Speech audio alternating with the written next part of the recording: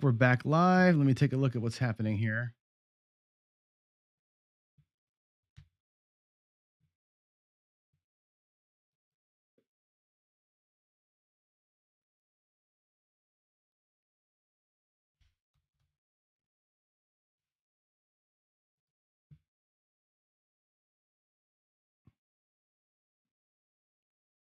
What do we have going here? A new one?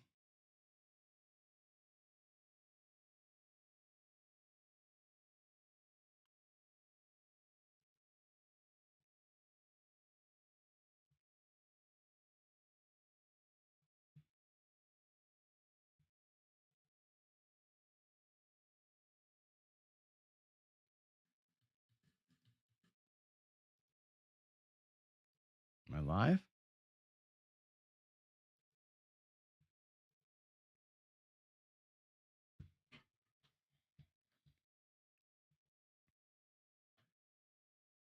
Ooh, something's happening.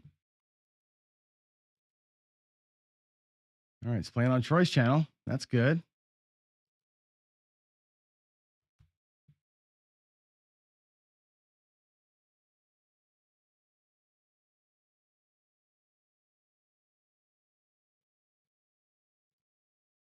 Let's see. Is it playing on CEG?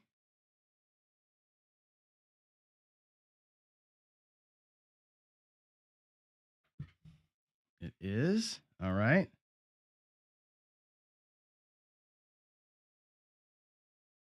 Look at that. Now it's playing everywhere. Everywhere but my channel.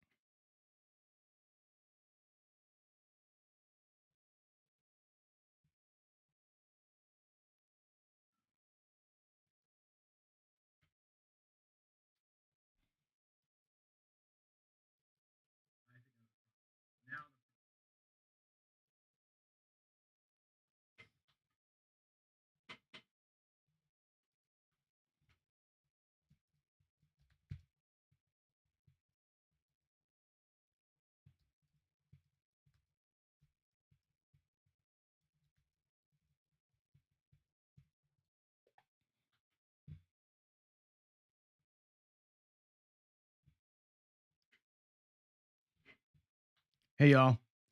I see there's some people here. I'm looking at, looks like Don pressed by one. Where are you joining from? We're having some weird technical difficulties here. Where are you guys on my channel?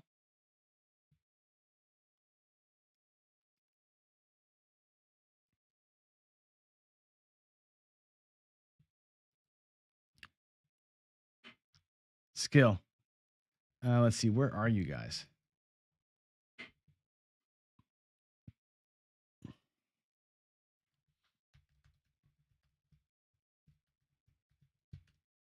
I'm trying to find my own stream here. So hold on a second.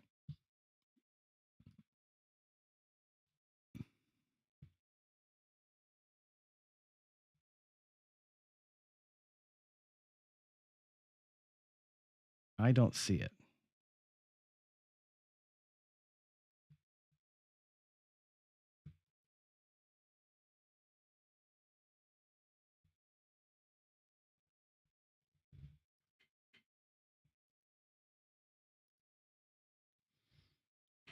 Okay, so you're seeing on HTS and DGE. You're on El Toro's channel. It's everywhere now but mine. You're still like you're seeing it on my channel. Really? I can't even see it on my channel. When I go to my own channel, it's not there. That's funny.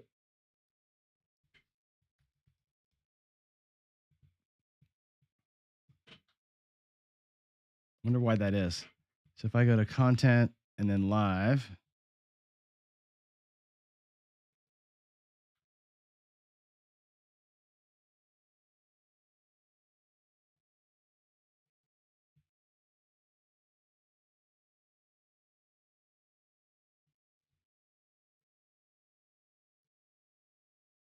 it's weird. This is weird because, all right, skill and luck. You're saying you're on my. You guys are on my channel.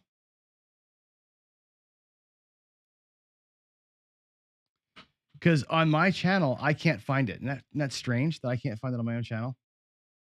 Even in my YouTube studio, it shows that it's not there. I don't see any kind of a stream. It must be the old stream that you're hooking into somehow. That's really fascinating. Square Pair is good. Yeah, I can find it everywhere but my channel, which makes sense because I've stopped streaming to my own channel.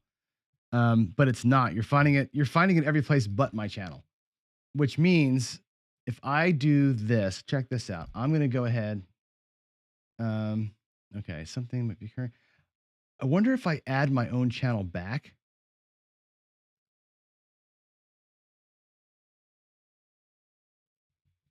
Let's try that. Let's try and add my channel back to it. Hold on a second. Let's do, so I can see it there.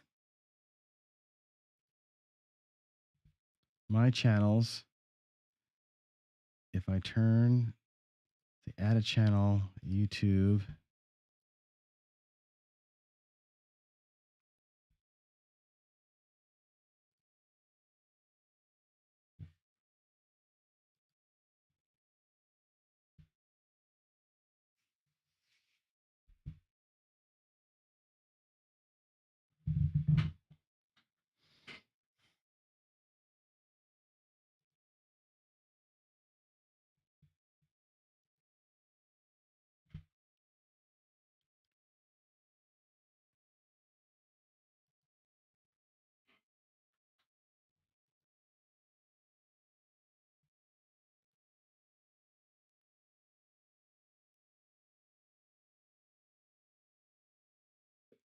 Aha, here we go. Turn that one on.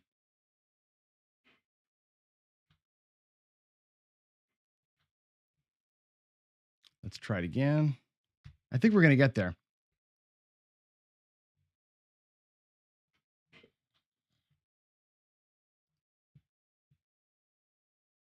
Nope. What I've got is the one that I did before. The first 10 hours of it.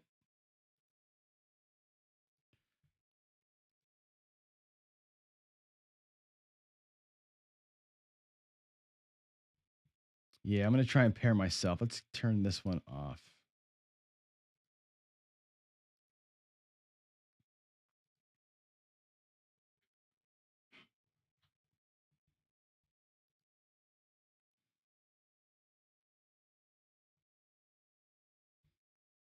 Here we go. Let's try this one more thing here. We're going to take this.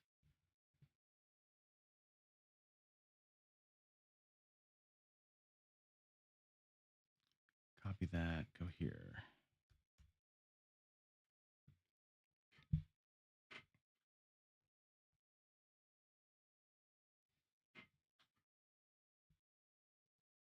You are the host. Stream this on my social channels. Yeah, well, let me do that. Damn it. Grr. All right. Well, this is weird. It's everywhere but my own channel. So that's fun. Let's try and save that and see if I can't make it happen. Worst comes to worst, we just show it everywhere but here, right? I guess that's gonna be the thing. And here goes our porn stars are here again.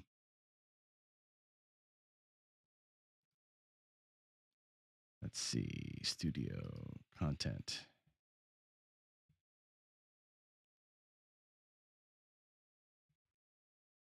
Ooh, it's live. Hey, it's working. Now I'm back on my own channel again. Fantastic.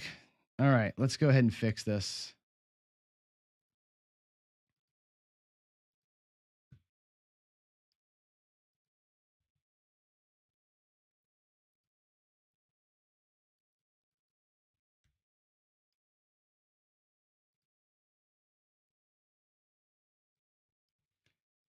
Had to trick it a little bit. We got it. There we go. Craps-a-Thon, save.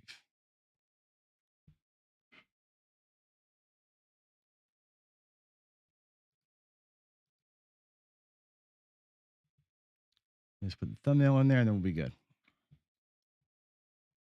Thanks for being so patient, everybody. You all are awesome. Projects. This is why we do this overnight, right? Craps.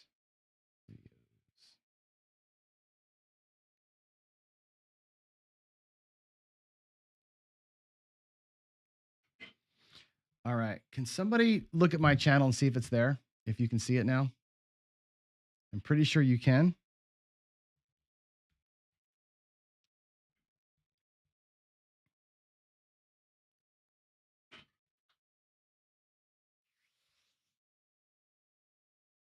All right, there we go. Now it's back. 3 people watching it from my channel. This is awesome.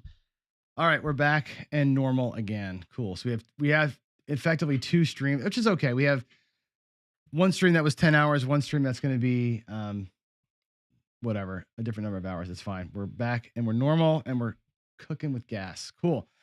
And the porn people are back again. What is going on there? Wow. I think we're good. Look at all the funny chat. Yep, we're good. Did it good. Thank you all. You guys rock. I would have a drink with you if you were sitting next to me. But cheers, everybody, for sitting with me and coming back after that. That's awesome. Now we're live across the whole internet, which is fantastic. We're even Skill Luck, you're still number 1. Yes. We're probably live on Casino Quest too. I think we actually were in Casino Quest and we're good. So Vince, thank you for that. I screwed up, man. I went to the wrong channel to start with. So we're good. We're all good. Everybody's streaming it back to normal again. Great. All right. So with all that said, what do you want to talk about? How am I doing, John? Mike, I'm doing great, actually. It's only 4:30 in the morning. I'm doing fine. I'm pissed though, because I screwed up the beginning of this thing. We got off to a rocky start. It wasn't streaming to start because I messed up. We just now figured out why it's messed up. I got it fixed, but kind of blew this last 45 minutes with y'all troubleshooting, but it's 4 in the morning and thanks you for troubleshooting with me. You guys rock. All right, let's talk about money. Yeah, could have been the whiskey. That's funny. No, we're doing good. Actually, I'm going to go grab another cup of coffee here in a minute. What I want to do though, is I want to, if you don't mind, I'll take some questions here. We had some good questions here a minute ago. We were getting, I think, doing pretty well there, and then we got sidetracked. So, questions you got are great. Papa calls, when am I visiting my home state of New Jersey again? I don't know when I am. My sister lives in Florida. My parents live in Florida. My mom and my stepdad live in Florida. My real dad lives in Jersey. I'm going to see him in Florida next weekend. We're going down there for a birthday party. So I will see him in a week. So that means there's no need to go to Jersey again for probably another year. There's a possibility I go back though next summer. We'll see. But yeah, if I do, are you there? If you're there, that'd be fun to get there and hook up. Yeah. How do you talk to me? You can, for some reason I can't chat back anymore, which is interesting, but, you can talk to me if you'd like to talk in person. I can give you the interview link. So I can give you this here really quick. Copy link. Oh, I can't paste it in here because it's not my chat anymore.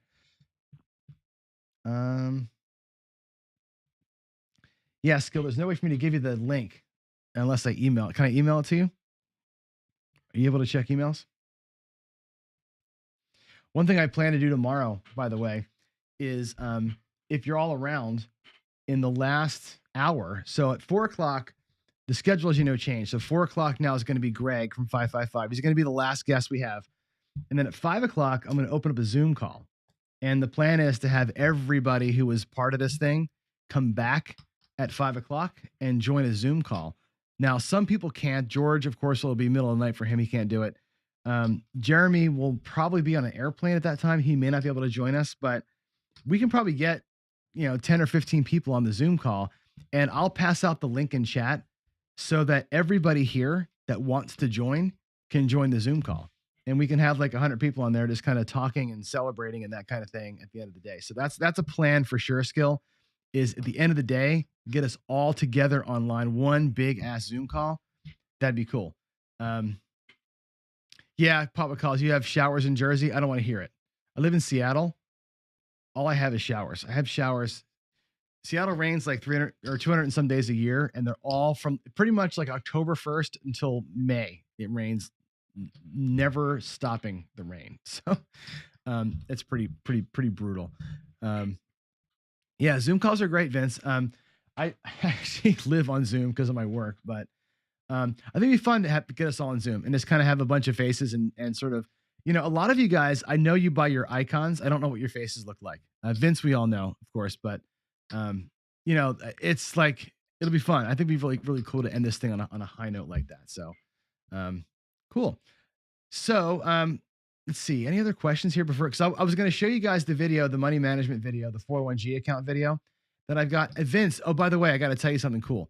I'm not sure if you saw the updated schedule, but let me make sure the exact time so that you don't miss it. If you're able to watch, let's see here. If you're able to watch, then at 11 o'clock, at 10 o'clock my time. So you're on the East Coast, Vince. So 1 o'clock your time. I think you're East Coast time. We're gonna have Steen will be on from WinCraps. So I talked to him over email yesterday. He's gonna jump in and he'll join us at 10 o'clock Pacific. So 1 o'clock your time. WinCraps. We could talk about that, and I can give him all of my wish list items in person, and we can talk about when the Mac version's coming out. So we can have Mac Craps, and we can talk about how to write scripts and all that stuff. So if you've got questions, Vince, I know maybe you can't join live, but you can email me and I can ask him your questions if you have anything you want to ask him for sure. That would be cool. Papa Calls wants to know, is there craps in Florida now? Nada, kinda. There are roll to win tables going in. I don't think they're live yet. I'll be there. Like I said, I'll be there Friday, this coming Friday, Saturday, Sunday. And my understanding is that there's roll to wins, but they aren't manned yet. But maybe next week. It's like a day-to-day thing. So the difference, Troy, is that in Virginia, you guys get 44 inches, but you get it like in an instant. Like it rains. Here it drizzles. We get this like gray sky drizzle.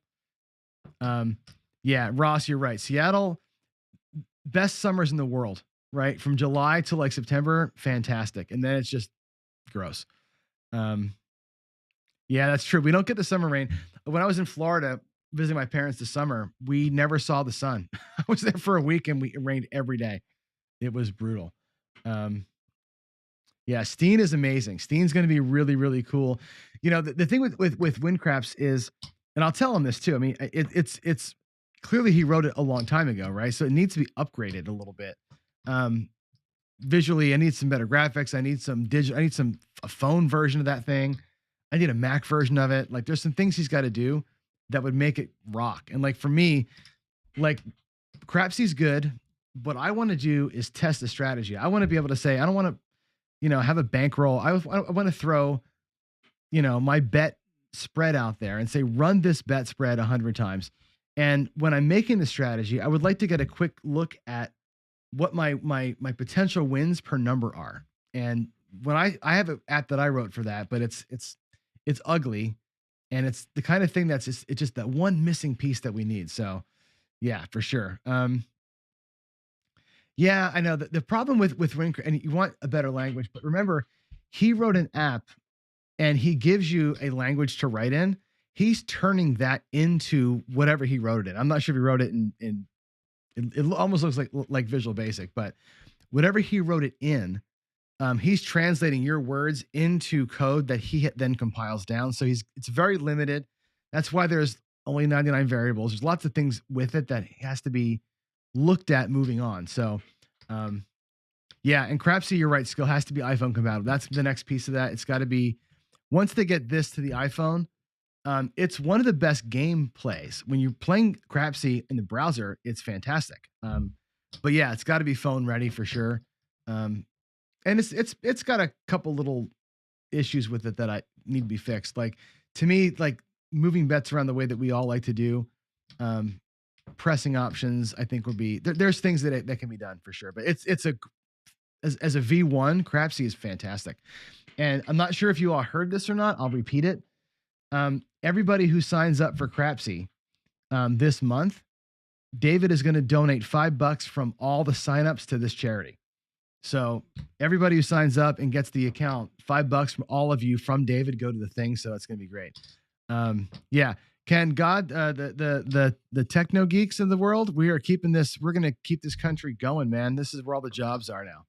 So I don't know who's going to do the work, but it seems like tech is where it's at, man. Everybody's getting tech jobs right now. So it's going to be the tech and the non-tech people running things. So, Vince is rocking the Crapsy right now.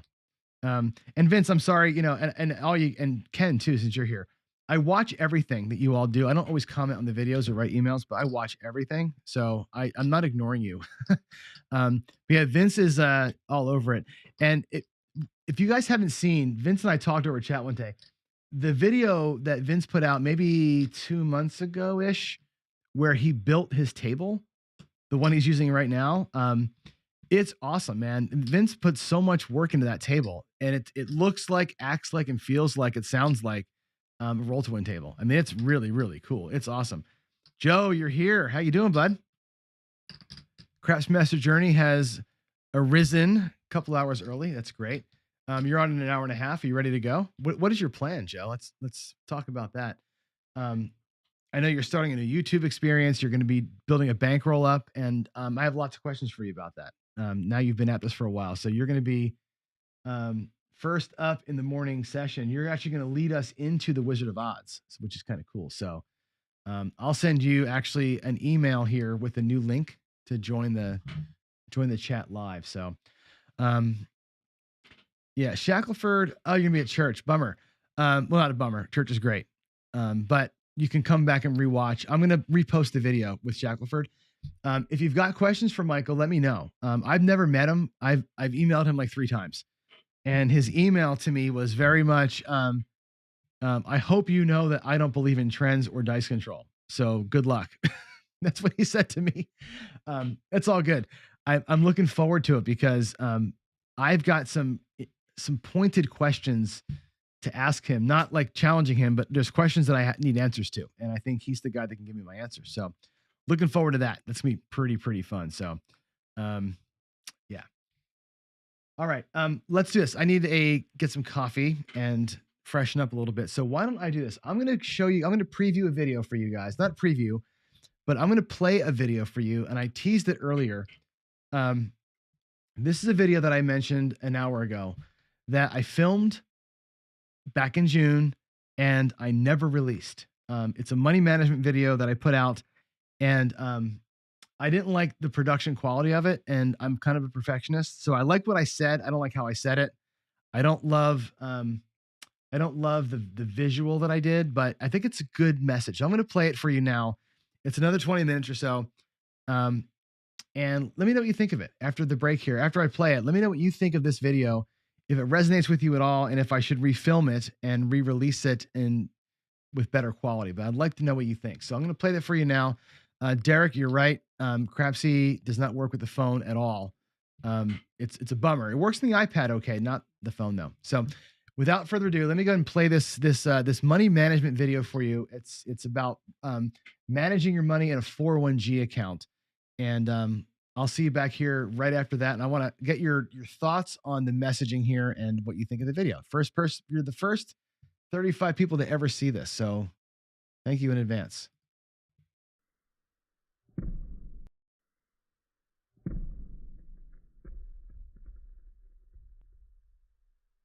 Hi, this is John with ProCraps. We're going to talk in this session about money management and specifically about managing your bankroll and your gambling accounts.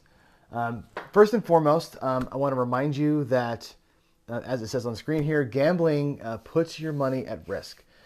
There is no sure system. There's no way to guarantee victory. You're eventually going to lose, right? Casinos don't have all those pretty lights and all the shows and everything else because people are winning. Know that going into this thing. Gambling is a risk, and it puts your money at risk. What I want to do is talk about ways that we can prevent and protect our money. Knowing that the house has the edge on us means we have to have a higher level of knowledge about the games we play. That means a lot of practice. It means really knowing the rules. It means really knowing your bet payouts, knowing when you have the advantage and how to take advantage when you do. It means having bankroll. By having a bankroll that you gamble with that's not attached to your life is a big thing. You can confidently go play with this money, knowing that it's not going to affect your way of life. And that's a really important thing. We'll talk about that more in a little bit. Money management is a critical piece to this as well. I think it's what separates the professional or the pro level player from the amateur or weekender, I suppose. Having good money management skills, which means knowing how much you're bringing to the casino, knowing the source of it, how much you're willing to lose, how much you're willing to walk with.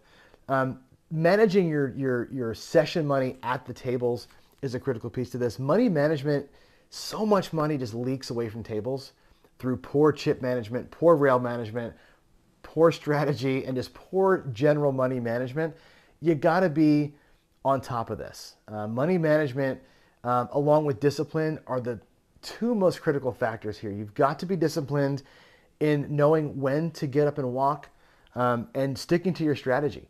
By bouncing around and by being a little bit unattached to your strategies and maybe not so plugged into your money, that's where leakage happens. So we got to make sure we prevent that. I will remind you to, again, only gamble with money that you can afford to lose. You're not bringing your mortgage money to the casino. You're not bringing money that you're using to pay bills at the casino. You bring money to the casino that is set aside for the purpose of entertainment. And again, think about gambling as that. It's fun. It's entertainment. You may walk away with something extra, but it's not a guarantee. So you gamble with money you can afford to lose that you're willing to lose. And know that going in. One of the ways that you can help identify what that money is to set aside a separate bank account. We call it a 401g account. This has been a name, moniker floated around for years. It's been talked about in books. A lot of folks online talk about it. My turn to talk about it. The 401g account is a bank account that you set up. For me, it's just a debit checking account that I load full of money specifically set aside for gambling. When I say that, it's not just tables. It's the money that I use to get to the casino. It's my flight, it's my hotel, it's my food. If I'm going local, it's my gas money. Maybe even the McDonald's on the way home from the casino. That's all coming from that account. Not a thing that I do going to, at, or coming back from the casino ever comes out of my regular bank accounts that we run our house with. That's critical. How you load that account, up to you. Me, as you know, I'm a software developer, which means I can, on occasion, take side work. I'll do weekend jobs or longer, even bigger jobs. All that money, if I'm not paying off a school loan or something else, whatever I have from those side jobs, that goes into my 401g account. I use that to fund what I'm going to go play with. And then as I play, every winning that I get goes back into the account. And that account builds itself over time. As I win, it loads. As I do extra work, it loads. That account is kind of a self-sustaining thing. And I'll actually give you a window into that. I'll show you some software that I use to help me manage that account, to give you kind of an idea of how that can look for you to keep yourself organized. It's important to know, and for you to set up an account like this with the proper funding sources, and ensure that you don't touch your other money when you go to the casino. If you burn through your 401g account, your gambling days are done until you can refill it. That's an important thing to remember. We're not chasing gambling losses with house money, and I mean your house money. And when we reach our goals, win or loss, we call it quits. I think it's important to roll the idea and the concept and the love of discipline and organization into this conversation. If you're not organized and you're not disciplined, you're going to lose more than you would lose otherwise. And what I mean by that is when you get to the casino, you're going to have some portion of your 401g account with you that you're going to use to gamble with. And it's important that we manage that money right as well. I want you to follow what we call the rule of tens. I've seen this called the rule of fives. It depends on your bankroll and the way that you're going to manage your sessions. But the idea is you have in your 401g account enough money to sustain you for 10 sessions at a casino. Again, the casino trend, right? You're going to hit the wave. You're going to win some, you're going to lose some. You may have a long streak of losses before you have a nice big win. Your 401g account should have enough money in it to support you for 10 sessions. So you can sustain and survive a downward trend while you're building yourself back up again. Similarly, at the table, the thing we recommend is to have enough money for each session, each table buy-in, to cover you for 10 shooters. Again, you may win on the first shooter and then you're good. It may take you to the shooter number 9 to hit your goal. But you're bringing enough money to survive or to work on or play with 10 shooters. The rule of tens. 10 sessions in your 401g account, 10 shooters in each session. And it's important that we don't cross those streams. You don't bring more than one session's worth of money to the casino. So if you're, let's say you've got $1,000 in your 401g account, that would be 10 sessions of $100. So when you go to the casino, you're bringing 100. You're not bringing 150. You're not bringing 2 just in case. You're bringing $100, one of your 10 session buckets out of your 401g account. At the table, you're playing 10 shooters. So in this scenario, you'd have $10 per shooter. Whatever strategy you're running, you're gonna use $10 on. Great. You run through 10 shooters. If at some point you win whatever your win goal is, you pack up and go. If at some point you go through your entire $100, that's it. You don't dig into your pocket for more. You don't go to the ATM machine. You're just done. You are going to be done when you hit your win goal or when you hit your loss limit. What should your win goal be? 10, 20%. You can win more. You can have a great run. You can be in a session where you're just crushing it and somebody's on a 27 roll streak and you're just rolling in it. That's great. When that streak's over, you get out. 20% doesn't sound like much. You know, if you bring $100 and you walk away with 20, it doesn't feel like you did anything, right? $20 is not a lot of money. It's enough for a burger on the way home, depending on where you live. Don't get caught up in the number, the dollar figure. That's, I think, where people get hung up on this thing is the dollars. And I can't stress that enough. 20% is a lot of money. You know, if your house goes up 20% in value, that's amazing, right? You'd sell it in a second. 20% in the stock market, also amazing. 20% at the casino, people scoff at that and go, what's $20? Well, $20 is 20%. That's a pretty good return on your investment, especially if you've only been there for a few minutes. So think in terms of percentages, not in terms of dollars. That will put a nice frame around what you're doing at the tables. It'll help you to feel like you're staying focused and feel like you're on point. That's a really big piece of this puzzle.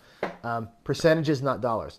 Now, on the losing side of things, how much can you afford to lose? That's a kind of a loaded question. Don't want to lose anything, obviously, but you're going to, potentially have a bad night.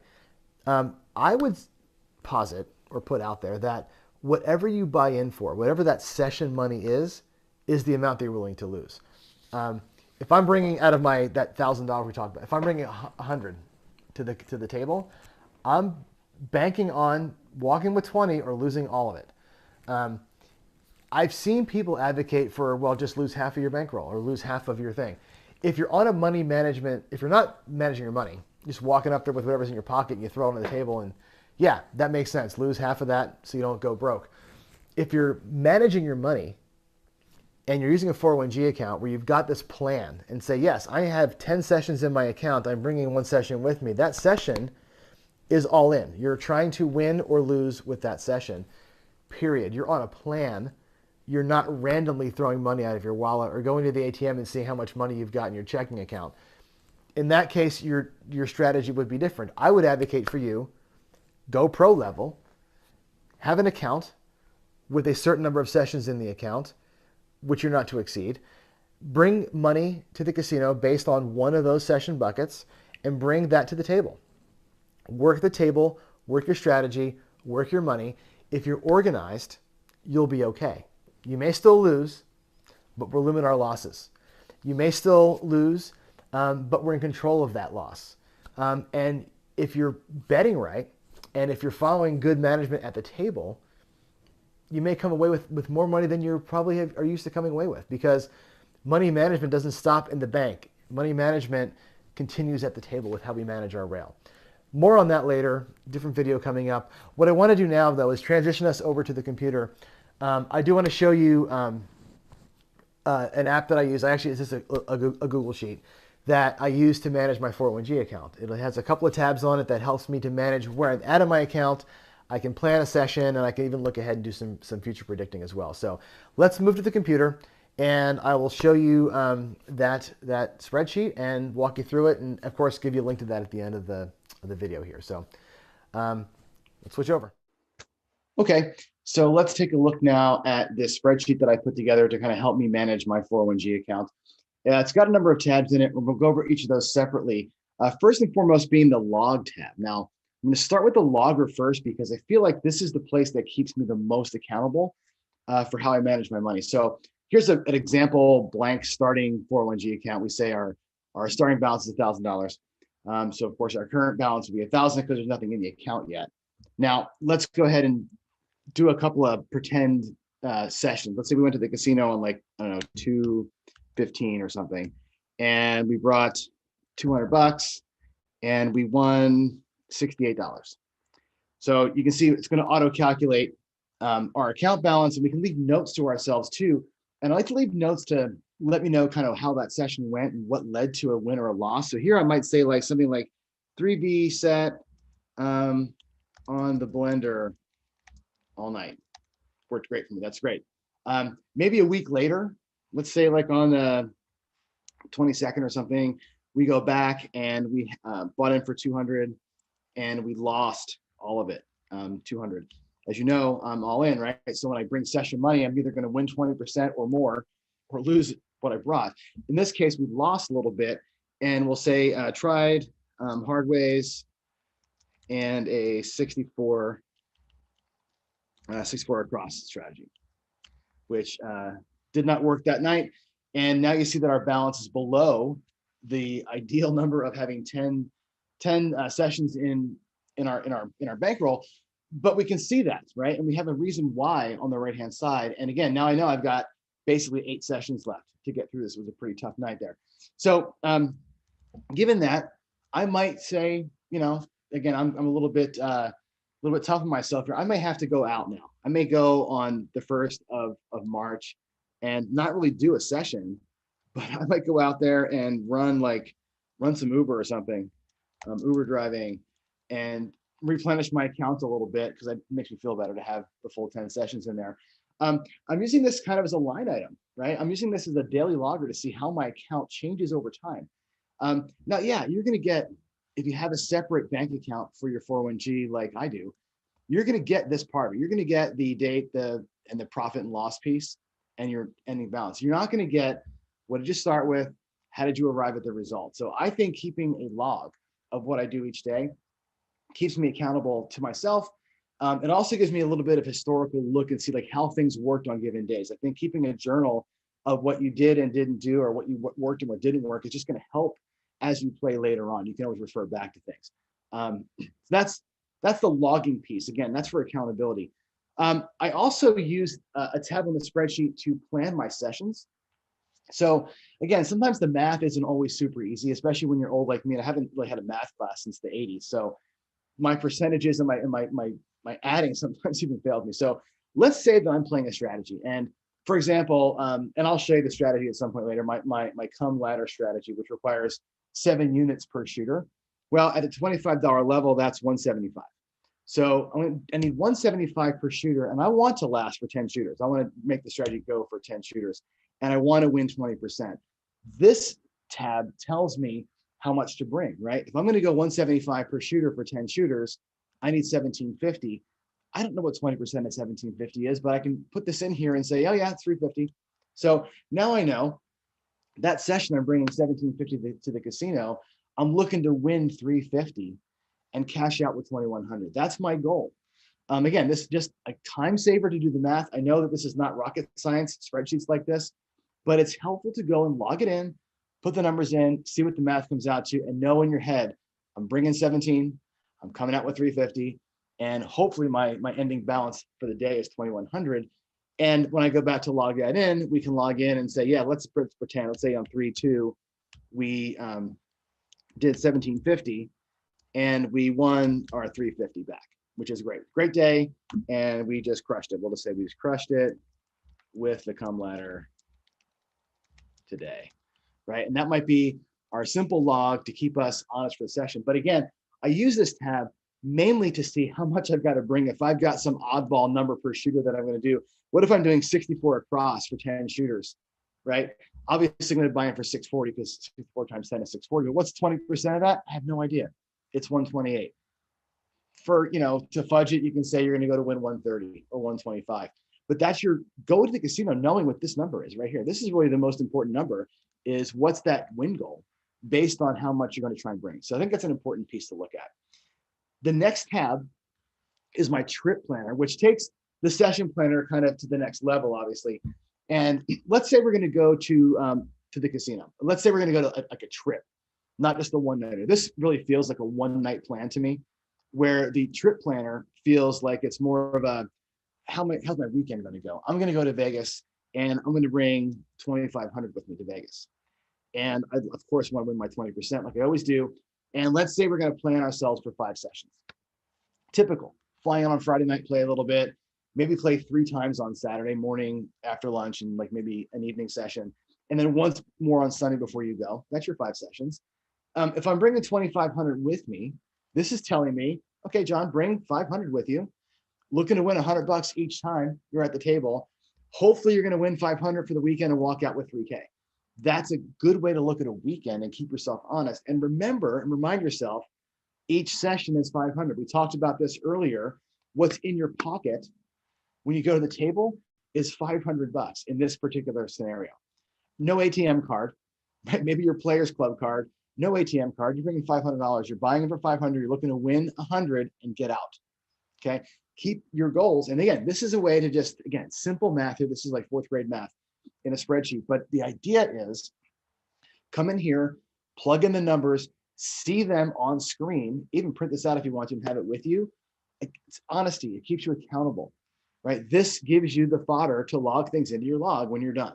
And again, I think organization and planning is critical, right? You stick to your plan, you're going to be fine.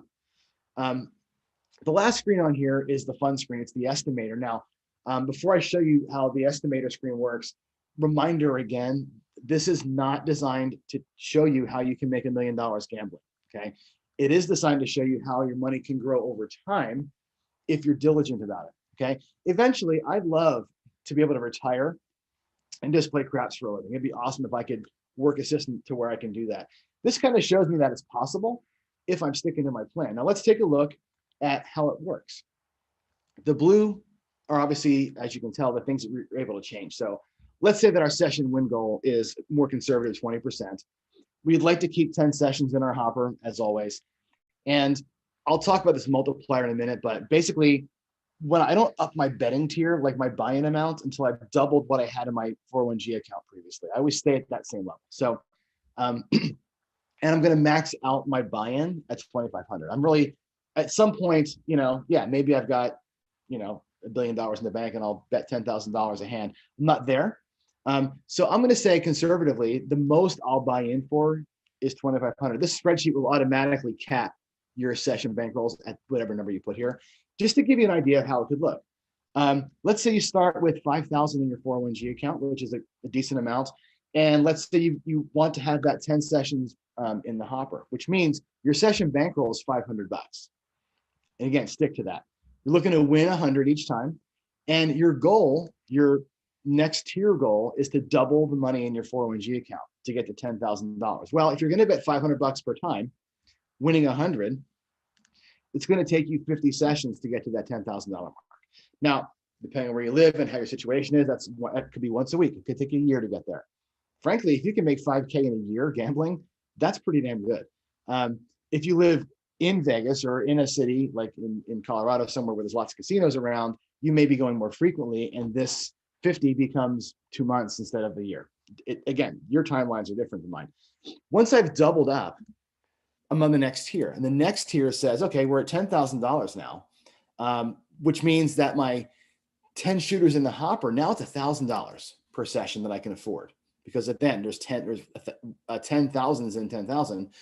So now I can bring 1,000 to the casino for each session. Each session I'm looking to win and pocket $200.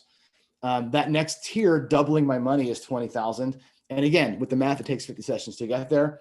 After 100 sessions, I should be at 20. if I started with 5. That would be the goal. And this spreadsheet goes on and on and on through that, doubling around until you get to about here, where you hit that threshold of like, I'm not ever going to bet or bring more than 25 to the casino. So at that point, it starts to level out a little bit. If you're following this plan, again, here's my life goal, right? I'm following the plan. I get to, let's say it takes me 230 sessions to get to 80,000, and then another 160 sessions to get to 160. Okay. 160 is not a bad amount of money to retire on, is it? Right? If you'd like to make 160 a year gambling, which is actually kind of doable, right? You can live on 160, most of us.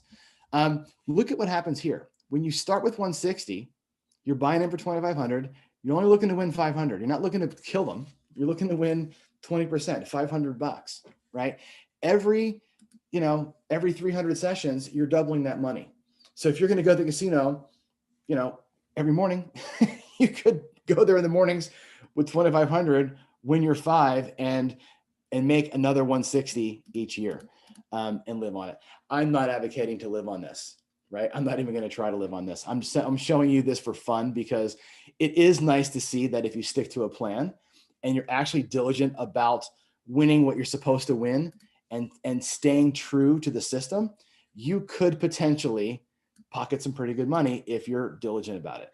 Again, spreadsheets are fun. These first 3 sheets, the logger, the session planner, and the trip planner, are really useful spreadsheets to keep you honest and keep you on target. The estimator is just for fun.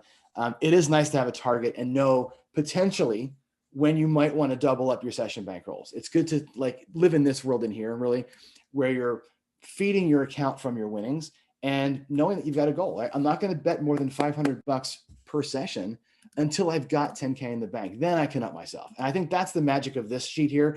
The magic of this sheet is not looking at how can I make 320 or how can I make 5.5 million. The magic of this sheet is say, yeah, I'm going to stick at 500 until I've doubled my 401g to 10,000, and then I'll move up to the next tier.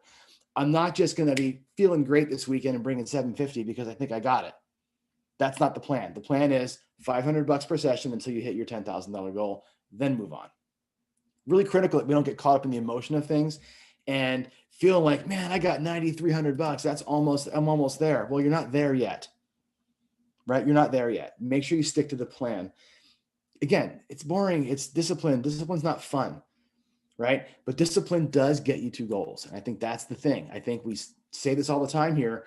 Money leakage is a killer, right? Don't let your money leak out. Don't jump to another tier when you're not ready to jump to that next tier yet. Stay to the plan, stay focused, stay on track, get to work, right?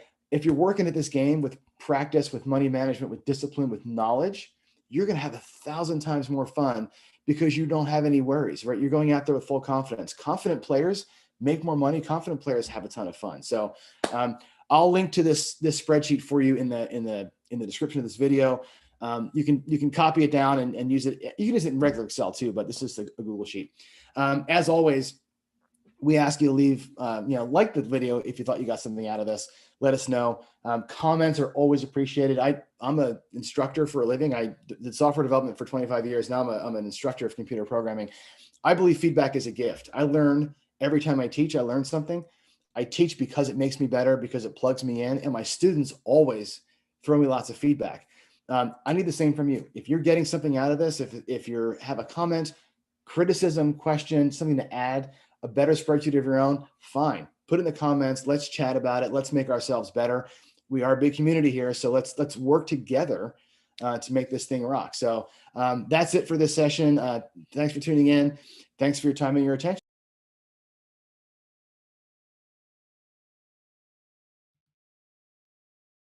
All right. Well, let's see. We have yes, we do. There we are. That was it. That was the premiere of my second ever video. Like I said before, we showed that. I see we have some new arrivals. Looks like Greg got here. Good morning, Greg. Bruce Stern has arrived. Bruce was the first donation to the charity today. That was awesome. Bruce donated a couple of days ago. Thanks for being here, having breakfast with us on the Craps-a-Thon. It's awesome. Yeah, so that was a video for those of you who just joined late that I did. My first ever video was the one with the lammers, with the separating the chip rail with the separators. That kind of, put me on the map or whatever. This one I filmed that same week. So I did 2 videos that week. You can tell by I'm wearing the same shirt actually in the videos. But this one, like I said, I like the messaging. I don't think I did a very good job with the filming of it. And there's some mistakes there that I want to clean up. So I never released it, but I think the message is pretty good. And that's why I wanted to show it to you here. I thought this would be, because we're talking about money management with every single guest that we have, I thought that would be an appropriate time to sort of debut it. And I'll take your feedback. If I should release that as it is, I can just check the button in YouTube and it becomes a real video. If you think I need to redo it, I will definitely redo it. Oh, Bruce, I know you're a teacher. That's right. You're a retired computer teacher. I teach computer programming right now to adults. I teach at a boot camp. So we teach, my school's called Code Fellows. We teach web development. We go from HTML, CSS, JavaScript. We do Python, Perl, C#, Java, and a little bit of C++. Full stack development. It's the way of the future. And I really am blessed to have that job because A, it's technology, which I love. B, it's teaching, which I love. C, everybody who comes to our school is a career changer. Everybody is leaving a field like food service or construction or whatever they were doing. A lot of military come through and they're getting a whole new life in 20 weeks. It's a fantastic, and yeah, computers ain't going away for sure. Greg, I'm doing fine, man. It's funny. People are saying, John looks tired. I feel like $1 million. I really feel good. The only thing I was drained on earlier was food because we had 6 or 7 straight guests and I didn't eat. So I was trying to like munch on a sandwich in between that stuff, but it ended up being okay. So I feel really good. And Papa, yes, discipline is the name of the game for sure. It's all about discipline. And I think that we're good. I think Ken and I, like I said, we disagreed on the piece of that, which was Ken only uses that 401g for gambling. I use it for the business expenses associated with it. If you're running, and not that I'm saying you should be a professional gambler, but if you're running your gambling operation like a business, then you would have separate line items for food and travel and whatever else. And it's all part of the thing. Actually, Charlie, who was on earlier, DGE, we didn't get a chance to talk about this because we got into other things, but he actually advocates for, if you're doing this more than just for entertainment purposes, that you set up an LLC and run all of your expenses, including your winnings, losses, and everything else to an LLC. It separates that tax burden from your family to your gambling stuff. And if you're doing it more than part-time for the purposes of winning money, even if it's not like professional to make a living with, that's not a bad recommendation. I don't know enough about it yet, but that's the thing. Yes, Fives. Not everybody tells you what to do for a living. So yeah, you have another computer genius on your channel. So Bruce will help you out for sure. Patty is back. Patty, did I show you your chip? I'm not sure. I showed it earlier, but here it is. It's been on my desk all day. This has been my good luck charm. I've been actually fiddling with this thing the entire episode. It came in the mail and I've been just kind of monkeying with it. So it's giving me luck, keeping me going here, and hopefully we'll get us through the next 11 hours or so. So Mike is here, Honey Beginnings. Good to see you here. Justin Davis again back. Ross, the description is not in the video. Really? Did I screw that up? Let me do that right now. Actually, I thought that I put that in there. Let me go. Studio. Let me go back and re-edit that video while we're talking. Again, we're not in interview mode right now, so I have a chance to do that. So let's go back and edit this. This is the live one. It's in here. It's wrong, but it's in here. This should be 555 Craps. This at 1 o'clock should be Jeremy Color Up. And 10 o'clock should be Win Craps.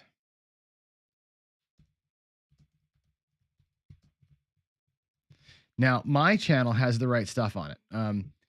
Not everybody put the description in their channel correctly. So some channels, if you're watching it through a channel that's not named Pro Craps, your description might not have the right stuff. Not everybody copied it. So I'll reping all the content providers and say, hey, get the description right. So if you're not seeing it, my channel has the links in the description properly. Let's see what else we have. More porn people bugging us, which is terrible. My practice session were a hoot. This is fun. I tend to talk a little bit fast, as you well know. Ken says release. I should put it out there. Actually, that video is pretty good. It's got a lot of good things in it. Like I said, I've learned more about video editing since I did that one, so I could do a better job of it. I'll think about releasing it. I don't know. I might put it out there. We'll see. You taught Excel word processors. This is from Bruce here. We're just going to talk shop for a minute. Old students are the best students. Adult students are interesting. They learn differently than children do, for sure. Their brains are matured. Adults are very set in their ways, so they're harder to get through, but they're also very highly motivated, which is good. I think that's very true. And oh boy, we're going to have to have this conversation. Is Rust really the future? It probably is. R as well. I just don't know those languages well enough. I'm not a professional developer anymore, right? I've moved on from pro development into teaching. So I'm teaching computer science concepts and engineering principles and that kind of thing. Not so much the language, how to use a language. And Rust and some of the newer languages, they're so functional in the way that they code, you code in them. It's different than OOP. So I know I'm nerding out with you guys, but it's different now than it used to be. So it's kind of fun because it keeps the old noggin like alive. Like Craps, to me, thinking game. It's a thinking person's game, and you're always here. So it keeps me young. And I think coding does the same thing. That's why I love that industry so much. So good to have you all here. Ken doesn't want the government knowing crap. Just me. That's fantastic. Yeah, I hear you there. It's those hand pays and that kind of thing that if you end up in that world and if you have a separate little thing, you keep it separate. It's all good. I don't know. This is why I say old number 7. I don't know how that works. I want to have Charlie on again because I know he does this, and I want to have him on a separate episode just to talk about how he manages that, because the tax implications are different if your earnings and losses can be claimed there or versus your house. So I think it's an interesting conversation. I don't know enough to give you any kind of a good answer on that, other than I know that he does that. So it's definitely good. Yeah, definitely so. Let's see. John and Bruce playing side by side. You know what, Greg? Let's make that happen sometime. Let's make that happen. Yeah, I would love to pop down to your place and play with you side by side with the cats. That'd be so cool. Yeah, definitely so. Coding for a living is not bad. Troy, it's actually, it's fun. People who code for a living are actually funner than you think they are, believe it or not. Greg, you're not getting comments on your channel. It just depends. Here's the way the comments work. Now, I do want to explain this because you and I think Jeff might be here too now. The way that the comments work on the streaming thing is weird. When people hit the live stream, whatever channel they're on watching the stream from, in other words, if I'm at Big AZ's channel and I'm chatting, my chat shows up on Big AZ's channel, but not on your channel. Me here in the control center, I see every chat. I can see like one stream of all the chats in the app that I use. So I get the collated thing. But you all on your channels will only see chats from people who are watching from your channel and typing into your into your channel. So your chat stream will be probably pretty light. I'm seeing the full thing. So that's kind of a bummer about it. Not much that they can do about that, unfortunately. Let's see. I'm not sure what else is going on here. I'm running through chats here, make sure I didn't miss anything. So yeah, you and Bruce are talking to yourselves. That's great. But that's the reason why you can't see them all, is because it's just weird. There's no way that the thing is the streaming service that we use to broadcast all the channels doesn't have access to write chats on your behalf to the other channels. Otherwise it would broadcast them everywhere. It's just tough. So there's no answer to that. Unfortunately, we're just going to have to deal with it. Or everybody comes to one channel. You guys can all agree to go to one place and we'll be fine. 0.7 now updated my description for 0 users. That's great. Um, I don't know why there's a blank description on some channels. Jeff said that he updated your description, but it's not showing up. I don't know why that would be. That's weird. That's a YouTube thing. Let's see. Yeah, people aren't up yet. The good thing is that the links for the donation sites are here on screen, so you should be able to see the links at the very top of my screen, the very top of the video. It should be showing you that, and I'll keep showing the totals and all that kind of stuff soon. Yeah, Robert. So if you run it through the LLC, higher taxes on income, but you can claim losses. Now you can't. I don't know that you can claim personal losses on your regular taxes. That's why I want to have somebody on who knows. That's not me. I don't know the answer, but I thought it was interesting, so I figured I'd throw it out there. All right, let's go check a quick tally board here. We're getting into morning time, so it's now 8 o'clock in the morning on the East Coast. Sun is up, birds chirping. Here it's still 5 a.m., which means we're going to start seeing more people show up, which is good. I think we're going to start seeing the viewership rise here as we get into this. So, Ken, good day at work. I'll see you later. The current stats are this. We are at 939 on the donation screen. So we're getting close to that 1,000 mark, which is great. The auction site, we're still not where I want to be on the auction site. So I'm going to challenge folks. Greg, I am seeing, let me go actually and show you the screen here so you can see it, the donations total page. As I look at the page here, I'm seeing some interesting things. One is Greg's 555 Craps, one of a kind, the only 555 Craps shirt that will ever be created is at $55. Now, the one of a kind, only one of its kind ever to be created Pro Craps tie-dye shirt is at $63, which means I'm kicking your ass, Greg. So challenge your people to bid your shirt up for sure. I'm seeing bids on random things. I'm not yet seeing bids on the color up layout. I'm not yet seeing bids on golfing and gambling with Big AZ. Now, the Blue Wrench crew is a hardcore bunch, right? Somebody's got to want to go golfing with Big AZ, right? Get on bidding on that thing. The picture here, I cannot stress enough how awesome this picture is that our subscriber Zoff did. This picture that I'm showing you does not do this thing justice. It's ridiculous how good this picture is. Get on that thing.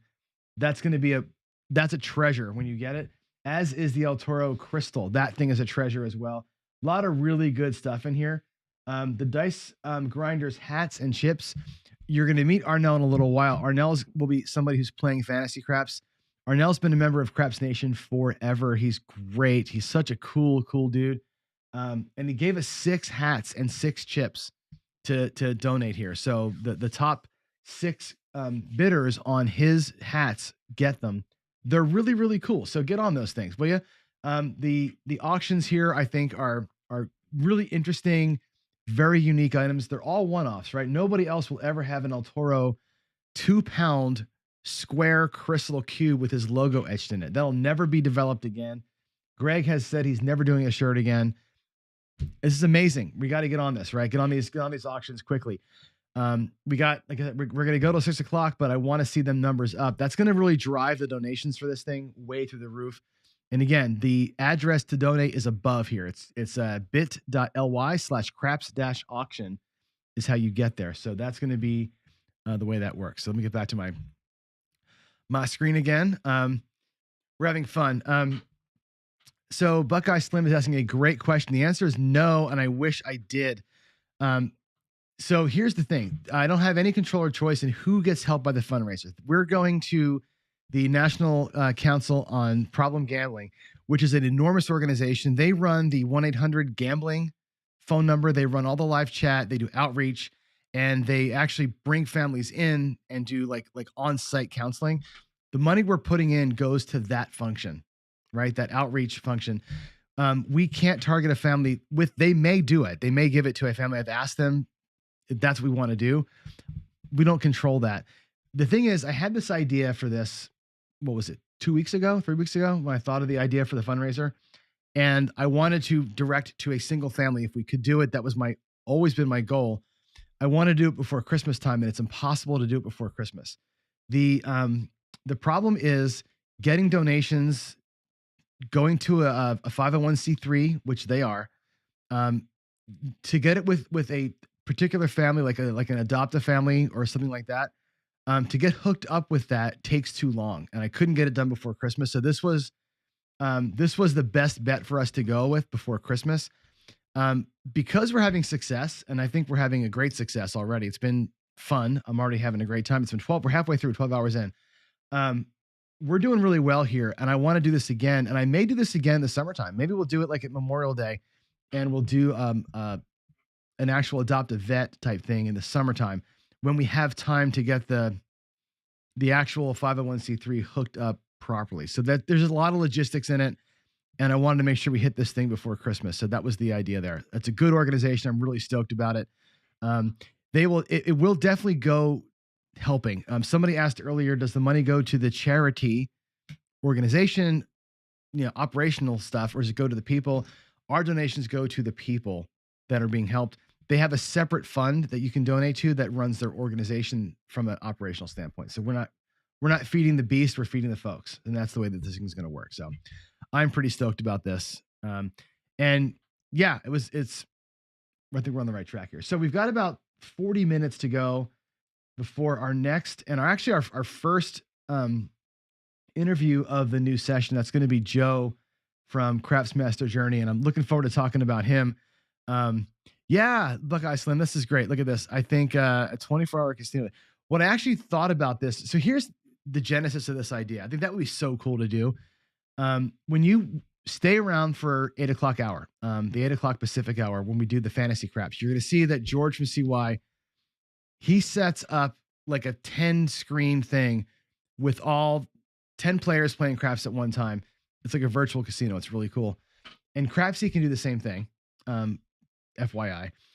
When I first thought of this idea, I thought of it because there was two impetuses for this. One of the people who has a channel that's like, and I'm sure those of you who have YouTube channels have seen this, but like the how to run a YouTube channels, like how to do it the right way. One of the things that they tell you to do, like a way to get better at YouTubing or get better at being a content provider, is to challenge yourself to do, they'll say like 30 days straight of streaming, like 30 straight streams or whatever, and do something stupid like that to just get into the habit. I started that a month ago, and I've been doing the live every day, craps and coffee every day, as a way to challenge myself to be better at this and to kind of hone my craft a little bit, right? And that was the initial idea. And then I thought, what's the next challenge I can do? I said, what if I went 24 hours? And then I thought, oh God, there's the telethon, like Jerry Lewis. Let's tie this to charity. And that's why we're doing this. It's like this, wanted to better myself. And this seemed to be like the perfect way to kind of do all of it, kind of at once.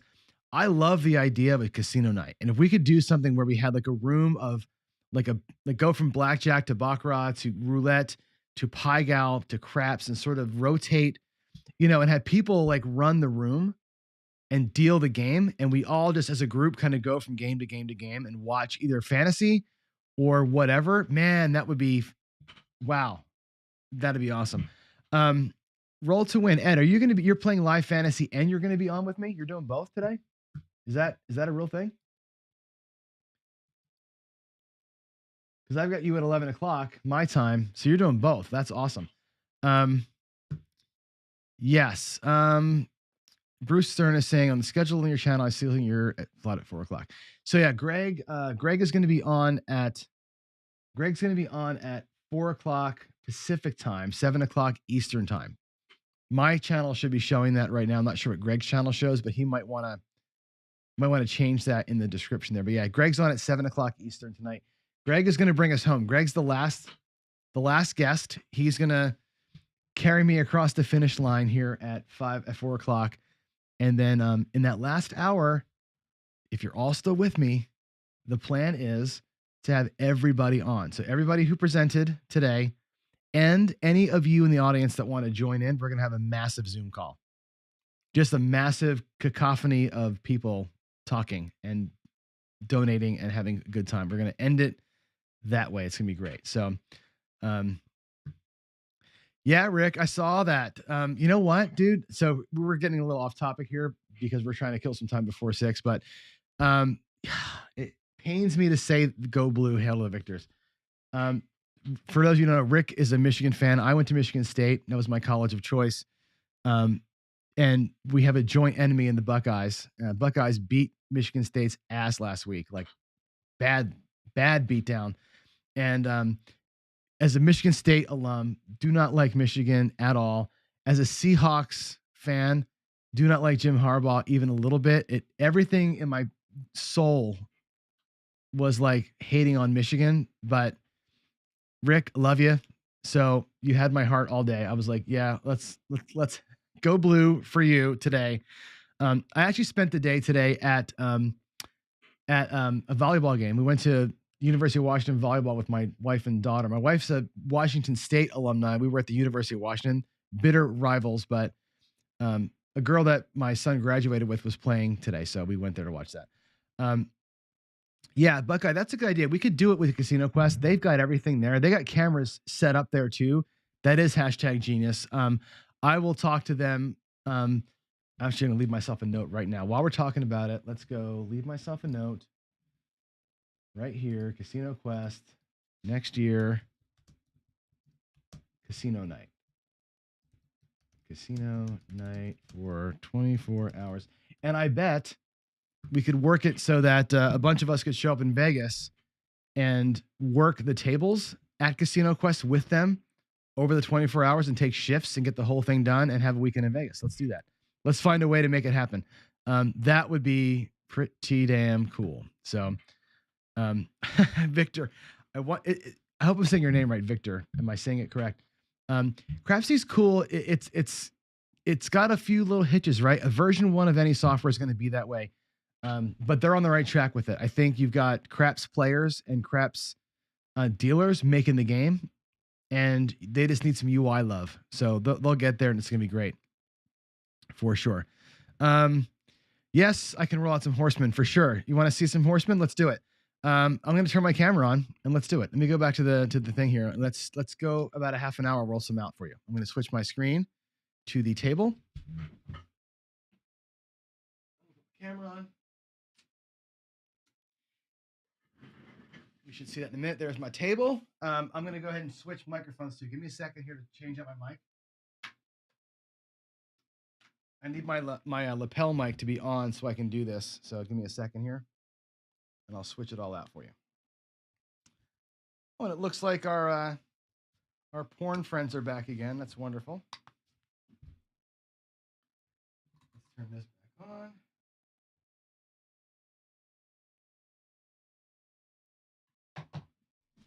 And we'll go to Reaper and change the source. Reaper preferences.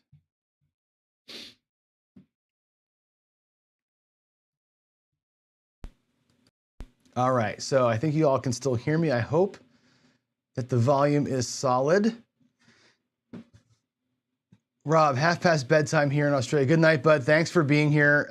Awesome. I will hope to see you back later on today. Thank you for joining. All right, let's do a little bit of horseman here. So my rack is actually set up for fantasy craps. So I'm going to move this rack out of the way here. And let's see if I can do, how can I arrange my chips in a way that makes good sense? Because I'm playing the horseman a little bit differently now. And let's do this. Let's pull, well, what I'll do is I'm just going to pull these chips out of here. Give me a second to get myself set up. 2, 3.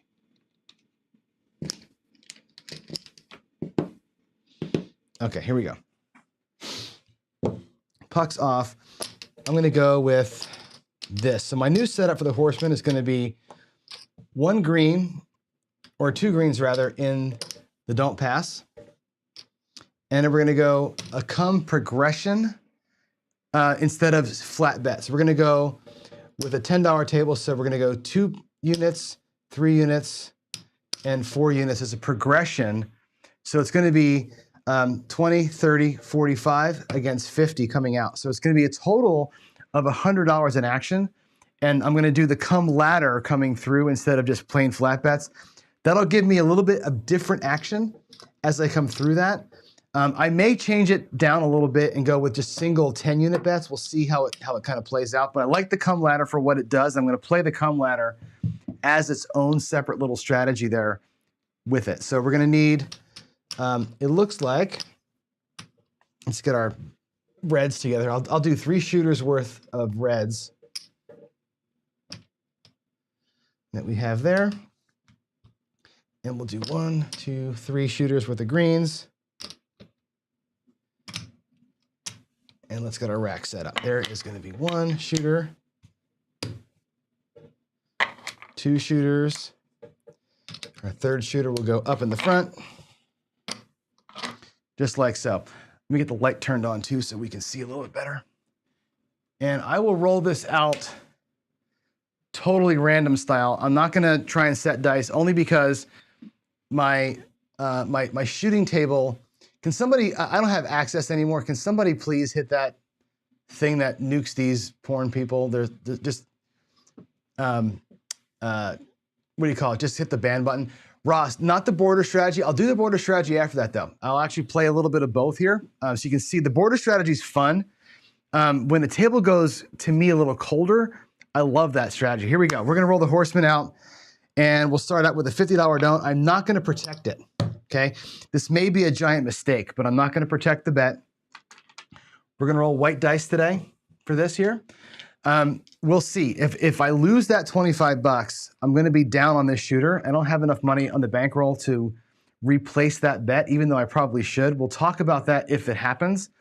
Let's just get a number first. Perfect number. We're going to be on the 10. So our don't bet's going to be on the 10. Now we're going to come out with a 1-unit $10 table come bet. I'll put it here so you can see it. I'll spread that out too so you can see those. Here we go. $10 coming. 7 here is a great thing for us. We get an 8, which is also decent. So our first come bet goes to the 8. Next come bet is going to be 3 units in size. I'm playing the come ladder. Come ladder always has, the next come bet is 1 unit higher than whatever's out there in action. That's the idea here. So we're going to use 3 to save our 2 here. That's going to go to the 6. That's good. We have 2 good looking come bets, 8 and 6. Now we have 4 units coming out. And again, the 7 here still wins us money. We're still good on the 7 at this level here. And that's going to be the 617. That's perfect. So what happens in this case? We're going to lose this 25. We're going to win 20 in the come, and we're going to win 50 on our don't. And the Headless Horseman is designed for this exact scenario, which is the typical roll, which is crappy, right? The typical roll is crap. It's going to be a couple of rolls and you're out. And somebody says in chat, come ladder gets expensive. I limit my come ladder to only 3. I don't go come ladder forever. I do 3 come ladders and that's it. So I just kind of, I bring it up very, very slowly. Here we go again, coming out to a 7. So there's a bummer, right? That's the risk when you go out naked on the don't pass. But we won 50 on the last roller. So we'll do it. Here we go, an 8. Not the greatest point for the don't, but we'll roll with it. Here's our 2, there's our 2. Point's going to be 8. Yo, 11. That's great. This come bet here wins. Did a little job for us. That's awesome. There's a 5, a 4, 1, 5. That's on the wall. That come bet moves to the 5. We'll come out with 3 units. Goes to the 6. And our last one will be 4. Here we go. Let them all get set. We'll play it out. Goes to the 10. Not great. Not loving a comeback going to the 10. But here we are. We have 3 comebacks set for 20, 30, 45. I have $50 in the don't against the 8. That's not a great situation right there. I'm still in control. I'm still the boss of the deal. So we'll let it roll out. Hopefully the 8 doesn't come before the other ones pay. The 5 pays. Comes down, Take our 2 units, back to the rack we go. Now, I have choices here with this strategy. I can come back with another come bet if I choose to. I can cover what I've got out here. I've got 4, 5, 6, 7 units there. I've got 5 units here, not quite enough to get there. Or I could start recycling wins through the don't. And we'll see how long this roll goes before that decision gets made. There's another 5. Doesn't hurt, doesn't help. That's a 5-1-6. That rolled. I'm sorry, that was a 5-1-6. That'll pay us 3 over here. And that will come down. And now we're in a situation where we have 50 against the 8, and we've got 20 on the 10. We'll give it a roll or two, and then we can start making calls here, right? Then this is where you start deciding, do you want to lock profit up or do you want to start playing against the 7 for when it comes out? There's a 10. Oh my God, this is a great roll.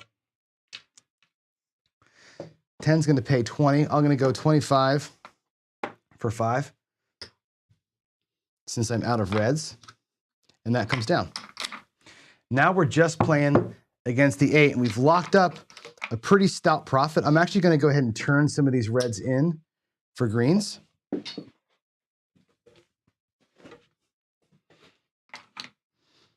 Let's do one more set of reds for green. There we go. So in our rack here, we started out with 50 plus the 45 that we had for the play. We're already here, right? We've already got profit locked up plus the 50 that's out there. This is what I talk about all the time when I say, do you want to pull a don't down? Let's look at our rack. We started the rollout with 50 for the don't, and 25, 35, 45 was our come bets. What's in our rack right now is exactly where we started the roller with, plus we have 50 still out here. This 50, technically speaking, is profit. It's profit. What do you do with that profit? Here's the question, right? I'm doing a $10 table, guys.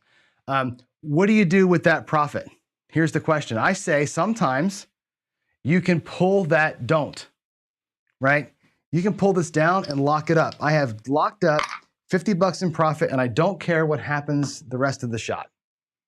Done, right? You have options on the don't. I could pull down a quarter from that don't and say, take this quarter back to my rack and ask for the 6 and the 8, or in this case, the 5 and the 6, right? We can grab a $12 6 and a $10 5 for that quarter, take 3 back, and now I'm back in the game with a little smaller don't, right?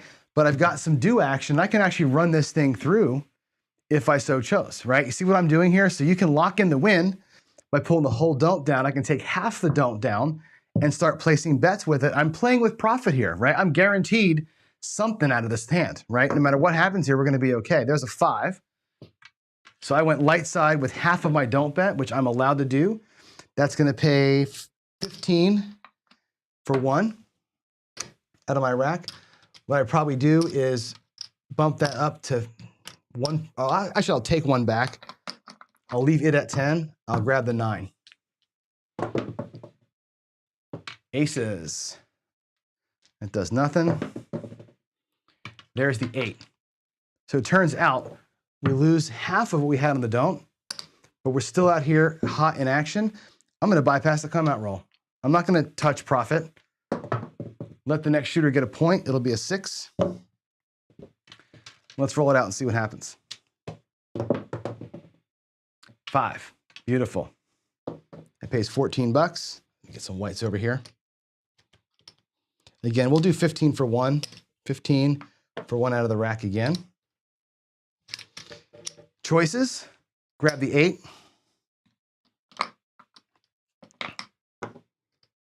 Let's take 5 bucks for 5. We'll grab the 8. 3 to the rack. And now I'm inside, all on profit. 0 of that is at risk, right? And we're just kind of building through. There's an 11. Doesn't matter. Notice how the horseman is like the marijuana of strategies. Okay, it's a gateway drug, right? I don't play the horseman over and over and over and over again. I play it so I can get to where I want to be, right? So here I am, now I'm on the 6. That's our point, but we were on it. So again, that'll pay 15 for 1. One for my rack, 15. I'm gonna rack that up, drop the one in here, get us a new point. Okay, now again, no need to go back to the don't. I'm playing in profit. There's no need to put extra money out there.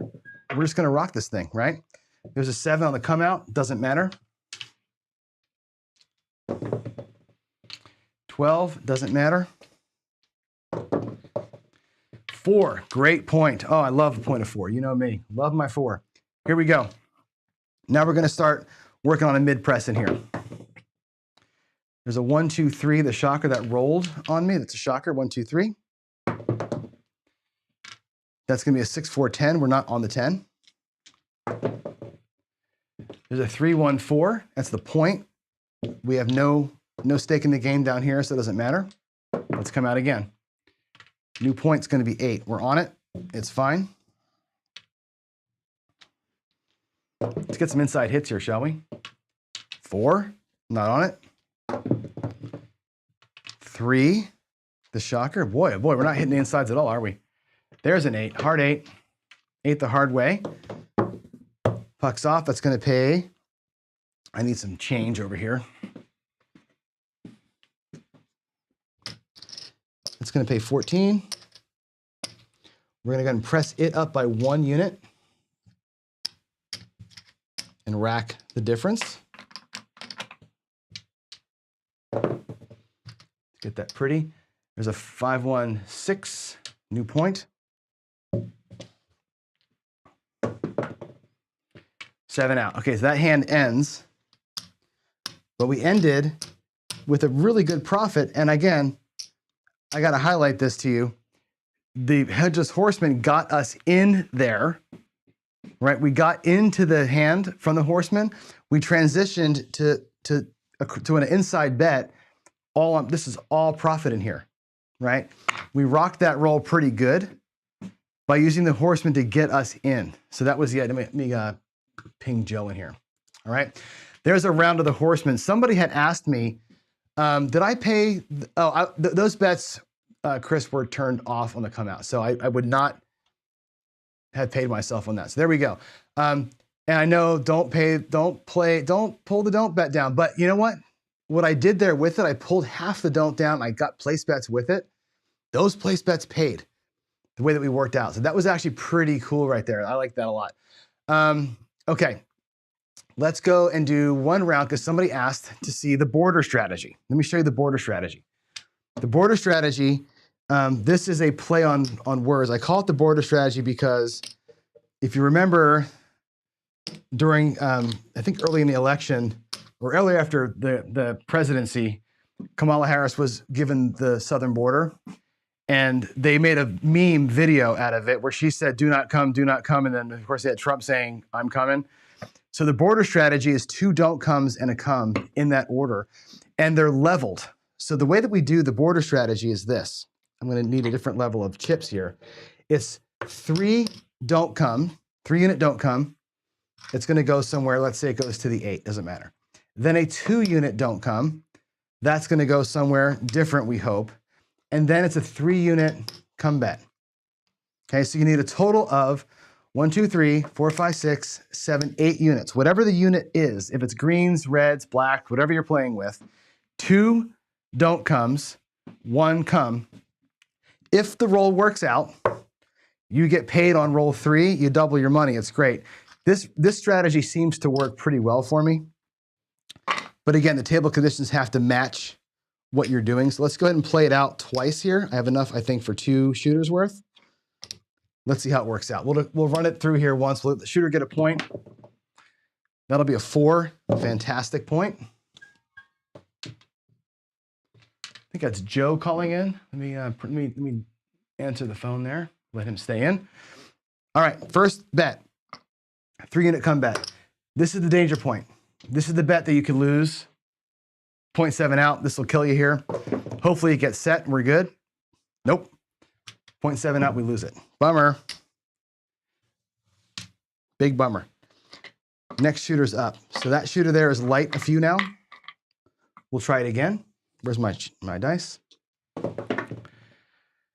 5, 3, 2, 5 is the next point. And again, we'll do Don't come for 3. 12, that's barred, no effect. There's a 1, 3, 4. That's great. So the first come back, don't come goes to the 4. We come with 2 now. So the 11 would take 2, that would suck. The 7, we'd win 3 and lose 2. We'd win 1 unit. That's fine by me. We're in good shape. There's a 5, 2, 7. So what happens? We lose these as they're coming out, but we win 3 here. Our net for that shooter is a nickel, right? Nickels aren't great, I guess, but if these were greens, you just won 25 bucks. If they were blacks, you just won 100 bucks. If you're playing this, whatever level you're playing it at, it's all good. You can make a unit is a unit is a unit. Come out 7, do not care. 4 again, 1, 3, 4. And here we go. 3 units in the don't. Do not come. It goes to the 6. Not favorable, but it'll work. The next 2. 1, 2, 3. The shocker pays you. That's a pretty good little victory right there. We'll take that. Another one. 1, 2, 3 again. Love it. Anytime you're playing the don't, I look at the 1, 2, 3 and the aces. They're nice wins. I don't bank on that. That's not why you play this. But they do help you when they do come to eat up when that happens, when you get that 7. So we lose 2. You win 3 back here. How we doing in the rack? This shooter back here needs 8 units. There's 6 units there. Now it's a full shooter. There's your 1 shooter. 2, 4, 6, 8. There's your second shooter.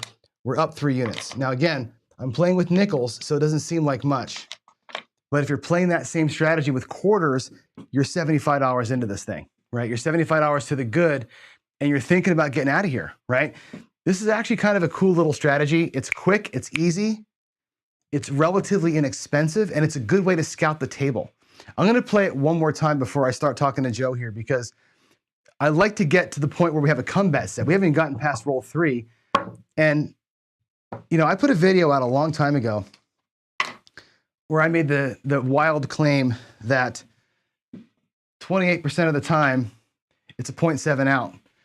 And another 15% of the time, it's 0.1 shot and out. And that's exactly what we're seeing here. We're seeing no rolls so far that have gotten past 4.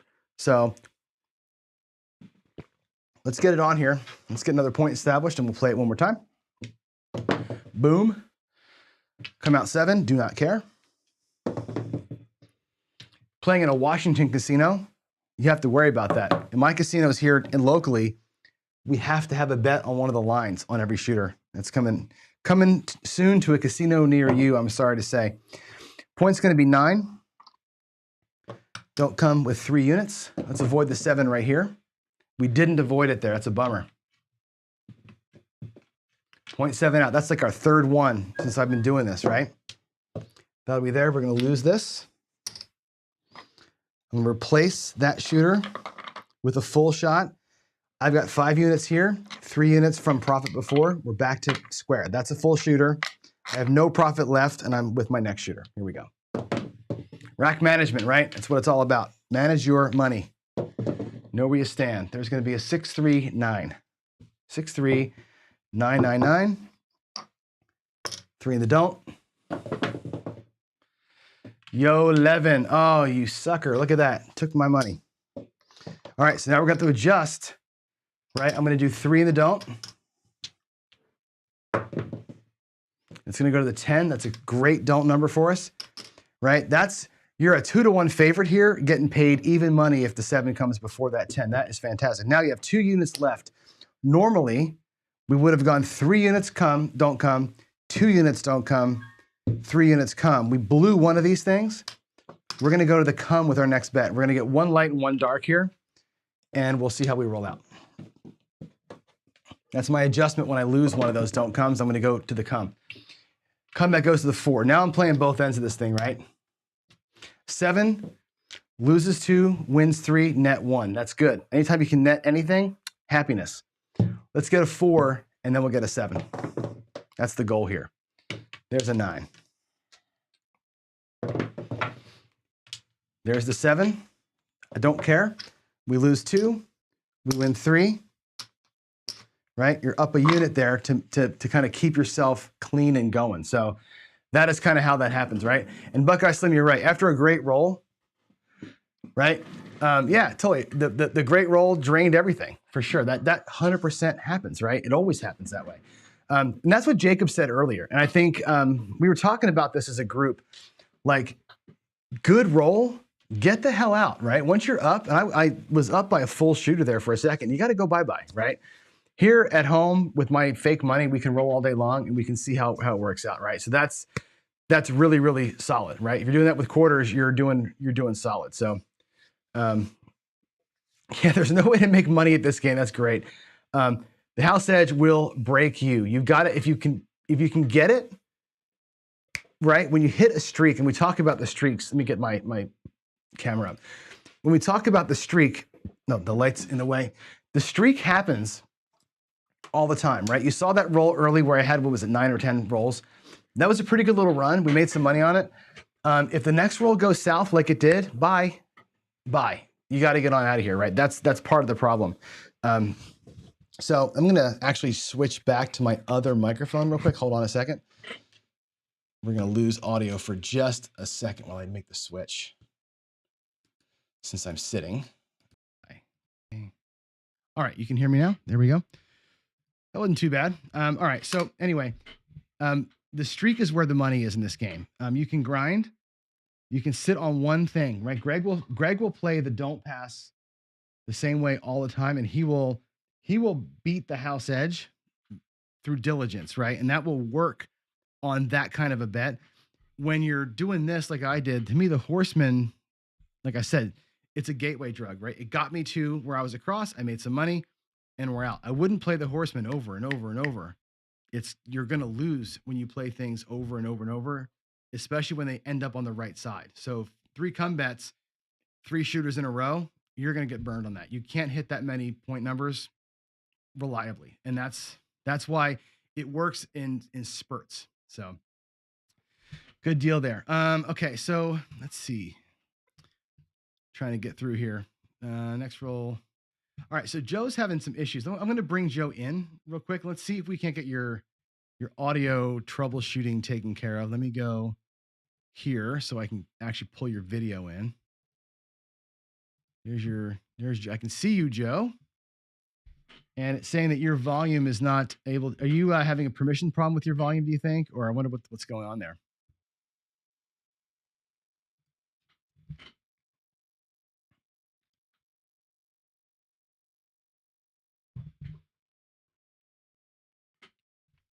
Just going to be the app picking up the right mic. Oh, I thought I heard something. Say it again. Nope.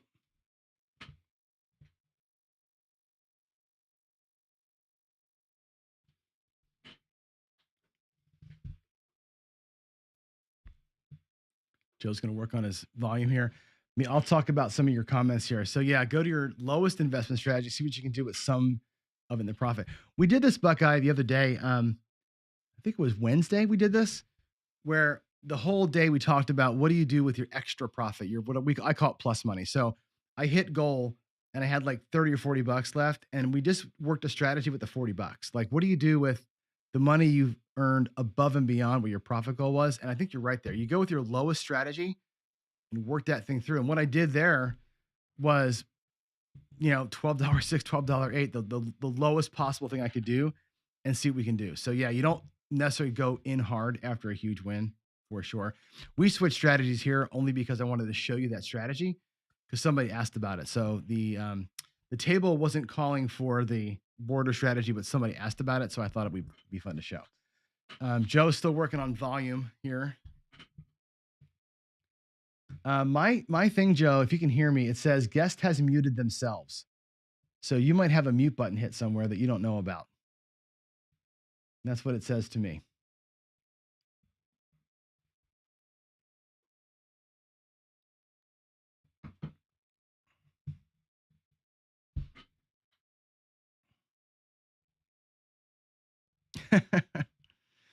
So you can know, you say it happens to stocks. I finally got the nerve to buy some crypto. I know this much about crypto. Zero. That's a zero.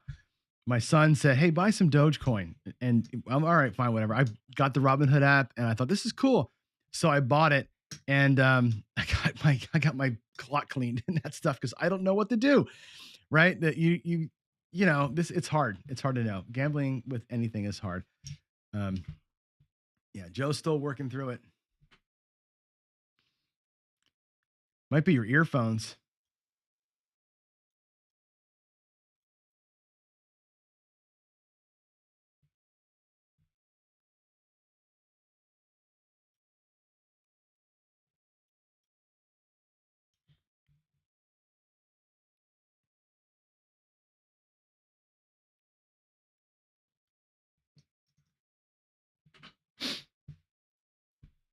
It's gonna change something up. Looks like over there. I'm not sure what's going on.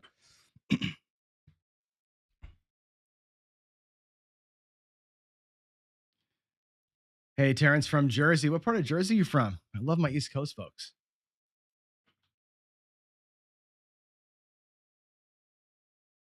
Nope, Joe left. A chip in a chair is real. I've done that too. I have absolutely done the same thing. It's funny when I first, oh, here he comes again. When I first was playing around with the come ladder strategy, the two times I tried it was my last possible chip, and I ran a comeback with it, hit the 7, ran it again, hit the 11, and I actually worked a little tiny progression and ended up making profit that day. So, hey, can I hear you? I thought I heard Joe talking.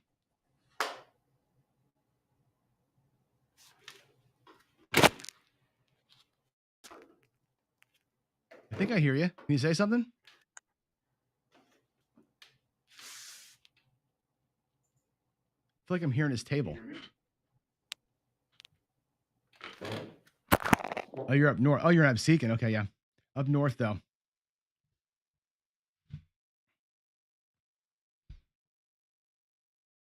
Joe, I thought I heard you there for a minute.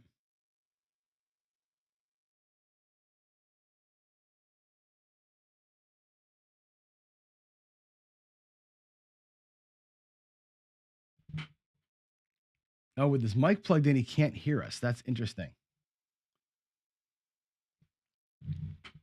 So I should be coming out. Terrence, I grew up in my earlier years in like Mount Laurel, Haddonfield, Cherry Hill area, and later from middle school on down in Cape May.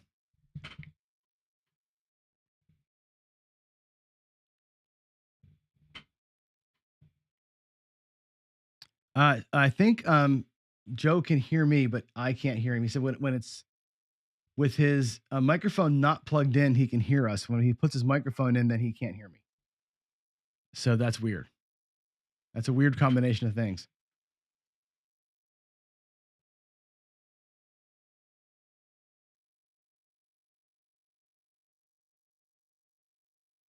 Yeah, we heard Joe for a minute there. Yeah, Cape May Point's great. My favorite fishing spot actually was off the jetty where Cape May Point and Cape May proper meet. There's a little alcove down there, or a little inlet down there. I used to love fishing off there. And now a word from our sponsors. You got it, Joe. Not much I can do though while Joe is trying to get connected here. So we'll have to just kind of bear with as Joe goes on. So ask questions, guys, while Joe's getting his volume figured out. Chat us some questions. We can kind of talk through it. So yeah, I heard you, Papa. When he had his earbuds on, they were out. We heard him. What about now, John? There you go. Gotcha. We got you. Magic.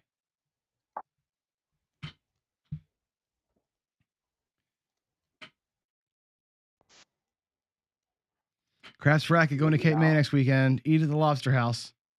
The food is terrible, but it's a must see place for sure. I worked at the Lobster House for about 7 years when I was a kid. I worked the boats, I worked the dock, I worked the raw bar, cooked. I did everything at that place.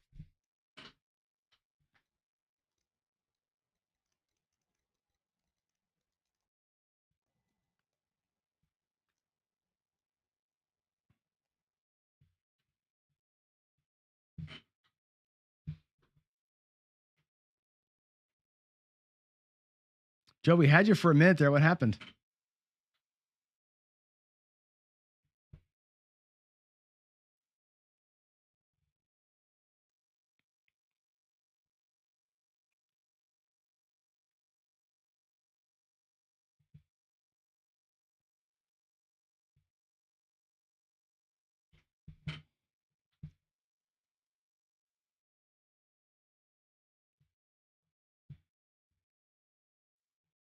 Nope.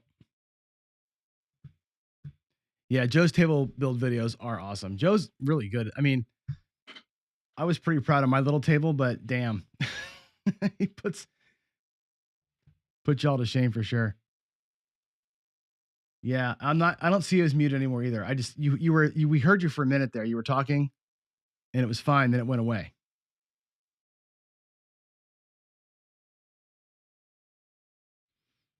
Yeah, Seek to Know is saying maybe you're using the same jack for input and output.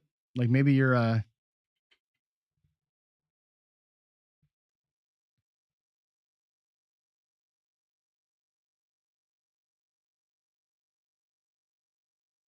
yeah, it sounds like you're getting like you're using the same mic. Your microphone is set to input and output. Maybe that's why we can't hear it. I don't know.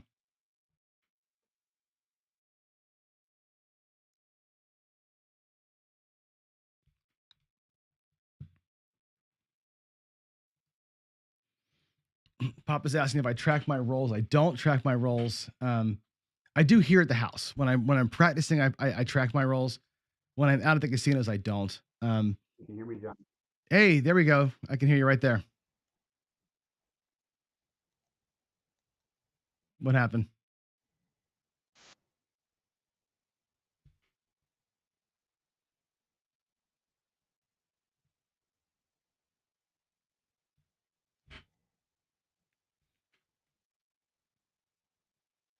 Let me ask a skills question here. Answer skills question. Skills is asking, what is the chat, folks, and my opinion on axis rolling? So, I just had a conversation with George about this, and he gave me some education. If you were here to hear that, it was actually pretty cool. The slow motion video shows there's no such thing as an on axis roll, right? I think the misconception is the dice leave your hands on an axis and they will roll on axis to the back wall, hit the table, hit the back wall, come back on axis. It doesn't happen. And and George says that's not possible. Mudslide Mac, who I respect, says that's not possible, and it's not. When they say on axis, they're saying on axis result, and George explained it as the dice hit the table on axis. In other words, if you were off axis, he's saying you're off axis in the air, which makes the result be an off axis result. So what George is saying is you control the dice as they fly. So they're either separated, cockeyed, or not. And if they go off axis in the air, implode or double pitch while they fly, that's what he's talking about. George is saying double pitch, implode, explode is the behavior of the dice in the air. That may result in a number you expect or a group thing that you expect, but he does not expect that he can ever target a number. George, his exact quote today was, the dice are in your control until they leave your hand. And from that point forward, you've done all you can do. And if they hit the table square into the back wall square, you hope for the best, that you set them up for success. Hey, Joe, we got you there. I can hear you. Can you hear me? I can't hear you, though. That's weird. What do you have set for your speaker? Let me unplug here so I can hear you. Yeah. Let's see. How about now?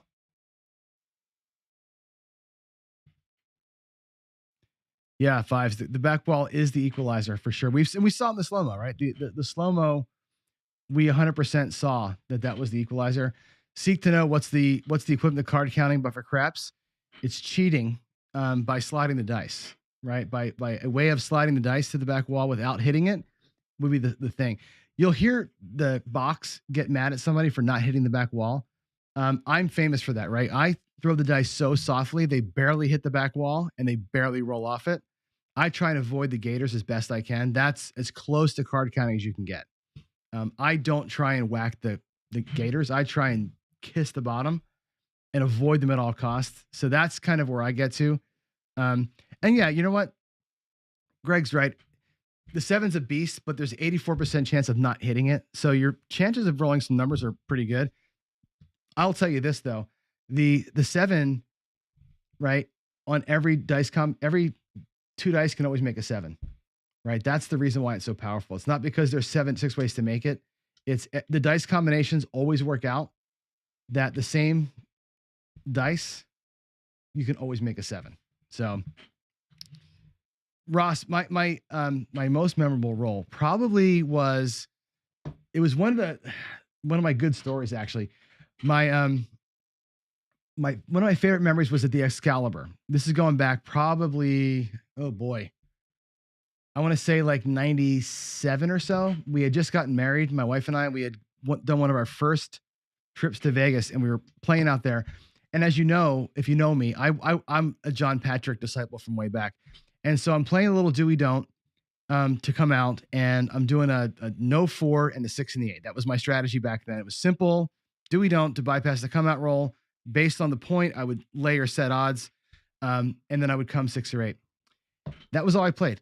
And the dealer says to me as I do that, he goes, "Oh, you must have been watching some videos, right? Here's an internet expert," he said, right? I'm like, whatever. And so not only did I, play my strategy as was, I rolled like 40 times that day. And I just held the dice for, it seemed like forever. It's probably only half an hour, but it was great. And that was a good roll because the dealer was giving me shit, which I hate when dealers give you grief. There's no reason for that. And he got no tips, of course. And that was a good roll only because I've rolled longer than that before. But when you have somebody kind of chirping at you about, you're an internet expert and blah, blah, blah, love it. So that was a satisfying roll for me for sure. But guys, talking about the roll to win table. I know, man, I love these things too. To roll on them because they're so easy to roll on. And Greg, this is where dice control works. On the roll to win table, dice control totally works. You can 100% helicopter spin those things. The back wall has no impact on those things. It's friggin' beautiful. Roll to win is great. So yeah. Yeah, Merlin, sorry, man. I'm not sure what channel you're watching from, but we screwed up the live stream early on. So the channel you're watching from probably didn't have it streaming until just recently. So it's my fault for not starting it properly earlier in the evening.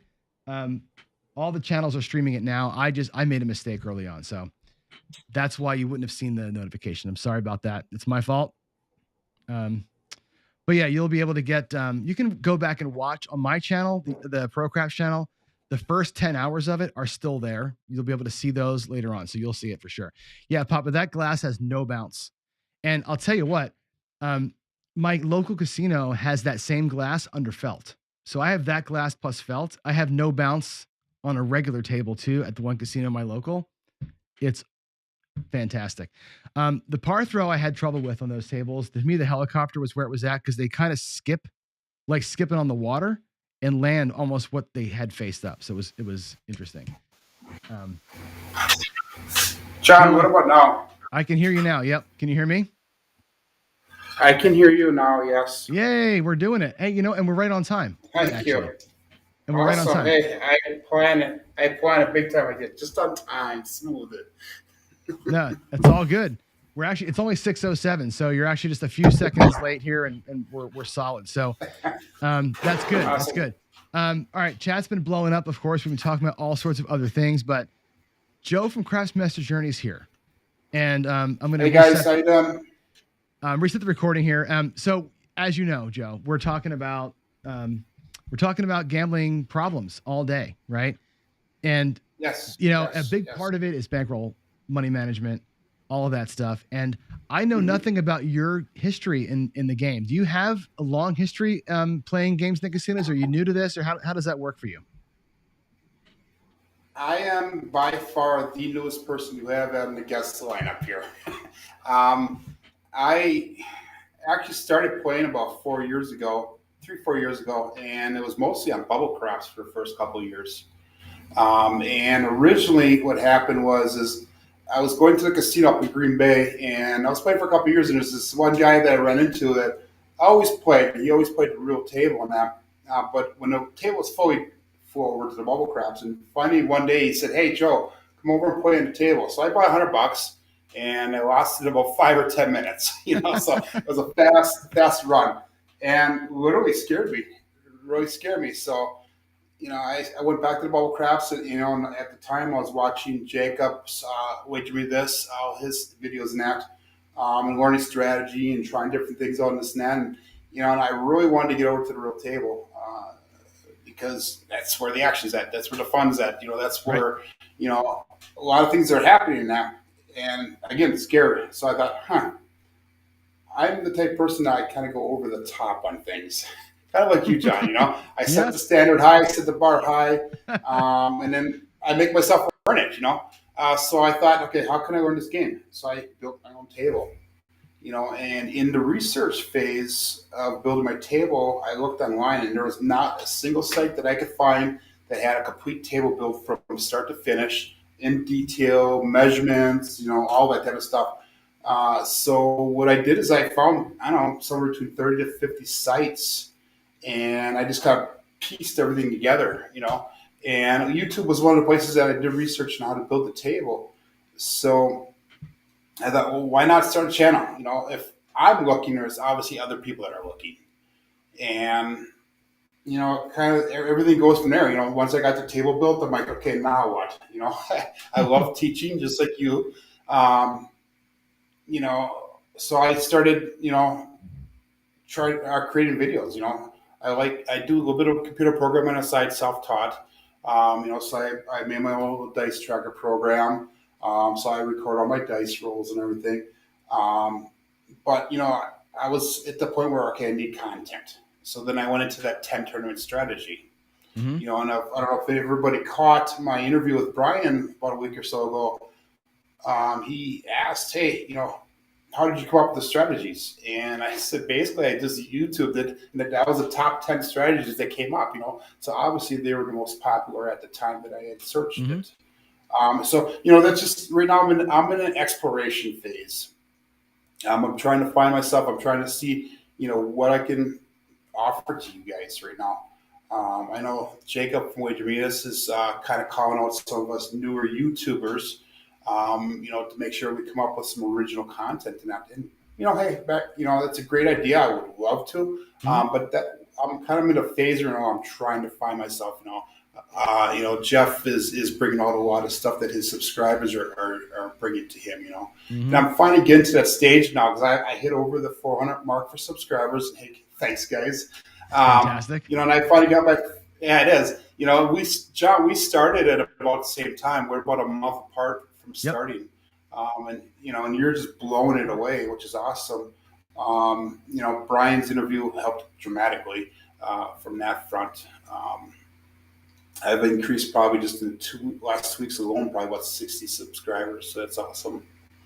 Yeah, but that's kind of my history, Yeah. Yeah. It's funny it's how kind of my history. happens. Yeah, the YouTube thing is interesting because, and like you said, we're both new at this, right? Relatively new. Yes. I think my first video released in June or something like that. And I think at the time you were still doing your table build videos, right? So I had done a couple of strategy. Yeah. I did a couple of strategy math analysis type videos. So I had a little bit of a head start because I was more Craps content. You were more niche build part of it. I went back and watched your stuff afterwards, and I'm like, holy crap, this guy is fantastic. Like the build, because I'm first to admit it, right? Like I don't have the bone or the whatever, the ability to build stuff. I like to think I can fix a lot of things, but I can't conceive and build. Like I can, and I think you have to have a brain for that. Like in computer programming, I'm a back-end developer, what they call a back-end developer. I can program on the front. I can make a UI, but I can't conceive of a UI, and I can't conceive how a table gets built and how the structure works and all that stuff. But I can fix it if it breaks. That's you know what I'm saying. That's why when I watched your video on that, I was like, that's how it all works. That's how support works, and I totally got it. I'm like, that's great. So I'll tell you what, it took a lot of planning. I researched this probably about 2 or 3 months before I actually decided to pull the plug and to do it.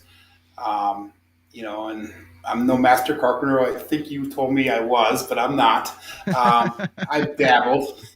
I enjoy making things, and this just happened to be one of them. Um, and now my big passion is trying to teach everybody the game. Mhm. I'm by no means a professional. Like I was watching Jacob yesterday. I was watching Ken last night with you. Who else did I watch? Who was after Ken last night? Oh, geez. Big AZ. Oh, Big Big AZ. AZ. That's right. Yep. Yep. I mean, you got some heavy hitters on this lineup here, and I am by far the lowest and by far the newest. But hey, I've come a long ways, and that's the big thing. I've been playing at the real table for almost a year. So you were kind of talking to Zaf about being a new player and how we can bring that experience. Fire away, man. That would be me as well. I'm a new person. Even though my title is Craps Master, everybody forgets that journey at the end, because this is a journey, start to finish. Well, it's funny. You actually tore a guy apart, which not tore him apart, but I mean, I love it when people are honest, right? And somebody gave you shit in your channel, like in your comments, or it's comments or YouTube or on Facebook, and they're like, it was on Facebook. What kind of master are you? And you're like, dude, journey. I'm on a journey. I'm not the master yet. And I love that was so great. That was awesome. And I think it's good. How can you respond to these people positive wise? How can you be positive when a lot of people, and Brian even said, hey, there's a lot of people are going to come at you. The more people you get, the more people that come at you. And guys, this is a difficult job to teach, deal, whatever, and there are a lot of good people out there. Like I said, a lot of us YouTubers are not the best, the most knowledgeable craps people. We're not. There's people out there who've been doing this 30, 40, 50 years, but they're not putting the videos out. They're not the ones that are showing to people. We're jumping out there on a ledge. We're putting ourselves out there. Yes. And gotta give us a little bit of room here, guys. Just a little bit. Yeah. I mean, the thing of it is, and I said this the other day, I should put your name out here too. The reason why I think the channel is important to me, my channel is important to me, is because it holds me accountable, right? It's like, you're going to go live and I use the word pro craps in my name, right? You use the word master, Craps Master Journey. And I think that, when you do that, I'm going to put your name on the screen here, by the way. I didn't do that before. When you do that, it's you got to be accountable to yourself, right? You're putting it out there like, I got to perform, right? And I think that makes you better. Makes you better. That is a big part of it, John. It really is. But I remember watching when I first started doing YouTubes, and when you started, your biggest thing, and this is in one of your first videos, you said, hey, I'm no pro. I'm striving to become. I'm trying to do daily activies as if I was, so that way I will become. Yep. And I remember you talked about that in one of your earlier videos. I do watch you. I mean, you can be a professional level player without being a professional player, right? And that's kind of how I describe myself, is like I play at a pro level, but I'm not a I don't do this for a living. Because I'm not going to put my family at risk, for one. And you'll hear tomorrow when Ken talks about this tomorrow, when you go professional, like, it's no health insurance. You're not eating. It's, if you lose today, you're not paying your rent. Like, there's a different level of stress there that we don't have to worry about. So, but I like to I like to level it up. And I think, to me, that's what the channel's all about, is giving me a reason to be good. And I honestly, and this, we have subscribers out there. Gaynor Mason Rob from Australia is one of them. He's a great example, because I mess up my dealing all the time. You do too, right? Greg has messed up his dealing, and you make a mistake while you're dealing to yourself in a YouTube video, and Gaynor is like, next day you got a paragraph about where you screwed up. At the 18-minute mark, you paid yourself $7 instead of $6. Or whatever, I haven't had that. I have Whalen and Durso at me. Oh, there you go. But they're awesome. We need people like them. We really do. Yeah, but you need that, right? You need those guys to hold you accountable, because that makes you, okay, people are watching intently, and they're watching every roll that I make, and folks are playing along with you while you're rolling out your dice. Like I just rolled for fun here for 15 minutes, and people are And I was chatting. watching a little bit.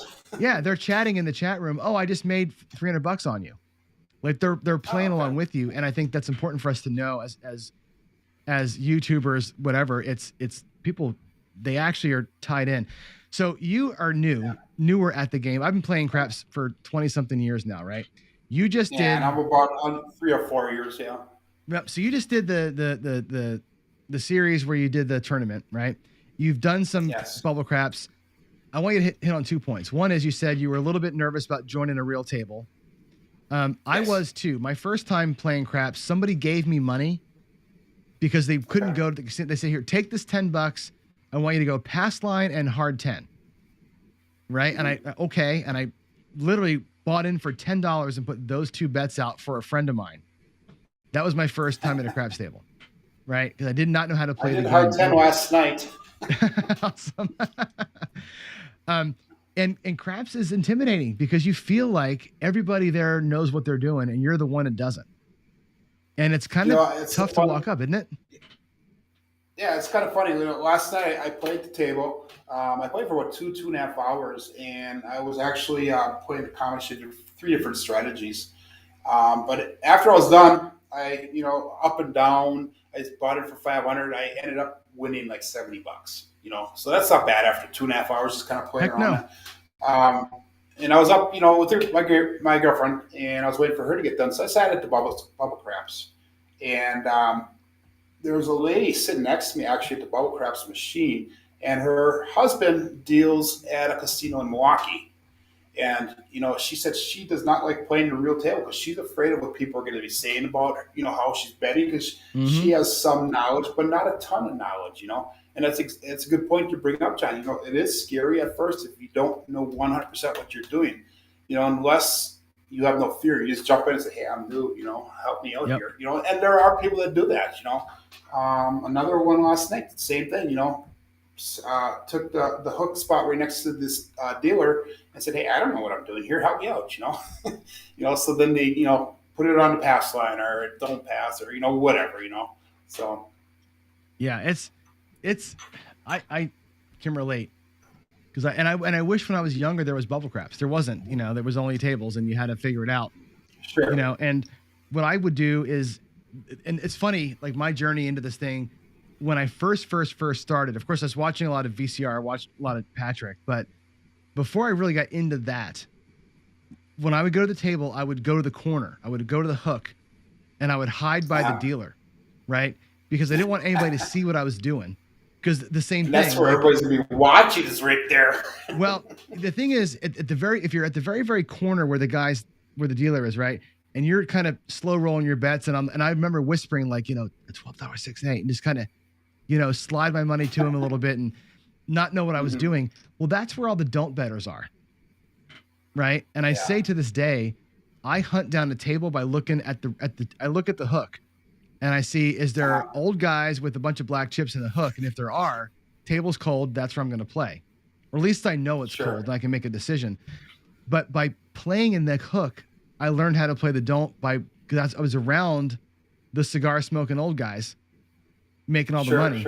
And that's how I learned it. It's kind of funny. That's like where I got my way because I was so scared to play. And I think it's a personality thing. I think some of us are wallflowers, right? I was the guy at the high school dance that would sit in the back and look like a badass, hoping the girls would come to me. They never came, and I never talked to anybody, right? And that's, if you approach craps that same way, you're kind of in the same, right? I mean, so I got last night it was kind of fun. Good. Yeah, go ahead. No, that's right. Finish up. Last night, it was kind of funny because I was one of the, I'm a hybrid player also. That's my style of play. Last night I was playing hedgeless. I was playing my new subscriber strategy that I'm rolling out right now, and I was playing out skilled rocks strategy. But it was kind of funny because I was, putting a don't pass bet on a table, and I was the only one, and it was hilarious because everybody's kind of laughing at you. Hey, he's betting against us. Oh no, we lost him. don't pass in here, but I'm gonna start putting some place numbers, transition it over to the light side here. It was nice because I kind of, I was up and down above that even line, and until the end. The last two shooters, myself was one of them. I had a couple of good rolls that brought me into that positive. But it is hilarious watching people. They do not like dark side players. Mm-mm. And I think a lot of them have a hard time with that whole hybrid strategy. You're the dark side or light side. There's no in between. But really, there is an in between. People strategy. They take it very personal, and everybody's talked about it. It's funny. The dark side has become a thing. Like, used to be, dark side players were like really quiet about it. Now, here's an interesting point, right? When you go to YouTube, except for Jeremy's channel, right? Everybody who's on YouTube teaching strategies, we're all relatively hybrid to dark, right? We all kind of, Correct. right?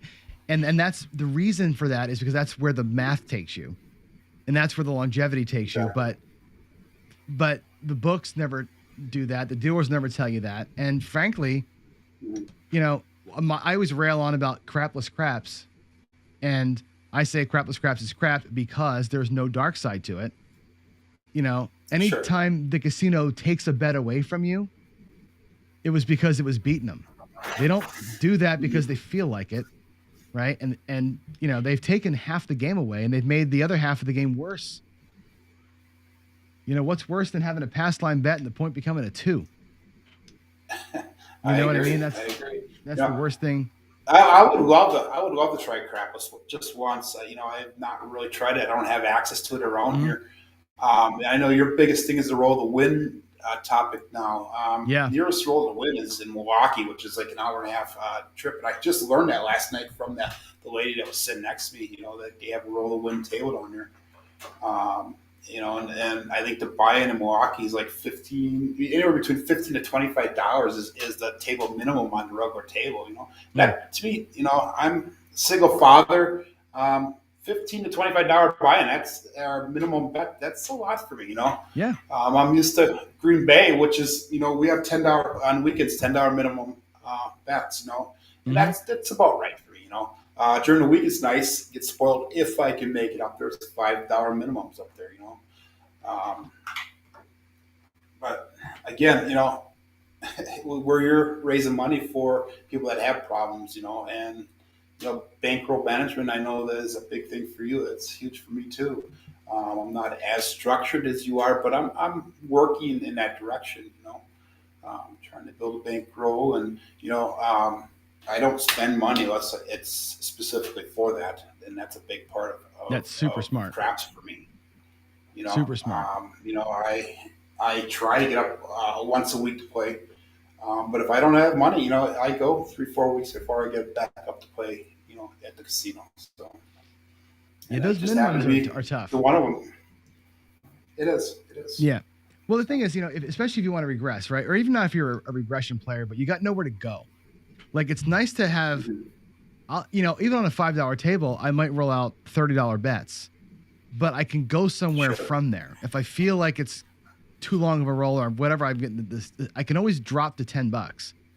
But if it's at 15 already, you're kind of at where you wanted to drop to, and they're forcing you. It makes it hard for a low budget player to get in there and play. It's really tough.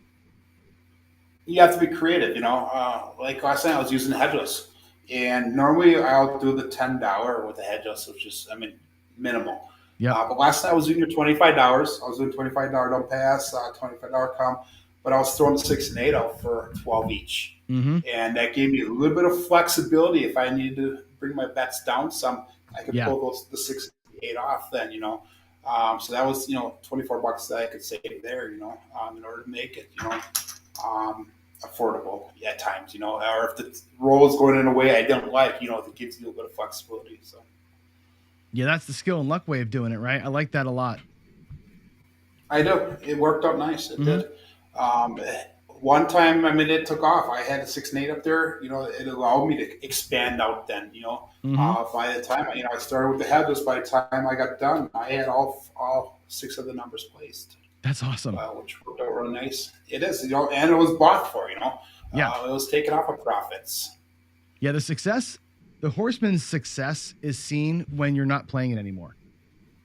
right? Like I just demonstrated that, right? You play it to get going, and if three shooters in, you're still playing the Headless Horseman, something's going wrong. Like you should be out of it by then. You should transition to all don't comes or all place bets or something like that. That's the problem with it, right? If you're still in it, that's why I didn't win your tournament, by the way, because it doesn't survive over and over and over again. You need to use that as a move to something else, kind of a strategy. So, but I'm not holding it against you. Exactly. It's okay. No. I understand. And Brian's all excited because it's one, but hey, every strategy that was in there has their pluses and their minuses. They really do. It just happened that, with your 5 rollers on your strategy, you got the worst end of the stick really. Got crushed. And Brian's, a great example. He got beat by a 3-point blender early in the tournament, big time. But then at the end, he beat him twice in a row. So what's funny is any given day. I've tried. And we'll talk strategy for a minute. I've tried the 3-point blender. And when I first got on YouTube, I got stuck in the rabbit hole like you probably did, right? I was watching a lot of Jeremy. Everybody watches Color Up. And one of the early channels that I got hooked into. I don't watch a lot of Jeremy. I love his videos. Extremely professional. I watched some, but my big one was Jacob. Okay. And you, John. Interesting. I remember my two. I found Jeremy first. Yeah, I found Jeremy first, and I found Wager later. Actually, I was on Jeremy and Bone Thrower and El Toro was my first 3 big watches, right? As far as strategy stuff goes, and then I found 36 Full Press, and he had a ton of content out there. And for a while, yeah, Joe, your video's frozen, but I want to mess with it right now. But 36 Full Presses, the 3-point blender was the thing. It was like the Headless Horseman of a year ago. It was like everybody was playing that thing. I have never. Oh, I think we lost him. I'll be back. Oh, there you go. Hey, I have played the blender. I've lost my ass on that thing every time I tried it. I can't get the bet set. When I play the blender, I can never get all 3 points going. Something always whacks me. I get the 11 in the don't come. I get the 7 out early. I get the point hit. I've just never been able to get the thing set. And then when I do, it's a $9 win. And I'm like, you know what? I can't make it work. I tried it. El Toro did the El Toro style blender. That's great. He plays at like the $600 level. I'm like, I'm not bringing $30,000 to the casino to try a head strategy. So I tried blender. Yeah, I never tried to blender adding the actual table in a casino, but I have tried it on the bubble craps, and it's very difficult because a lot of times if you have a pass or don't pass bet, they won't let you place the bet later on, on that point. So, it was very difficult. So what I would have to do all the time is I altered it on the bubble craps where I would actually place every number before the come out. And then after the come out, I pull everything down except for the one. Yeah. That's a cool way to back into that. I like that. That's pretty funny. Yeah. That's funny. It is what it is. Let me ask you this. So you're rolling in now to your new series is going to be what? You're doing a Build a Bankroll. Is that right? I started it. I have 3 videos in. I'm kind of halting it a little bit. I need to find something that I'm happy with on a consistent basis for a strategy. I love a lot of the Vince strategies, and that's what I was starting to do in this Build a Bankroll. And it was an awesome strategy. When I rolled it out, not like you, John, when I rolled it out, I was making money. And all of a sudden I get on camera, it's like I lose. And, it's just like that camera has that power over the dice, I think. It does. So I need to find that strategy that I'm comfortable with, both on and off camera. So what I'm moving over right now, and I'll come back to the Build a Bankroll because that is a huge topic for me. That is part of the journey going forward for Craps Master Journey. How can a person start from the beginning and get up to having a bankroll of 5,000, 10,000, even 100,000, if you go at it long enough. My goal, like you already have this bankroll set up. This is what I'm working on right now. I'm stuck with $300 to $500 buy-ins. But I would love to walk in a casino and have $1,000 buy-in and not even worry about it. Right now, $300 is I don't worry about money. Yep. Last night I happened to have $500. I brought it in, and I walked up with 570. That was awesome. $70 in the account. Yeah, it's the thing is, it's hard to do. I got lucky with mine because, a personal story here for me, so my gambling account was at almost zero for the longest time because my kids go to a private school, right? So and everybody should know this too, right? Like I coach my kids. I coached Zach in baseball for all these years, and so Zach, my son, played baseball from when he was 7 years old all the way through high school. And he went to a private school, and we paid for baseball, right? You pay for the summer league baseball, which is like $3,000 a year. Traveling league or whatever, that's expensive. It's right. My daughter plays travel league volleyball, also very expensive. My son went to Division III school to play baseball, which they give you academic money, but there's no athletic scholarships available at D3 schools. So between school and baseball, summer, and the college, it's killing us, right? So there's no going to the casino. And I think that's part of our show here too, right? There's no going to the casino when that's your life situation and you just stop going. Exactly. But the good thing is that I do computer programming. So I was able to get some side work. And so a good friend of mine, really good friend of mine, she was the CTO of a software startup here in Seattle. And I worked for her for about 5 or 6 months, getting her infrastructure set up. And all the money that I made from that, we paid off the school, and I put money in the bank, and I started the channel. Like all that money came in during the first part of COVID. Sure. And it's like, hey, I got a table now. I can do this. I can do this. I can practice, and 401g account starts getting money in it, and now I can do it. And it's like, it was not like my regular salary is enough to pay our bills. This was like extra money, and totally started the thing. Yeah. It came at the perfect time. And now that Zach's out of college, the college is done. We're done paying for that now. And it's like, hey, we take that breath, and when you can gamble, when you're like in that, I can take a breath mode, your whole life changes. Like you don't need to stress. And man, that's a good feeling, Yeah, it is. Again, the journey is getting to that point, getting to the point where you don't have to worry, where you can have money to percentage out for each visit, to take that trip to Vegas. I was talking to one of my subscribers the other day, and he said, "You've never been to Vegas?" I said, "No, I haven't. I have a couple casinos around here. I've been on a cruise. I gambled for did craps for a week on the cruise, and that was another one. John, I had a set budget. You go in." This is my budget daily per session, and you make it last for the whole week or the 3 days or whatever you're going to do, and be disciplined. I know I was listening to Ken last night, extremely disciplined. I'm obviously not as disciplined as he is, but that is one of the goals. Go in with a set win goal and get out. For some of us, I travel about almost an hour to get to the casino. So my trips are not as frequent as say maybe you are, or the people that actually have access to the casinos. So I tend to do 2 or 3 sessions when I'm there. Or like last night, I only did 1 session. It was 2 hours long, and I was up and down. I was at that even point, and finally I got up. I'm like, no, guys, this is enough before I go back down. Right. Let's take that $70 and run. Where my goal actually was last night to make $100 to $125. So I got close, didn't quite hit the goal, but I got close enough, and I said that's enough. Yep. Well, it's like Jacob said earlier, and Ken said it too. You go there for an hour and a half, and you win $70. Most people don't make $35 an hour, right? And that's what you did, right? And you got to remember that that's actually really solid work, So yeah, it is, It's good stuff. Got a lot of people showing up in chat. This is great. I see Arnell came. That's great. Arnell, welcome. There you are. Morning, Arnell. Yep. Yeah, everybody's waking up now, right? This is great. Yeah, right. So, Craps-a-Thon's here too. I see your ladies are back again. Yep. Craps-a-Thon is here. This is great. Yeah, we're still talking. Can you believe I'm still talking? for all this time.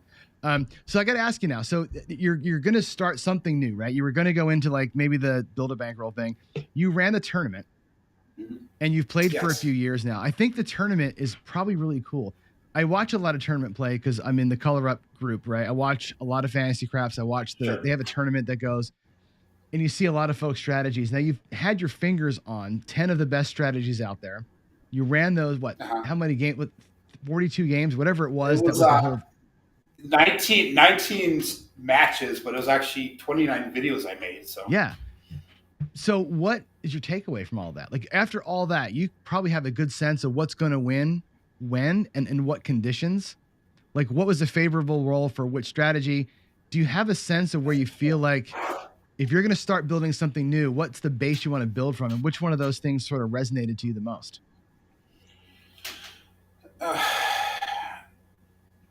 To me, you talk about like table trends. I have a hard time picking up on table trends. And if I do, it's almost like Monday morning quarterback type thing. It's like, oh, I should have saw that, type thing, but I don't. So I'm a lot like, the hybrid. Try to protect yourself in the beginning to get that base. Get to that free roll as fast as possible. And as soon as you get to the free roll, then you can start pushing out. I like doing a lot of half pressing in that. That's my way of increasing my bet size and all that.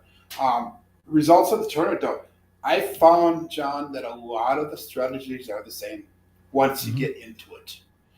Their setup is different. Brian uses 140 on the 4. Jacob uses whatever on the 10. Some people way that don't pass and throw odds on it. All the intro stuff is different, and that's where you got to find what you're comfortable with. But once you get going, a lot of it's the same. You either power press or you half press or you don't press. It's one of those three things. And I found when I had Jacob against Brian's HCS hybrid against Wage Minus One Hit Can't Miss. Once I got past the introductory stage, they were both increasing half pressing at the same time. And I was thinking to myself as I'm rolling this out, okay, how am I going to find a winner? They're going to tie here, unless one of them gets hit on a come out, which is what happened with Jacob. He got hit twice on that. I think the one time I rolled it out. And that's the only reason he lost. Otherwise, he would have essentially tied, Yeah. So that's what I'm finding with a lot of the strategies. A lot of them are the same once you get going. You're hedgeless. If you transition to the light side, you eventually get to the point where you're doing what everybody else is doing. Exactly. Or if you transition to the dark side, you're behind, but you still are doing the same thing. Yep. Or if you transition to the dark side, same thing.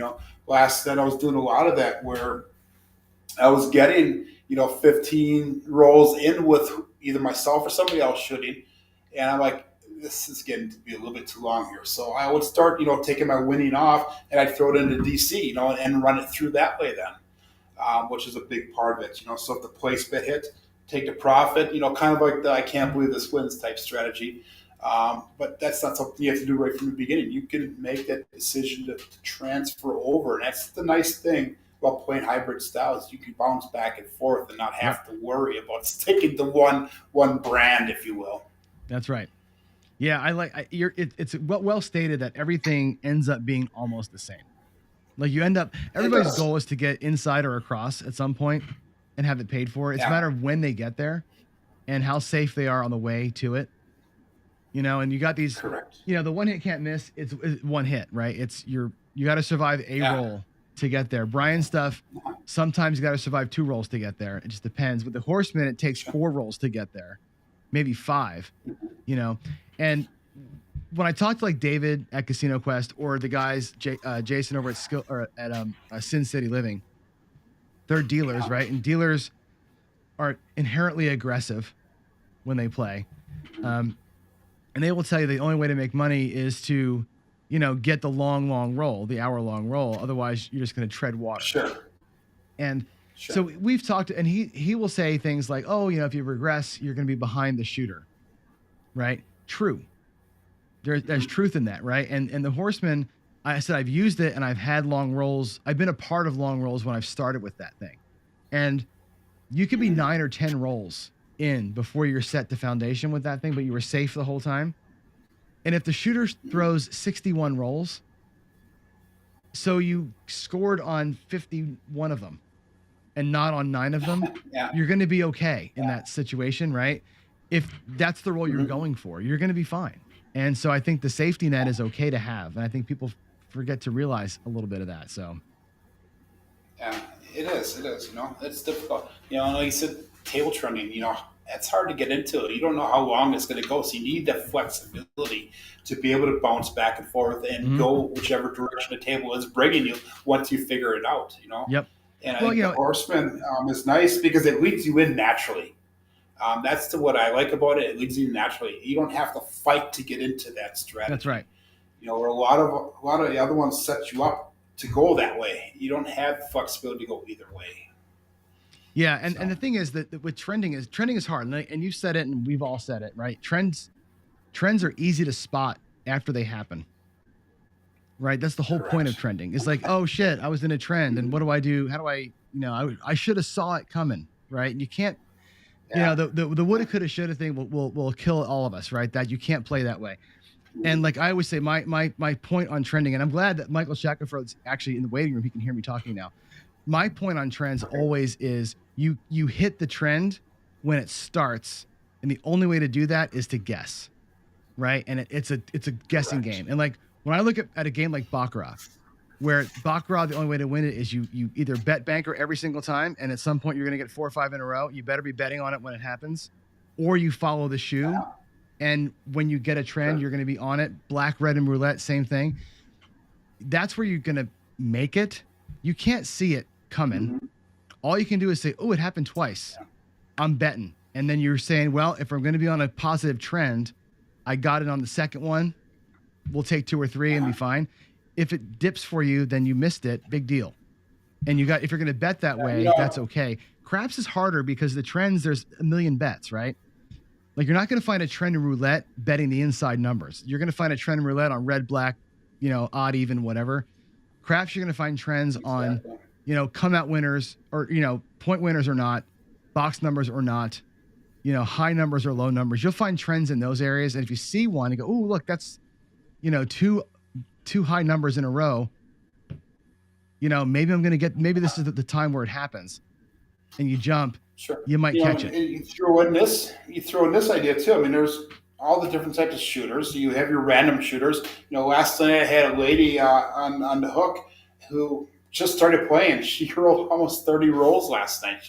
How do you predict that? You can't. And you have one guy that had like a 20 roller. So I thought, okay, he's gonna be safe the next time I come around. He ends up rolling 3. It's. You look for trends, but you also have each shooter does differently every single time, that you roll. It's difficult, and that's what makes it in the casino's favor. These odds are totally in the casino's favor because of that, Well, the casino, in the casino, the math. They make their money long term, right? And if you chase it around, you're feeding the beast if you chase it around too much. Like I said, to me, that you look for early markers on big things that are obvious. I don't look for trends on the 6. I look for trends on inside numbers, 1, 2 in a row. Maybe we're here. And if you catch it, you catch it, and it's literally catching it at the time that spike starts. If you can get there, you get there. And I look at things in that micro, not the macro, and I think that's where I win, I guess. It also bites me a lot, right? Because you're theorizing what's going to happen. There's no fact behind that. It does. Yeah. Like last night, I was actually rolling good last night. Each time I touched dice, it was 12, 15 or more. Usually the first 2 or 3 times when I roll, I get 3 rolls and out. Last night I hit like 15 rolls my first roll. And I was playing the hedgeless, and it was amazing, John. I hit the 10 4 times in a row last night. Oh my goodness! And if I would have been parlaying, I would have been like, yeah, but I had 0 money under because I had the hedgeless coin, and actually I did have money under. I had 2 comebacks that hit it, and I knocked them off right away, which was nice. I got all my money back, And then after that, it was getting nothing, But then, using the same dice set 2 rolls later, 2 shoots later, I was doing the same thing on the 6. I mean, that's where the trending also occurs too. In that dice, per time that you're rolling, you can do everything the same, but it just seems like certain numbers come up, a lot. Yep. And that's so hard to explain, isn't it? It is. It is. And hockey uses the same dice set like I was last night, and the first time I was hitting that 10, the next time I was hitting that 6. I was playing a different strategy at the time. I had $180 all paid for off of profits on that 6. That it just kept on power pressing and pressing up, and and I got to the point where I was making enough profit where I didn't have to worry about the pressing up. So, which is a good position to be in. Right. And it's, like I said, the harder part of the whole thing is you can't predict when that's going to happen. And what you're hoping for is the roll that breaks the probability, right? If everything went the way that the 1 out of 36 ought to be, nobody wouldn't make any money. So there's going to be times where the 6 7s that are supposed to come in the second set of 36 rolls, not the first. That's your long roller, right?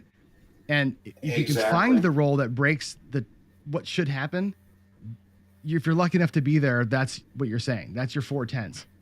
Exactly. That should never happen. But when it does happen, if you're on it, congratulations. But you can't predict it. And I happen to be kind of on it, but you're near it. It is what it is. You can't predict it. Exactly. I was on the 9 though. Just kidding. That's awesome. All right. So what's next for you? Again, we're going to be rolling out the subscriber strategy going forward. I have a couple of the subscribers that are commenting, hey, this is not my type of strategy, but hey, good job rolling it out, Joe. And I agree. The strategy that I'm going through is actually a very aggressive strategy. And I promise, the subscriber emailed me. He's from Florida, and he was actually up in Green Bay visiting his wife's family for over the Thanksgiving holiday. And he kind of explained the strategy over an email to me. And I said, hey, that's kind of interesting. I said, do you mind if I roll it out? And there's a lot of moving parts to it. So so my goal right now is just to roll it out for at least 10 shooters and see how it does. Like I said, I used it in the casino last night, not 100% my strategy, but I was actually surprised on how well it worked in a short run, even though I had a lot of money out there in the beginning. I have $150 to start off in the beginning with the shooter on the table, right? And it was amazing on how neutral balanced it was. It worked out a lot better in the casino than I thought it would. But my goal is to roll this out for a bunch of shooters, and then kind of pick it apart, kind of like what you do, what Greg does, what all you guys do is you take a strategy, hey, this is what I would do differently. That's what my plan is with this strategy. Well, what you got to do. So I have a couple videos that roll it out.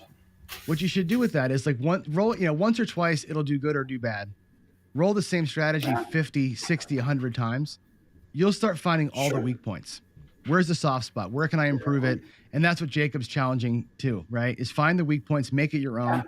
The Horseman, we started it a different couple of ways. Now I have a new way that I kind of roll it out, and I transition from it because I've found the weak spots in it as I play it more, and I've morphed it again to where I want it to be. So I'd love to see you kind of take that tack, take that strategy, and just kind of work it, make it yours. That's gonna be great. So and that's my goal is, I want to make it so it's something I'm comfortable with. And maybe that might be part of my building the bankroll strategy then, the strategy is definitely not for beginners. It's definitely a strategy that has a lot of moving parts. It's kind of like Brian's stuff has a lot of moving parts. And it also is a strategy that takes a little bit of guts because you're putting, a lot of your profits are going right back out there. You have to roll quite a few rolls before you actually start bringing some of it back in. And that might be one of the things I fix, who knows? Again, like I said, I need to roll that out many times here to get to the point where actually the stuff jumps out to you so you know what you want to do with it. Yeah, and that takes hundreds of trials. It really does. You can't just try to once. Yeah. It takes hundreds of trials to get to the point where you get a feel for, like I said, soft spots and everything else. So, all right, cool. We're going to, we got to roll. I'm going to do a quick check-in on the money real quick. Okay. And Hey, congratulations! You were almost at 1,000. That's awesome. yeah, right. I think we might be there actually. I saw a donation come in while we were talking. I'm gonna go check the numbers, the tally board. Let's go real quick to the tally board and see where we are.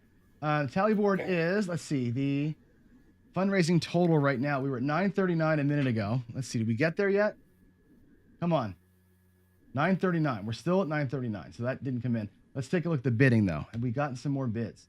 We got to get that bid up on, I'm challenging everybody here, right?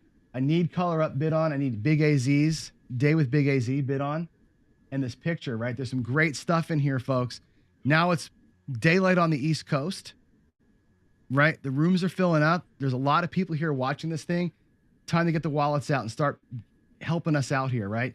The charity is the National Council on Problem Gambling. It's a great organization that really focuses on folks with problems, controlling their gambling with real serious gambling addiction, right? I'm going to show you a little video here now while we get Michael prepped up for our next guest here. But let's get the bidding in. Let's get the donation, the auctions started. Let's get some more live donations. The links are in the description of the video, as well as labeled across the top of the video screen you're seeing. It's bit.ly/craps-donate, bit.ly/craps-auction. We're going to take a quick break. We'll look at the NCPG real quick, and then we'll come back with our next guest at 7 a.m. Awesome. Thanks a lot, John, for putting.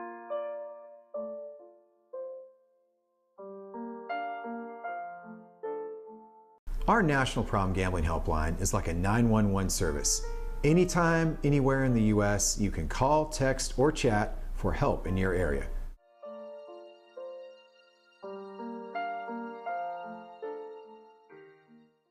I just learned how to play at a very young age, and then I started playing in junior high and high school, and it was just such a part of my life. When I got my own bookmaker, he was really helpful. He said, you know, Donnie, when football's done with, I got basketball and hockey. We lost our home to foreclosure. We lost a motor home. We lost a car. This was all our daughter's senior year of high school.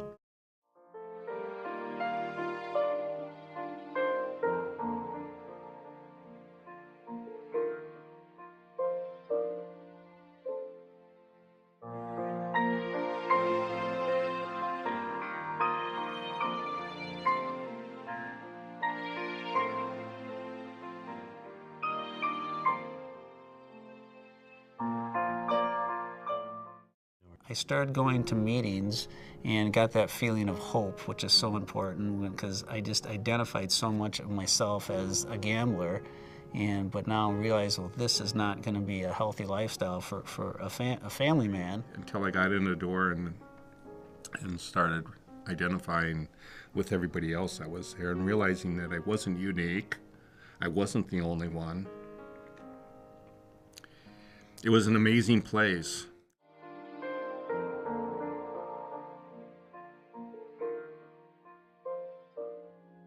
Life in recovery, is a way to experience the world. My marriage to Diane is selflessly giving, not selfishly taking. And that is awesome. You have a choice to be brand new today. You can start your day over whenever you want. You're brand spanking new. It doesn't make any difference what you said or what you did in the past. The only thing that counts is today. In fact, the only thing that counts is this moment. Please consider making your tax-deductible gift of $25 or more today. Just visit ncpgambling.org to give help and hope this holiday season. No gift is too small, and every gift helps. Thank you.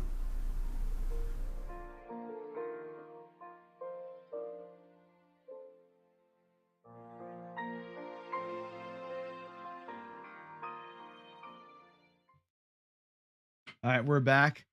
We'll get Michael's going to step away for a second, and we'll get kicked off with the interview. I've got Michael Shackelford, the Wizard of Odds, joining us in just a moment. Couldn't be more excited about meeting him. I've never talked to him. This is my first interaction with him. One of the smartest men going for sure. And I've got lots of things queued up to ask him for sure. So we're going to go ahead. I'm going to quickly do this to restart the recording. We're going to get into, I'm going to ask him some dice control questions. I want to talk about bankroll management. A lot of people want to know the way that somebody who plays the math way plays. And I think there's a lot of interesting things here. So definitely, if you have got questions, drop them in the chat, put a big letter Q in front of it so I can find them easier. And then we can roll those in. So without further ado, I'm going to go ahead and bring Michael in now. We got take me a second here to get the cameras hooked up. And the title's changed. So let's bring Michael in. Let's see, there's Wizard of Oz. We're going to change this to, whoops, the Wizard. How you doing? Good morning. Can you hear me? I can hear you just fine. That's great. Great audio. Pleasure to meet you. Like, well, great to meet you too, John. I see you're now 13 hours into your marathon. How you feeling? I'm feeling really good, actually. It's yeah, you said, go ahead. No, I say I don't sleep much anyway, so it's probably okay. Yeah, you said it's daylight on the East Coast. It also is on the West Coast. I'll show you out my window. Oh, it is. You know what? Yeah, I don't have my windows open. There you go. That's awesome. Yeah, so I got so many things to talk to you about, which is great. I don't even know where to start, but I think I'm going to start with the subject matter of the day, which is we're doing this Craps-a-Thon here for addiction, for gambling addiction.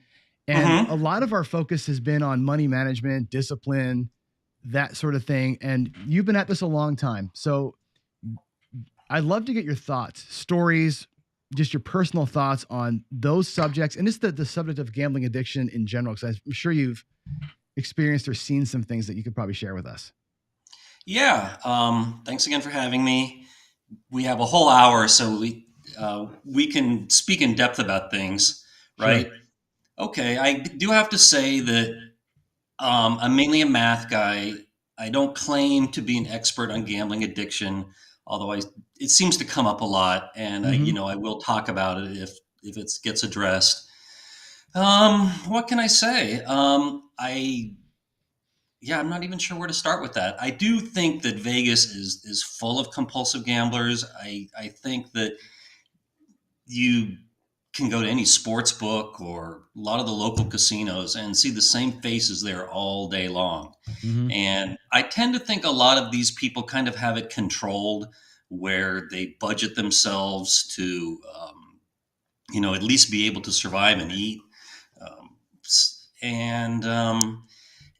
This might be a little controversial, but I've always said that if you are a compulsive gambler, try to quit. But if you can't quit, at least make good bets and keep it in moderation. Much like I might say to a compulsive smoker or a compulsive drinker, if you can't quit, just at least keep it in moderation. What's a good bet then in that case? Like where do you even advise somebody to go if you had a chance to be one-on-one with somebody?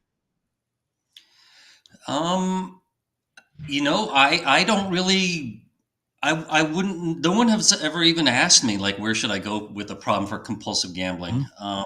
I suppose I would just throw at Gamblers Anonymous. But I don't know. No one's ever asked me before. No, I'm talking about the bets. You say if you can't get it under control, at least make a smart bet. Oh, right. So where do you advise them to go for, like, what's a smart bet look like?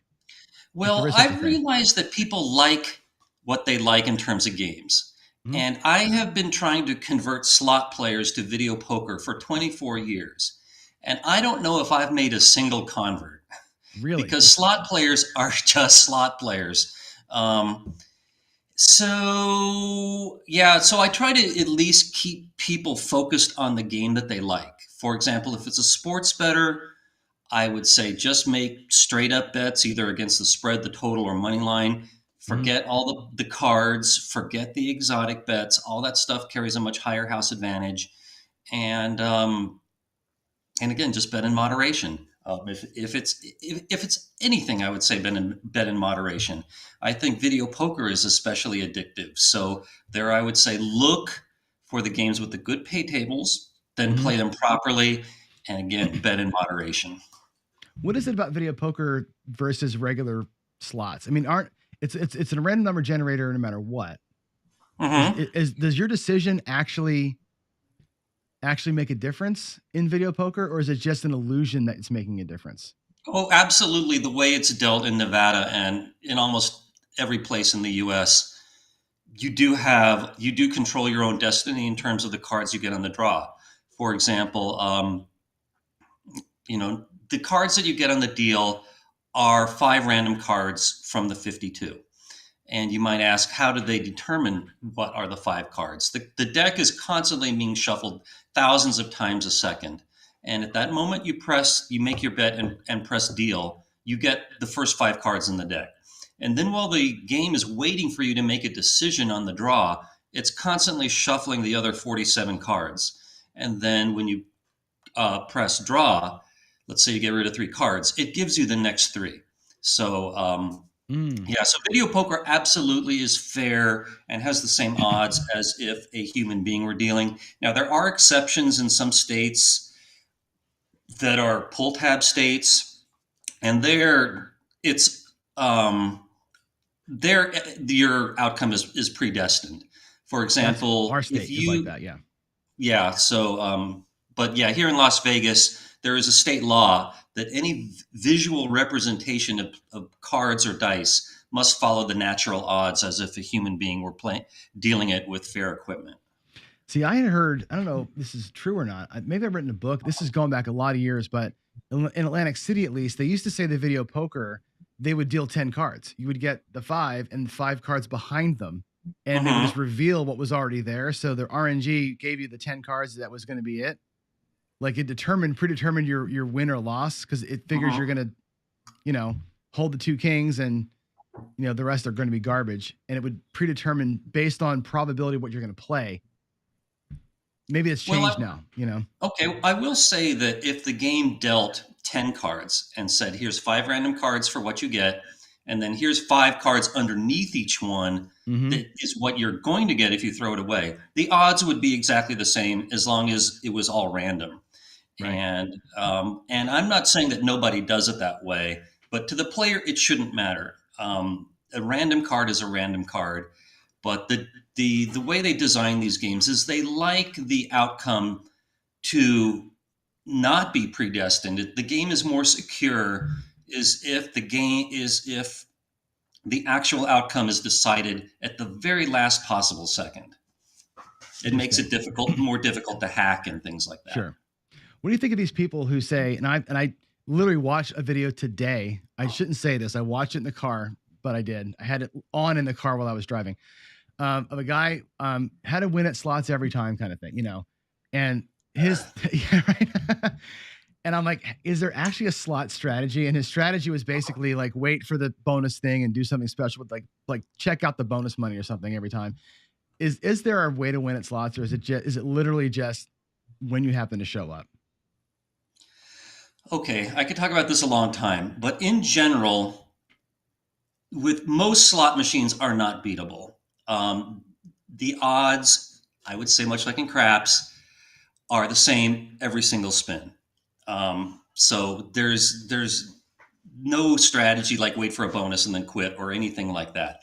However, there are advantage plays in particular slot machines, and one could talk about this for a long time. For example, games like Ocean Magic and Golden Egypt. These I call variable state games, where one spin or one game affects the next game. For example, you might win. There might be wilds on the screen that are going to stay there for the next spin.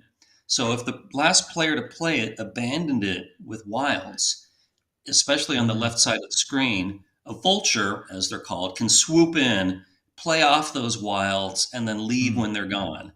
And there are a lot of slot machine advantage players out there. I think it's one of the biggest advantage plays out there right now. Really? So some people are not going to appreciate me saying that, but it's true. No, yeah, and one of our subscriber listeners here just wrote in slot vulturing as you said that, which is I've never heard the term before. I don't play slots. My wife is a huge slot player. She loves the video poker. That's her thing. Is the old fashioned one, the Game Kings, the original video poker. She hunts those things down, like the 5 machines that are in our whole state. She knows where they are. Yeah, she may not be happy to know that the casinos are gradually getting rid of their game kings because they're Mm. not compatible with cashless gaming Oh, and new changes in technology. So that's why we're seeing less and less of those. yeah, that's her. Always been her game. That one and the Joker's Wild Double Down, whatever the double win thing. That was her thing for years and years and years. She played that. Here comes the Hmm. porn folks again. It looks like, jeez, drives me crazy. All right, let's switch gears a little bit. And you heard me talking with Joe about trends. I know that you said this in your email to me. Um, I want to talk about trends a little bit because you're going to be able to correct me on this. Hmm. And I did a series, and I'm still in the middle of a series on dice control, and we'll weave into that a little bit too. And what I did is I ran a lot, thousands and thousands of rolls in win craps, and I showed the graph. I'm like, here's the graph, and I thinned the graph out over a billion rolls, and it's flat line. That's how the casino. That's the house edge, right? It's a flat line to the casino. They're siphoning off a little bit, but when you zoom in, you get these huge peaks, 20 wins in a row, 10 losses in a row. And I'm like, we experience the house edge, but in small chunks. And it's usually like this big spikes. And I'm always saying you're going to catch a good or bad trend because you're in there for the micro time, not the macro time like the casino is. And I try and catch that. You said in your email to me, let's talk about trends because you don't necessarily believe that there are trends, or how do you view that? I will say that it's to be expected mathematically that in the short run, you do see a number of wins in a row and a number of losses in a row, and then maybe a choppy period in a row. Again, that's perfectly mathematically explainable, but you can Mm-hmm. never look at the past and say, here's Right. what's likely to happen next. Things could change at any time. The dice do not have a memory. So I absolutely do not believe that following trends helps you. Okay. Um, not following, hoping to catch is that's why I describe it as hoping to catch. Like if I see two in a row, I'm hoping that might be the start of something. And I'm hoping that I can catch the budding of a wave. It's not Hmm. a thing you could actually like document, but Well, I hope for it. You know what I'm saying? okay. If that makes the game more fun for you or for anybody else, by all means, have at it. I mean, Mhm. gambling is supposed to be for fun, and I don't want Truth. to, I don't want to not make it fun for anybody. But you should be able to document if whatever you're doing is working for you. Mm-hmm. So I mean, just write down rolls, write down your bets, and say and see how something is doing over a long period of time. And I think you will see that if you make the same kind of bets, that over the long run, you see the same house advantage no matter what you're doing. Yeah, the House Advantage will for sure grab you. There's so many questions coming in. My goodness. Um, quick shift of gears. So I have to ask because I see three people asking the same question. This is about blackjack, actually. Um, blackjack automatic card shufflers. How did they change the game? Like in terms of the math of it? Because I made Hmm. this point earlier where if you're a card counter, and my parents were huge blackjack players, they don't play anymore because of the card shufflers because they feel like the shoe was the shoe, and my dad never counted cards, but he thought the shoe would get thicker towards the end, and he Hmm. just kind of feeling about the shoe, and they felt like basic strategy was designed to kind of work the shoe. And there's no more shoe. Does that, in your mind, change the math? Well, the basic strategy is the same regardless of if the game is hand dealt with a continuous shuffler, or dealt with an automatic shuffler.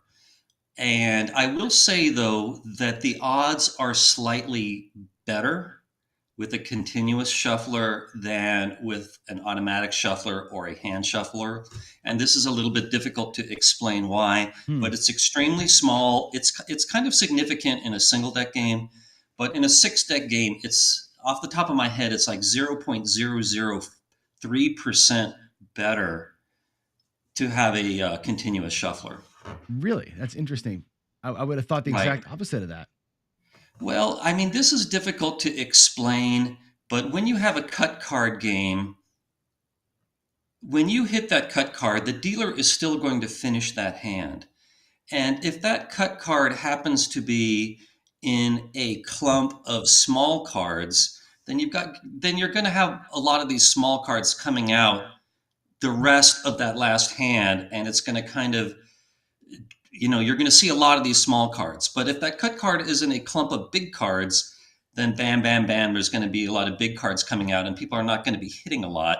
So you're going to enjoy those big cards for less time.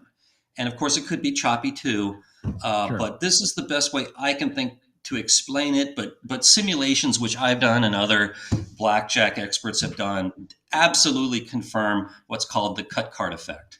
That's interesting. I've actually never heard of that before. It's right. It's interesting. Right. But this is not something that I tell players to go out and chase because it's such a small thing.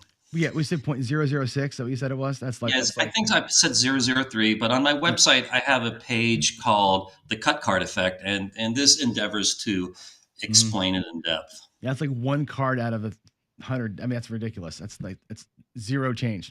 Yeah, but I will say that for card counters, continuous shufflers are absolutely terrible. They kill the game. Right. And that's only for betting purposes, right? Like this, just you said the strategy itself, the card counters don't necessarily change their basic strategy. They're just what they're going in with. So. Right. It's card counters will vary their strategy according to the count, no matter what type of shuffle it is. But for the basic strategy player, just stick with the basic strategy and don't care how the game is shuffled, except I like to advocate a hand shuffled game because it slows down the hands per hour and you're being grinded down by that house edge for less time per hour. And I also think it's a nice break in the game. It's a nice chance to chat, and it's kind of like halftime watching football. I think it's a nice break to the game. Interesting. I got a question here from Brian in Hawaii Craps Shooters. He wants me to ask you, if you were to play 5 days of craps, what would be the best single bet for a player in terms of house edge? The best single bet would be if you had a gun to your head and could only bet one thing, then it would be the don't pass. Now, I would rather bet the don't pass and then lay the odds, but you said just one bet.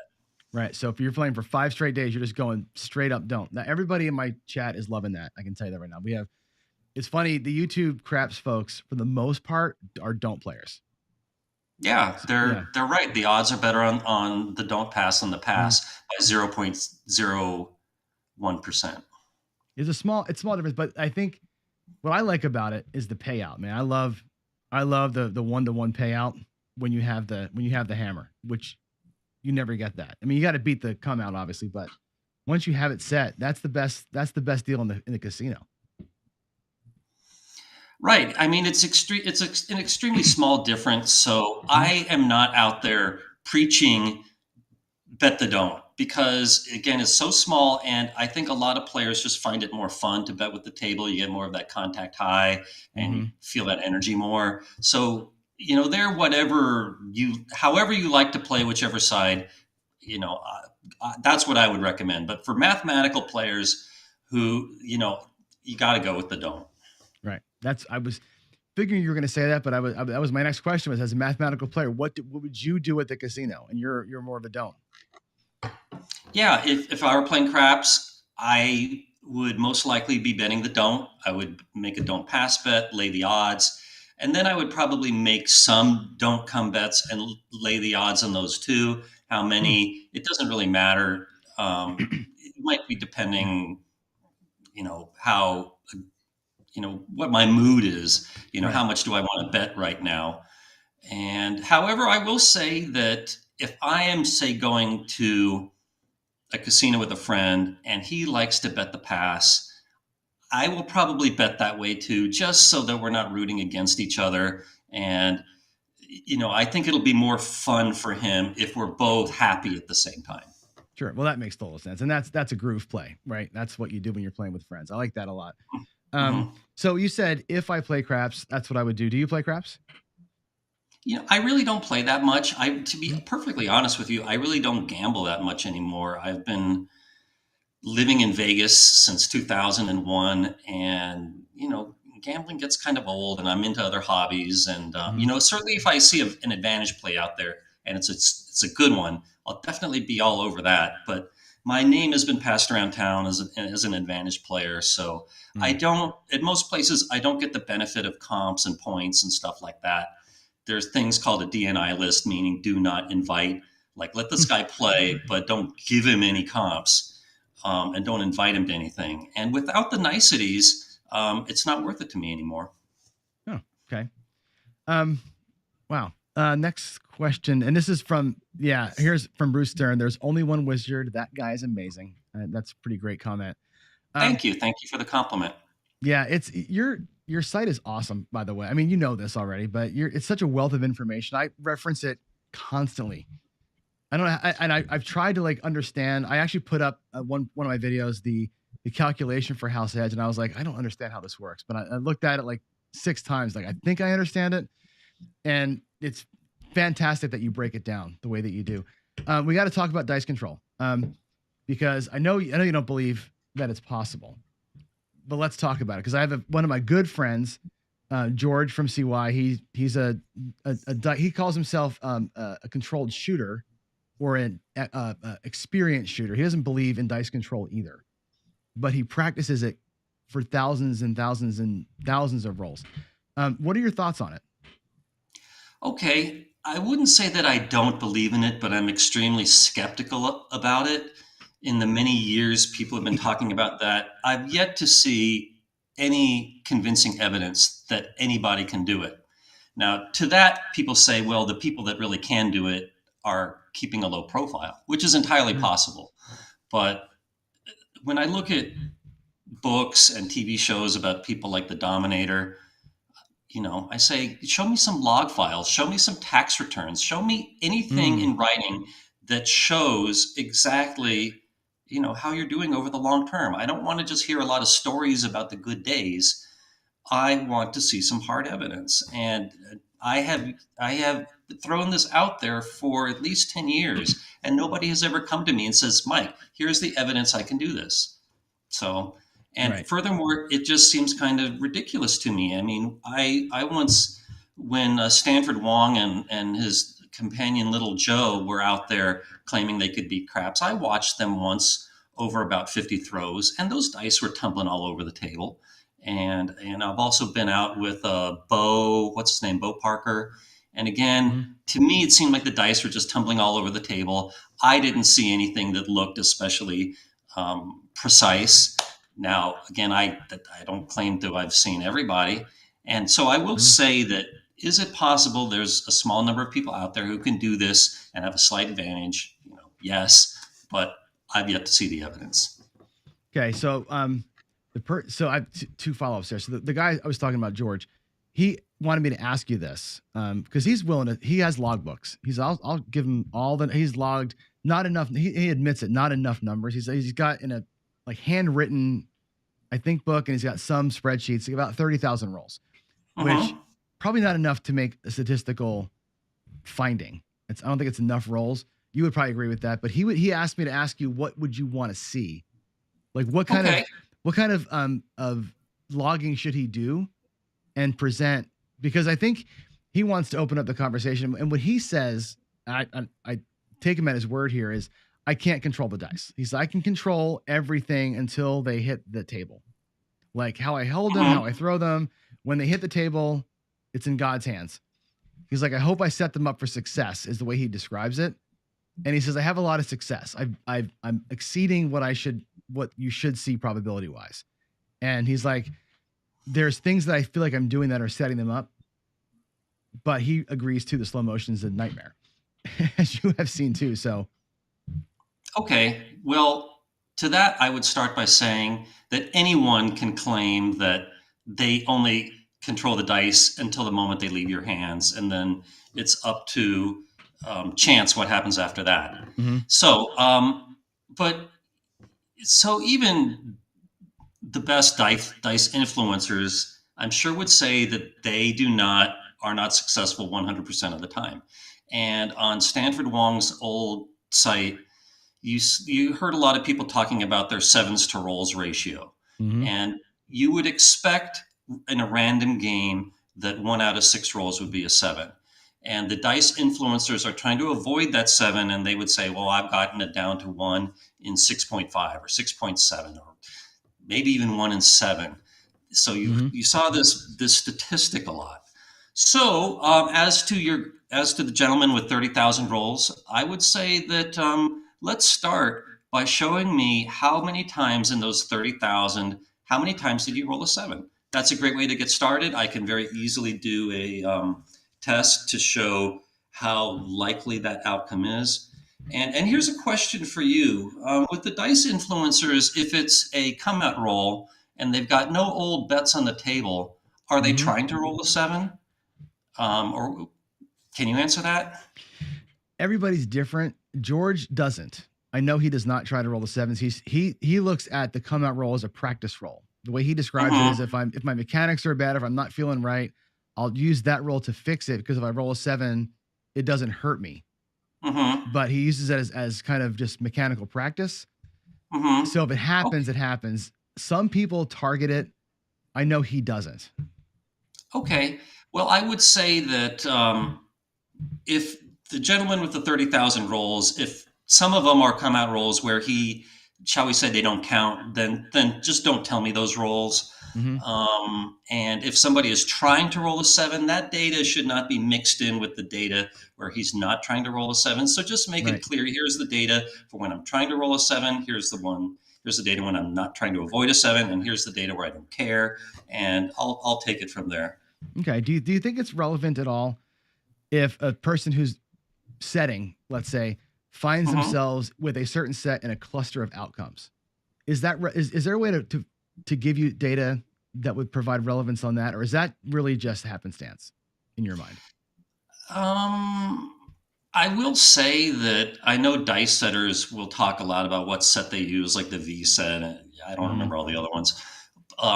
And if, what I could do is if someone were to send me some data, like here's set number 1 and here's set number 2 and here's my results, I could do what's called a chi-squared test to compare them to each other or compare them to expectations and see if there's a significant difference. But I think a good way to start is just looking at how often you roll a 7. Okay. How much data do you need to make it right? Or to get a really good, comfortable look at it?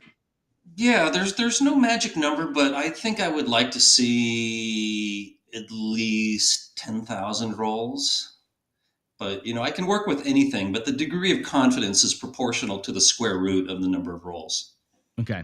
He said he's got like almost 30,000 rolls logged, but I don't know that he's got them, logged with the set used or the target he was trying to achieve or whatever. Yeah. So well, neither do I, but let's just start with, we can start with as little as how many of those 30,000 were 7s. We can break it down. If he knows the actual outcome of every single roll, then let's see that. Here's how many 2s, here's how many 3s, etc. Sure. And he's totally transparent and wide open. He's not wearing a mask and trying to hide from a casino. He's literally filming himself twice a day for 2 hours doing his practice. So it'll be a legit set of data from him. I trust his whatever he's logging. I trust it. Yeah. By the way, this is a good time if you like wearing a mask in a casino. Oh, right. It's a good time. It's a good time for card counters. Oh, I bet. Yeah, I bet. And poker players, right? You can just lower the hat, put the sunglasses on, and nobody can see anything. It's like absolutely, but that knife cuts the other way, as you can't see as much of your opponents. That's true. On the dice setting thing, so number of 7s is important, obviously.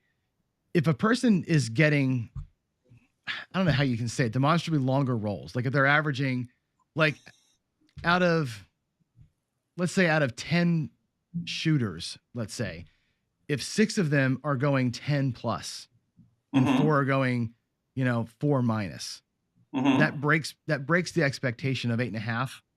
And I actually say it's less than 8.5. I always say 8.5 is like the number of rolls between 7s typically, but not counting the come out rolls. But if you're getting that kind of thing, does that matter to you? Do you think that's relevant at all when we see a higher proportion of longer rolls, even though the total number of 7 ratio might be the same? You're still getting 7s when they come. but you're Okay, getting these like long stretches in between them. okay. If I understand the question correctly, first 8.5 is the number of times the average shooter will throw the dice before he sevens out. So the number of rolls between sevens should be fives. Should be five, not counting the sevens themselves. Right. And if you're asking, I'll just say this. I'm not sure if it answers your question, but I'm not big on betting according to how other players are rolling. I know that it's fun to bet on the hot shooter, and that's when the whole table gets excited. And if that's why you're playing for that contact high with the other players, then by all means go ahead and do that. But I believe that a roll is a roll, and it doesn't matter who's making it. So I'm going to probably bet the same way on a stone cold shooter as a really hot one. Regardless. Okay. Somebody's asking me to ask you, what about guys like Dominic Laurigio who have been banned from casinos? Is that story true? Is that the same guy as the Dominator? The one? Yeah, he's the Dominator. Was he actually banned, or was he? I really don't know. Yeah. I've got some of Frank Scobletti's books, and I think I've seen a thing about him on Beating Vegas or one of these shows, but I have never met the man, so I can't really speak to that. Okay. I've heard that some of these guys who claim to have been banned for their great dice control have been banned for their attitudes and how they act. Yeah, to be honest, I would probably agree with that. I know a lot of people that work in casinos, and their attitude is, as long as it's a fair roll, as long as you don't take forever to roll the dice, come on in and play. We welcome your action. And but I know this is a small sample size, but I do know one person who's a big believer in dice influence, and he at least had his own table and practiced a lot, but he was said to be a very obnoxious and rude player and got banned at some places, because he was so disruptive to the game. Sure. Is the casino's biggest beef time? I mean, I've always figured that it's the biggest beef is like rolls per hour. You start affecting that and you start not hitting the back wall.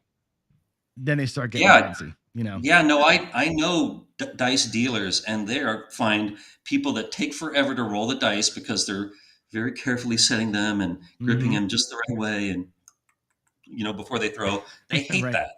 So they find that very annoying. So that's why some places, like I noticed this rule in Aruba all over the place. They just said when it's your turn to shoot, you just pick up the dice and throw. So that's what they like to see. And I know it's not what dice influencers like, but sure.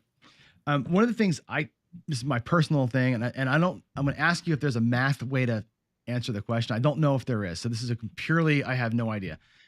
I'm a believer, I think, that if you throw the dice and you can control how many times they roll off the back wall, you can eliminate some of the possible 36 combinations. Like, in other words, if the dice hit the back wall and only like 2 faces ever show up on one die and 3 on the other die, because they rolled so lightly off the back, you've eliminated like 7 of the faces or whatever. Does that change the probability of a 7 coming out? Oh, sure. To the positive or negative? And how do you apply math to that? Knowing that I can't tell you which of the 5 faces will ever show. Only that 5 will, and 7 will not. Okay. I'm not the best person to speak on dice influence about the fine points of it, but it's my understanding that what they are trying to achieve is to keep the dice on axis. And so whatever, do I have some dice here? Let me get a couple dice real quick. Go for it.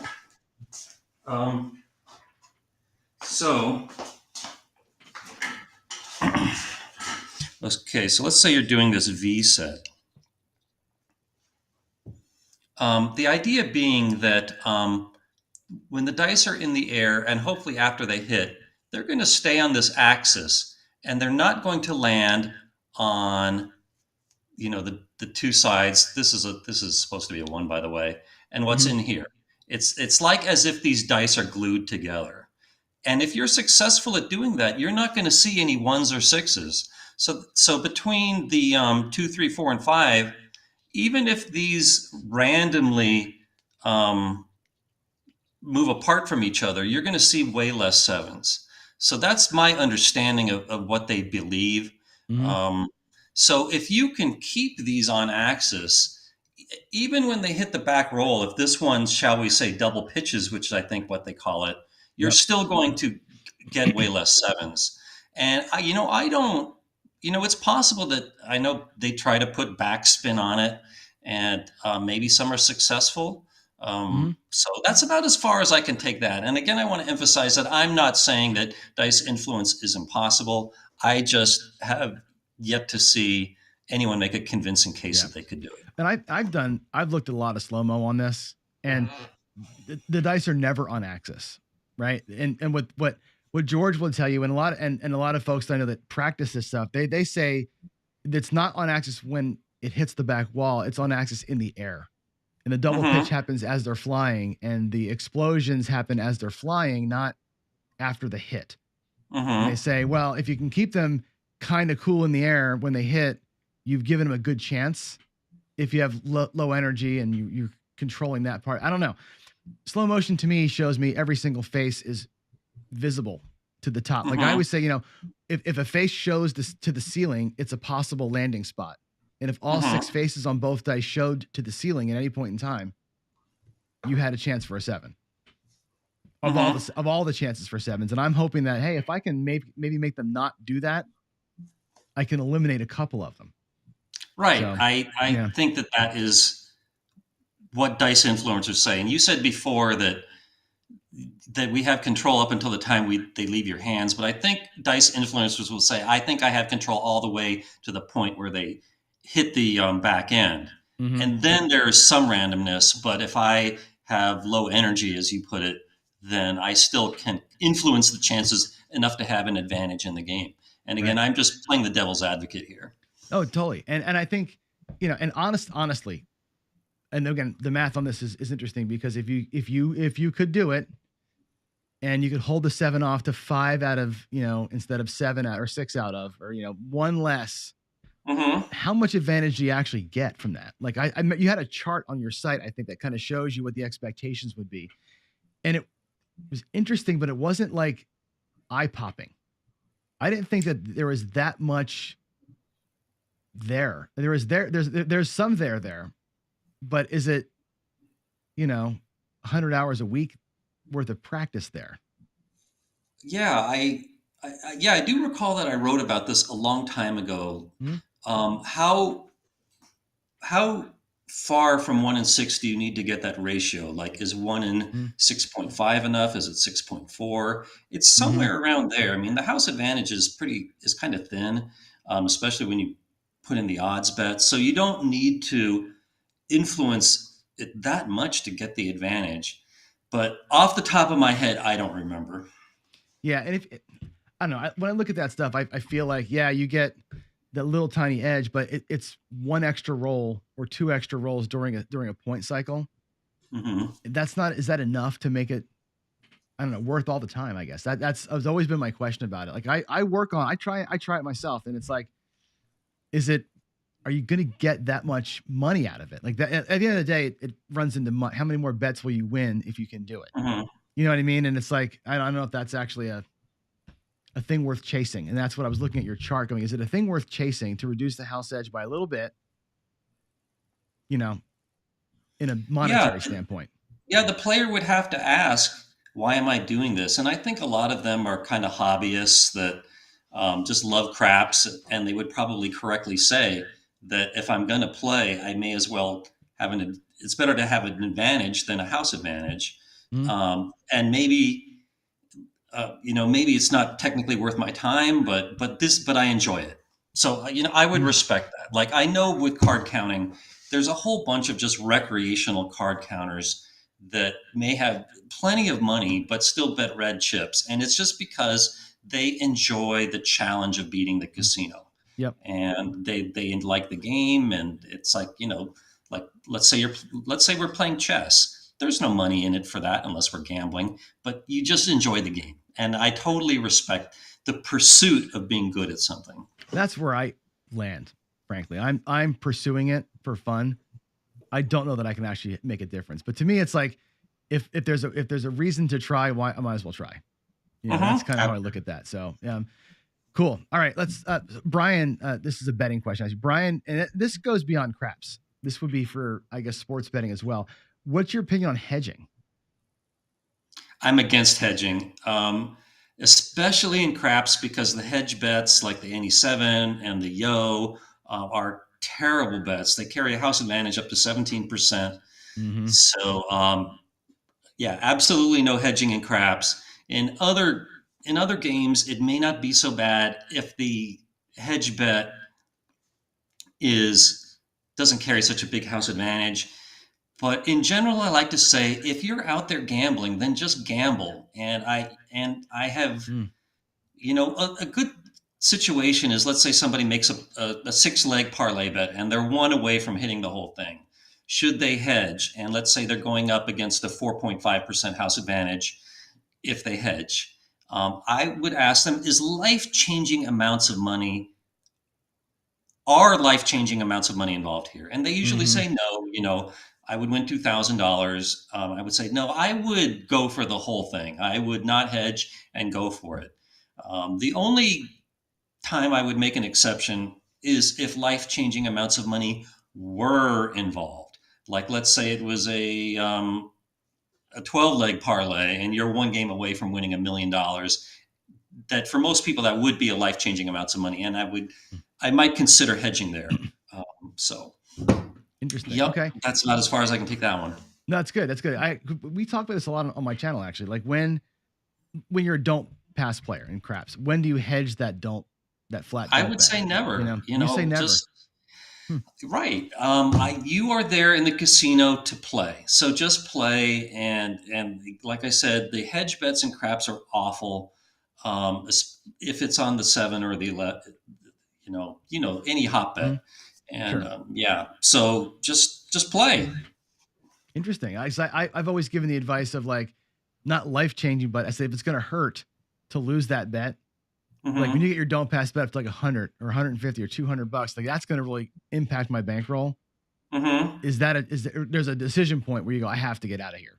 I have to hedge that thing. Or maybe you would say you shouldn't have that much out there in the first place. Absolutely. You shouldn't be betting that much in the first place, where if one roll is going to hurt.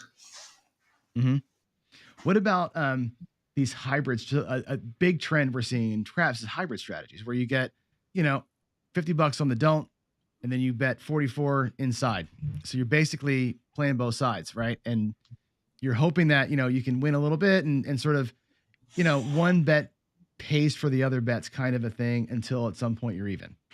I think that's a really bad strategy, because you're facing the house advantage both ways, and a lot of your action is canceling out. So I would view that as like betting on the black and red at the same time in roulette. The action cancels each other out, but you can't win anything. You can only lose. So I would say pick a side and stick with it. See, in roulette, though, it's a one roll thing, right? You bet them both, you lose them, you're always going to be hedged, right? And in craps, if you bet a don't and some inside numbers, and you take 3 or 4 hits on the inside and pull it all down, the don't saved you, or it kept you safe while you were in there. You would say just pick a side and go. The only time I would hedge in craps is if you're playing for comps, and that can be a good way to lower your variance and make it to seem like you're a bigger better. But if comps are not important to you, then I would absolutely say stick with the side and be loyal to it. Yeah. Don't bet the other way. I think that it's just like giving the casino free money. Interesting. Yeah, it's funny. I have one of my subscribers named PJ. He preaches to me all day long. Pick a side, and you're just, I would agree with him. Yeah, he's doing backflips at his house right now. I can tell you that. That's pretty funny. So another question coming in is, how you feel about? So he's saying the same thing: lay bets to protect the don't pass. So a one-time lay bet. So lay $200 lay forward to protect $100 don't pass for one roll. Pull the lay bet down, like a short-term hedge. That's not going to be a guaranteed loss. So with the lay bet, those matter whether or not the commission. Mm-hmm. So when you make a lay bet, say on the 4 or the 10, is it usually that you have to prepay the commission, or is it only on a win? It You depends on the tell me. casino. We're at the Fremont in Vegas, you prepay the commission. If you pull the bet down, you get your commission back. Yeah. I don't recall the house advantage on that off the top of my head, but I believe it's one of the lower ones. But if the house advantage is higher than whatever you're trying to protect, I would not hedge. That's interesting. Yeah. I mean, it's funny because I would have expected you to say the exact opposite of that. Like, yeah, use the math against the game for a minute and then take your stronger bet. But you're saying just go. Just go. Just go. Just go, baby. All right. That's great. When you say your opinion on, I don't know what this even means, but Ken Green's asking me for your opinion on Grafstein's pensioners play, the bet that don't, and then 2 don't comes per roller. That sounds like what you were talking about before. That's your preferred way to go, right? Yeah, as long as he's laying the odds, I would say that's a good strategy. And it doesn't matter exactly how many come bets you make.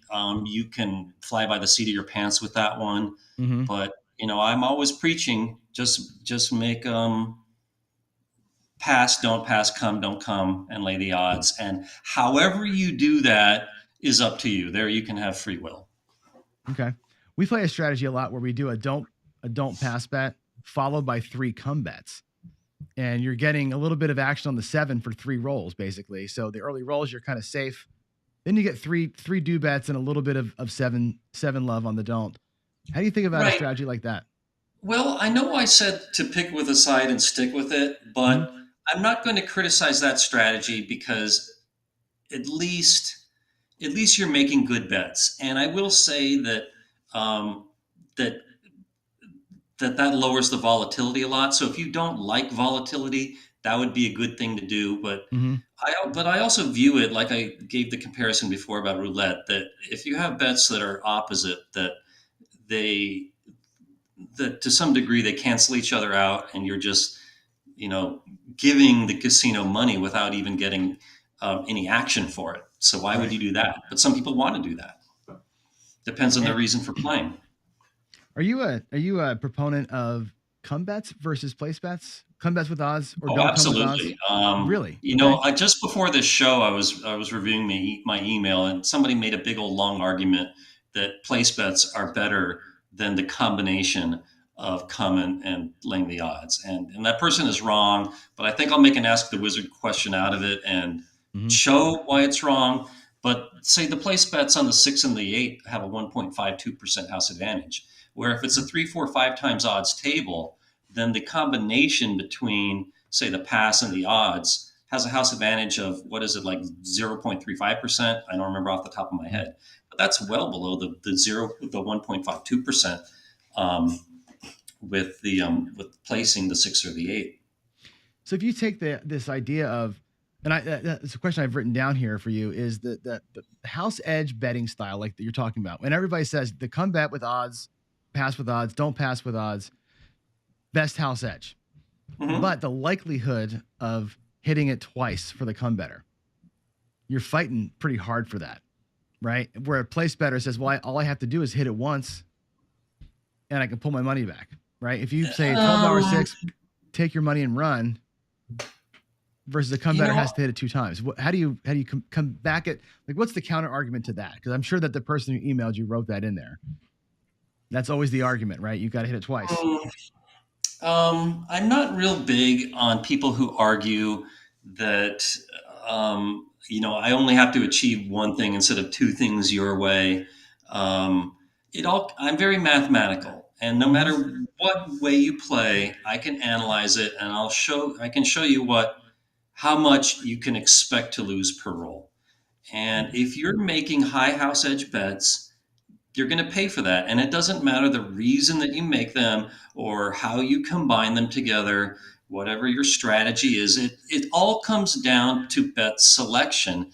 And the reason for the bet should have nothing to do with it. I'm looking forward to that Ask the Wizard article on this because it's a pretty hot topic, and you get people that say, all the experts write the books, that says come bet with odds is the best thing you can do. And casino people write the books because they want you to bet that way because it's terrible, and then so they're place bet with pressing, proponents, and all the math people say the exact opposite. And I just, I love a come bet. I do that all the time. My most of my strategies have a come bet component to them. Right. I believe in that. I believe that there's I get more gains from them than anything else. Now I don't do max odds. Can't afford, typically to go 10x odds in most places, but I live in that world, and the counter argument's hard because they are right. I get to the 6, they've been paid on the 6. They can pull their bet down and they're ahead of me. And that's hard to come back to. Right. Well, I have some videos where I try to explain and debunk betting systems. And the way I do it is I simulate it, and I can also run it through Excel and show you that if you are playing double zero roulette, that no matter what your betting system is, you're going to be facing you're going to lose 5.26% of your money over the long run. And the way I analyze any casino game is if you're making a combination of bets, I analyze each bet individually and then average them all together according to how much money you're betting on each one of them. And there's your house advantage. So, that's how I analyze any given betting strategy. So 000 roulette, you loving that? Ew. No, I can't believe the players play that. Now, oh my God. Harris has a sign that says a new way to win. Have you seen that? Oh, really? Do you know if that sign is out there now? Yes, it's out there now. A new way to win. Really? Because I'm going to the strip later today, and I'm going to. Do you know where this sign is? Because I'd love to get a picture of it, and I'd love to see it, take a picture of it, and then shame Harris for that. Do you know if it's like on their marquee or something? It was either on the walking up on the strip. I know I saw it in the magazine too. Right. I do know that somebody in my forum said that in on a website of one of the casinos here in Vegas, they claimed that 000 roulette was good because it gave you another way to win. But they changed the wording on that to take it down because they got embarrassed by the fact that it was how shall I put it? It was deceiving. Way deceiving. And people that write promotional stuff for casinos are not mathematical. And I will definitely I'll go down there later today and I'll look for this, and I'll definitely take them to task. And I remember that when 6 to 5 blackjack first came out, Bally's had on their big marquee, and I saw this, it said our blackjacks pay a whopping 6 to 5. And I thought that was just terrible. I mean, unbelievable. It's true they paid 6 to 5, but to throw in that word whopping, people see the big it's not a lie, but it's just deceiving. Yeah, and I think they're taking advantage of people that that don't know which is greater, 3 divided by 2 or 6 divided by 5. Oh, 6 divided by 5 is bigger because the numbers are bigger. That's insane. Well, it's like I say this all the time. Casinos do nothing for you, right? So I'm a big anti-crapless craps player. I've been speaking out about that because again, they change the game in a way that benefits them. They take half the game away, and how do you feel about that? Yeah. Well, the house advantage on the pass in crapless craps, I think is about 3% off the top of my head.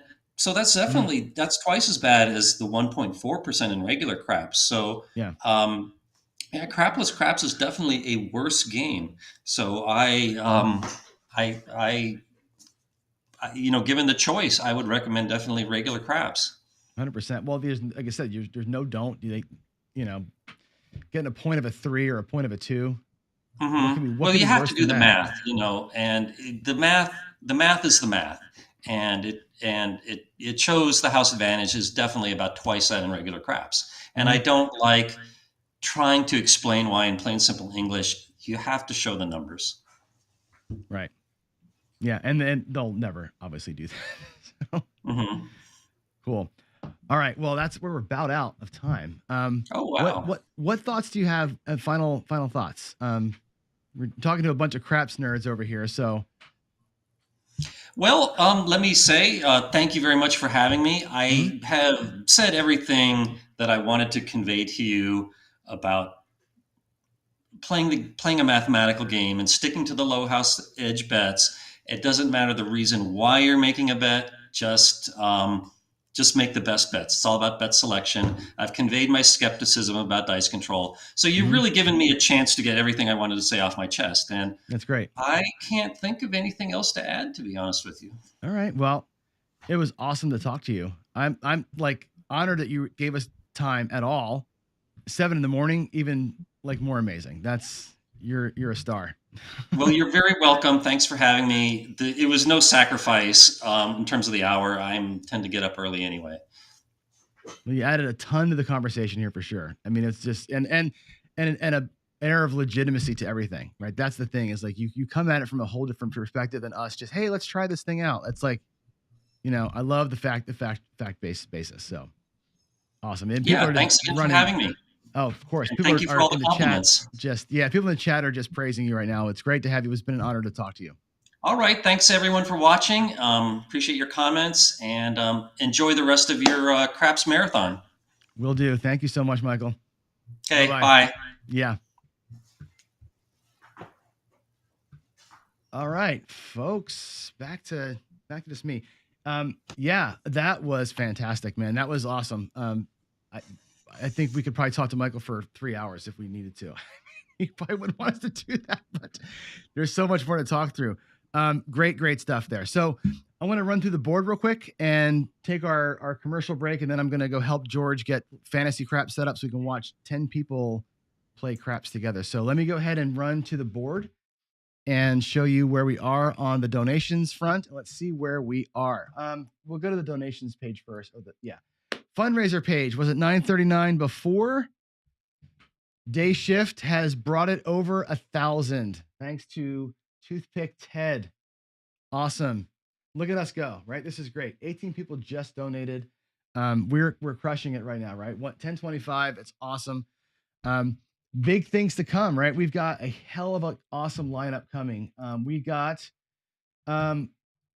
live fantasy craps for a couple hours here. It'll be a chance for me to get some coffee finally. I've got Steen, who wrote Win Craps, coming in. We've got Ed from Roll to Win, El Toro, Jeremy from Color Up, Jeff from Mid Atlantic Craps, Ken again, and Greg back to back coming up here. Let's get those donations flowing. Let's get some bids going. Let's see what the bid board looks like. I heard through the grapevine we've got a bid on the Color Up layout from Rick, which is fantastic. That is Craps history there. Couple things still need some bids. Looks like we've got the mug hasn't been bid on yet. The El Toro Crystal Light has gone up, which is great. Let's get somebody on the big AZ trip too. That's going to be, I mean, I may have to bid on that myself. That's going to be pretty awesome. Everything else is looking like we're getting some traction here. Freaking tastic. This is going really well. I'm super stoked. Why don't we go ahead and remind you where to go to make your donations. So if you look at the top of your screen, it's bit.ly/craps-donate. That will bring you to this page, the fundraiser page at GoFundMe, which you just drop your credit card in and make that donation. It goes right to the org. The bidding page here, at the end of the day, we will announce our winners. I will send the winners to the donation page to make their payment there. And that way and then I'll collect your addresses and we'll get everything taken out. Waylon asked me this, am I tired yet? I am not even a little bit tired. No, I feel great. I feel like $1 million. I'm hitting my stride right now, actually. I'm feeling pretty good. That interview just jacked me up, man. I feel like, you get to interview somebody of that stature and you just feel like, wow, here I am, right? And not that everybody else isn't of that stature, right? You're all my friends, and love every one of you. But to talk to somebody that, like I said, the Wizard of Oz is the Wizard of Oz, man. I mean, that was like fantastic to get to spend even a few minutes with him. It was awesome. The bidding page, I'm sorry, it's super small on my screen. I know it's hard to zoom it in there. So Why don't we do this? Let's take a quick break. We'll watch the NCPG commercial one more time. I will do a quick bio break, and I'm going to come back and work with George in Skype. We're going to come back. You're going to watch us fumble around a little bit because it's going to take us a hot minute to get the video and audio set up for live fantasy craps. Then we've got a 2-hour live craps that you can watch. I'll provide some commentary. You guys can come in and talk. We may even break away a little bit here and there. So I'll be with you all in a few minutes. Let's go ahead and get to learn more about the National Council on Problem Gambling, and back to you in 3 minutes. Here we go.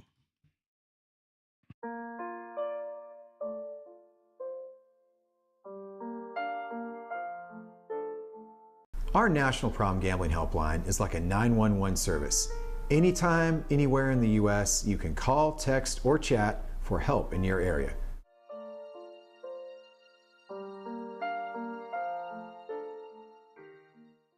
I just learned how to play at a very young age, and then I started playing in junior high and high school, and it was just such a part of my life. When I got my own bookmaker, he was really helpful. He said, you know, Donnie, when football's done with, I got basketball and hockey. We lost our home to foreclosure. We lost a motor home.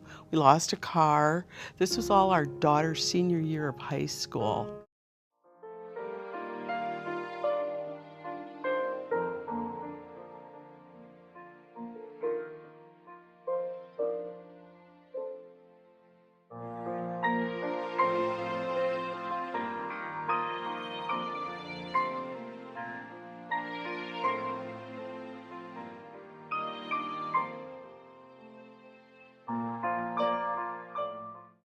I started going to meetings and got that feeling of hope, which is so important because I just identified so much of myself as a gambler, but now realize, well, this is not going to be a healthy lifestyle for a family man. Until I got in the door and started identifying with everybody else that was there and realizing that I wasn't unique. I wasn't the only one. It was an amazing place.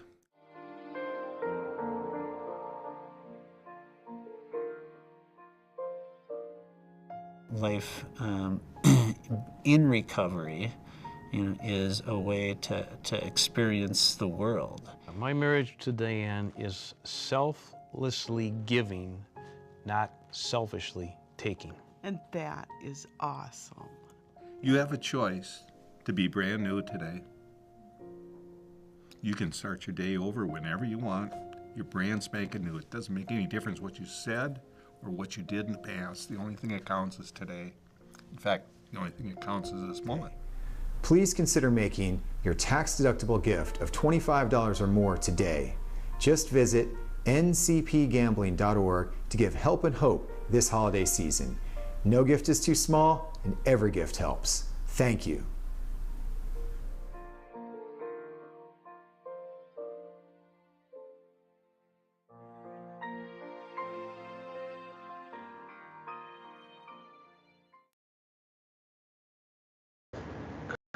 Okay, everybody, I am back.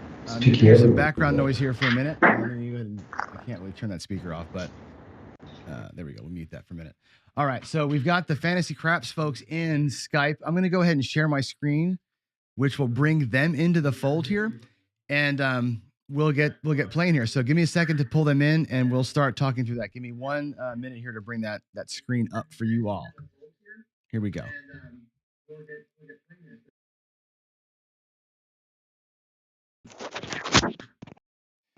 There is the Skype screen. Let's bring this up there. All right, so there is Fantasy Craps. Can you all hear me? I think you all can, right? Yeah. All right, so I'm gonna narrate here a little bit. I think I can do this. Hold on 1 second.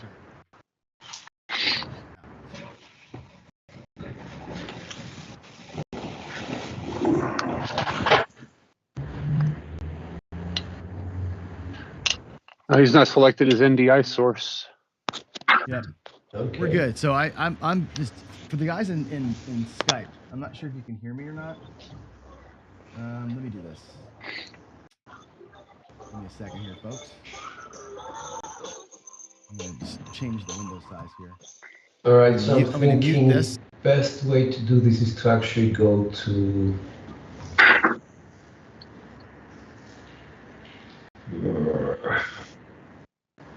Yeah. Yes, yeah. Yeah. All right.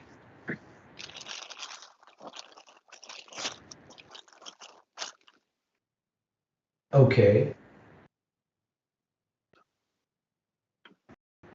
All right.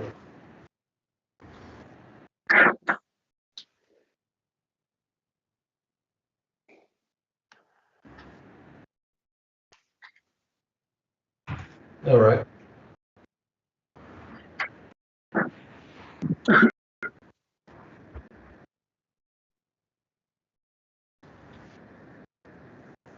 Well, it's 8, including myself.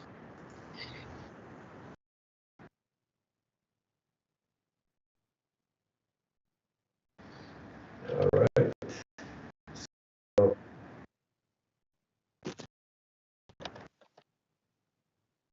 Yep. yep. Howdy. Howdy, howdy.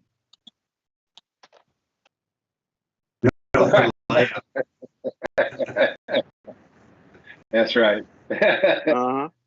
Yeah.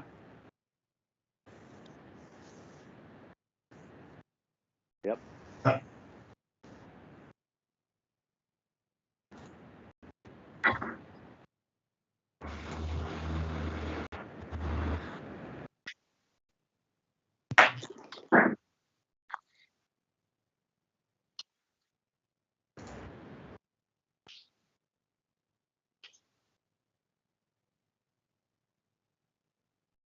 Okay.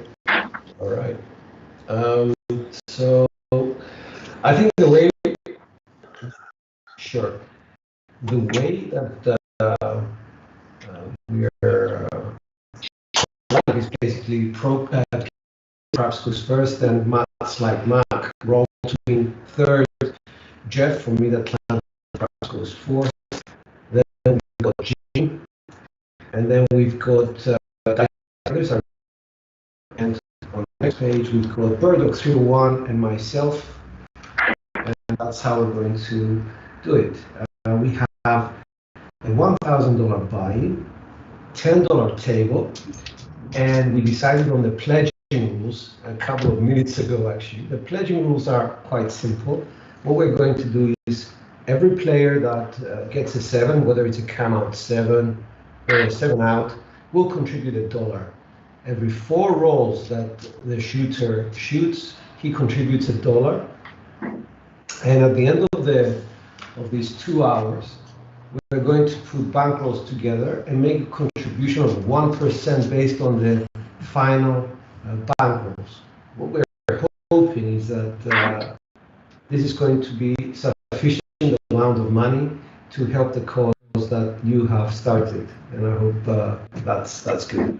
Wow. So let me get that right. You're gonna donate $1 for All every right, 7. so Right, a dollar per 7. We got. let's see who goes first. We've got Troy. Troy, you're first up, sir. Yeah, sure.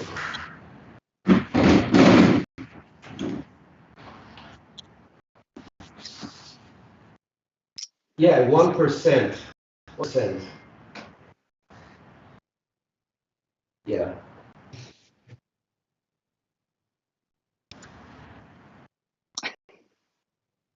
Well, Who I thought think you were?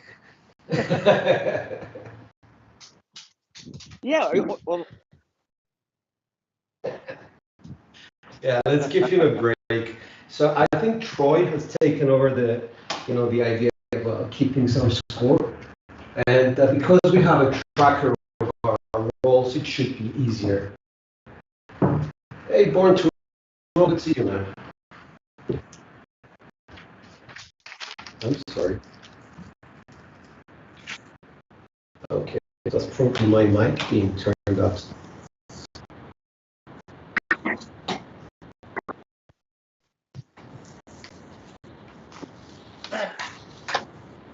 Yeah, I think the plan was to tally up everything towards the end, but I'll see if I can get a somewhat running tally, maybe a little lagged, but we'll see what we can do there. Cool. All right. Troy, you've got dice in hand, sir. Good luck. All right, so I'm the first one up, and in LFC tradition, I'm going 555 across the top. And for my personal strat today, I am doing something similar to Hawaii Crap Shooters option 70. I'm doing a $205 Iron Cross. It's going to be working from the come out. Looking for 2 hits. Then I'm going to go 66 inside. And then there's a little gambit I've taken to running, which is a Fibonacci sequence on the 10. Anytime it loses, I'm going to increase the bet until it wins, and then we're off and going. All right. So with that, dice I'm are going up. 555 ATS. And good luck. 1-2 ATS. Here we go. I got $10 on the line for the deal. All right. Good. All right, and as always, George, if I roll too fast for you on the virtuals, just let me know and we'll slow it down. Thank you, sir. Appreciate that. All right, dice are out. Okay. I'm working. And we are going to start this off with 325. 325. Point is 5.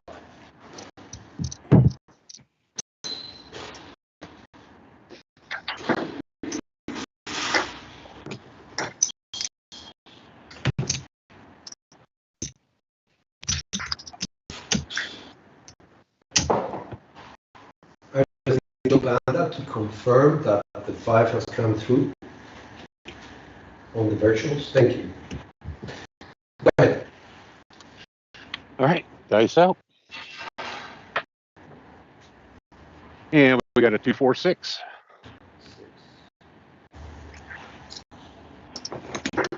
That's going to pay me another 35. So we're still on the point. I take all this down, and we're going to go 66 inside.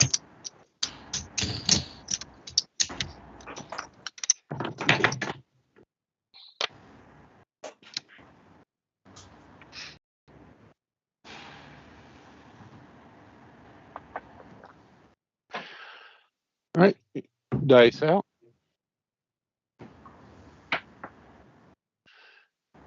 Break them down. That was a fast one. Did you send out? I 7'd out. What happens? That's $1. That's $1 for me for the cause. Yeah, that's right. Because you know, myself, guys, I'm just up in the corner of the table. All right. As I go along. Good idea. All right. So next up, we've got Matt's Like Mac. Matt's Like Mac. You got that answer. Have you guys for the first time? So, Well, it's a pleasure to be anywhere. So, maybe from California. Yes, That's sir. right. And I'm wearing my plaid shirt in honor of the old bone thrower, right? All right. Okay. So I always start off slow, so I just that's line bet. I'll go from there. Here. Ready? Dice out.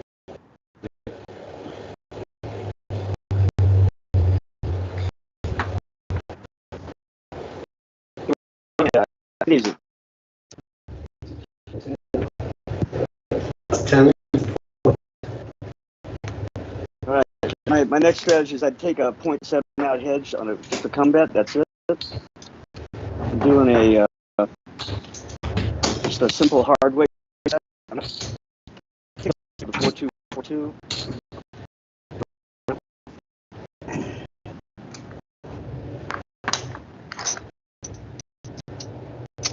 We got a 6-3. Okay.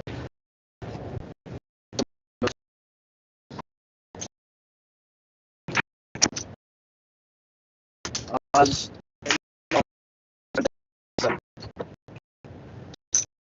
All right.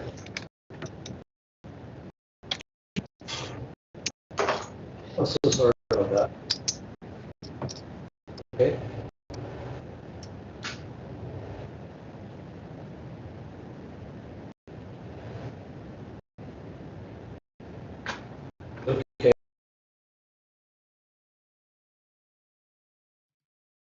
Okay, y'all. I'm going to go ahead and do this. We're going to go ahead and try that one more time here. Let's go back to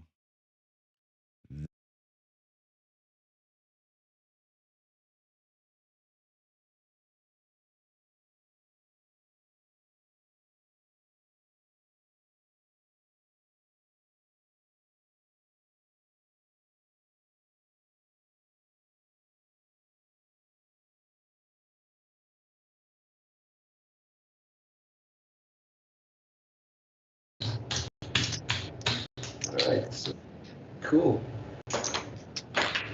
I'm actually at marker number 1.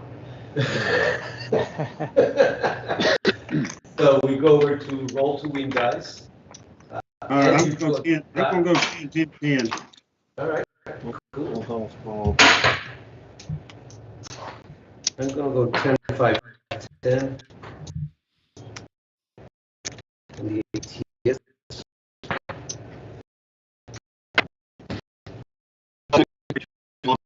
Just see 'em. Nice. 555. 212. Dice out. Got a 9, 6, 3. That's 9.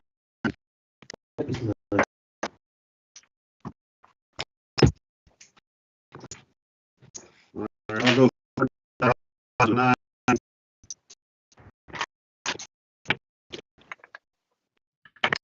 yeah, we're losing the audio completely, so I'm going to have to make a decision here in a minute. To move ahead or not. I think what's happening is just there's so much data coming through right now. It's pretty tough. So we're going to have to probably switch off of that. I'm going to stop this right now and leave the thing. Yeah, there's too much interference. I think what's going on is just, yeah, let me go. And well, the thing is, if I try and show George's channel, I'll try it. I'll try and pull up his channel. He's streaming it live. I'll see if that works better. So let me, let's give that a shot. I'm going to go to, let's go to Safari and let me see if I can't. Actually, I'll go to, yeah.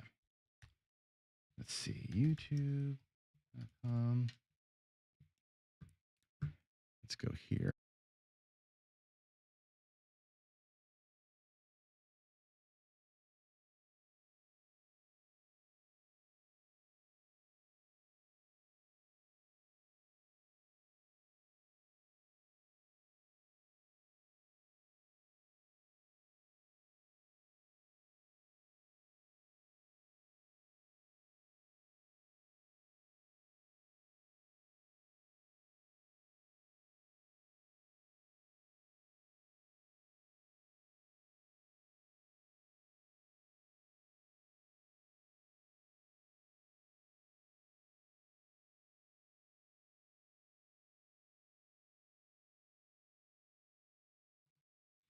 We're going to try this here. I've got, I'm going to bring this.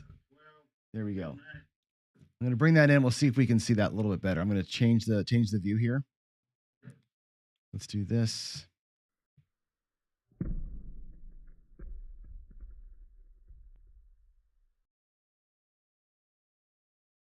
we go. Let's see how that works volume wise and video wise. We can see a little better. And this is actually a better view of how they play it. Instead of seeing all 10 tables at once, we'll look at this exact preview mode here. I'll get my table out of the way. And we should be in better shape here. I'll work on the volume here for us from the system audio, but I'll let you guys run with that. Let's see how this works out.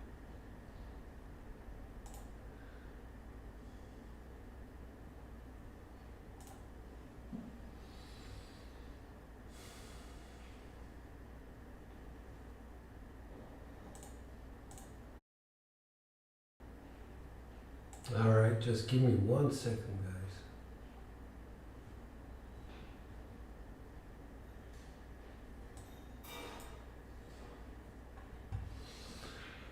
Okay, back with you. Let's see. Next, we have Jeff. Jeff, thank you for doing all the inputting as well. So, here we go. Jeff, are you with us?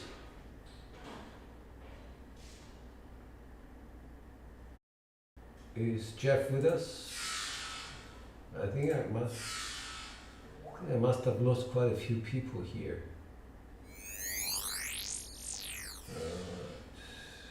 Something happened.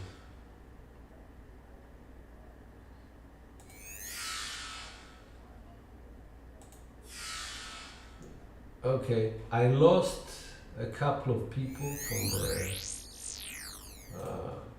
stream. I don't know why. Let me just see. Is everybody with us? Yeah. Okay, cool.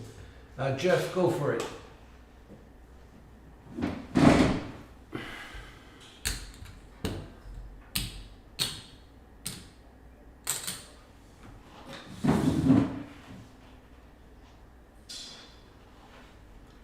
Ten is a point.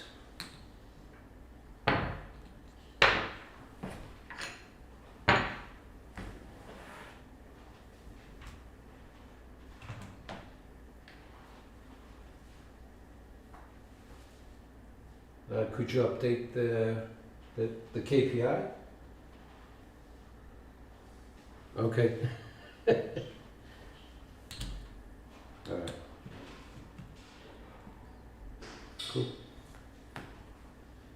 Yes, sir.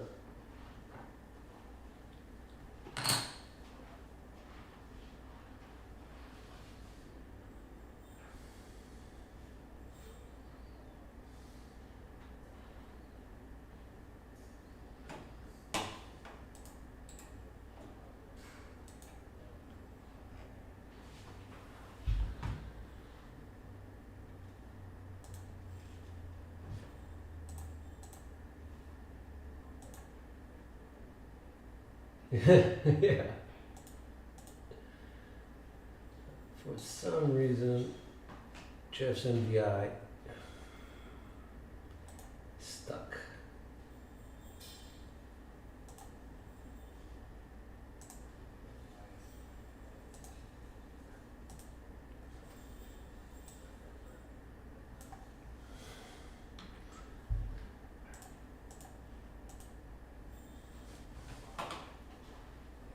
Two, five. Okay.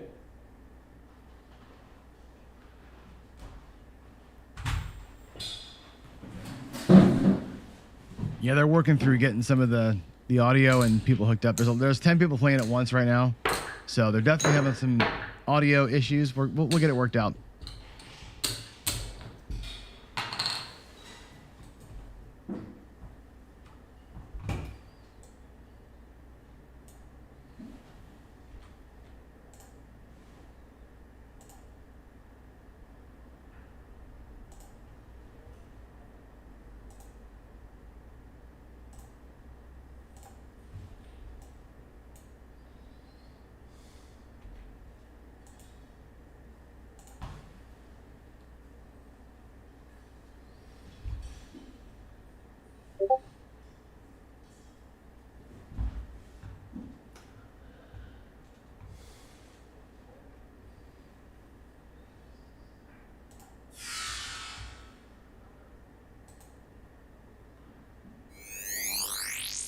Alright, for some reason, guys, everybody's frozen on my computer, so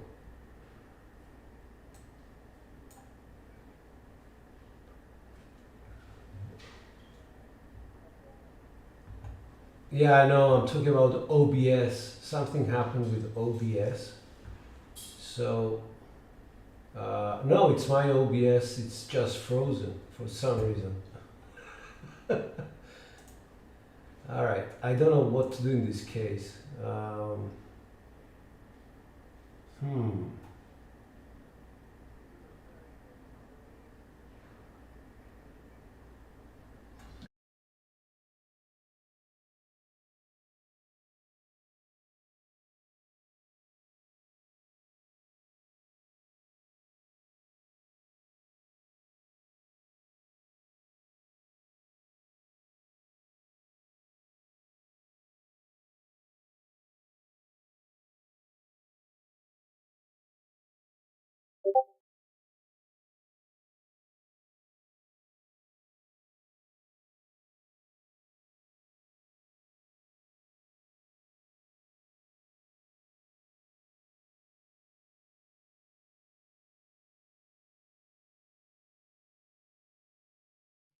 We got some audio or something issues from George right now. So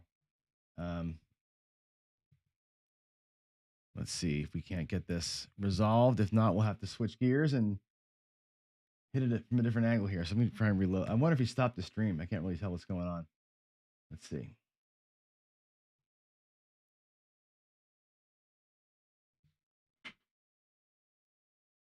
Yeah, it looks like his stream may have just be stopped. I'm not getting anything from it at all. So it's all right. We'll go and switch gears here. And we'll let. Oh, do I hear him? I think he's trying to reconnect everything. We'll give him another minute or so, and if not, we'll wing it for another couple hours. It's totally fine to do that. We have plenty of things we can talk about. In fact, I can run back to my table and play a little bit too. Looks like I'm getting a text from them. Let's see what's going on there. What is happening here? Third time is a charm. There he is. He's back. Look at that. This is just George's practice channel. We don't want that. We want to get the actual live stream.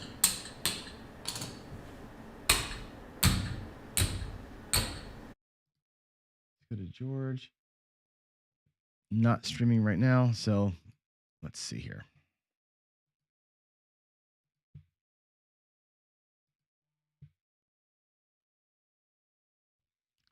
Let's see what's.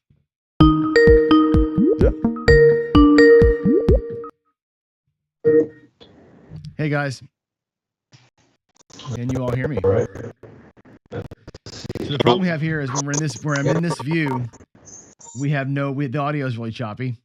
It's like there's too much going on.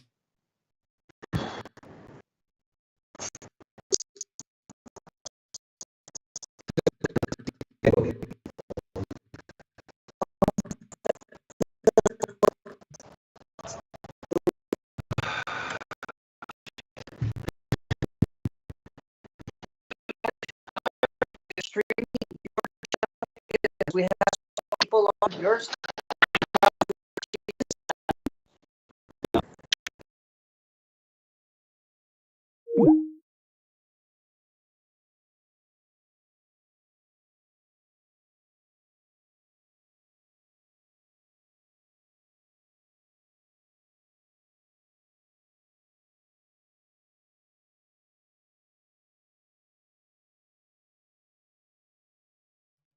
All right, so it sounds like the audio is not going to work out. We're trying things out, but it seems like the audio is not going to happen. So that's okay. We'll just adjust here, and yeah, I guess instead of having breakfast, we're going to talk for 2 hours. Yeah, so George's OBS crashed. We have lots of things happening. So Troy's keeping us up to date. I'll monitor chat and I'll monitor the Skype room, and we'll see like that, and we'll go. So Rick. By the way, Rick, it looks like Rick is the person, by the way, who has bid on Jeremy's layout. So I think that's you, Rick. Thank you for that. That's good. The first bid on Jeremy's layout is in. That's fantastic. Yeah, we're still looking for somebody to get onto the owl picture and AZ's trip and all that kind of stuff. So let's not be bashful about this, folks. All right, so we've got a couple hours here before our next guest is coming on. George's channel's down as well. Waylon was up $200. That's great. I love it. Waylon, you're one of these guys that plays along with everybody as they're playing. I think that's really kind of cool. And I think, when I started my YouTube channel, one thing I didn't know was that was what's going to happen. I did not expect that people would be actually rolling along with us as we're doing our thing. So it's fun because, I always say this, Craps. One of the cool things about Craps is that you have 10, 12, whatever people at the table, and the same 4 or 5 rolls of the dice affect those 10, 12 people in totally different ways. In blackjack, dealer busts, everybody loses, or everybody wins. Dealer, scores 21, everybody loses for the same reason.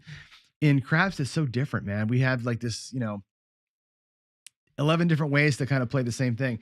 And, unfortunately, we can't watch them play because the live fantasy Craps is actually really fun to watch. And it's cool because you can look in and see what their strategies are going. So, yeah, it is what it is, guys, right?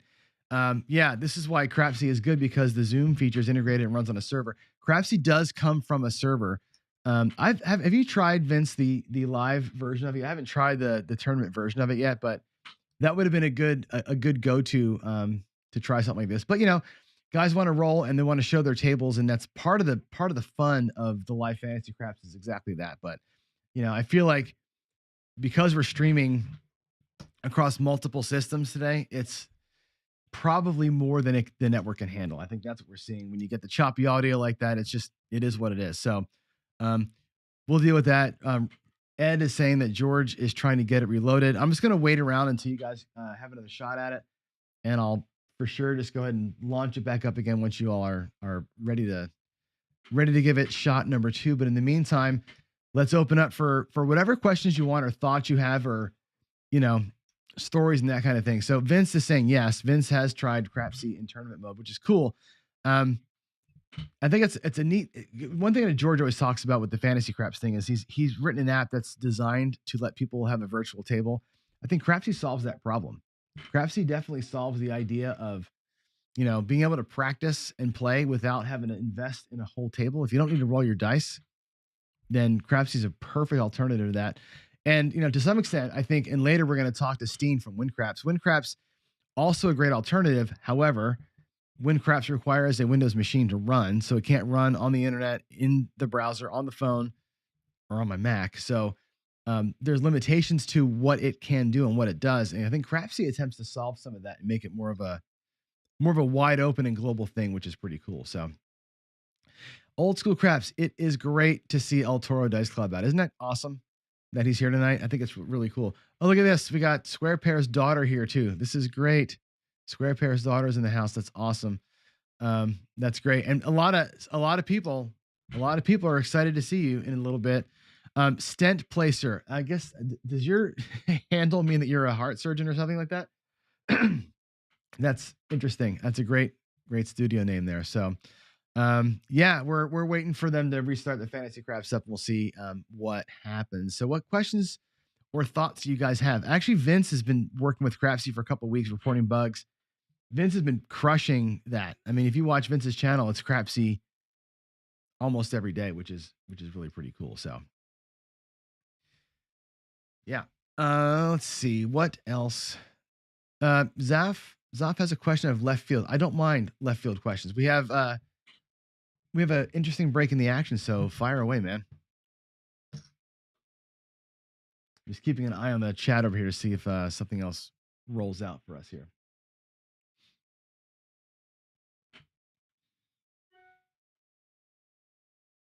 Oh, that's interesting. A bug where the cum doesn't travel into Crapsy. I noticed that it doesn't automatically. I think it didn't automatically get the 6 and 8 bets right the first time I tried it. I'm not sure if that's been fixed or not since, but that was a bug that I noticed early on with it. Not a bad game though.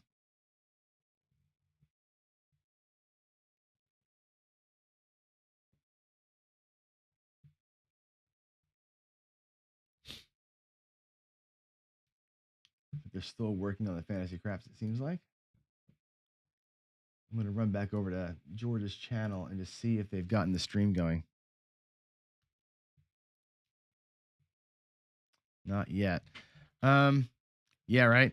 I have 2 good questions here. So one from Zoff here, talking about my dice setting when throwing the chopper or the Apache. So I call the chopper the Apache because the chopper is Cashier's Cage's name for the helicopter style throw. It's a helicopter style throw. I chose the Apache because when I was in high school, I wanted to be in the Army more than anything, and I wanted to fly helicopters. So the Apache was my chopper of choice. So what I do is this. So let me go to my table so you can see it a little better. Let's do this, and I'll zoom in so you can see my hands. The way that I do this, hopefully you can. White dice are actually better for this view. So let's say that you've got a set, and let's say that it's going to be the hard way set. The hard way set being this. And I'll put the dice up close to the camera so you can see. We've got the hard. I put the 4s on top, and I put the 6s on the end. So it's the 6s facing out. That way, the 4s on top. That's how I set the hard way. So the 6 on the outside, 4s on top, 2s facing me. So it's you call it the 4-2-4-2 set. if you're going to throw it the normal way, and somebody asked earlier in chat, what's the par toss? What does that mean?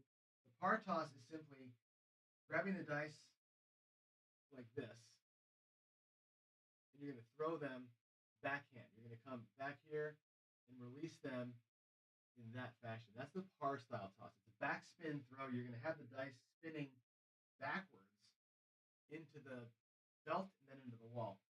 When I set for the chopper, what I do is I take whatever set I was going to use and I just put it up on top like that. So normally, like when I'm throwing the par toss, I throw a lot of this set. I throw a lot of the 2V. So if I just take my hardway set and I flip the dice on the right side one like that, that turns into a 2V for me.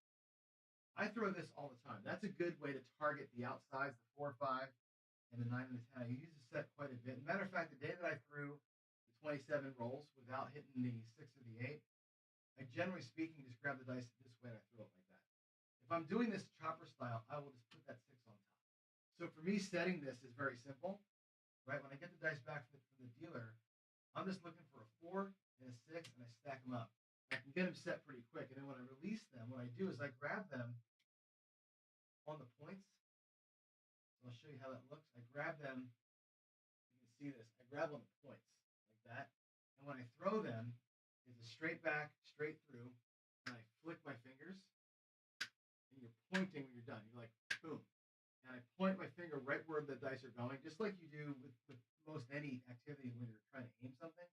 I point them right where they're going to go, and it's a flick, and off they come out of my hand. And I want them to kind of land, for me, low and right in here.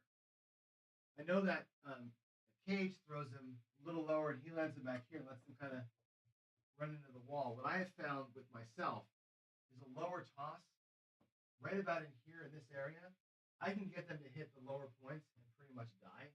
That's what I'm doing. That's my Apache toss. Now again, it's not the quote unquote official way that the Cage would throw it, but that's the way that I throw it. So I think, yeah, for me, it's essentially taking your set, stacking them up on top of one another, and then throwing them out that way. So that's kind of how I do that. So, question. Hopefully that answers your question there, Zoff, about how I throw the chopper. Again, I basically take my set, and I'll do it again in the window here so you can see it. If I'm doing the hard way set, it's the 4s on top, it's the 2s facing me, or the 2s facing me this way, and the 6s on the end. And when I chopper set it, I basically take this, I roll it over so it's a 6-4, I put the 6 on top, and that's my set. So I set the hard ways on the table, I roll 1 to make it a 2V, up on its side, or I'm sorry, I stack it up and grab the points, and then I flick it. And that's exactly how I throw the chopper. So that's the way that I approach it. And again, what I'm trying to do is land them low. Yeah, Jeff, I'm sorry about that. I land them low and slow, and I'm trying to hit, if anything, the bottom row of points. Because again, you know me, I'm all about the energy. I'm all about let's have no roll after the back wall hit. So that's the way I approach it. And again, I'm no expert at this, right? I throw it my way because you learn from watching on YouTube, right? A lot. There's no books on that one. You just kind of watch people do it and you kind of find your own way. And some people, and I've done this, a high toss where it lands almost an inch from the wall. On a hard table, I can do that. On a soft table, it's got to be a little farther out, a little lower. So that's my Apache. Hope, Zoff, that answers your question about how I throw it. I also throw the underhanded toss, which, again, let's take the hard way set. I'll grab it like this. I grab it on the points. You can see that. I grab the points and I throw it. Let's see if I can get my hand on screen here. I throw it underhand, bowling style, and it rolls off the end of my fingers like that. And I get forward spin into the back wall. That forward spin launches the dice into the back wall with a lot of energy. And they come right off the back wall with opposite spin, and they just die. They die as they hit the table. So that's a pretty interesting shot. You got to throw it pretty hard, and it seems wrong to do that, but it works. And that, for me, it works pretty well. So that's the 3 tosses that I do. When I par toss, I'm on the points. I still hold the points and I throw it backwards. I feel like I get better grip and better control over the spin when I've got just the cut edges in my hand. It just feels like that's the right way to go. Waylon wants me to ask you about or talk about trends again. I'm not sure specifically what you want to talk about trend wise, other than what I've said, which is trends happen, right? Trends are 100% a real thing. And you can't see them until they've happened. And that's the other, like PJ and other folks will ride me about this. And the Wizard of Oz, same thing. You cannot see a trend as it's happening or when it's about to happen. You can only see a trend after it's happened. Well, what I do in my way of trend spotting is, again, non-scientific, but I tend to believe that there are many, many, many spikes. If you looked at, for example, just the 5, just the number 5 in a series of 30 rolls, you'll see that there's no 5s, and then there's 1, 2, 3, and then there's no more 5s again. I jump into it right there. So if I see 1 or 2 in a row, I may jump in, catch that third one, and then I'm out, right? Or I may catch the third one, press it and pull, or I may regress it down and achieve something on the third roll. You're going to be 2 behind, right? And I think PJ wrote this. There's no guarantee of a trend. If you try it the way I try it, you're going to be 2 behind. You're going to see 2 don'ts or 2 do's or 2 whatevers. You're already 2 rolls behind the trend. If the trend is a 6-roll trend, I'm okay with that. I'll take the next 4. If the trend is going to be 7s, fine. I'll let 2 of them go by and I'll grab the next 4 7s, and it's going to be pretty good. That's the way that I approach it. MLB wants to know this. What have I learned from everything? Oh my God, so much. The thing that I would probably say about the dice control thing is I still feel like it's worthwhile pursuit. I still feel like I'm not going to get enough of an edge to make a difference in how I bet, right? I think if I can hold the 7 off a teeny tiny bit, if I can achieve a 6.5 or a 7 SRR, all that means is that out of 36 rolls, instead of getting 7 or 6 7s, I'm going to get 5 7s. That's pretty good. But in the instance of a point cycle, what does that mean? It might mean 1 extra box number hit. Out of it, when I normally would get 3, I'm going to get 4. Does that change my take home pay? No. Does it give me more confidence to go with a higher initial bet and a regress down? Yeah. That's where it changes what I would bet.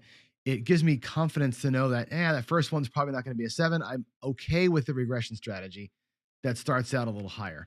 That's where I think the dice control thing or dice setting thing would impact the way that I play. Other than that, I don't see where I'm getting that much juice out of it. I don't see where I can affect it enough to bet. Now I watch George, and George will roll 25, 30, rolls. Once a night he rolls over 20. I'm not that consistent with it. I'm rolling 10 most of the time, but I'm not rolling multiple 20. So for me, I look at that and say, well, what can I achieve? I can achieve a regression. I can achieve a 3 or 4 hit strategy where I'm feeling pretty good. Pineapple Press, great example. That's why I focus on those short length, because I know the way that I throw and my averages are there. So I don't believe that I'm influencing or controlling any kind of outcome. I feel like I've gotten pretty good at holding the 7 back a little bit longer than normal, and that's about it. So, that's what I've learned about it. And I don't change betting too much, other than the fact that I'm more aware of where I'm likely to break it. El Toro, finally, right? We got the channel stream working. Yeah, I got them working in the overnight. We figured out what was the problem. It was my fault, of course. So somebody yelled at me for switching mics. When I went to the table, I had this mic here that I'm looking at. This is the one that's on. This is a podcasting mic, so it doesn't do good when I'm far away. So I apologize for that. Didn't realize it when I walked away. Low and slow. Yeah, absolutely. Right. Right. The underhanded knuckleball, you know what? I haven't done the underhanded knuckleball. I do the underhanded roll forward. I don't know about the knuckleball being a thing for me yet. It's a tough throw. You've got to really work on it. And I don't know the exact mechanics for it. And frankly, right now I'm feeling pretty good about the 3 shots that I've got. So working through that. So, you like throwing random. The comparison to bowling makes sense.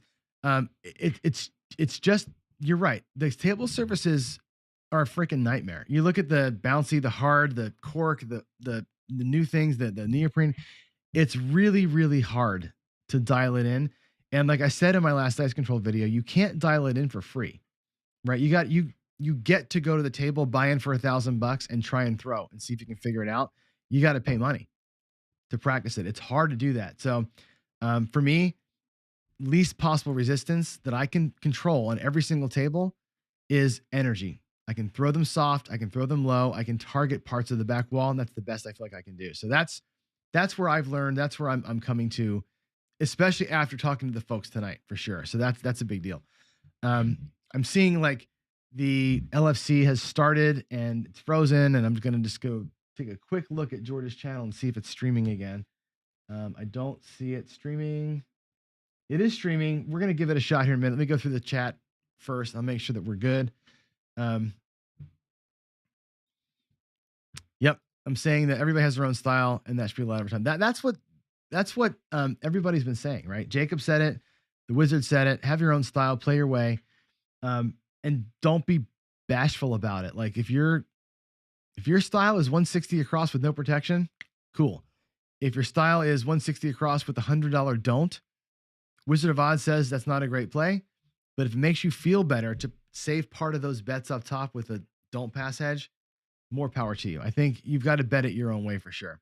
Skill and Luck, thanks for the reminder. Don't underestimate the power of giving. Donate. Please donate. We're working our butts off here. I know that we're having some issues with the live fantasy crafts, but we are rocking this thing. We're in hour, I don't even know what we're in, hour like 15 or something. So we're doing really good. Toothpick Ted is heading out to Vegas. Good. One more hit the table. So everybody send some love to Ted on his last trip to the table. Joe, difference between don't pass and don't come. There's no difference. The difference is when you make the bet. So when a point has not yet been established, you can bet the don't pass. Then, assuming a 7 or 11 doesn't roll, you'd lose on that. Assuming a box number, 4, 5, 6, 8, 9, 10, if one of those numbers rolls, that becomes the point. Your don't pass bet now says the 7 is going to roll before that number. So the don't pass is essentially saying, I believe the 7 is going to come before you can roll the same number twice. That's all it is. The don't come, you can make that bet after a point's been established. So if I go back to the table again, and we're going to go ahead and switch mics because I think it's good to point this out. This is a great lesson. Actually, I'm going to switch mics. Give me a second here to make that change.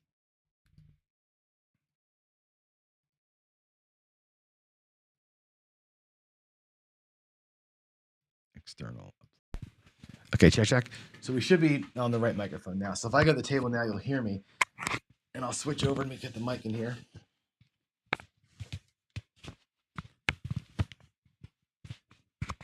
There we go. All right, let me go and switch the view for you so you can see my table. And we'll talk about the don't a little bit. Table view. Here we go.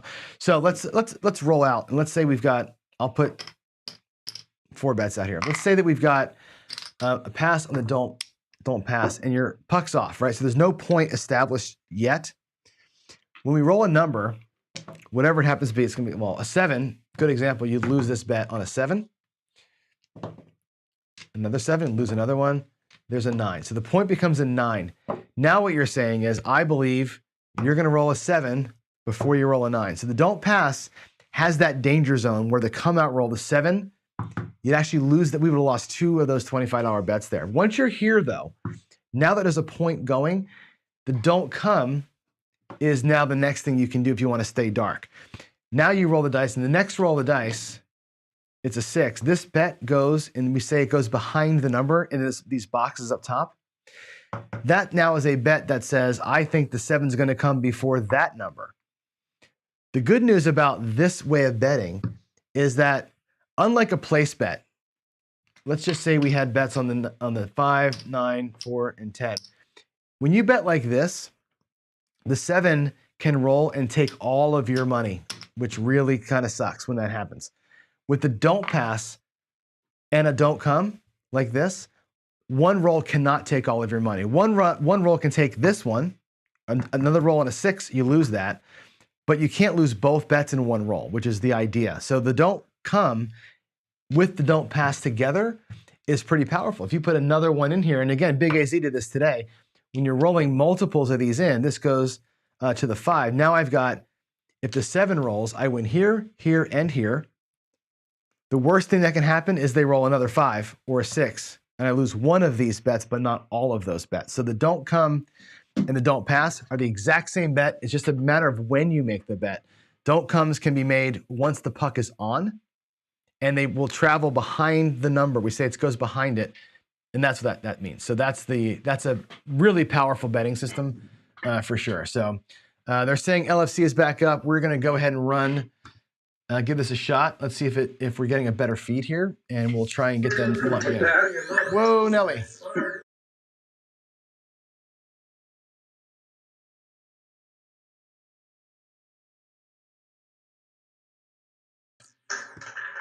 I'm going to go 10 10 10 ATS and a nickel fire. Looks a little bit better. And we'll use some brand I'm going to new mute dice. here for a minute. Hope that stream gets cleaned up a little bit, but let's let that roll for a second. We'll see how Fantasy Craps goes here. And we will talk more in a little bit.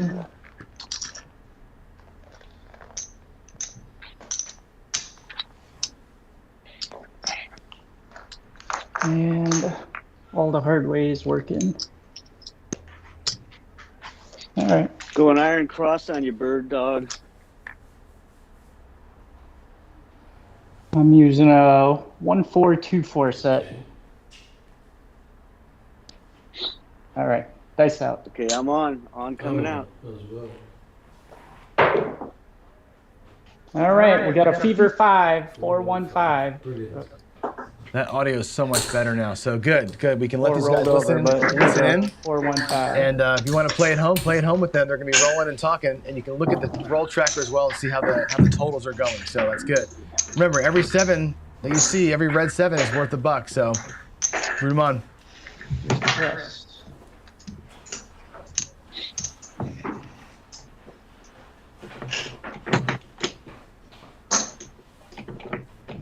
All right, dice out.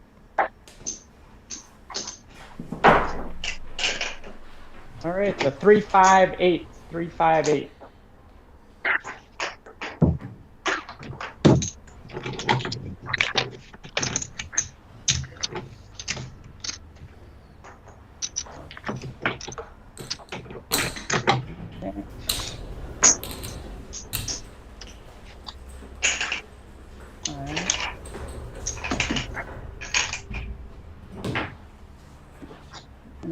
Power press.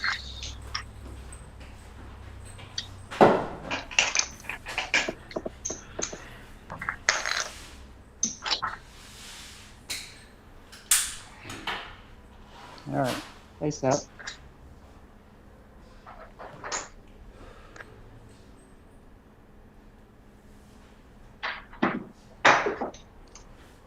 Chip assist, and I got a 437.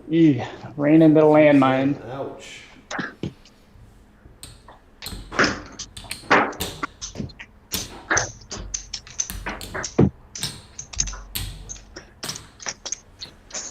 Sucker. That's an understatement. Yeah. All right, so we finish with page 1. We go over.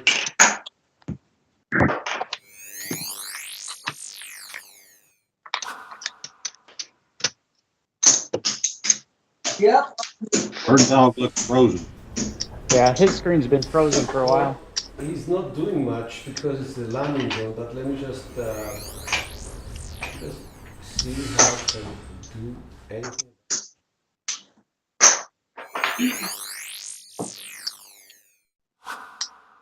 Yeah, I'm just okay.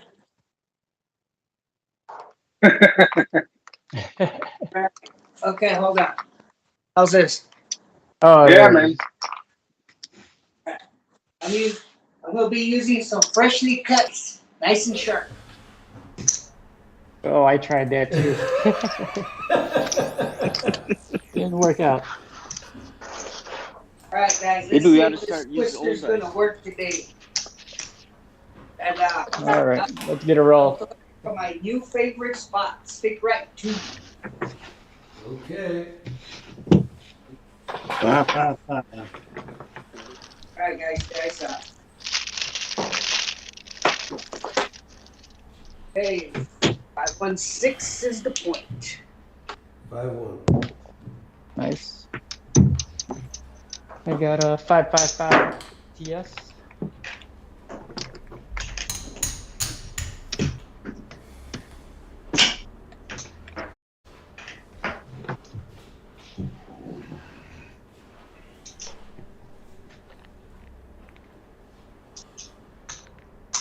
What's up, Scott? Good to see you, man.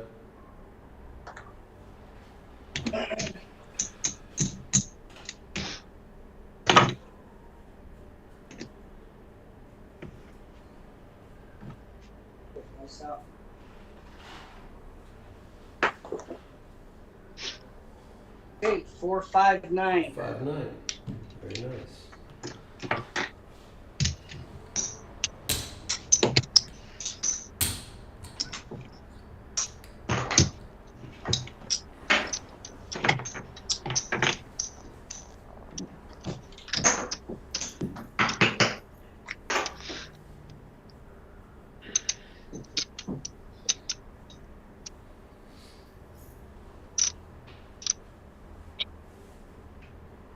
Big X out. Okay.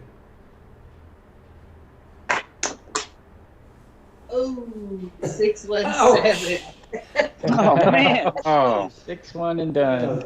Dear Yeah. Cold tables, boys. Alright. Down 6 markers and 25. Alright. I think we're all in there. Don't move. So I guess it's my turn. Hopefully I'll do something. here we go, George. All right. Alright, gonna start with a 3-1-3-1, see where it takes me. Dice out. Got us both up 555. Unfortunately, I don't have that luxury, Arno. Dice out.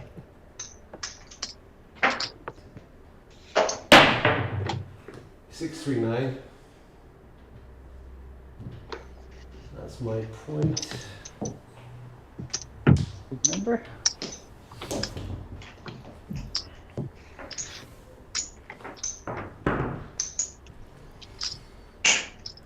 So it takes me to 6, 3, 6, 3.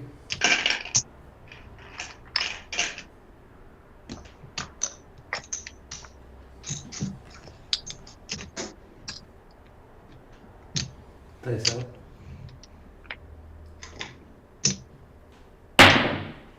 Aces in both places.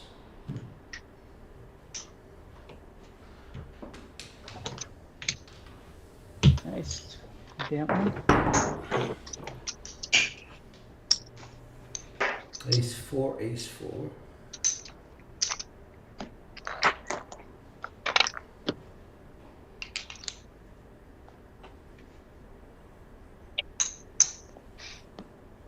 Dice out. 6, 2, 8.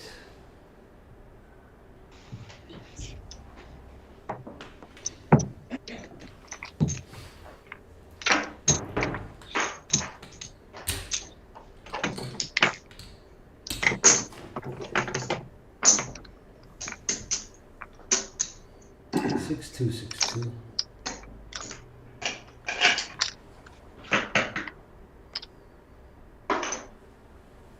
Dice out. Hard 8.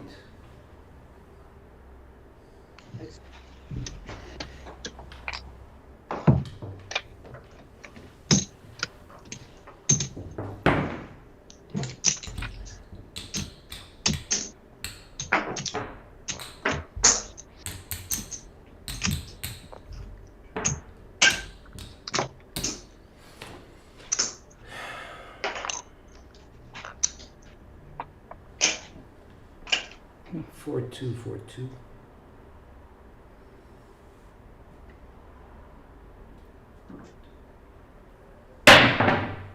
One, 3, 4.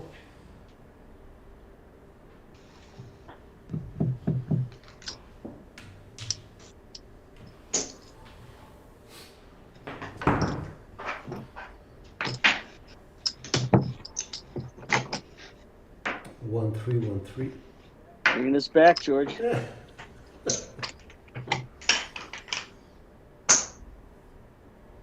Dice up.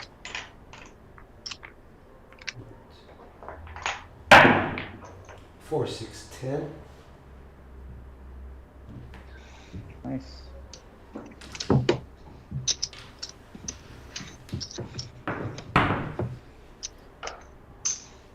Four, 6, 4, 6.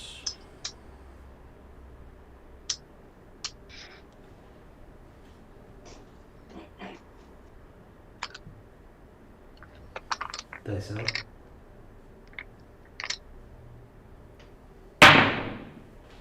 6, 2, 6, 6, 2, 8. That's an 8, George. 6, 2, 8.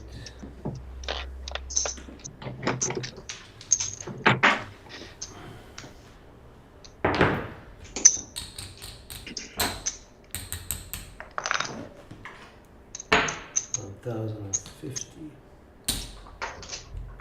1,800.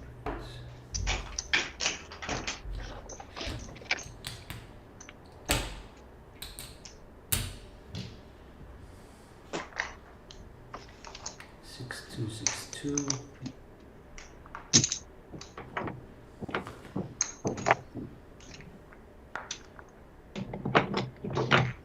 Dice up.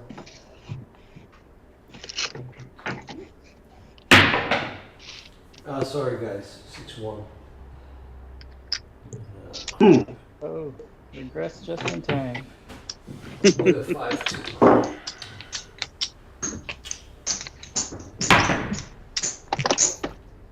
So you put a That'll dent in be- the bank's working stack. Excuse me?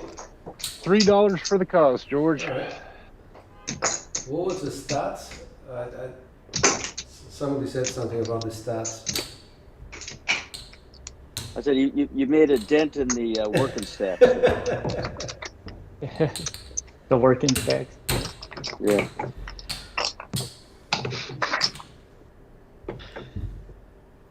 Oh, well. 7,000. We might need markers.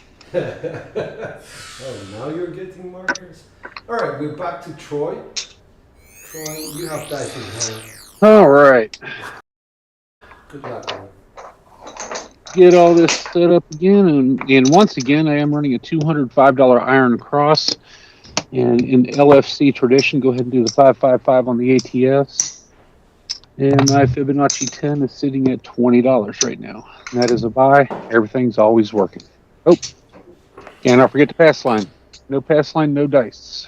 All right, I'll go 555 with you, and I'll work it. Work everything. All right, and I am shooting a 2, 1, 2, 3. Dice are out. How about a 2, 4, 6? We'll take that. Denver.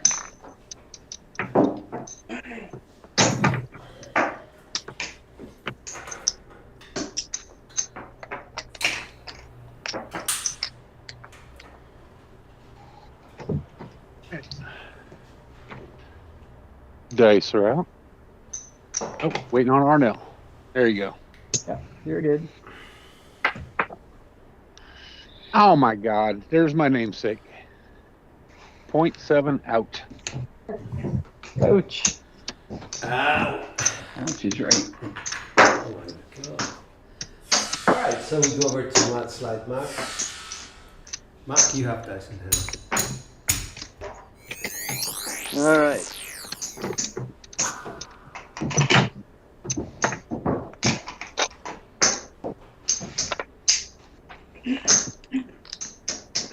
Hey JD, good morning. Good morning, Clay. Good to see you. All right, we okay,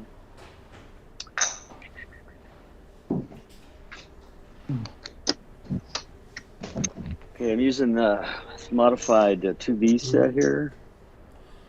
And we've got an Iron Cross 125 and then 10 here, so 135 in action. All right.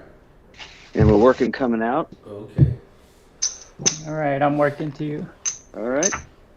Dice are out.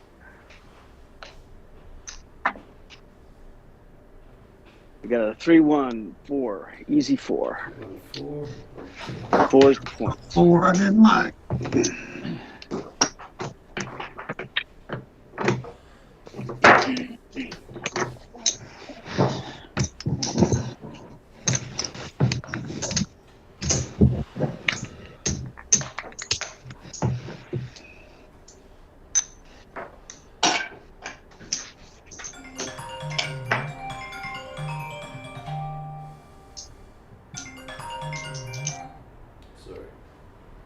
Lucy, I'm home. Okay, here we go. Dice out. We got a 5-4-9 niner. Center field 9. Good number.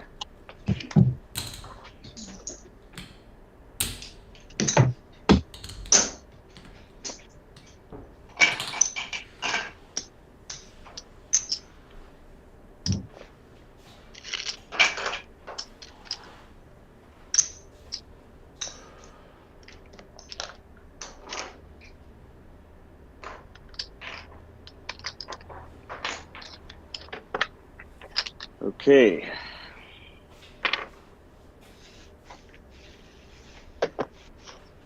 Dice are out. Shooter looking for the 4.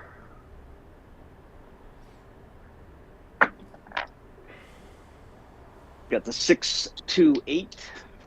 Nice. I told George, I think you had much like Frank a little nervous the first time in LFC. Yeah, I know. But I think he just got over those nerves, so he's shooting like he should. I think he got Yeah. Oh, Bird Dog, don't jinx me, buddy.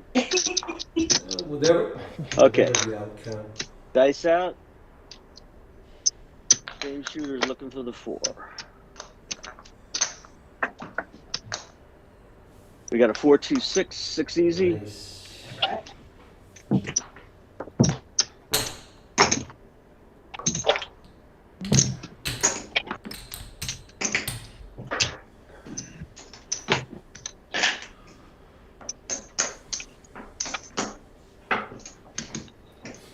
Okay, dice out.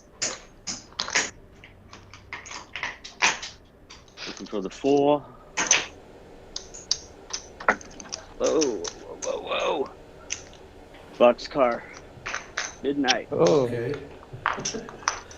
Gave us a scare there. Yeah. Oh, sorry about that. The field, yes.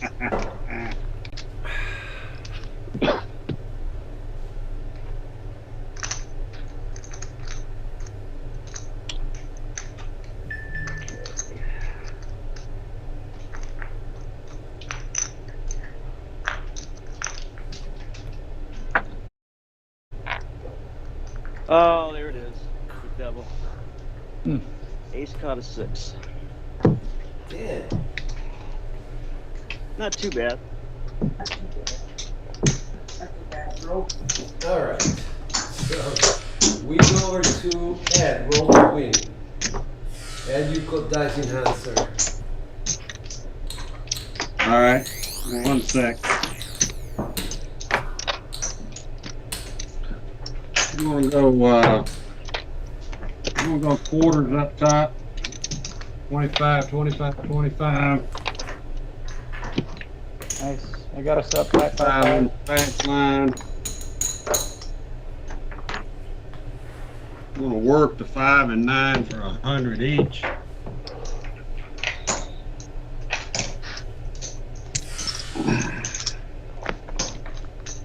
Three V set.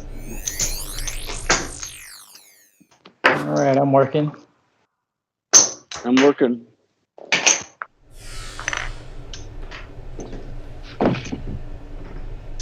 Six, 3, 9. All right.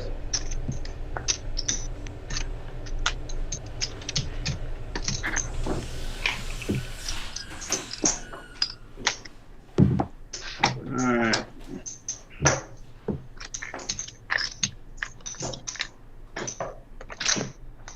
Let me set up here. I'm gonna go 640 across.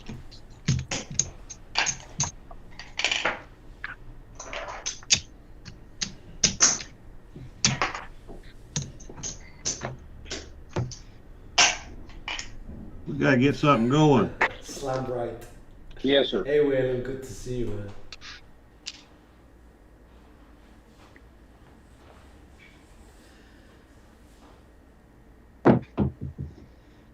628. All right. Nice. Nice.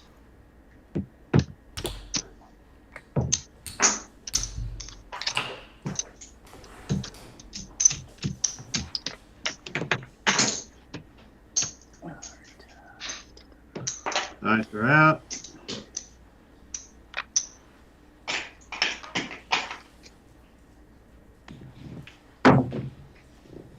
$639. There's your point. Beautiful. There you go, front line.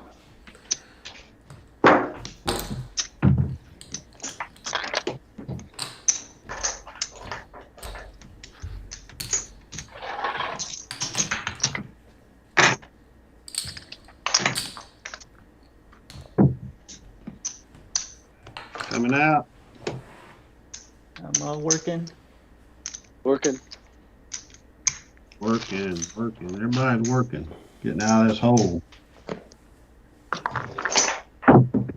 Man, going home. There's a yo. Hey, you like yours?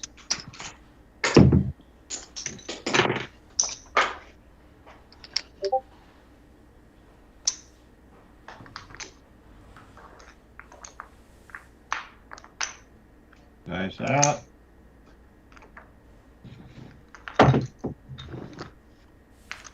$628. Hey, this is a new point.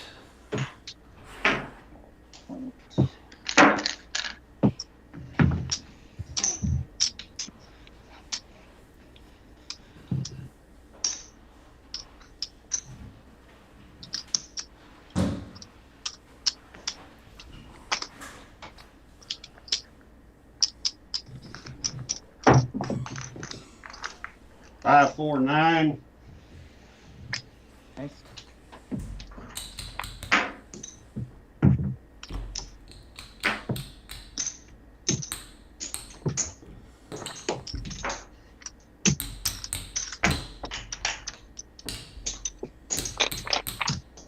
Taking my 9 to 150.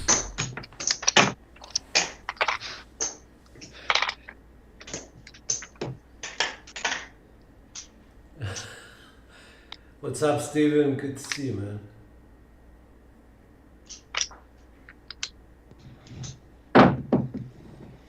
Aces. All right.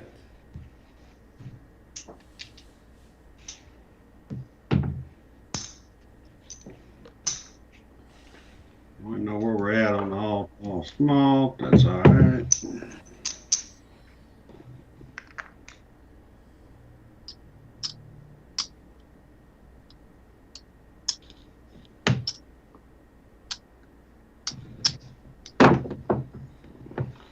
$415.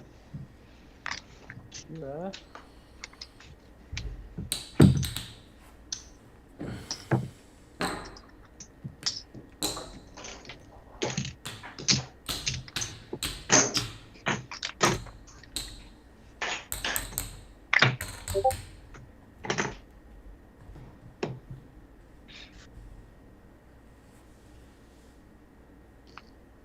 Nice, are out.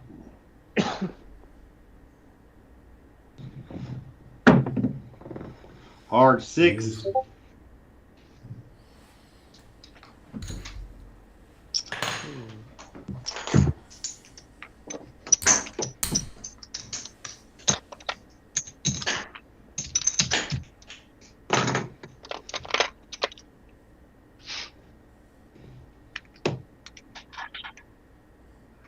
Nice, are out.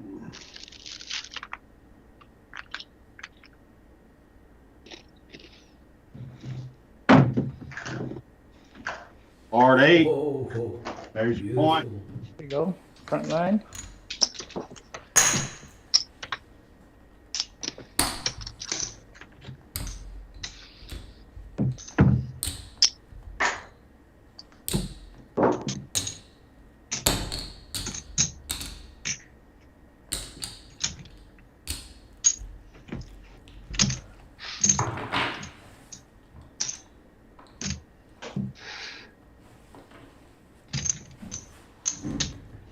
Take my 8 to 180.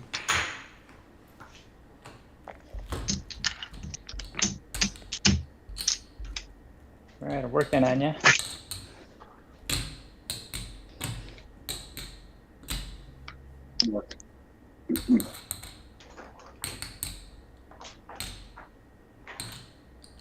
Nice out. Okay, I'm off. 5, 3, 8. Very nice. Go do it again. Extra point.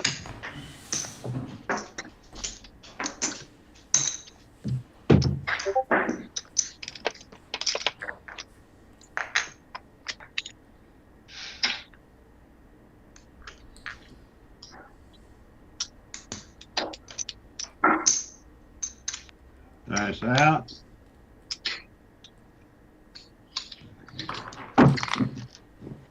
Four, 1, 5. There you go.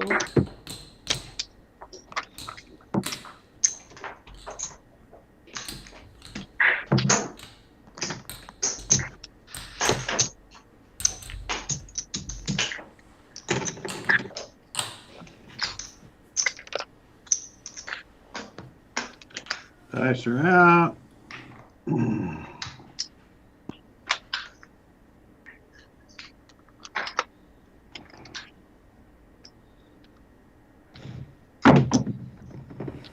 6, 2, 8. There's your point.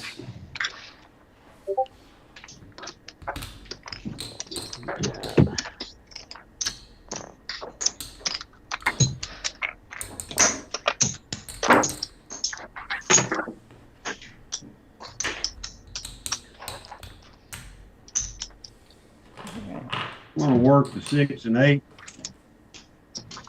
Yep, working everything. Still working.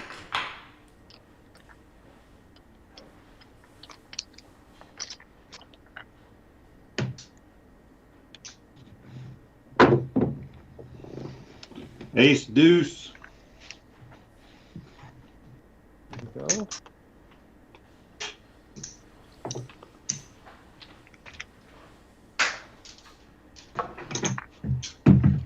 What do we need on the small? A 4?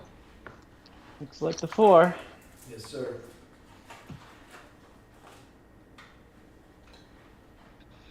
All right, I'll change dice set. 2, 1, 2, 4. Uh-oh. Sniper.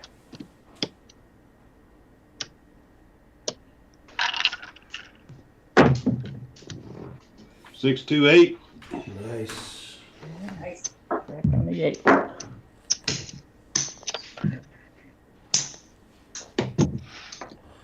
Well, that was still working.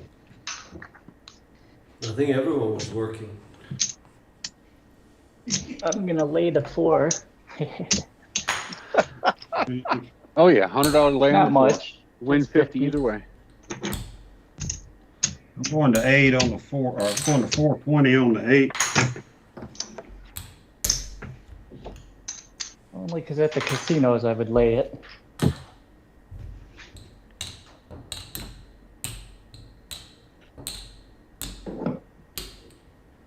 Still going 2, 1, 2, 4.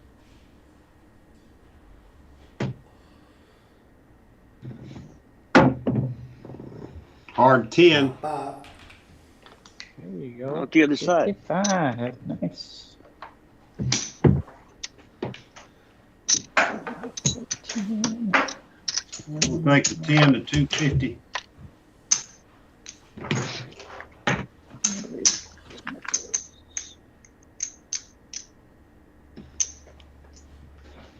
That was the tall one. No, we need the 12.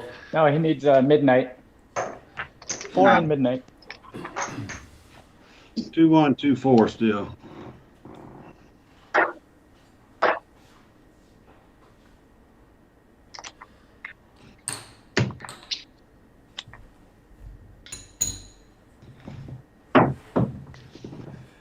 Three, 2, 5.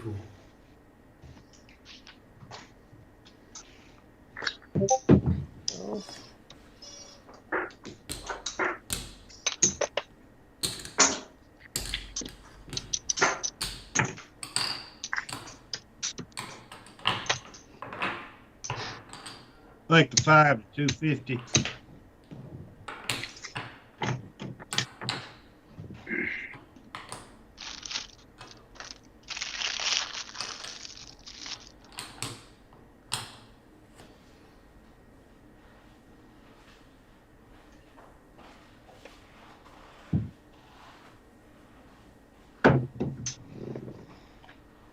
Six, 3, 9. Good job. I'm gonna press to the moon.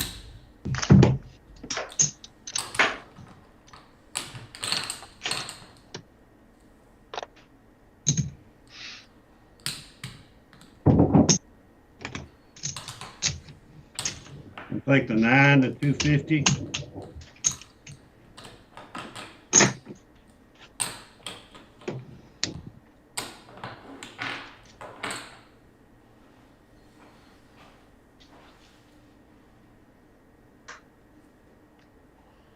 Nice out. Aces.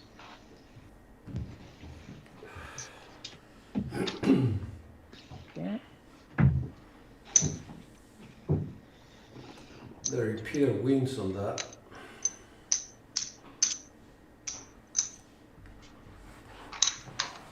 Dice are out.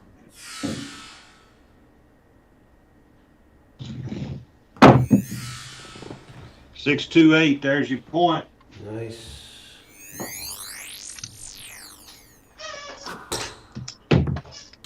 $420 pays 500 for 10.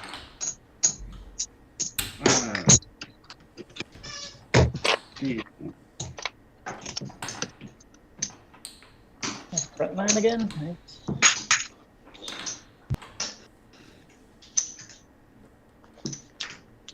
Right.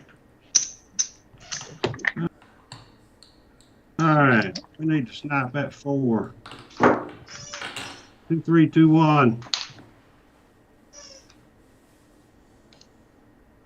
All right. I'll hop the 4s.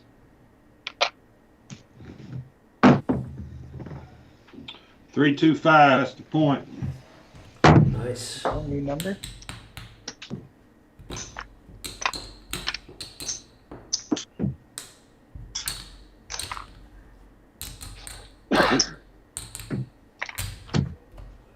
What we need, a 4 and an 11?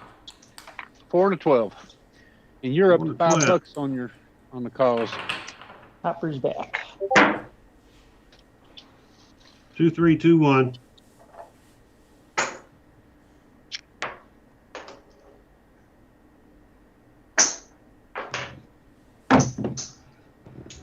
Five, 5, hard 10. Oh, nice. Like pairs. Pairs good.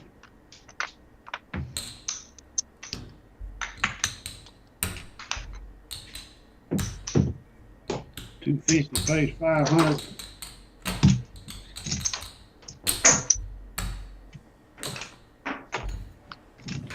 Go to 500 on the 10.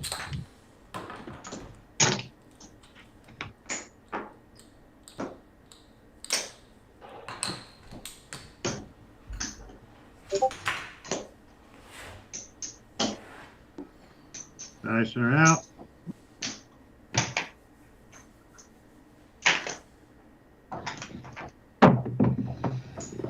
Six, 3, 9. Very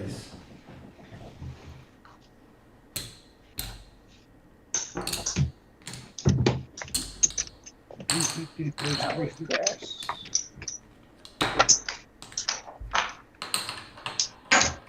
I'm putting that in the back.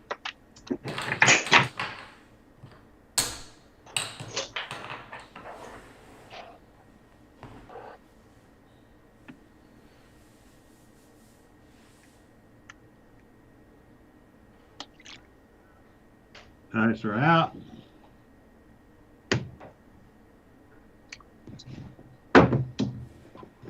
Six, 2, 8. Nice.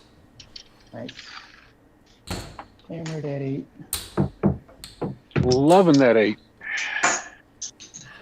See, 150 pays 175.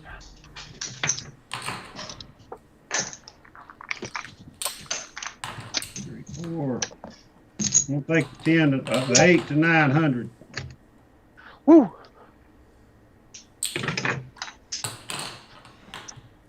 Press F6.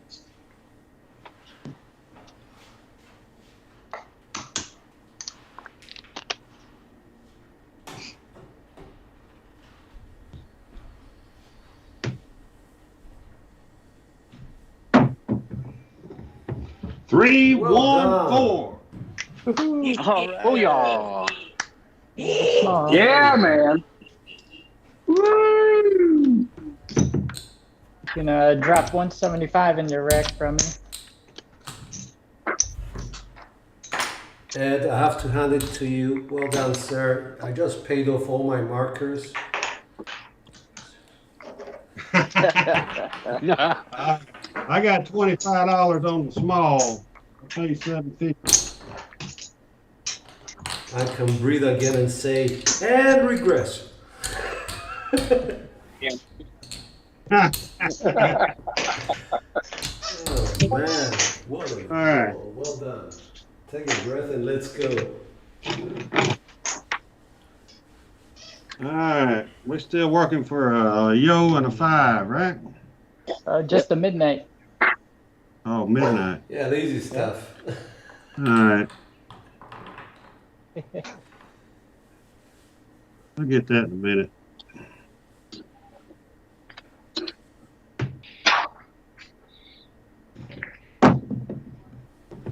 Three, 1, 4 again.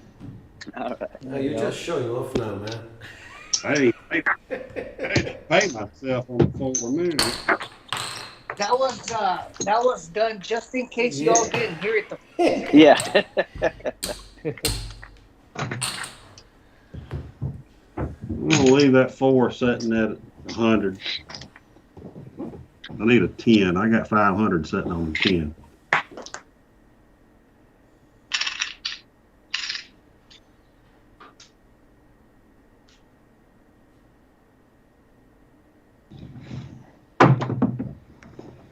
Six, 4, 10. Sometimes you gotta ask. Nice. All right, that's banana chip. That goes in the rack.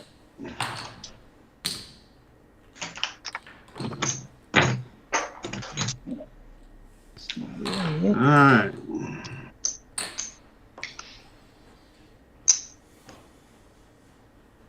Let's get a yo. 5, 3, 5, 6 dice set.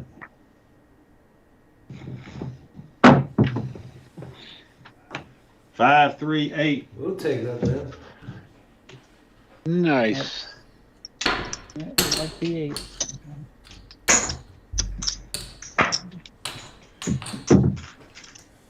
I got 900 on that 8. Nice. You got me pressed from 18 up to 210 now. Troy, nobody's forcing you, man. I mean, I'm not power pressing by any means. Got to have the profit so I can donate Well more, done. right? I'll go to 1200 on the 8. All right.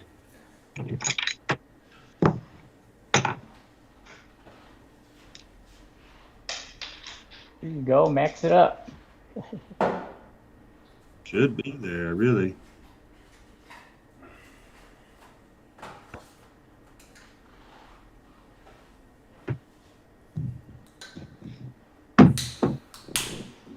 Six, 2, 8. All right. Whoa! Nice. All right, we got 220. 280.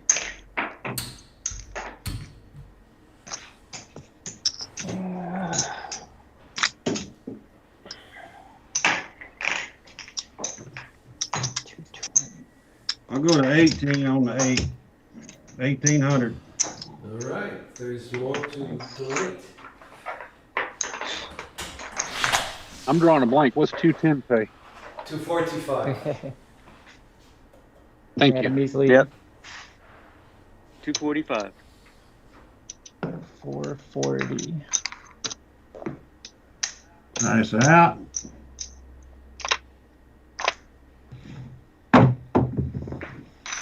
415. There's your point. Nice. Alrighty. There you go. Front line.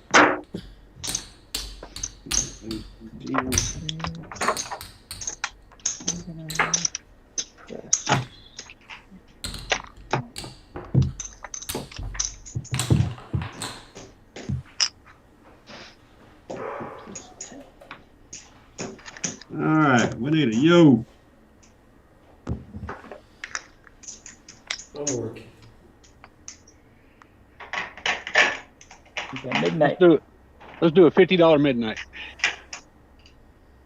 Midnight. All right. How about a 6-1 come out 7? Ouch. How about that? Well, reset. Oh, $1. Glad I wasn't working. I wasn't either. We had a lot of money out there. Yeah, too much money to be working on that one. All right, but I'm gonna go back up on the top. I'll go quarters. I'll go quarters again. I'll come back up. Since you just 10, 10, since you just 10. do that natural, I'm working now.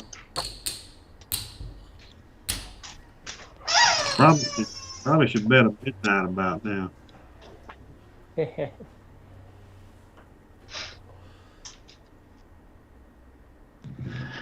Hey, Coach. We'll see you later, man. 415. 5's the point. Very nice. Working 208. 5, nice.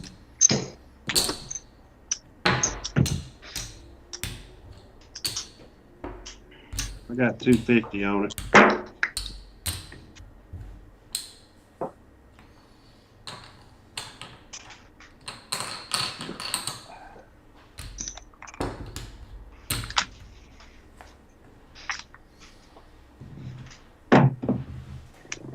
Four, 2, 6. Yes, sir. I thought you were allergic to the 6, man. Well, I thought it was too.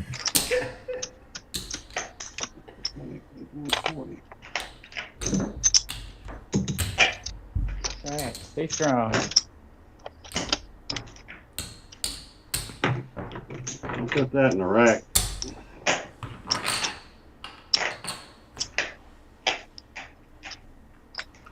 If John's watching and looking at my rack, he's having a nervous breakdown right now.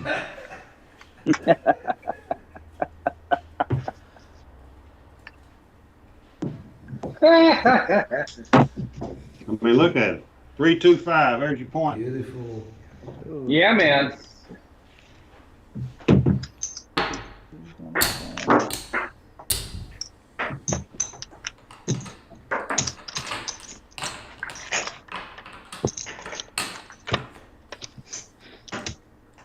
I'll go to 300 on that 5.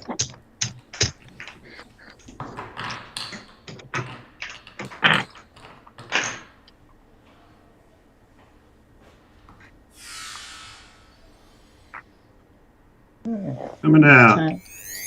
I'm going to work everything. I'm working. A little regression.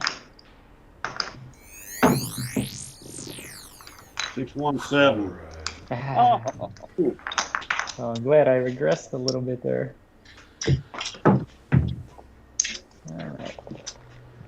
Reset. That's the way my life goes. I throw come out 7s too much. Coming out. All right, I'm back. 10, 10, 10. Ace deuce.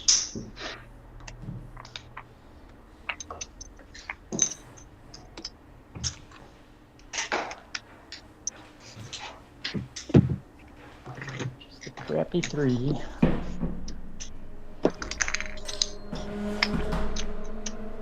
All right, working.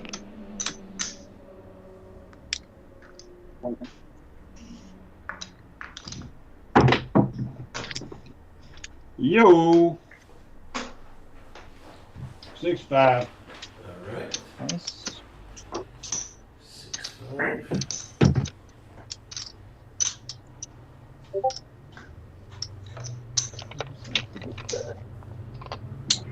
Okay, we're working. Yeah, working as well.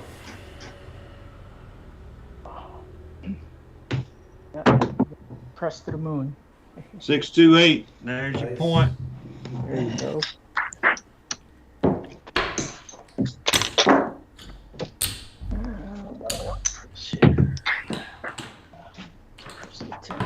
You got 1,800 on that 8.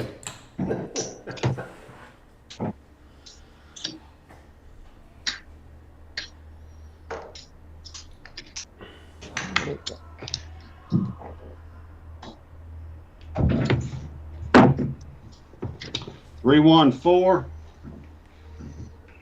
All right. Go.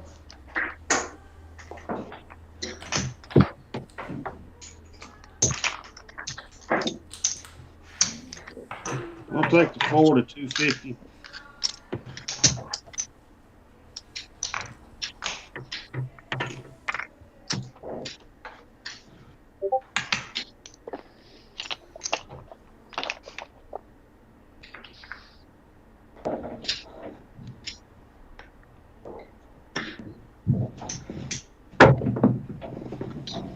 Yo again, 5, 6.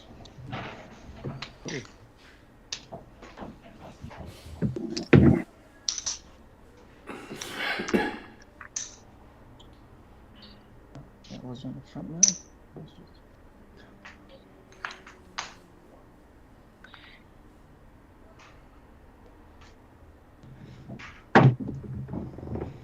Ace deuce again.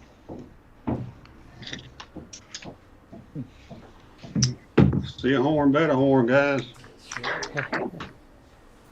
Looks that way.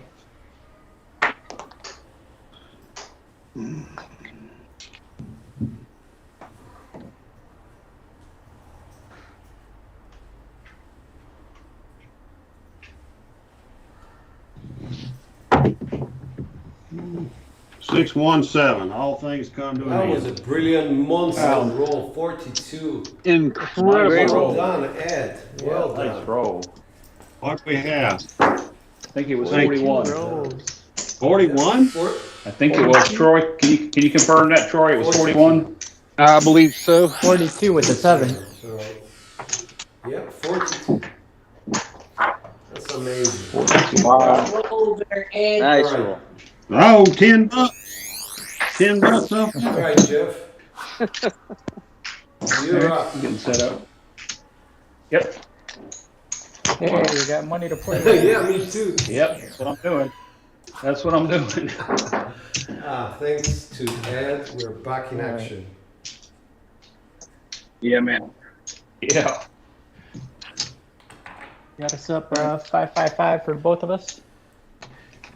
Thanks for reminding me that. And then Ed, you also had 3 7s in there, so. All right. Yep. All right. All right. I'm gonna work on you. I'm on, but don't go by what I'm doing. All right. All right. All right. 110 inside working, quarter on the pass. For those out there that know I play the dark, I'm not doing that because Ed put me up. 5. Dice are out. There's a come out 12 box cards. Oh, that's how you get one of them. Show it.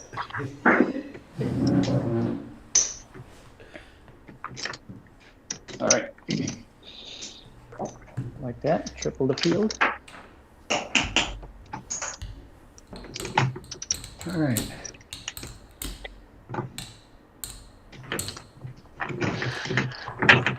Five, 6, 3, 5.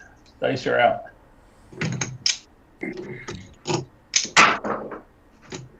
The 3, 1, 4. 3, 1, 4. All right, 4 is a point. Point is 4.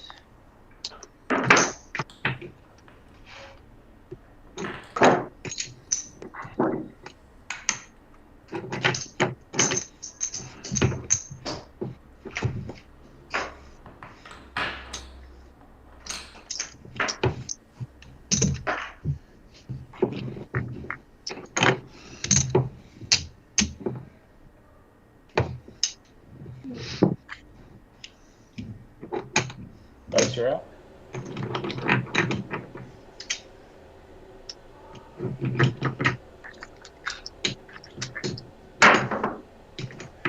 Five, 4, 9. 5, 4, 9. Field 9. Yeah.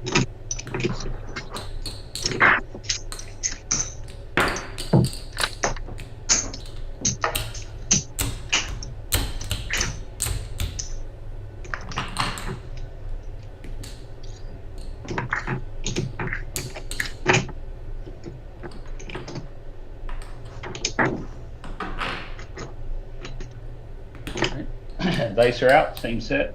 5, 6, 3, 5.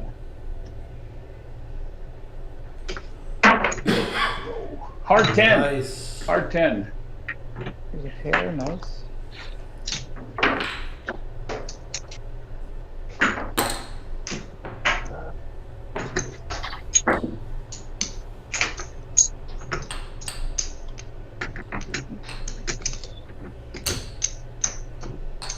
I'm sorry, what was that last What one? was it, 5-5? Hard 10. Hard 10. I wasn't looking at the screen short because I thought you took controls. Yep, no, I am. I just missed it. Nope, that's fine. All right, dice are out.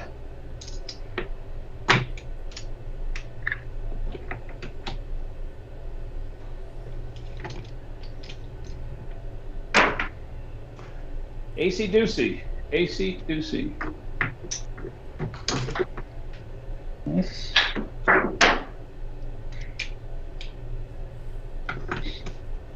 That's the 3 craps for Troy. If Troy is there, yeah, cool. I'm here. Yeah. All right.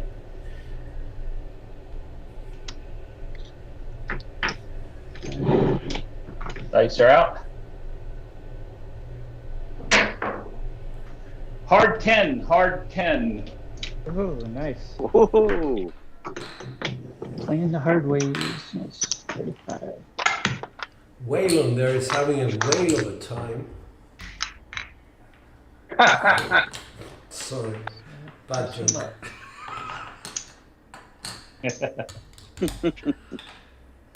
All right. Dice are out. Same set.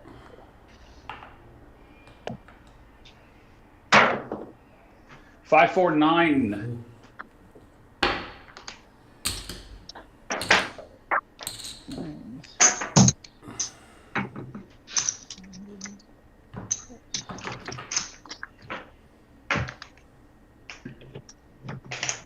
Yeah, we finally get our SOR in the green.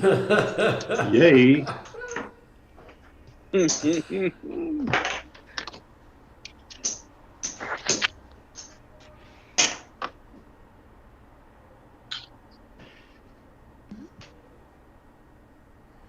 All right, dice are out. Same set.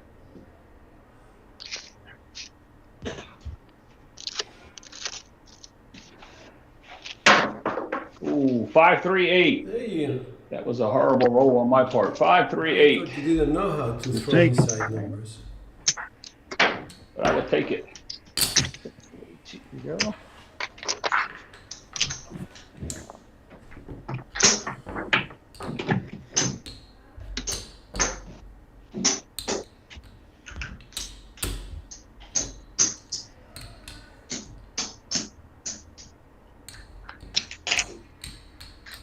All right.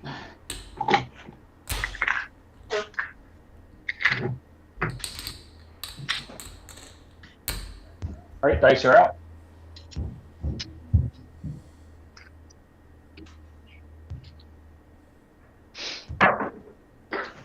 Hard 6. Hard. Nice. Stay on pairs.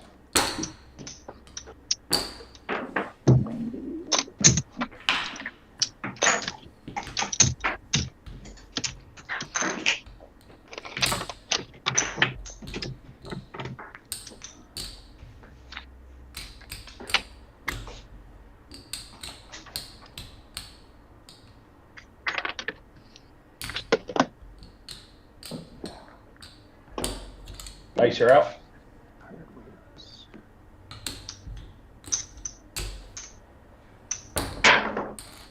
Ah, there it is, guys. 617. Awesome roll. Good roll. Ah. Jeff, well done, man. Yeah. I don't think anybody's going to match Ed. But you're welcome to try. All right, so who do we have up next? We have Jim. Jim. We got about 15 minutes left, looks like. Yeah. 15 minutes. All right, Jim. Put me up a ways. All right, bring us home, Jim. Ed brought me up a ways, so let's see if I can push this and make some money. 4. Got us up 555. Nickel fires.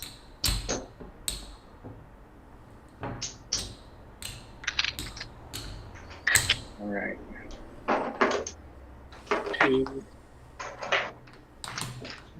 3, 24. Yeah, 2,400 across working. I'm working on you. We're on, working.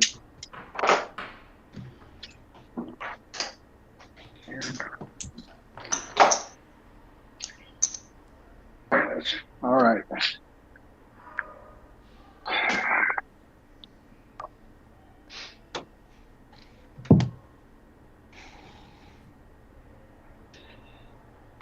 Coming out.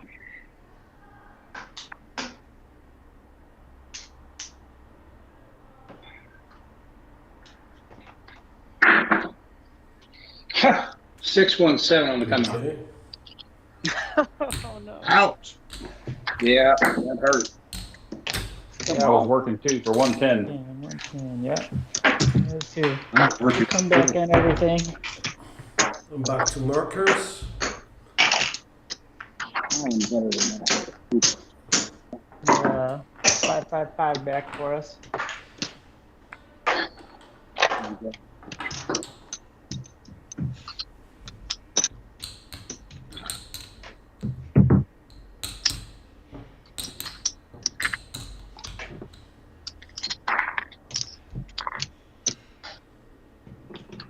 $420 inside.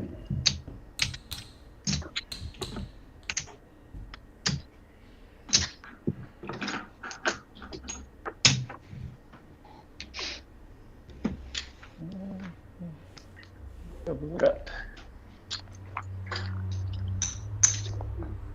Still working. Working.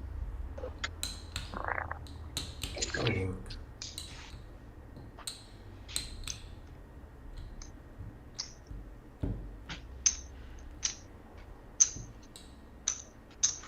Face out.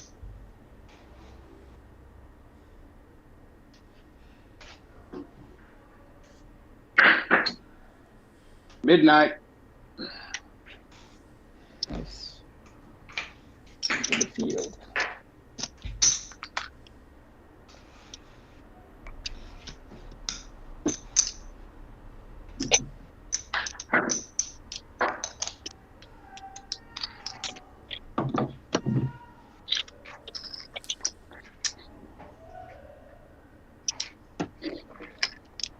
Face out.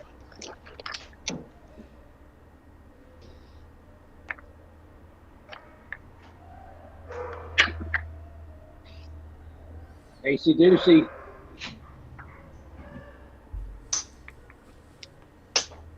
Yeah. Just gonna get all this stuff out the way, right? Okay, Jim. Get hard Just stuff. lower release. Release your dice just a touch lower than you're doing.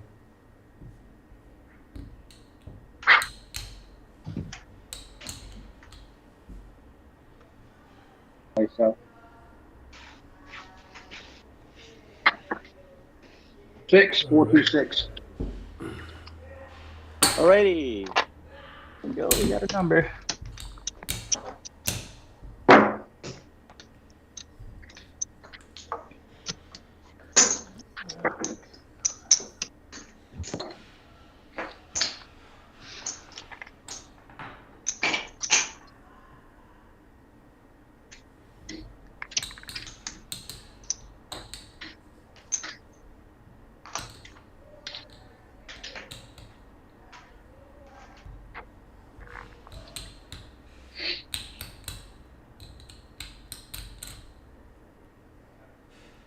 Ice out.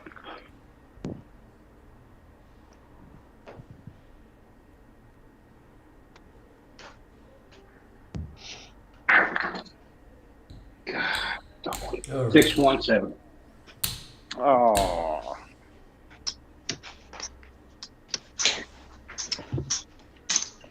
Sorry, guys. Hey, it's all good.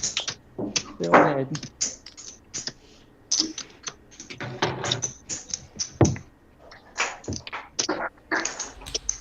Okay, so let's see who's up next. We've got Dice Grinders. You're up, sir. Alrighty. Got one last roll. Let's go 555. Nickel 5. And 220 inside. All right. Working. Working. Working.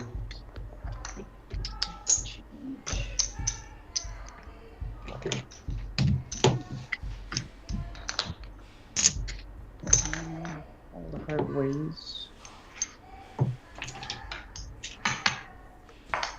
All right. Same set. 1424. I'm working. I'm working. Dice out.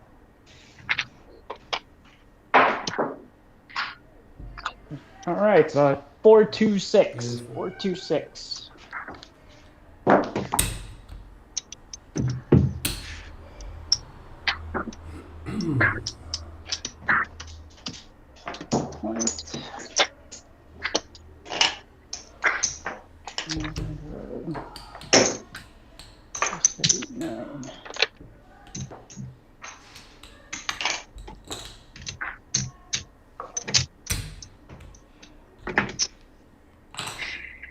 Right, face out.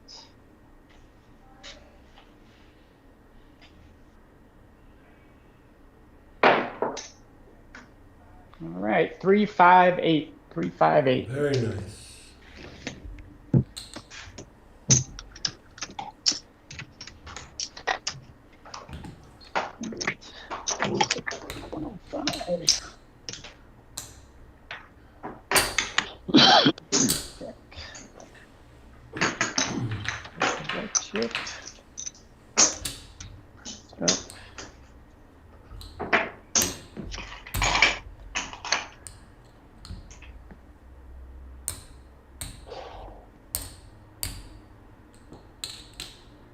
Face out.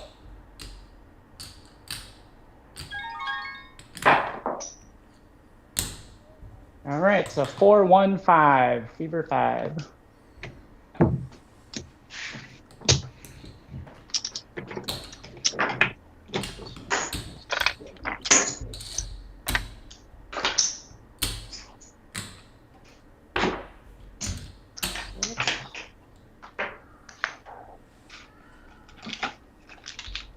Press and take. All right, face out.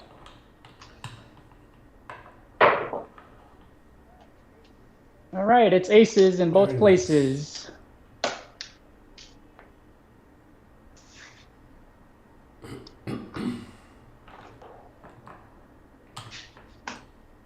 Double the field.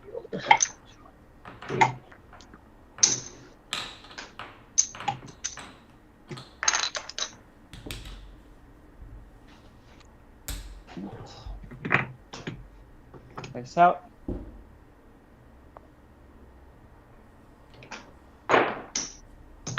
Chip assist, and we got a 516. Beautiful. 516. All right.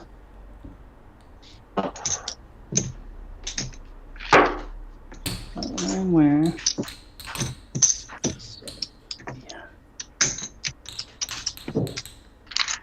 Number 1, we'll press that 120.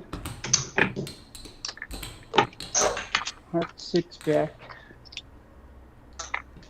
All right, working everything.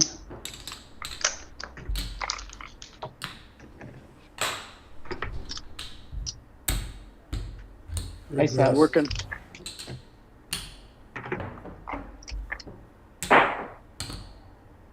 All right, so 358. 358. Number.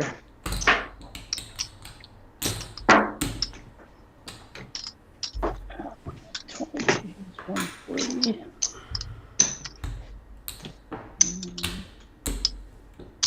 6. Back.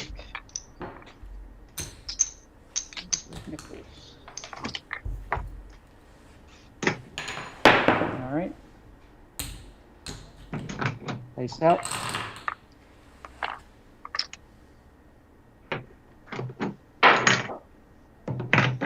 All right, so 5-6 yo, 5-6 yo.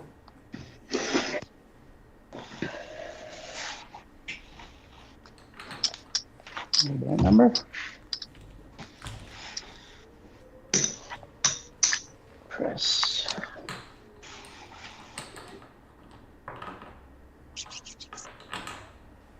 Dice out.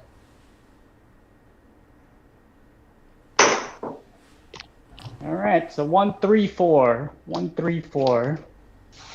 That's a nice Whalen result. Yeah, got a chip assist. All right, 20. 5. Go back.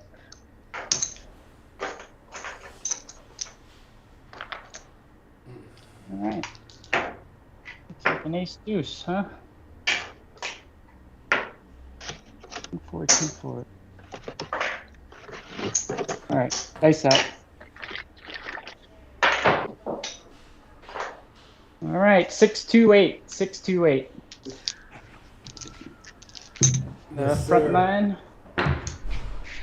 Yep. Number 2.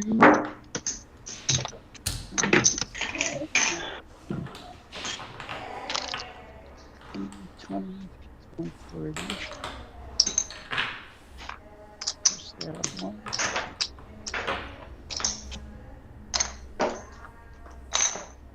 And I'm working everything. All right. I'll go along.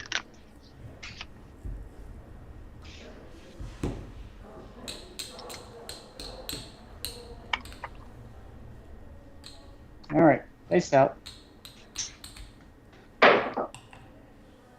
All right, so 4, 6, 10, new number. 10 is a point. 6, 10. Never saw a 10 I didn't like. All right, hard turn back. 3, 10, 2. It's 20 on the field. All right, press. Dice out. 1424.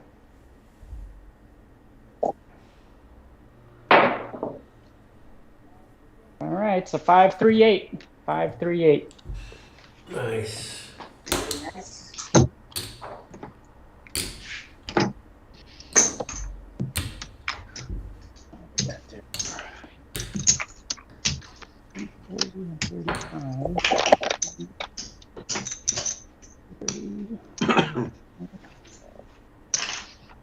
I'll press it up. 60. And Hardy back. All right, dice out.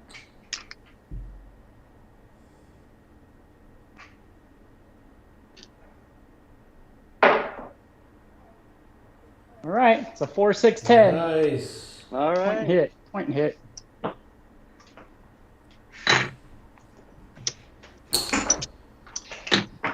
All right.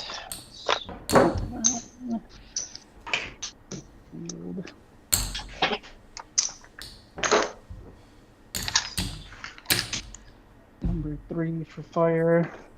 Back on a hard 10. All right, working everything. Okay. I'll go along. Dice out. 3, 9, or 12. We're working. Ah, 5-2. Looks like reset. Came out 7. Alrighty.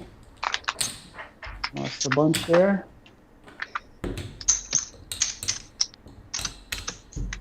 That's all right. We're just going to come back 220 inside.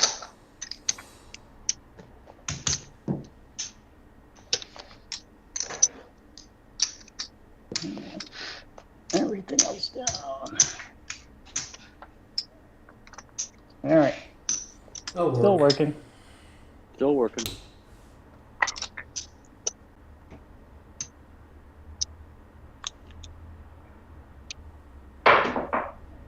Oh, it's midnight. 66. Of course, I needed that last one. Count out 12.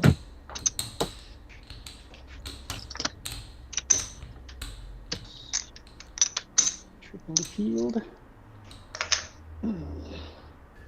George is concentrating so hard up there. Dice out. All right, we're on 538. 538.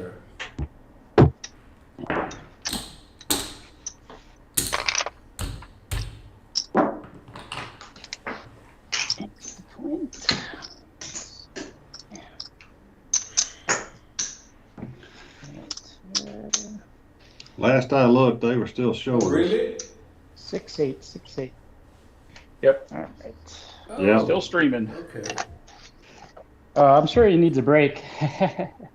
Yeah, no, you guys are still on going for a here. while. This will be the last roll though. I've got. Yeah, I've got to our be next up guest in is an hour on there. Is in the green room. Yeah. So All right, dice out. We finish up here. I think I stayed up and watched them till like 4 in the morning.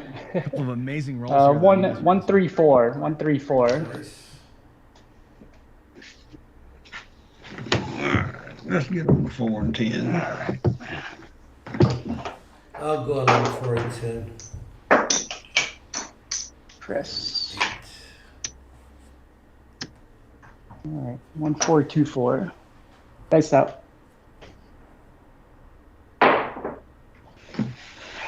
All right, so 5-4-9. Mina.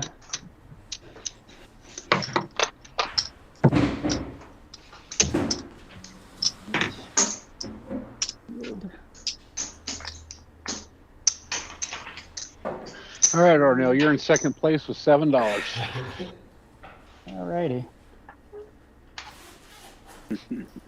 Dice out.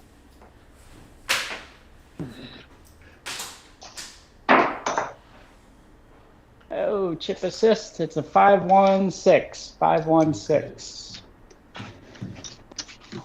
Better fix these landmines. Yes, sir. Hey, George. You may want to mute Mudslap out of that so much.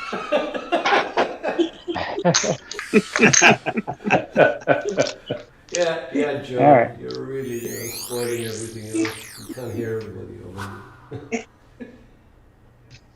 Yeah, he just said this was our last roll. Here we go. Oh, and it's over. 2-5. 2-5. All right, so we go over to That was great though. You had an 18 roller there. You had a 9 or a 10 and a 41, and my goodness gracious, you guys crushed it. Oh, we're going. All right, we got to color up. You guys got to color it up. Well, I'll tell you, while you're coloring it up, I'm going to go ahead and mute you all for right now, and then intro a little bit. I'll come right back to you. All right. See you back. I got to be back on there in an hour. You're back here in an hour. That's right. Yeah. Yep. So let me go ahead and mute this channel here. I'll be right back to you guys. I'm at 4,900. All right, so that's All right. Let me get back to me here. Hey, y'all. How you doing? Haven't seen you in a couple hours, but that was pretty fun. That was a couple of serious monster rolls there. Ed just crushed it. We're going to see Ed here at 11. So in about an hour, we'll get to see Ed. Ed's going to do 100 rolls for us, all for the charity, right? We're going to pledge a buck a roll, a buck a box number basically for Ed. So get your wallets out and figure out how much you're going to pledge to go along with him. You saw him roll. He's legit for sure.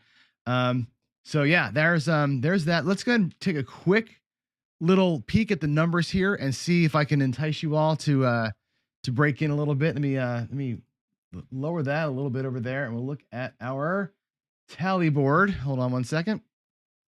There's the tallies. So right now we are at, I think holding fast, we're at 1,200 on the donations. Booyah. That's amazing. And the bid tracker here, let's see what we got. Couple of things are starting to show up a little bit. Looks like we've got some competition here on the color ups layout, which is great. The beanies are getting some love. Let's see, the dice are getting a lot of love. It looks like my shirt is getting some love.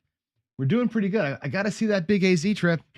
Someone's got to go golfing in Arizona for sure, else I'm going to take it from you. So with that said, let's take a quick timeout here from the NCPG, and then we'll bring in our next guest, Steen from Craps, another superstar. I can't wait to talk to him.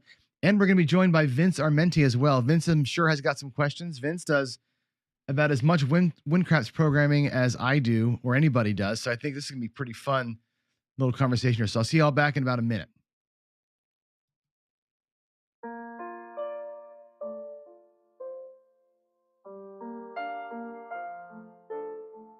Our National Problem Gambling Helpline is like a 911 service. Anytime, anywhere in the U.S., you can call, text, or chat for help in your area.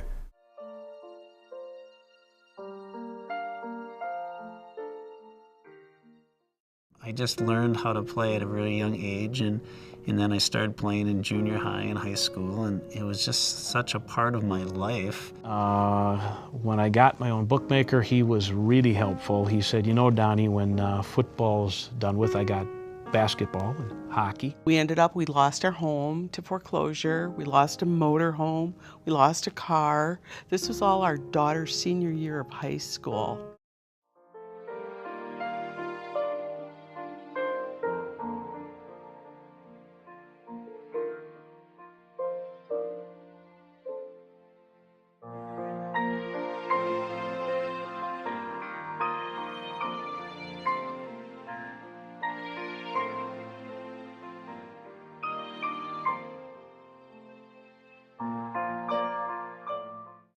I started going to meetings and got that feeling of hope, which is so important because I just identified so much of myself as a gambler, but now I realize, well, this is not going to be a healthy lifestyle for a family man. Until I got in the door and started identifying with everybody else that was there and realizing that I wasn't unique.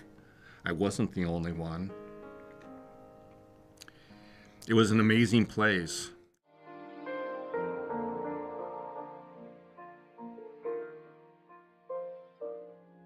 Life in recovery, is a way to experience the world. My marriage to Diane is selflessly giving, not selfishly taking. And that is awesome. You have a choice to be brand new today. You can start your day over whenever you want. You're brand spanking new. It doesn't make any difference what you said or what you did in the past. The only thing that counts is today. In fact, the only thing that counts is this moment. Please consider making your tax-deductible gift of $25 or more today. Just visit ncpgambling.org to give help and hope this holiday season. No gift is too small, and every gift helps. Thank you.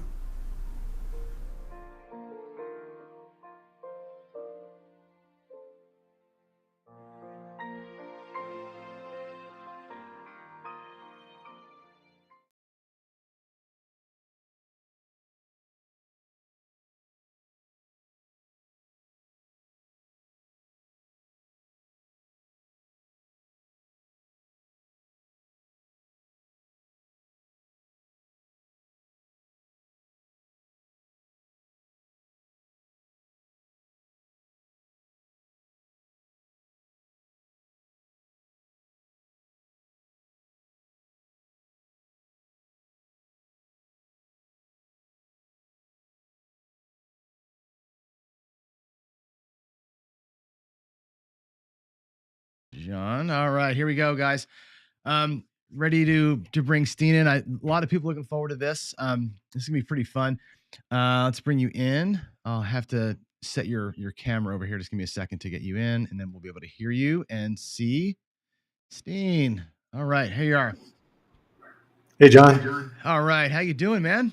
Hey, pretty good. How you hanging in there? I'm doing great. This is hour like 19 or something, so I'm on my second win. It's gonna be just fine. My God, that's a long time, man. It is A lot of talking. It's a lot of talking, but you know what? My guests are good. Everybody's doing a lot of talking for me, which is good. So I'm able to stay out of it a little bit.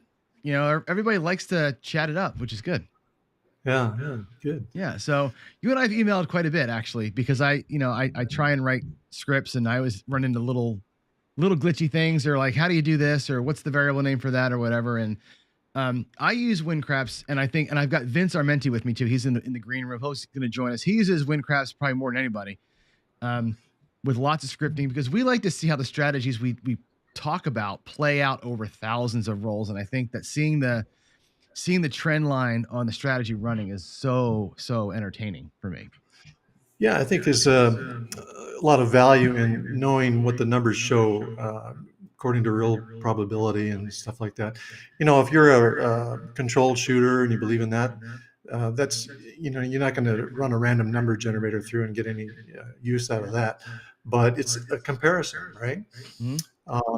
There's some things that you could sit down as a mathematician and figure out precisely, but, you know, most of us not that kind of level mathematician can't figure it out. But it's easy to set up a script and have it run through for you and figure out all the numbers you need. You don't have to be a super mathematician to figure that out. Right. And if you're a guy who likes to do controlled shooting and you want to record your rolls, you can do that, and you can play those through, and you can just run those through all kinds of scenarios and scripts and what have you. Yeah, that's my number one use case, actually. What I do, like, I'll run a strategy, I'll run it through the auto run just to see how it handles over time. But what I typically do is I'll load in, 30 or 40 shooters, and what I call it is my golden set. So I've got, a couple of PSOs, a couple of 0.1s, a couple of, 5 rolls with no box numbers, and I have like all these different scenarios, and I run my strategies through these short scripts, because it covers all the basics, right? How do I do in a 9 roller? How do I do in a 20 roller? And instead of just running random over a billion rolls, I find that I can tune a strategy to fit certain criteria, and that works really well. And it runs fast, of course. So that's how I've been using it. So it's been a godsend for me, actually. Yeah, it is amazing. The different ways people are using it. You know, some like to use the hyperdrive. I think we mentioned Vince. He's been using the hyperdrive a bit, but a lot of the shows that he's done, he's doing things manually, entering the dice rolls manually, and it seems to work out very well. There's just different aspects to be used. I don't know. It's just I'm a craps player. I liked to play craps years ago, and I had some ideas that I thought might be worth exploring. And so I started working on the computer to help me out with that. Came up with some kind of a program. After a while, I thought, yeah, this is pretty good. I bet you somebody might be interested in that. I put it on CompuServe, if you remember those days. Oh, I totally remember it. Yeah. Yeah, people started downloading it. Wow. Okay. So I made some improvements. Just got better and better. And I just keep adding things according to what users are saying they're interested in. So it's got all kinds of aspects to it. And of course, you can't use them all, or wouldn't want to use them all at once anyway. Right. But I'm still open to all kinds of suggestions. People want to add things, and I'm up for it. But yeah, it's been a little difficult. I don't know if you know, I'm an airline pilot, but I'm 2 weeks from retirement here. So yeah, so Wow. It used to be when I first got out of the Air Force into the airlines, you'd go on a layover, and you'd sit around and watch a movie or something and read a book or whatever. Got kind of boring, and I got into doing my programming. So I'd go on layovers and I'd do my programming. Wow, I could get really involved in that. So, and yet I didn't have 100% of my time available to do the programming. It was just pretty much layovers and a little bit at home. But now I'm going to retire, boy. I can really get into some cool things. That's awesome. Looking forward to that. Yeah. I'm looking forward to the Mac version. I keep telling you that. Oh, I've looked into some things on that several times, and I would love to do that. I probably need to hook up with somebody who's really versed on that and tell me which direction to go. I also like to do a mobile version. Oh, definitely so. That's the thing. It's like, because the mobile games that are out there are games. right? And this is not a game. I look at WinCrafts as a tool. Like you can use it as a game, I guess, right? People probably do that, but for us, we look at it like this is a way to vet stuff out and test strategies. And I like what Vince does. He this versus that kind of a thing. And there's nothing like that that works on a phone or over the web, like even a web version or something like that. That's the thing. Like that's the next level stuff for me is just because what I have to do to use WinCrafts, I have to actually I have an Azure account and I have a virtual machine that I'm paying like $30 a month for that I have to launch into a window to get it to work for me. So it's hard for me to play now. Yeah. It's costly actually for me to do it, but yeah, that's my number one wish. Yeah, I get some feedback from Mac users. Some have been using these, what was it, Boot Camp or something, different things. I'm not an Apple guy, so I don't know all the verbiage on that. Yeah, I don't know this online. I don't really see the value of having an online program. What's the big deal for make a download and have it on your computer? Sure. If it People worked, downloading. yeah, Other it than becomes if universal. if we set something up where you could have multiple players playing online, yeah, that'd be really fun. I think that would be worth pursuing. Yeah, I think the only reason I suggest online is because just to make it might be easier to do that than do a Mac version. You know what I mean? That way, Yeah. us, we can get it with whatever system we got. Then it's just easier. Yeah, that's true. I've heard some people suggest, oh, just buy, you can buy some older PCs for next to nothing.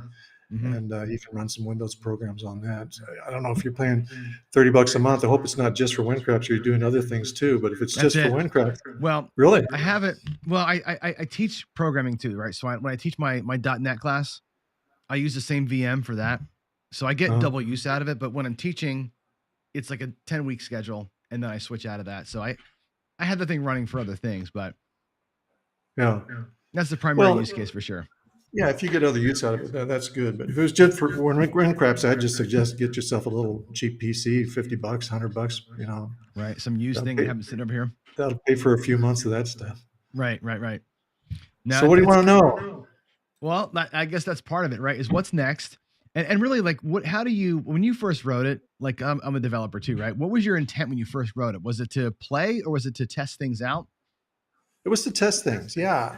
I played craps, and like everybody, you have some winning days and you have some losing days, and you come up with some ideas. Gosh, what if I did this? What if I pressed? What if I parlayed?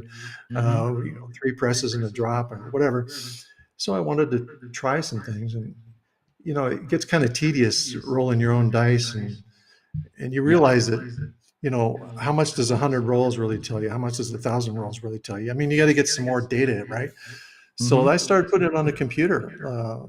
And I think if I recall right, I started out, it was like GW Basic. I was doing some things on that. And I eventually got into Visual Basic, got pretty good at that. I'm all self-taught. And just like I said, it caught on, and people requested more things, and I added more things, and just got better and better. I'm pretty proud of it, really. There's so much to it.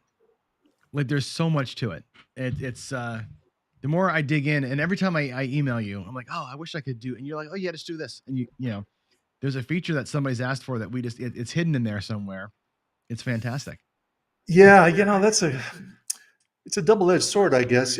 I don't want to get the table so cluttered that it's just a confusing mess. Like this here, that here. I want it to look like a normal craps table, nice and clean, and yet I want the features to be available. So it's not that they're hidden to make it hard to find. It's just that it's try to be nice and clean. If you don't need that particular feature, it's not there to bother you.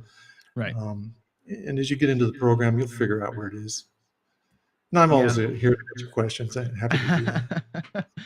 Yeah, one of the things. So let me ask you a how-to question, because one thing I do when I do the big rolls, right? When I do like a 10,000 roller or something like that, is there a way to scroll backwards into that graph that comes out? Because that's the thing that I'd like to see, the longer pull, but I seem to get like a rolling window of it, and Yeah, yes and no.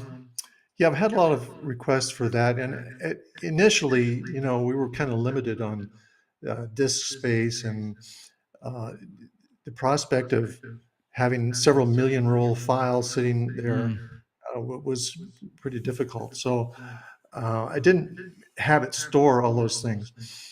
These days, that's a different story. I mean, we've got tons of memory. We can do all kinds of things. So I'll probably add something to that. But basically, what it is a dice roll file. I mean, you can open up a dice roll file, just a blank one, and record all your rolls into that. And of course, you can scroll back and look at all those. Mm-hmm. You can turn on the events log as well. But if you're going to run some big, long simulation, that eats up a lot of time and space. It takes time to write it to the disk, and it's Sure. going to create a huge file, which you can do it if you want, and then you can roll back through and see all the things that happen. I kind of view that really as more of a smaller, a record for a smaller simulation, a shorter simulation. The long ones, I think you're looking more for aggregate data. Yeah, the scroll back. Yeah, the scroll back thing is just for a quick visual. That's all that I use it for. So. Yeah, that's probably one of the things we'll add in time. Right now, I've got version 2.6 almost completed. I've got a few people working on the beta. I gave a beta to Vince, and I think he just mentioned there, I added some new prop bets, hot roller, goes along with the roll to win. Yeah. Well, I reorganized the prop bets that I had. So I basically five prop bet screens, and I changed how you access those. There's a little arrow at the bottom now, so you can just click back and forth through all these screens, or you can open them up all at once into its own separate window. So they're all there right in front of you. You can see what's going on. You can reorganize them. But I put the hot roller. Well, let's see. Actually, can I share my screen here somehow? Sure. Yeah. Let me give you a bigger view. Hold on one second. I'll switch over to you full screen. Let's do. There you go. Okay. Yeah. If you share your screen, we should be able to see it. Okay. So I clicked share screen, and let's see. What am I looking at here now? I might get a different window here when you do that. So once you have to give it permissions. Just choose what to share. Entire screen. I don't know if it's going to work for me. Well, at any rate. So 2.6, let me go back through that. Okay, so new prop bets, left, center, and right field, a hot roller, reorganized the center prop bets into the displays. Added the ability to display all center prop bets in a separate window. Sorry, repeating myself. I made a little list here. Added ability to set the background color of players' status boxes. So instead of what it was before now, I had everybody kind of in this cyan color, and then the selected better in yellow. Because, with the computer, really, you can only address one player at a time. So that kind of just highlights it for you. But now I've changed it. So each player, the selected player has a rotating ring around his selected check. So now the same thing with the status box. I've got a rotating, some dashes that go around each selected player. And then the players can be separate colors, which it's kind of interesting. But if you like to view the table, instead of looking at checks, you want to look at actual number values, then it's going to display those in these separate colors. So it kind of helps differentiate it. I tried to organize it so that just like a real table, the checks are placed according to where you are at the table. But still, it's easier sometimes when you're doing a simulation just to look at the different colors. See the colors, right. Yeah. Let's see, what else we did. Added an extra large option to players' status box sizes, added font sizing for extra long player names, added the ability to display different bets in the table corners. I recall someone saying that they played at a casino, I thought it was back east somewhere, where they had the midway in the corner. So I put good old big 6-8, the midway, and that new thing too. What is that thing called? Muggsy's Corner or something like that? That weird. Oh yeah, I don't recall that. Yeah.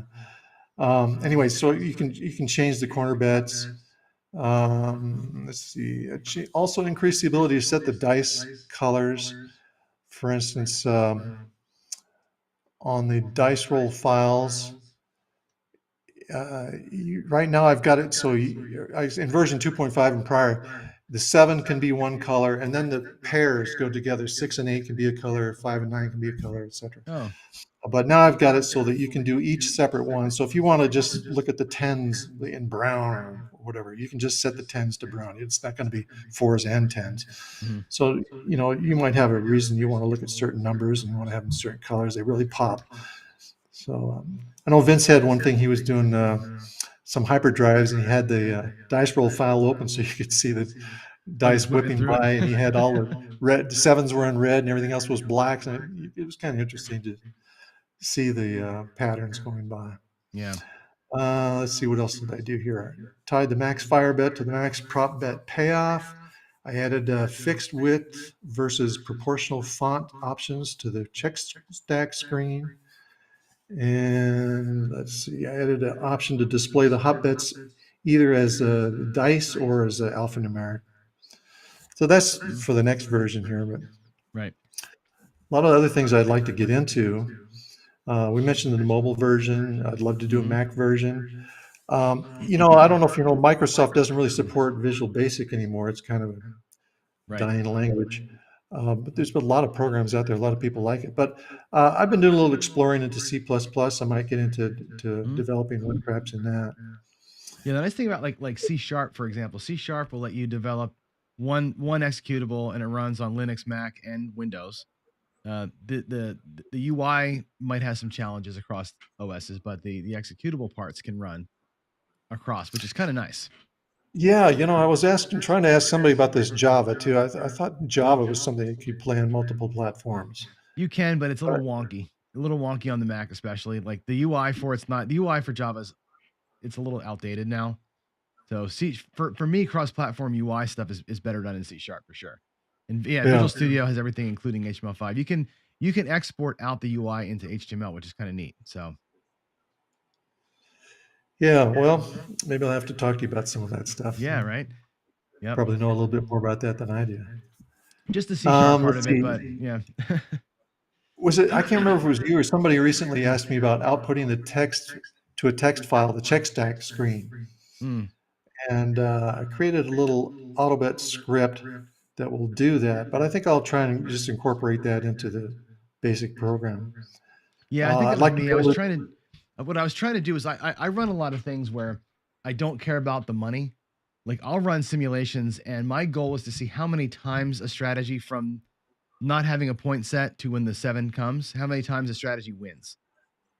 Just if it won anything at all. Like that's what I do, those kind of things. And I use check stacks all the time to just track number of times I won versus lost or whatever. And and I oftentimes will use 30 or 40 of those things as I'm going through, just to track all these different things that I'm trying to report on as far as the relevancy of a strategy. Yeah. I've written some scripts that are pretty long, pretty intensive. I probably only used more than the 100 check stacks a time or two, but I've had other people who have done that. And of course, you can access other players' check stacks in your script. You just got to give it permission. Mm-hmm. In one way, I'd like to expand the capability there. As a programmer, you go in, you can initialize variables and come up with whatever list you want. And I'm not really allowing people to do that in here. I'd like to, but it gets to be so complicated that really not many people can do it. They're certainly not going to enjoy to do it. So I wanted to keep it fairly simple. I want to use Craps lingo, good old if-then logic, and maximum flexibility. If you want to write it, this way or that way or whatever, if the program can figure it out, it should. It shouldn't have to force people into a certain type of format. Right. It does a pretty good job of that, I think. I think where I struggle sometimes is finding the right variable names to use, or like how do I reference, if come bet wins, do this kind of thing. And when it's hard to find those, what I should be saying in the if statements, or what the next bet should be. But once you figure it out, it comes so natural because the whole thing is written like English. Yeah. Well, I provided a lot of scripts on the website also people can access to look at, well, how does somebody do this? Oh, here, okay, seems pretty simple. Absolutely. There's no one way to do anything on here. You can do it a million different ways. And As long as it does what you want, that's really all that matters. Right. But I think also sometimes people they think they got to write the final product right off the bat, and it's very difficult, and they get frustrated and they give up. But really, it's kind of like anything else. You sit down and brainstorm. You kind of just say, well, this, okay, write this down. Okay, well, what about this? You write it down. You listen, you write down all your ideas. And then after you've got them together, you start thinking, okay, well, this goes together with that. You move things around, you get it organized, and then you start to develop some logic to it and flow to it. And it takes a little while to develop what you want. Of course, if what you want is kind of already out there, you can get a script that's already written and you can just modify it. You won't have to go through as much of that thinking. I've done I've learned every programming language I've ever learned is from modifying somebody else's stuff. And so I grab the sample scripts all the time, look through them and go, okay, that's how we got to that. And, but I look at this thing always and I think it took me a hot minute to figure out the fact that the script runs after the dice have stopped rolling. And then it goes, okay, that goes from top down. And I look at it like like I coach baseball. I look at it like on a baseball team, if the ball's hit to you or this guy, what happens? And I say, okay, for every bet I've got active or everything I wish I could do, what am I doing? Right. And if you think of it top down that way, it works really well. Yeah. Sometimes you need some subroutine logic, but most of the time it's just like, yeah, if this number hit and I had money on it, half press and come down. That's the way you think about it. Yeah, I think when you're writing programs, I guess you're just so used to it. It seems obvious, but it's not obvious to a lot of people. You write into the script, if it's come out roll, bet $25 on the pass line, and you think that it's going to go roll the dice then and come back to that point and continue on after that roll, but that's not the case. Now, you could make it do that way programmatically, but you could write a script and say, on roll number 1, do this. On roll number 2, do this. You could go through 1,000 rolls telling it what to do on each and every roll. Yeah. But, that would be pretty tedious, right?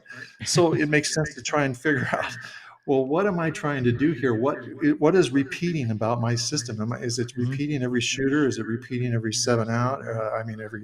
Whatever. Every time a certain number rolls. Whatever it is, it's got some repeatability to it, and then you can start paring down. You don't have to have what happens on every single roll. It could be what happens on every decision of a place 6 bet. Right. Whatever your criteria is. And that's part of the thing.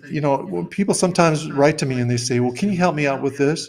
And of course, I'm happy to help. But if it's really involved, I might have to charge a little bit. But if it's just a simple little script, I'm not charging anybody for that. But I need an accurate description. They'll say, do this and do that and so forth and blah, blah, blah. And even without starting to write any of the script, just as a person trying to understand it, well, you forgot about this possibility and that possibility. And what do you want to do here? You need to have clarity before you really can get going on it. Oh yeah. Clients are the worst at describing what they want, right? Yeah. Always, right? So one of the things I think I asked you for this once, and we got it done with the script, is I always want to know. So when I'm developing a strategy, I'll drop a bunch of bets out there, whatever it happens to be. Let's say it's a don't pass, 2 place bets and something on the like a horn or something. And I want to get an instant look at what's going to happen if the 2, 3, 4, 5, whatever rolls. If this number rolls, I'm going to win 20 and lose 18, or net for a net of 2, or whatever it's going to be.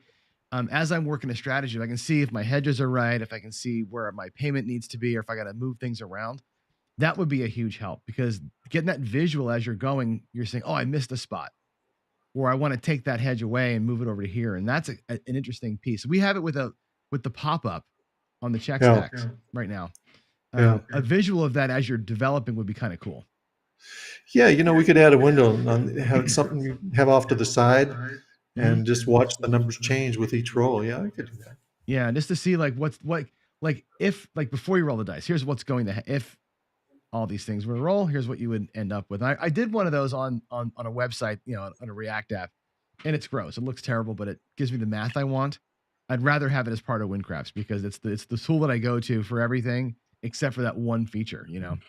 That would be perfectly doable. Yeah, cool.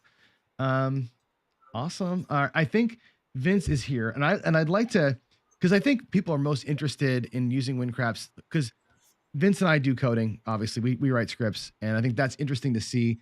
And I would like because Vince uses it like a user would, right? And I don't know that a lot of people have seen somebody actually use the program. Because when I bring it up, I'm like, here's my script, here's my my hyperdrive. Let's roll it out and see what happens in a million rolls. Vince does a whole different thing with it. And I'd like to bring him on and let you guys talk a little bit here with me and maybe have some either questions answered or whatever. So is that okay with you? Yeah, sure. Great. I'm gonna bring Vince in and find the best way to show us all three. Let me add Vince here. Let's be Vince. That'll be your screen. Let's see. We can see Vince's screen. I might make Vince the primary here. Vince, can you talk so can we hear you? Let's see. Can I hear?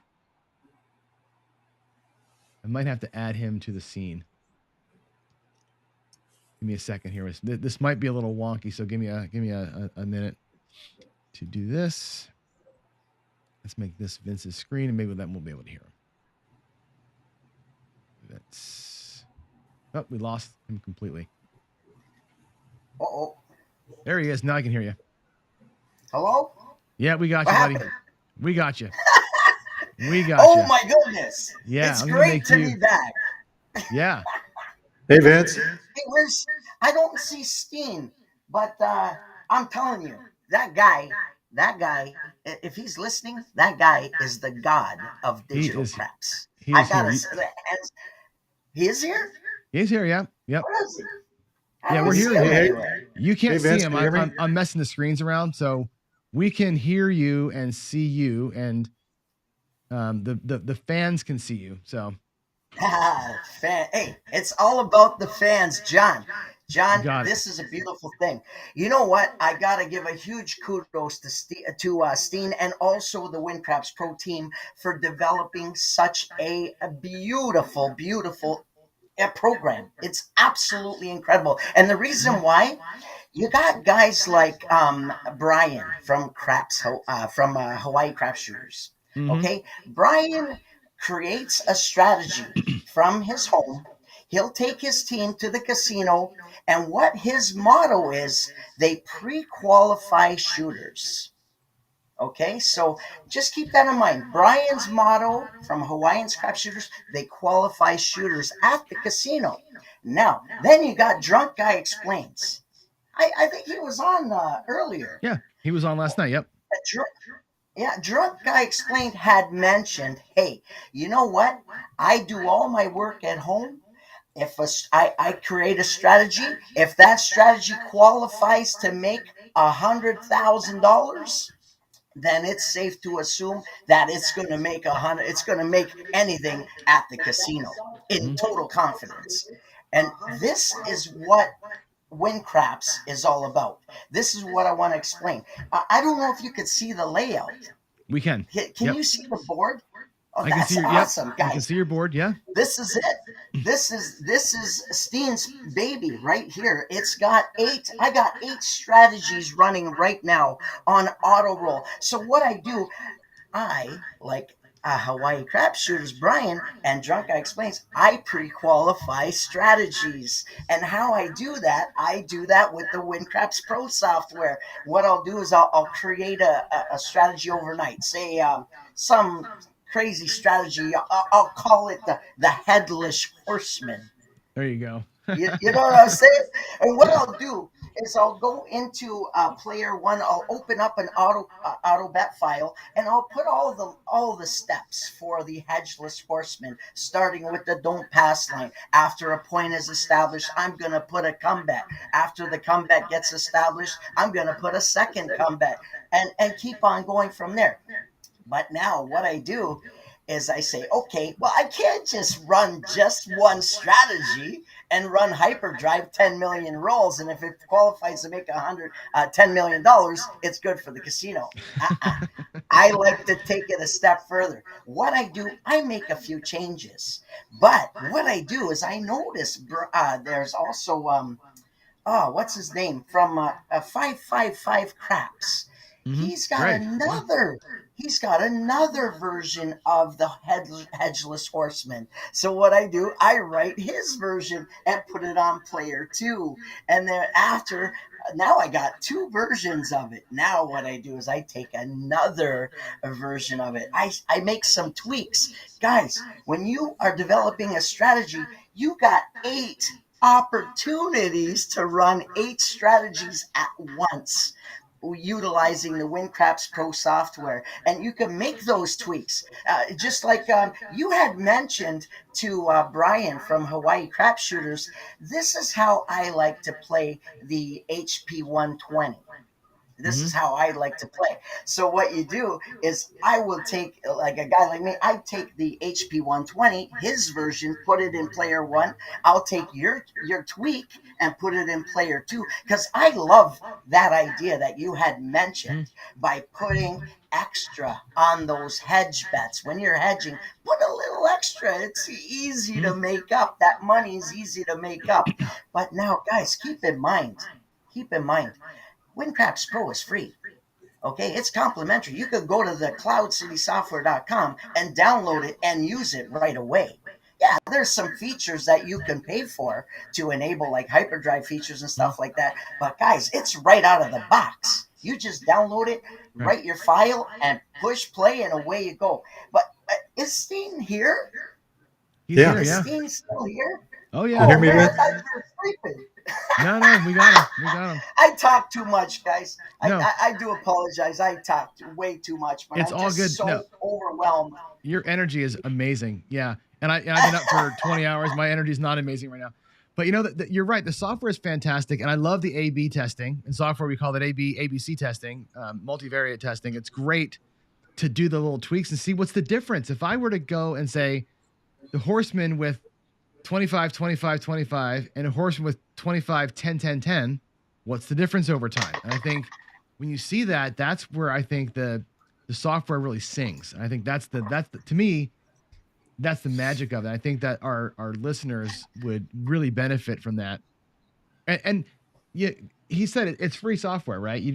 But the paid version isn't like it's $500, right? What's the paid version? $14. Yeah, it's $14.95. Right? I mean, Are you still hearing me? Oh yeah, we got just fine. Okay, $14. I don't know if Vince can hear me. Yeah, it's $14.95. You know, I'm not trying to get rich on WinCraps, but I do spend time, and I think it's worth something. But yeah, a penny per line of code, I guess, right? Is that right? What's that?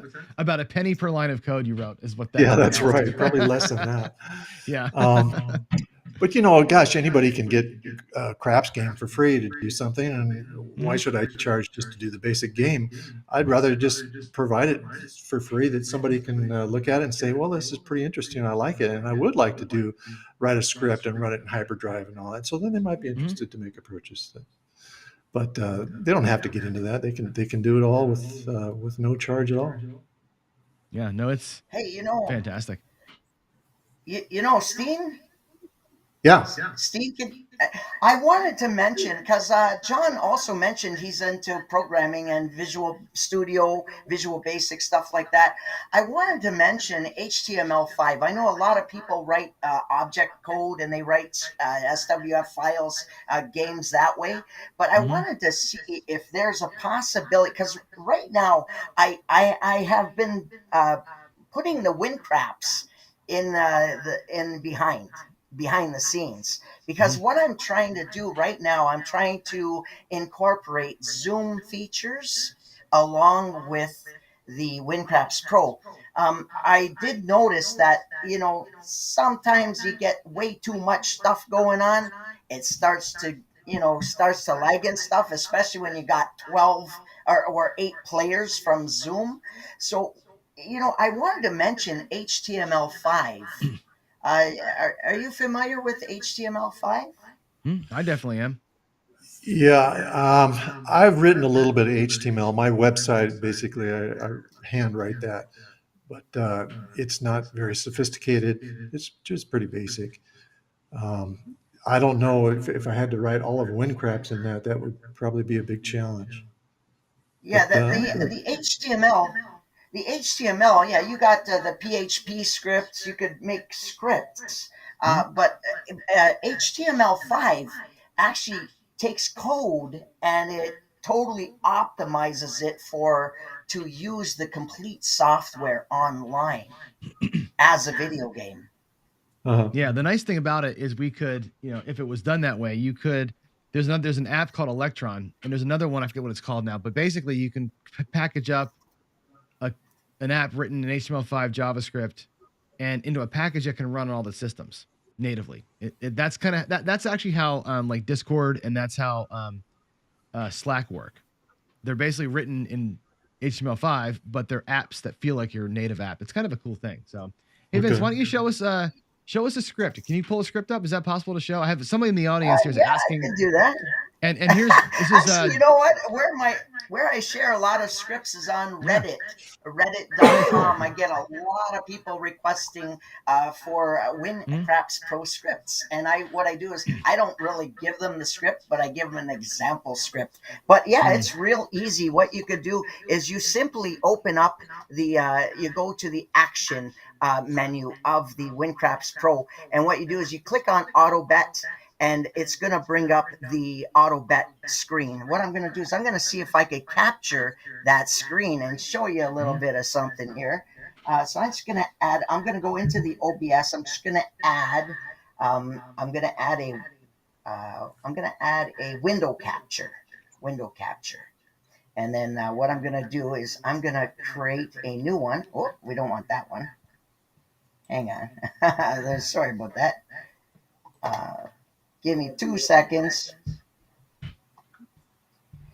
What I want to do is I want to capture the auto bet screen right here. That's what we want.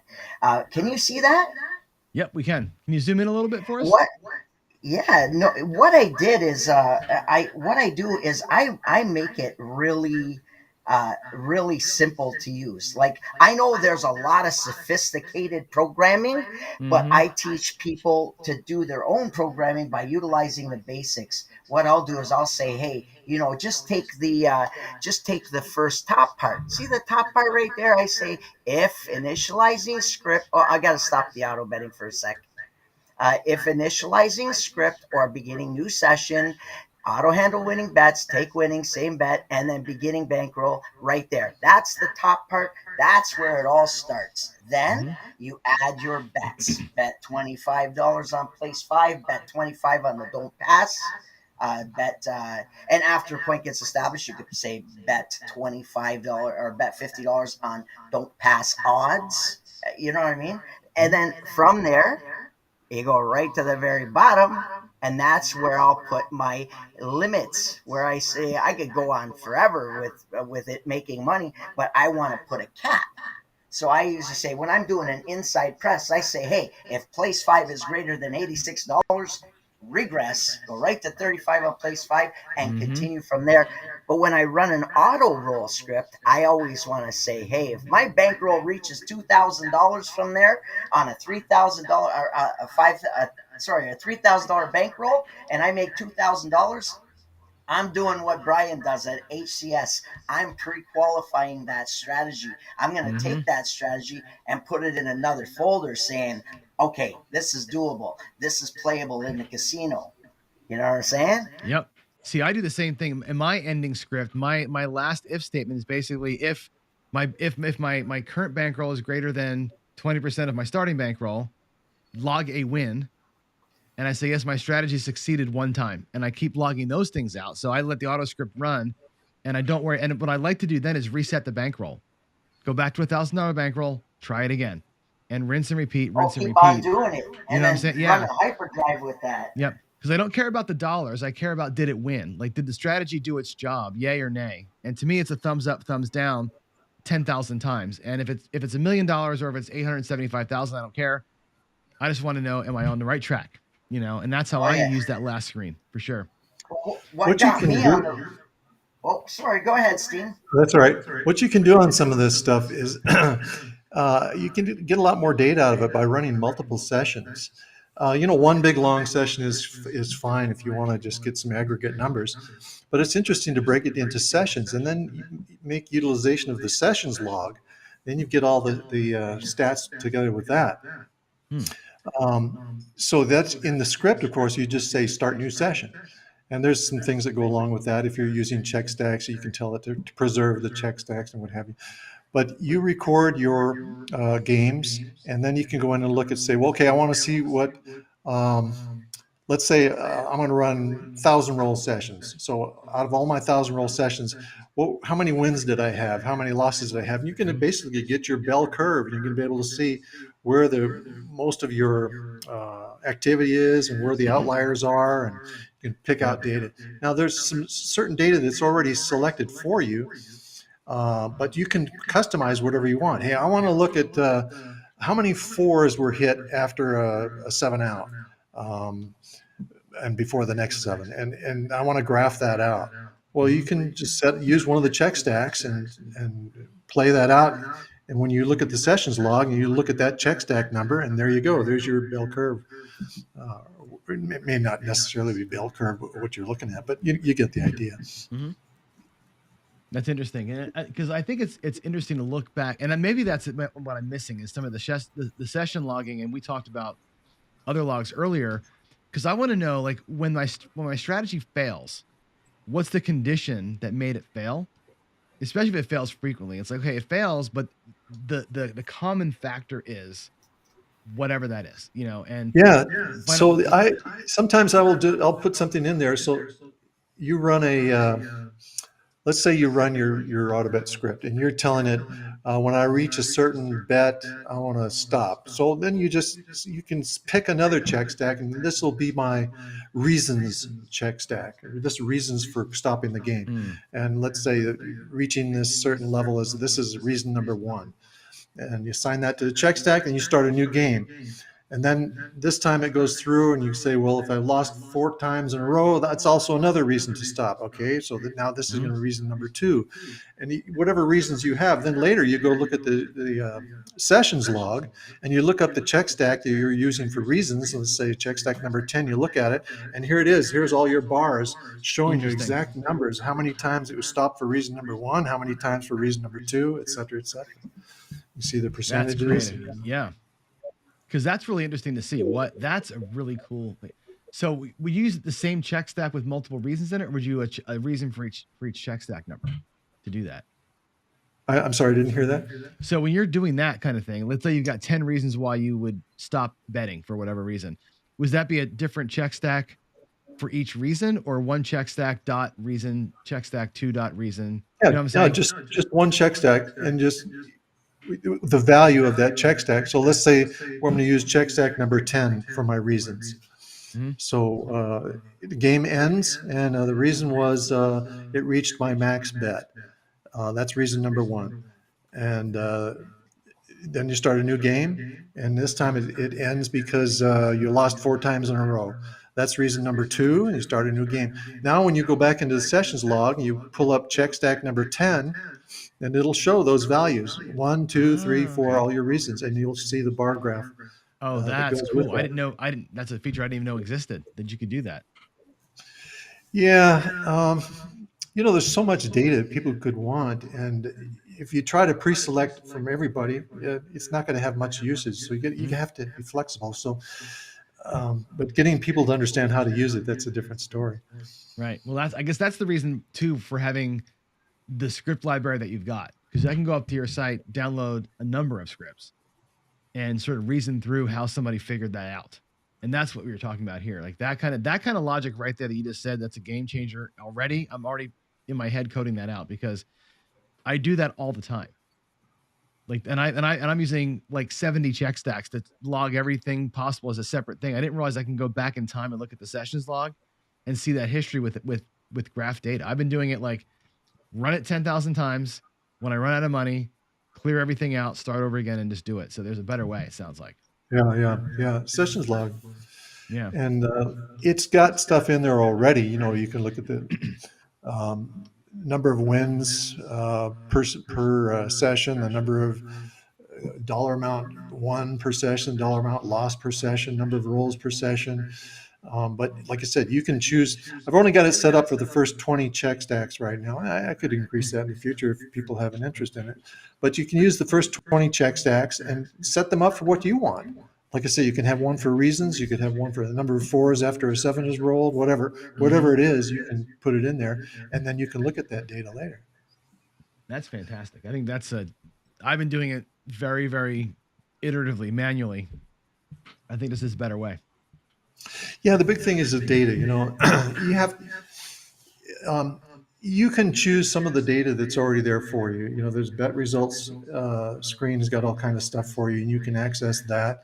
Everything's broken down into hands and sessions, and you can go via that. But a lot of people don't necessarily work that way. You don't necessarily want to count the number of events per hand. Maybe you just have some other criteria.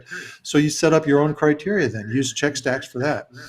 Let's say I want to count the number of times a shooter has rolled 3 4s and no inside numbers. Well, you set up a check stack to track that for you. And it's just a matter of if it rolls this number, you increment it. When you want to clear it, you clear it. It's pretty easy. I find, though, sometimes people are not really good at organizing this stuff. I think if you start out, first of all, as I said, you have to define what it is you want. You have to make sure all your bases are covered. You have to gather the data first. So that really kind of should be the first thing you do. You can say, if this happens, I increment this check stack. If that happens, I do this, et cetera. And once you got all your data, then you can act on that data and say, okay, now because this check stack I was looking at became this value, now I want to make this bet. So you get into acting on it. And then, of course, your criteria for starting new sessions and all that. But, I hope it's fairly easy to understand. Even simple tools, though, can be used to make complex structures. So some things can be done very nicely with very complex code. Other things, you can do the same thing with smaller, more simple things, but you have to have many more of them. That's okay. Who cares? No one's going to go in and grade your script. If it does what you need, that's fine. It doesn't have to be done. I always tell my coding students that nobody's looking at your code, they're looking at the results. Sometimes it can be long and gross, right? Like, it's all these if statements, and that's totally fine. If it works and it gets, and it's speaking English to you, like Vince's script is right here in front of us. That's what you want. So, yeah. Vince did some really good things there. I really like what he did. I like watching them. Vince is a good talker. He's interesting. I would love to start producing some YouTube videos now that when I'll be retired here, I can do that. Great. Because I get so many questions, people asking about how do you do this? How do you do that? Well, it'd be great if I just had a video. I said, well, here, look at this video that I explain it right here. Yeah, a tutorial. Yeah, that was. I've had that question come in chat 3 times now. Where's the tutorials? How do we do this? And I'm used to scrubbing documentation and figuring it out. That's my live. I make a living that. Not everybody does. I think a video walkthrough and like how a script works, and just how do you use some of the data you've got there would be fantastic, because this application is so ridiculously powerful, and I think I'm using about 10% of it. That could be. And it's I like what Vince did because a couple of reasons. First of all, he's showing how to do some of this stuff, which I think is very interesting. But it's useful to me also because I like to see how people use the software. Are they using it the way I thought it would be used? Is it useful, or can it be made better? And if I see somebody get confused on something, I think, oh, okay, well, I guess that's not really written clearly. I need to change that. So yeah, I like watching that. Cool. I like feedback from people. Well, I've been getting a lot of queries from folks to say, hey, because I reference my WinCraps runs before I show strategies. They always say, can you show us your script? Can you have like a coding day with us? And I may do some of that. And I think that'd be cool for you to kind of judge me a little bit and come back and say, here's a better way you could have done that. But that is fodder for what you're about to do with a potential channel. That'd be so well received. You have no idea. Yeah, I'd like to do that. And, I'll have to talk with you and Vince and some guys about some ideas on the channels. You've been doing that. You're doing a great job. I think what you're doing here is fabulous too.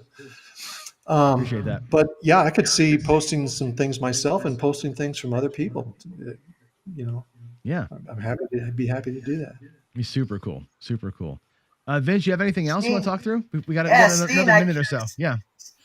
Steen, I can't wait for you to retire, my friend, because I'll tell you, I do the craps thing 24 hours a day. I'm running 12 computers. I should show you all these computers. Show it but to us. I'm gonna Give us the camera. No, Let's see no, it. no. Later on. I want to fear of loss, you guys. But guys, you know what? I'm running hyperdrive consistently all night. All night. That's awesome. About 35 strategies. 40 strategies, between 8 strategies for each computer, and I'm running them all night. And I wait till they all hit that $10 million goal, because there's a pop-up that comes up. Sorry, we cannot go further. You just exceeded. You can't exceed more than $10 million. So that tells me, hey, that's a good strategy.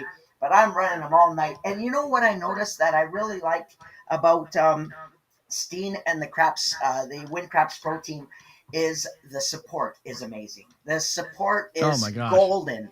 I can't believe it. Like I got stuck on a lot of stuff. This was about 5 years ago. I got stuck on a lot of stuff, and I'd always be bugging the support team saying, how do I do this? How do I do this? How do I do it? And they did it.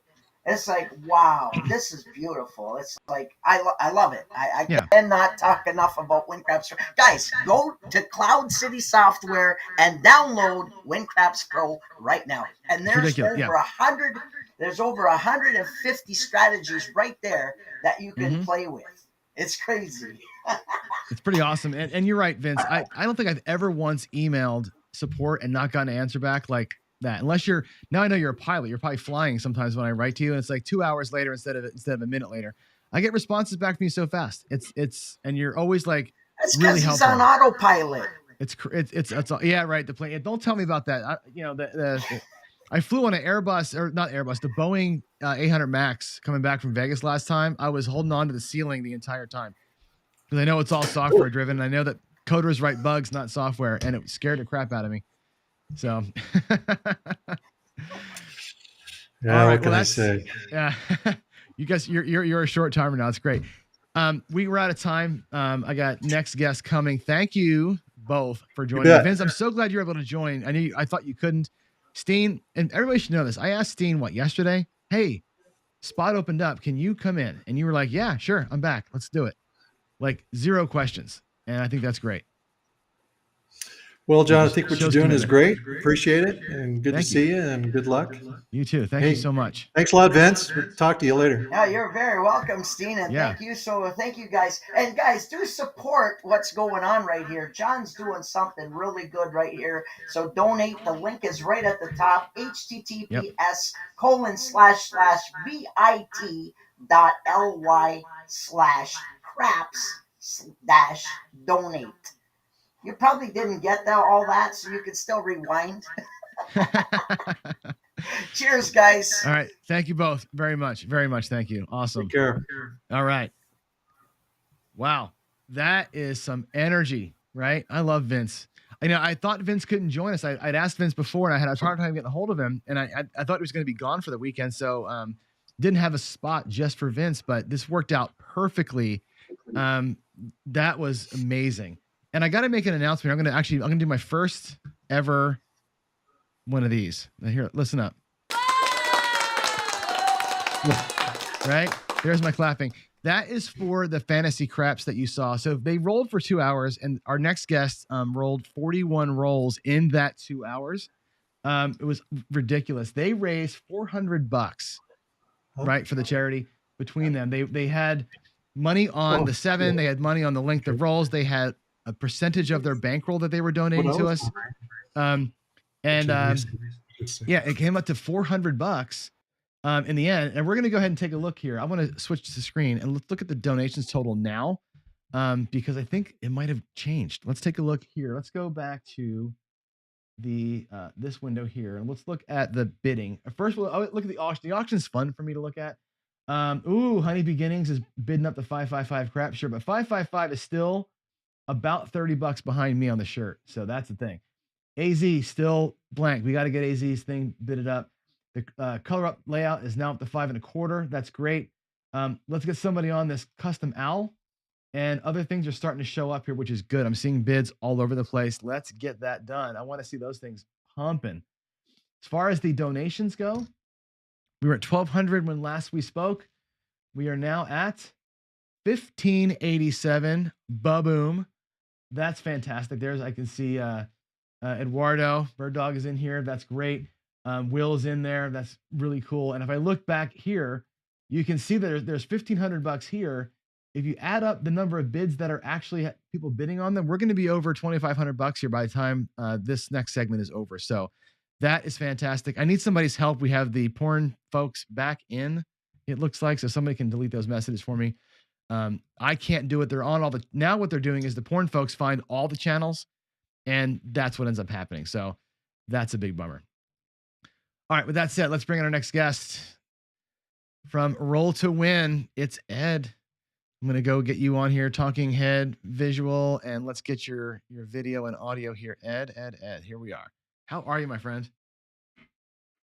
Oh, we got no volume for you. Hold on. Is it me? All right, do you hear me? Now I can hear you. Yep, now I can hear you. Is it me or you? It's just, okay, you know what? It's just delayed. Yeah. There's a weird delay with your voice. And, yeah. Yeah, that's a weird. Make sure I had the right mic on it. Yeah, you're good, but we're having a delay with your voice and your video. Maybe disconnect and reconnect. Sometimes when you wait too long, it seems to do that. Can you do that for me real quick? Let's have you try that just to get the delay going. Reconnect? Yeah, disconnect and reconnect, and we'll see if that helps that clear that up a little bit.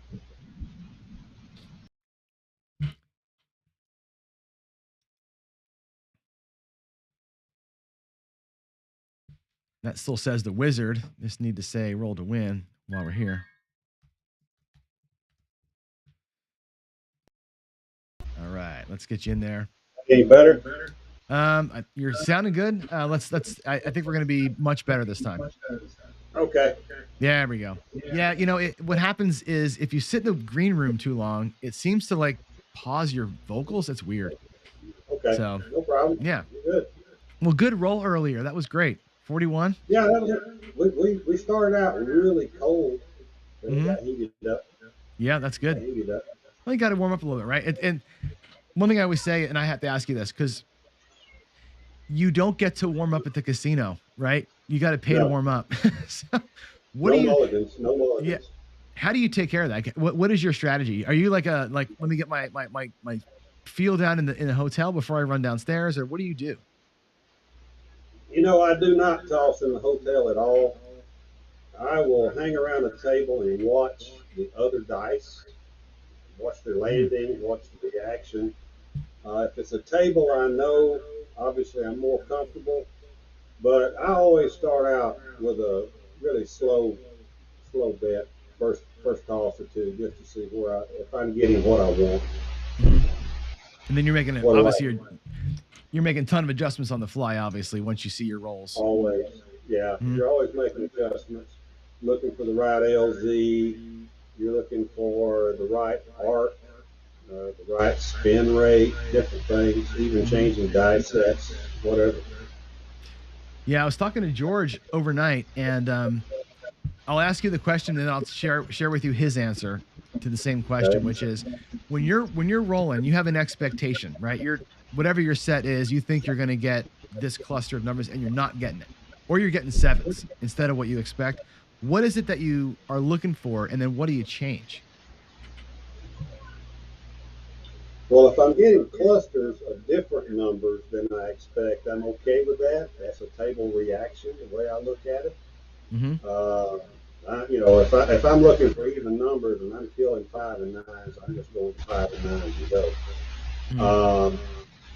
If it's sevens, I'm looking to see whether that 7 was a single pitch, or whether it was a double pitch, or whether it was an off-axis pitch. And then I'll adjust my die sets depending upon if I'm getting a lot of 7s. I'll adjust based on that. All the die sets I use require initially that I start out with require a double pitch 7, and then the rest are off axis, so I can make adjustments pretty quick from there. So you're adjusting the set, not so much your mechanics? Do you change landing zones, that kind of thing? Or you're just like, I'm going to work with what I got and let the dice do the work? Usually, I keep my landing zone pretty standard. 4 to 6 inches from the wall is usually my goal. There are some tables I've run into where I've really got to really crash the wall, get in within 1 or 2 inches. And then that leads you to hitting the rubber sometimes, so you get a wild spin out of that. But so what George said? Yeah, George. Well, it's funny because it was the exact opposite of what I expected, and you agreed with him without knowing it. Because I'm thinking what I do is, and again, I'm a novice thrower, trying to learn how to do this thing, and I tend to like, oh, okay, I'm screwing this up somehow. Let me change my landing zone. Let me change. I'm arcing too much, or I'm letting my dice go wrong, and my fingers don't feel right, and I'm trying to change what I'm doing with the same set. And George says, it's, your mechanics are your mechanics that day. It's like the quarterback goes to the stadium and he's throwing the ball a little bit cockeyed because whatever, you got to adjust your target, right? You adjust his grip or whatever. And George is like, no, you don't do any of that stuff. You change your set based on what you're seeing. You don't change your mechanics in the middle of the game. Like, nobody's Patrick Mahomes, right? He and I agree. Your mechanics are going to be your mechanics on any given session. Sometimes your mechanics stay the same miraculously well throughout a day or through 2 or 3 days, but every table can have a different reaction to your mechanics, and so I just adjust my set. Okay, that's interesting to know. I really was, and again, novice here. I'm thinking you got to change everything based on table type, based on conditions, and you're not changing everything. You're changing one thing for the most part. It depends on, I think it's, George practices a lot. We all know that. I practice probably as close to the same amount as he does daily. So, I can see differences in my toss from one day to the next. From the morning to the afternoon. I practice in the morning and then I practice at night. I practice in the morning because I like to make coffee runs early, and so I like to practice early with my coffee. And I feel like that's kind of like practice like you play like you practice kind of thing. So, talk to me about the concept of axis, because, and again, I love this because you didn't hear George's interview, so I get to ask you the same question again. When you talk about, and I know what Mudslide and I have talked about this separately, right? When you talk about on-axis throwing, Mudslide says to me it's on an on-axis result that he's diagnosing. And I was under the assumption, and I've done all the slow-mos, right? You've seen my videos, I have all these slow-mos, and I'm like, oh my God, what's going on? When I see the slow-mo and the car wreck that happens, I'm like, the dice were never on axis. How can you call it on axis? But really what George is saying is something to the effect of, it's more about the flight pattern. Is that how you see that too? Is that how you describe an axis throw or an off-axis throw? Well, I'm looking for an on-axis result. So I'll go with Mudslide on that. But your dice need to fly on that axis as much as you can get them to with your mechanics. I believe in order to get the result that you want. So you're there's a lot of violence off a wall. Oh my God, it's crazy. But I've seen guys who have such soft tosses that they just die right there on the wall. And I can't get there. Yeah, see, I feel like that would describe me. I don't have great mechanics or great flight. Like if I watch George or you up close, I picture your dice are tight and you're under control. Mine are not, but I'm so feathery soft that I get that click and dead. And I've learned how to throw softly and like kind of respect the wall a little bit, but I don't have the other part of the control piece down. I control energy. I don't control motion, I guess, right? Right. It's all part of the mechanics. Yeah, right. And we've all got a slice, and you got to play to your slice. And part of that playing is adjusting your sets so that you get, you adjust to that slice that day or whatever. Mm-hmm. So, we're on a putting green. We're not on the driving range, right? Yeah. And I don't play golf anymore, but we're on the putting green when we're on the table. Mm-hmm. We're not on the driving range. We're not trying to hit it through the wall, just get it to the wall. Right. I'm going to answer a question because one of our viewers asked this question. Dr. Don't Pass says, more about the flight pattern. Please elaborate. And so what I would say, and this is the way that I understand it now, right? So if my dice are connected or somewhat connected, they're married and they're flying together, that's the flight pattern. If they get cockeyed in the air or they're flying gross like this, the flight's gone, right? And like what a dice controller would say is, you control everything until the hit on the table. And if you left your hands and the dice are doing this in the air, well, you've lost all control, right? That's the mechanical thing, right? So if they're together, a good flight pattern means they were married, they're together, you've done all you can do, and they were in control until a certain spot. But if they leave your hand and they're jacked up, or you double pitch in the air or split in the air, that's where all bets are off. And when I throw, sometimes I will see one die just go over here, like, or it's spinning like on the points. Yeah. And like that die, I've blown the whole throw, Yeah, I got into a bad situation late summer where one of my left die was always, I mean not always, but it was an obvious run to the left, and that had more to do with my grip and my thumb, which was affecting the toss through the air, and then obviously the landing.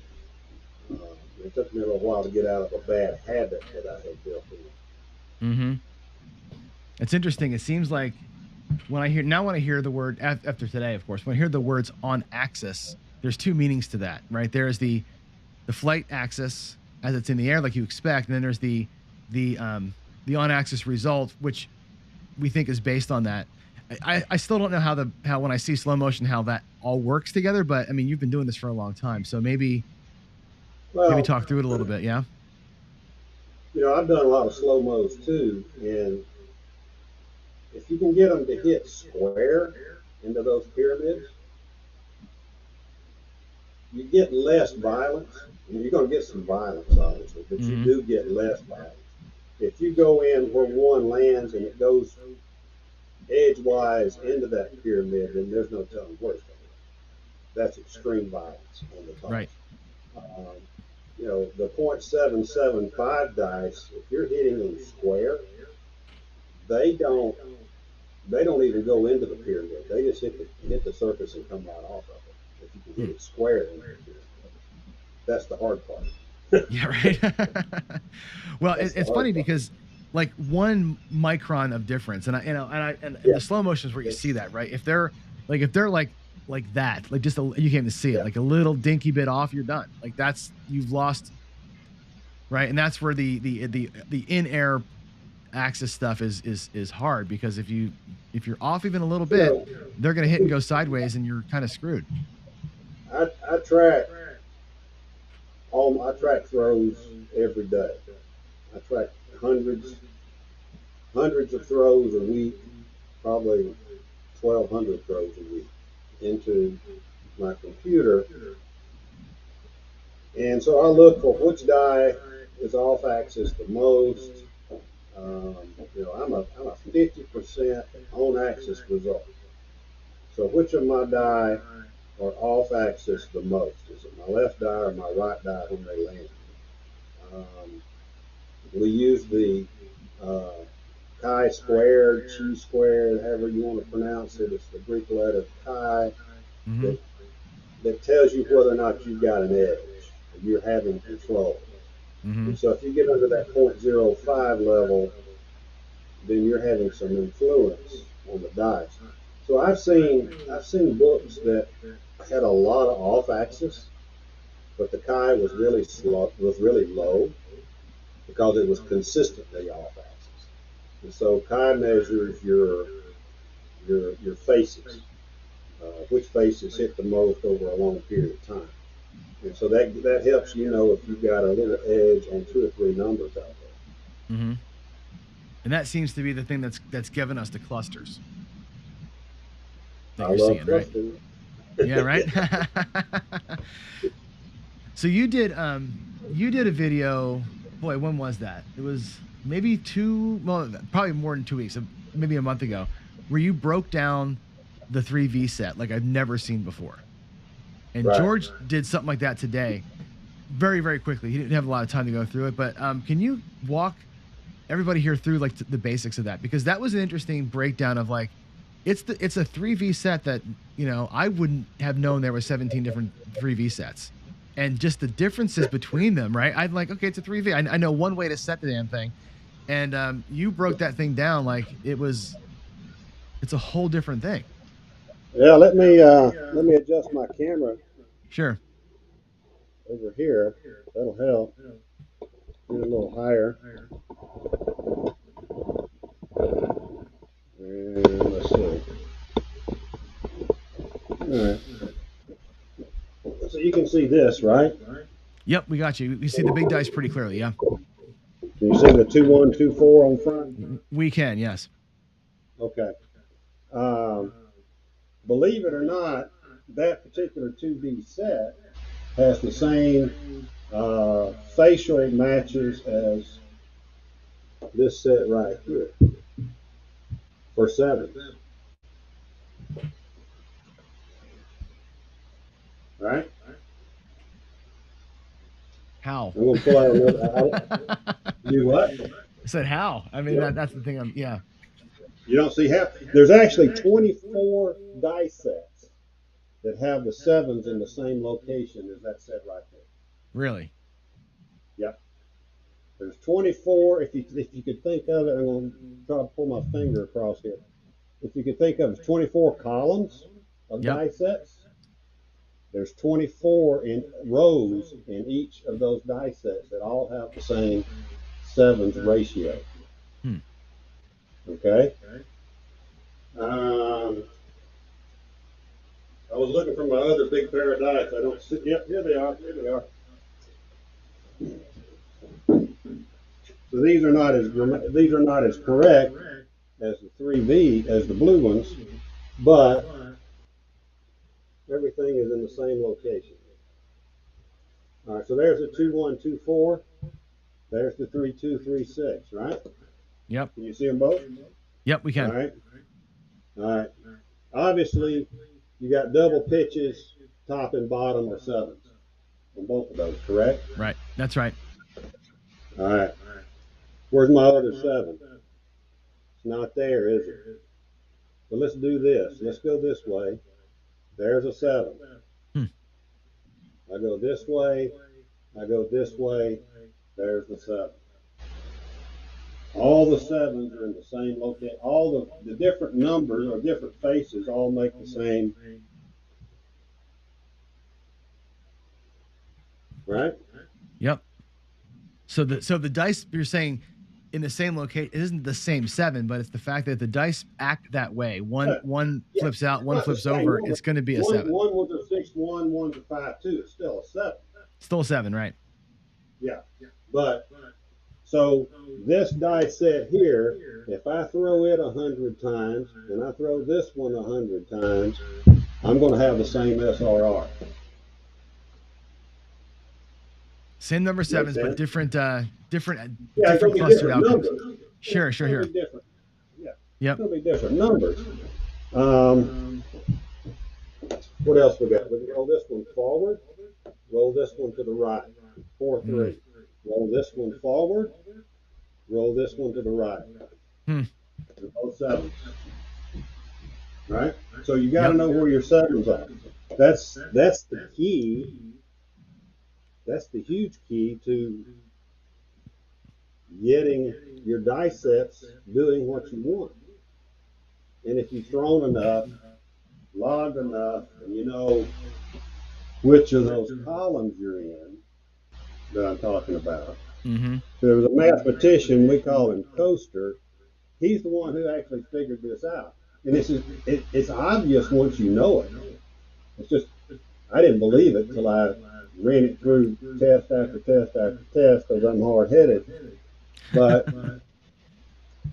Once once you know what 24 sets give you the same numbers and it's your best SRR sets, then you can start looking at which ones you don't even need to worry about.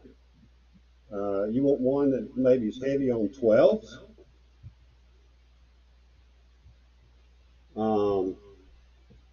For example, here we go again. That 5-3, 5-6 has the same 7 spots as that right there.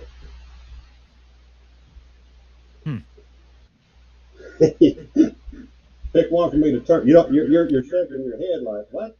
I'm like, yeah, but yeah, if you turn one right and one forward, you're gonna get a 7, right? Is that what's gonna happen? Yep. Yeah. That's fascinating. Yep, that's fascinating. So I will use a set. I will use that set right there because I single pitch a lot. I'll use that one on a come out a lot. Why? I get a lot of 5-6s. That's Maybe so. I'm trying to snipe. It's fascinating when I watch this, right? Because I'm looking at this. Okay, I mean, it all makes sense, right? I can see exactly what you're talking about. How do I make my brain do the math on what? Because what you're saying makes sense, right? If they do this and this one rolls that way and that one rolls this way, it's a 7. If they don't, you're gonna get a good result. But then I see them hit the back wall and they go all cattywampus, right? And how does that turn into a good result? After you know what I'm saying? If you were bouncing flat into a flat wall and back to flat surface, I can see where you could maybe do it. But the diamonds screw all that up. And how do you make that? How does it work? Part of that you broke up on, right? Now, if anybody tells you they don't PSO, they're lying, right? They don't play craps. Right. So we all PSO, we all have short rolls. Your mathematicians that were on earlier, the math is the math. So what we're trying to decide is if we can get results, favorable results that we're trying to hit on a regular basis, enough to decrease the house edge on certain numbers, right? So if I can I turned that 3V around. This is a 3-6-3-2, right? That's the opposite pointing direction from what I just had. But that moves the other 7 of the other faces that make the number, right? Just because of the direction. Yeah, it moved the other faces. I still got double pitches on top and bottom. Sure. Right? Still got the 3-4. I still got 5s and 2s up here. But if I go this way and this way, I've got aces. If I go this way and I go this way, I got a 7. So 3V, all 3Vs are not the same. In fact, yeah. So the same action gives you 2 different results, but just based on which direction you're throwing from, like that when you spun it that way. Yeah. So you've got a certain amount of 3Vs, a certain amount of 2Vs, and a certain amount of cross 6s. Some of those I'll call them mutants, where they're not traditional sets, but they're in that same family. They all got the same SRR. How do you feel about the ability to hide other numbers? I know we're always trying to hide the 7. Do you ever try to hide other numbers? Like not throw a 9 or not throw a 5 or something like that? No, I don't do that. I'm not one of those no 7 or no 9, no 5 guys. I'm not one of those guys. I play in Mississippi too much, and they have automatic buys on the 5 and 9s. Oh, really? I like them a lot.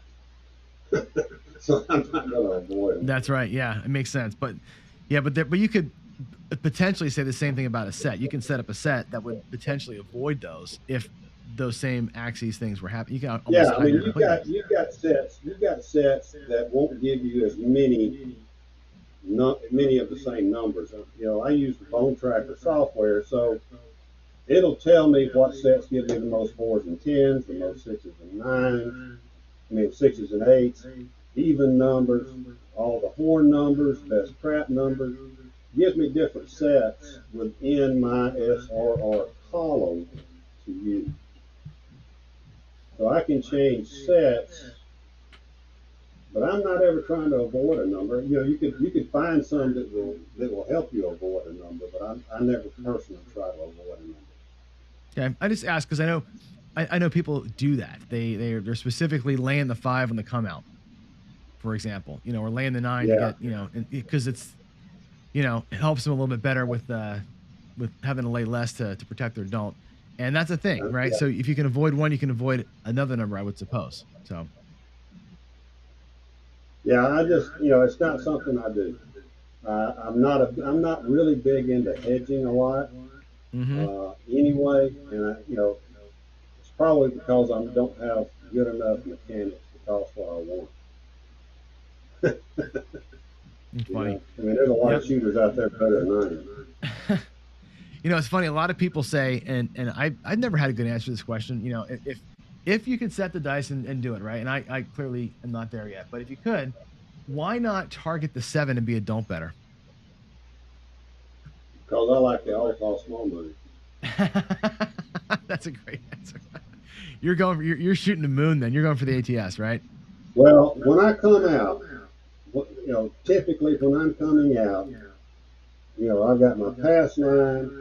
I've got anywhere from $15 to $75 on the all small, and then I'm going to do either a 3-way craps. My preference would be a world bet, and I'm going to try to hit the craps numbers first. I'm going to set the craps numbers on your come outs, right? Try to hit those first. If I can knock those out quick, I can make enough money to place my bets and not even have to take money off my rack. That makes sense? It does. It does. It does. Doesn't always happen. Right. I mean, the theory holds. I see what you're trying for sure. It just, like I said, I always, yeah. If I can throw a 3 on a world bet, I get just a little bit of money, but I press the world bet up to get it, then I hit a 2. Well, then I'm in the money. Then I throw a 12. Then I'm really into the money. I mean, the most I've ever strung together was 4, but that's a good start. That's a good start. You got money in your rack that you're not even going to bet on your hand yet. Yeah. You didn't even set a point. And you knocked off 1 or 2 or 3 of the hardest numbers to get for the ATS. Oh yeah. If you can start your roll, your point cycle with the outside ATS stuff is gone. That's fantastic, right? That's and we play a lot of crapless in Mississippi where I go, so that's part of the game too. I go to a crapless game, and I'll bet a 3-way craps for $15 on a $25 table. If I set one of those numbers as the point, I don't have to take money out of my rack because I got them covered. I've got them covered down here on my three-way crap. Make sense? It does. It totally does. So that's kind of the strategies I use with it. Hard part's hitting the number. Right, that's why you practice, right? That's why you strategy practice. is easy. Hard part's hitting the number. Yeah, but if you're, but like I said, if you're practicing stuff and you're able to cluster them up, and it's working. Like I said, I get clusters of numbers when I'm throwing with a little bit of control, and I'm not able to make any adjustments yet. I'm still, like I said, just working mechanics, but you can, and that's where and people in the chat are always on me too. It's like I see the results. I don't get how it works, but I can see results, and it's fascinating to me. So you feel like rolling a little bit? You got a little bit of time. You're gonna do 100 rolls. We're gonna do. I don't know if we're gonna get 100 in 30 minutes. Yep. But we're gonna do $1 for every box number, right? $1 for, what I'm gonna do is I'm gonna run the KPI. Okay, I already owe Gonna you run our 49 bucks Yep. from this morning. I've already got that sitting aside over here in my rack to remind me. But what I'm going to do, I've been working on the new toss. Okay. And that won't zoom in real far. Hopefully you'll be able to see it. But Yeah, I'm gonna switch views here. throw out of my normal position. I'm gonna get out of my normal position is stick left 1, stick left 2, down to the hook. I'm gonna go to my right. I'm gonna go stick right 1, and I'm working on a new toss into the hook over here. Okay. All right. So we'll see what we get. And I'm gonna start out with a 2-1-2-4. Just to see what I get. I'm gonna log your rolls here too while we're going. So Card 4.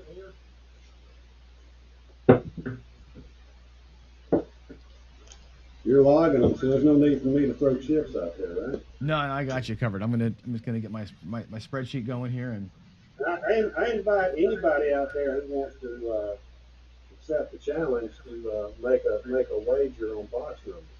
I mean everybody should. I mean, I think anybody should be able to pledge here That's with a us. yo. A yo, okay. So the hard form. I'm waiting for my thing to load here. Come on, here we go. Input. But these are landing pretty well. I say that, and I'll probably break one off the road. Ace deuce. Okay. I'm not making anybody any money. I'll change dice sets. I'll go to 2-3. Let's see, 2-3-2-1.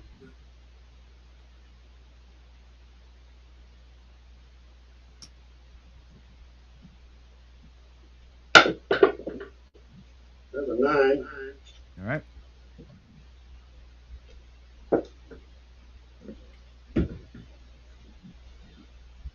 And you can ask questions. I can talk. Whatever. I'm just logging them in here. And they're kind of coming in kind of slow in the log, but that's okay. All right, another ace deuce. Ace deuce. Okay.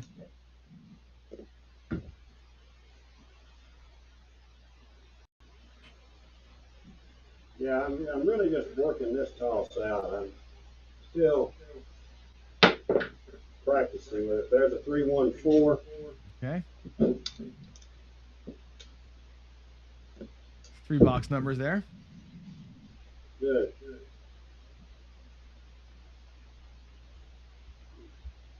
All right, take me a second to get back down to the position.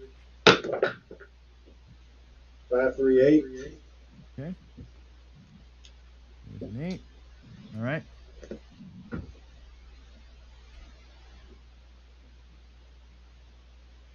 Changing to that 3-2-3-6. Hard 4.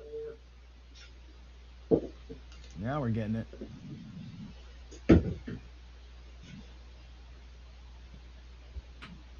It just takes a little bit. Hey, folks in the chat, let's go. Somebody pledge. Even 10 cents. Yeah, 10 cents a box number. What is that? Yeah, that's a hard 6. Hard 6. All right, 33. 33. There we go. And most of these are hitting pretty well. It will. The tracker will. It's updating slow. Arnell. It's my computer's running really slow right now because of all the data coming into it. So. 5-1-6. All right.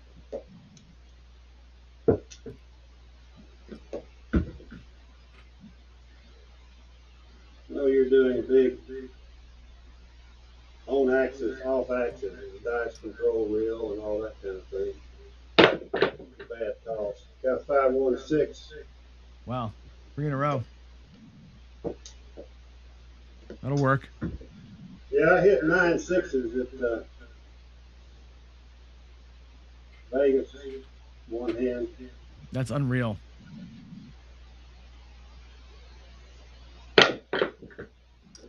Aces. All right. Again, folks, all for charity here, right? Yeah.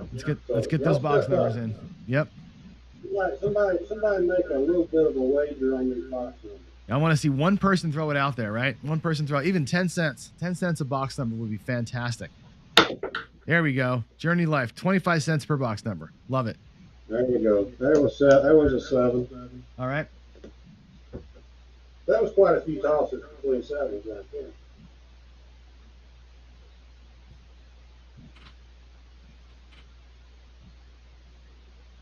Oh, yeah. Arnell's asking, do you ever practice with landmines?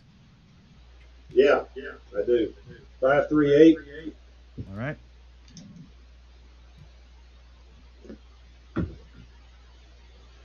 I do, but this is for charity. Yeah, there you go, right? That's awesome. Actually, it helps you. It helps you to focus. Oh, sure. The yo. Okay. You're just hammering that corner. Great. Well, you know they're landing pretty well. Every once in a while, they separate on and they get stuck to a finger. 325. Okay.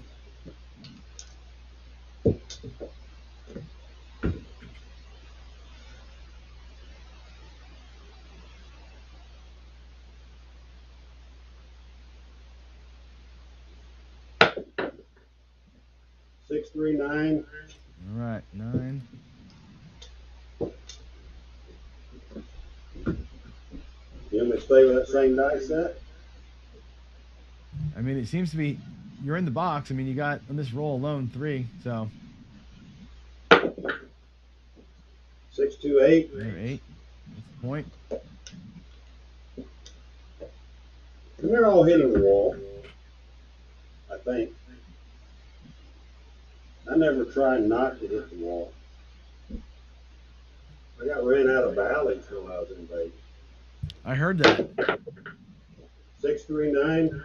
You know, one of the people bitch about, you know, how long it takes, and I think most folks, except for the folks that are betting the don't purely, they shouldn't bitch about dice setters because you're trying to like make them money too, right?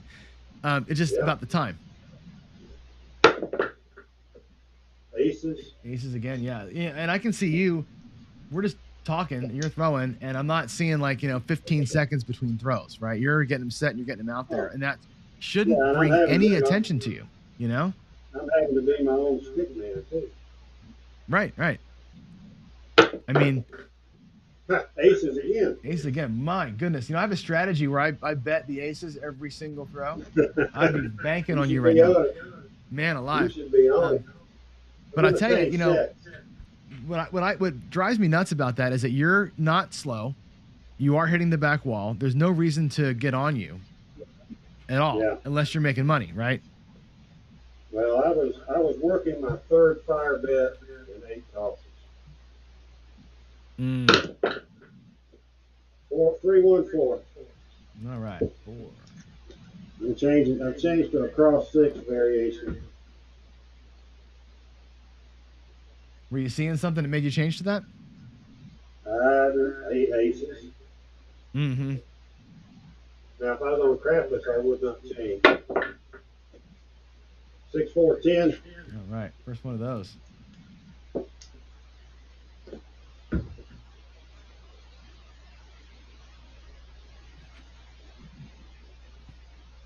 Is that okay? Yeah. Let's see. 3, 1, 4.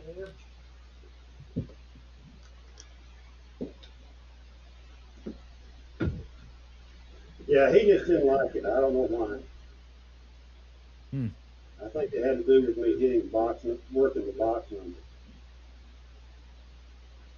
for the fire bet. Yeah, that's rough. And Bowie's getting a kind of rep for that now. Hard 8, all right. Hard 8. There you go. Yeah, and every time I made a point, I was changing my set because I was trying to set a different point. Oh, to go for the fire. Yeah, I was trying. I left the 4th fire bet hanging probably at least a half a dozen times, if not more. Man. That week. 516. All right, new point.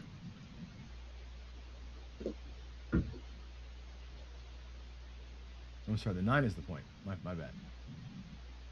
All right, good, because I have no idea. I'm just throwing. Yep. Aces again. That was a bad toss.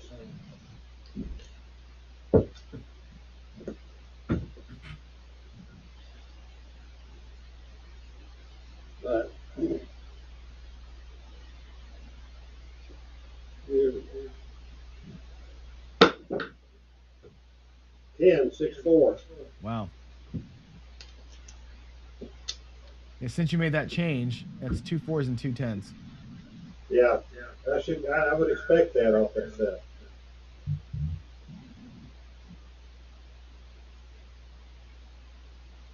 I would expect more even numbers off this set than odd. That's what we're seeing. There's a midnight. Wow.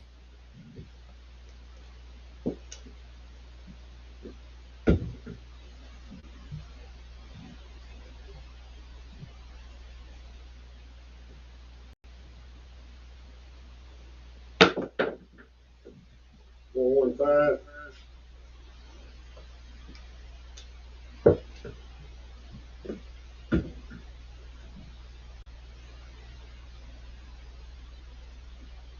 Yeah, I just started working this toss about 2 weeks ago because I wanted an alternate position.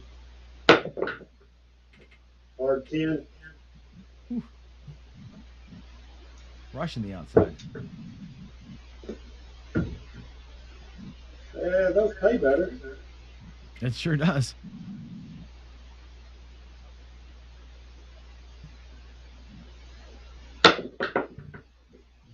There's a yo. Have you tried roll to win yet? The plexiglass tables? Couple of times, and that's another reason I'm working on this toss right here.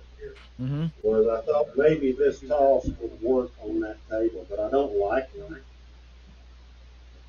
But I'll be glad to win on them if I can. Yeah. All right, there's a 7.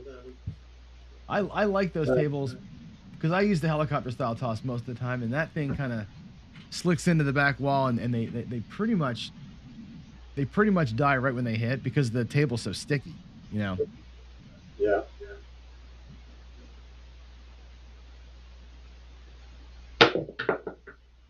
Three, 1, 4. Okay. You want to stay with that cross 6 set I'm using? Yeah, definitely. See how many hits the 4s and 10. So you're asking how does it work? I don't know, man. This is just what we do. It just does. There's a 3, 1, 4. All right. That's 2 in a row, right? That's right. Or the other one, 10. I can't remember. Nope. 4 4.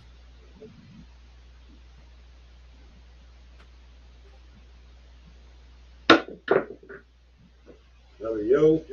Okay. You just got to know with that set I'm using, you're going to have some yos come in and a few of those deuces every once in a while. It's mostly even numbers for sure. We got one person betting. We got one person here. It's at the 25 cents a box number. Anybody else want to jump into that? Got 538. 538. Okay, there it is. So yeah, I'm expecting even numbers out of this, more so than even. I bet a lot of even numbers. A lot of times I won't even start a 5 in there.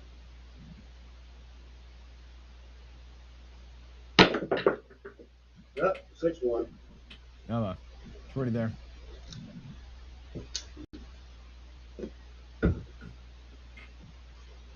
All right.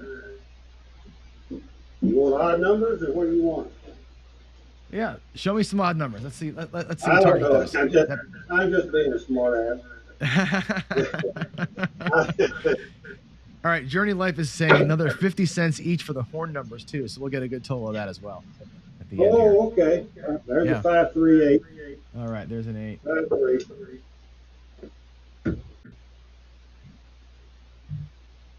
You want horn numbers? We won't break it. Hey, Hawaii Crap Shooter says, hey, let's roll to win. There it is. Yeah. Journey Life is, I'm going to put your pledge up there for another 50 cents for each horn number. Journey Life is Ace all deuce. in. Ace Deuce. The Ace shocker. deuce.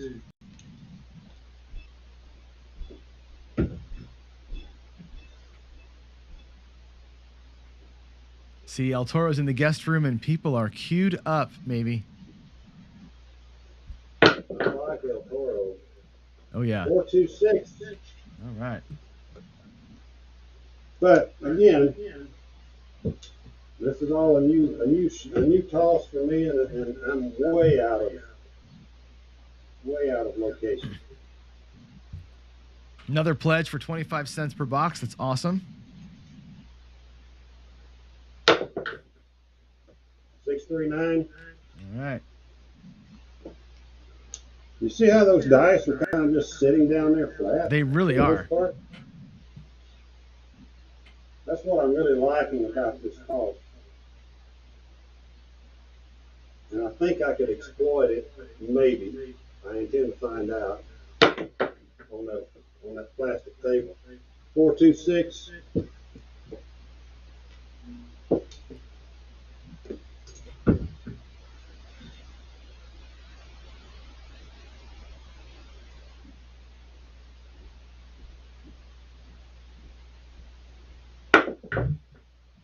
Six, 4, 10. Yeah, somebody just asked you for an outside number and you deliver. That's great. Yeah. Yeah, we're loving the SRR too. This is great. What am I at? You're at SOR of 14.3. Dice Grinders, Arnell wants to know what kind of toss are you doing? You're saying you like this toss. How are you throwing it different? What? I can't show it with one camera. But I did a video on it the other day where I had there's an aces. It's really a 3-finger grip, kind of deep, but I'm trying to keep the rotation down to less than one. The one rotate. That's right. I remember that video now. You're trying to make it rotate only one, super soft, right? Yeah, I really want it to land on the numbers my thumb are on. Mm-hmm. So that would be a quarter rotation, right? Wow, that's really light rotation. That's tough. Yeah, that mentally, that's what I'm thinking. Now, whether or not that's actually happening, 437. Okay. We have another pledge. Another pledge from Magic Aces coming through. Good. Another Journey. She's going to match, or Magic Aces is going to match Journey Life's entire donation. That's fantastic. Thank you so much. I'm going to put that up again, just so we can celebrate that. That's awesome. Yeah, Dicey. Or no, he's floating the dice is what it sounds like. Yep. 325. Yeah, El Toro has sniffed it out too. Got another 6-7 minutes. Yeah, El Toro is saying, by the reaction of the dice, I'm going to put this up here. El Toro says, by the reaction of the dice, it looks like an underhanded knuckleball into the mixing bowl. And basically, it's what it is. He's doing a 1 or a quarter of a rotation and barely landed him in there. So. No, it's not underhanded. No, he said it looks like it. Yeah. That's a 5-3-8. I'm actually throwing it just like this. Just like that. Can you see that? Mm-hmm. That's what I'm throwing. So you're like from the right side then. Okay. Yeah, so I'm doing it from down here on the stick right. I started practicing this when I got back from Vegas. Yeah, my right side toss is always underhanded because my shoulder hurts so bad. There's aces. All right. Boy, I'll tell you what, I would be paying the rent on you right now. Well, I'd love for you to be there. All those aces. Boy, oh boy.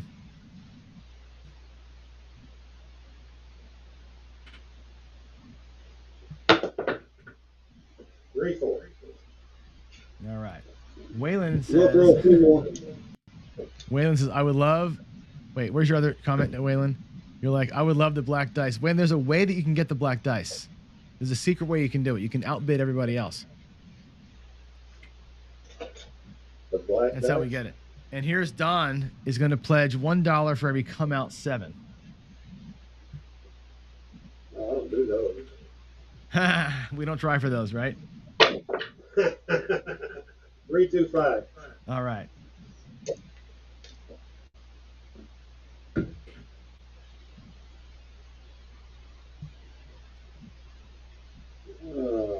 Let me change sets. I'm seeing some new users in here. I'm seeing Sledge Nail It's in. It's funny because people are coming in and joining us from different channels and don't know who we are. So that's fun. 628. All right. 628. So introductions. This is Ed from Roll to Win. I am John from Pro Craps. We're running the Craps-a-Thon, if you don't know.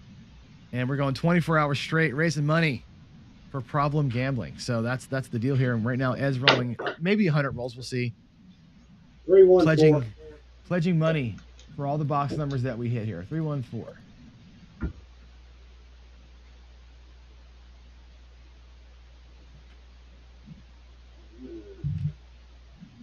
Go back to the 3V. My 3V. Hard 6. All right. 33. Yeah, Dice Grinder is a good point. If you're an ATS better, you're certainly not trying for a come out 7, right? No question. 6-1. Mm-hmm. I'm shrinking my SRR. Yeah, I just dropped a little bit. Where's it at? You're at 10-8. Yeah, that's about my norm. There's 11.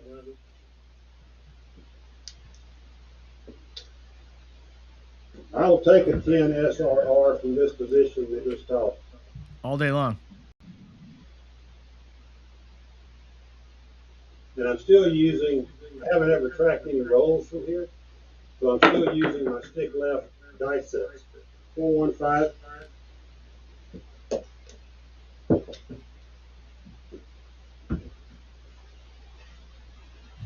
And you're at 55 rolls. Let's get like 10 more rolls in. All right.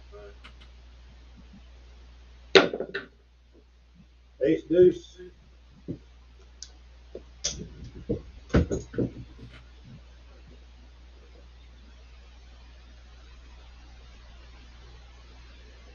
Got 9 more to go. Oh, here's the porn stars again. Ace deuce. Oh boy. 2 shockers in a You're row. hurting somebody. Yep. You're hurting somebody. Well, if they're in the field, if somebody's iron crossing you, they're all right. Yeah.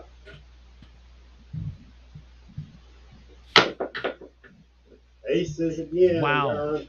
Wow. Oh my gosh. Now I have changed sets I changed to a 2-3-2-1 when I started that string. This is a set I would use on the practice table for stick left 1. 9-5-4. Okay.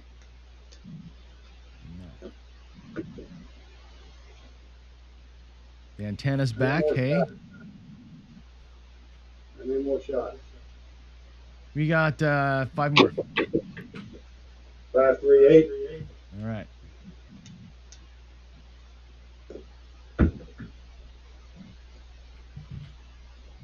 I can't watch this. I can't wait to see El Toro. I'll show you the statistics here in a minute. I used to watch El Toro all the time. 6-2-8. All right.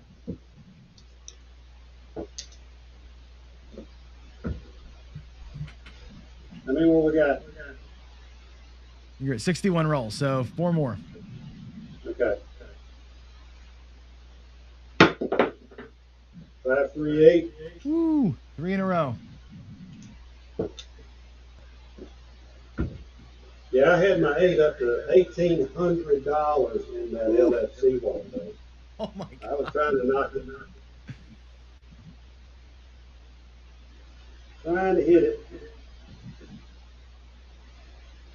I had it 420 when I had that long roll.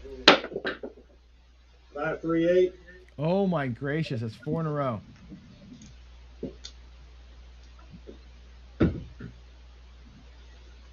So you can't repeat numbers or something like that. The math says, right? That's what the math says. Yep.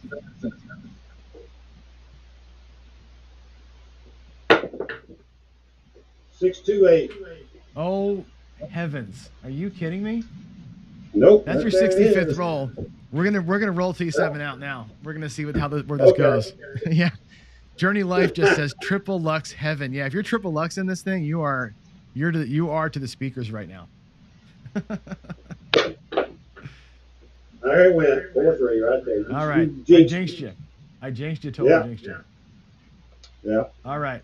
Let's take a look at the totals here. I'm not sure can you see my screen when we're talking here? No, I can only see you. Okay, I'm gonna switch to this. I think I can make you see me. Hold on, I'm gonna go to this page.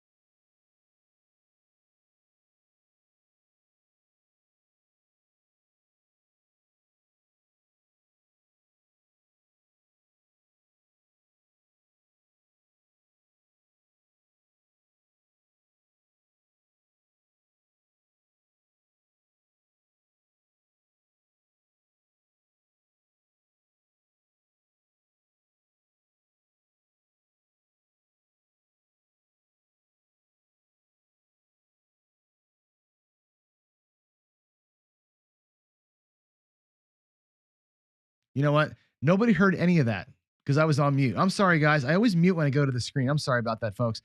Let me repeat all that for you for the video here. So we've got, if you're keeping score at home, here's the totals. So the box number totals were 8 4s, 5 5s, that's 13, 7 6s, that's 20, 13 8s goes to 33, 5 9s, 38, and 4 4s is 42 box numbers and 18 horns. So if you're betting where you were donating or pledging based on box numbers and horns, it's 44 boxes, 18 horns. And you can pay up on the donations page, which is bit.ly/craps-donate. Ed, that was fantastic rolling. Your SRR was a 9-6, and I was joking that I jinxed you because I made you go one extra roll. But hell, that's what happens, right? Nothing like seeing 5/8 in a row in real time. That was really cool and fun to watch. So, Ed, you're a pleasure, man. Thanks for jumping in here with me today. Yeah, that was awesome. Fun to roll, fun to watch, great talk, and I appreciate you breaking all that stuff down, bud. All right, we're gonna switch over now to I'm gonna go back to the main screen here. Let's get to I'm on the wrong scene. Hold on one second. We're gonna go here. We're gonna go there. All right, now I'm back.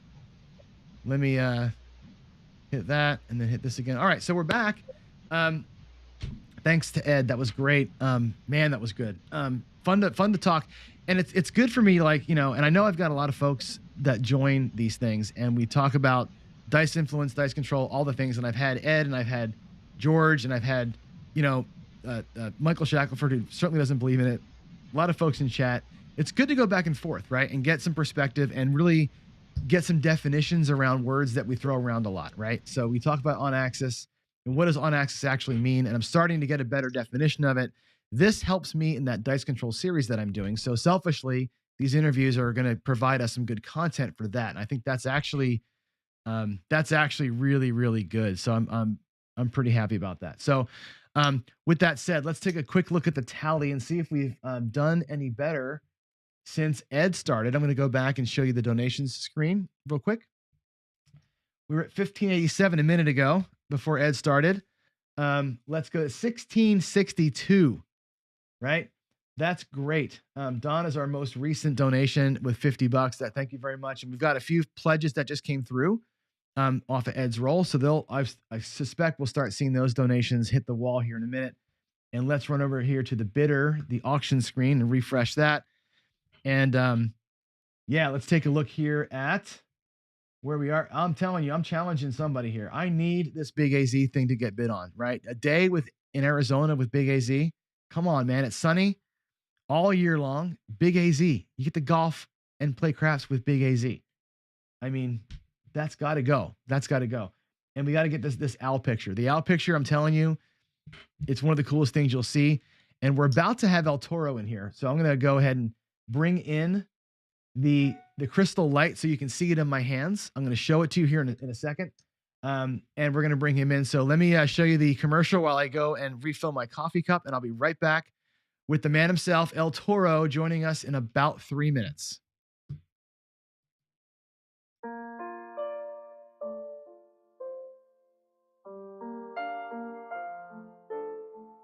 Our National Problem Gambling Helpline is like a 911 service.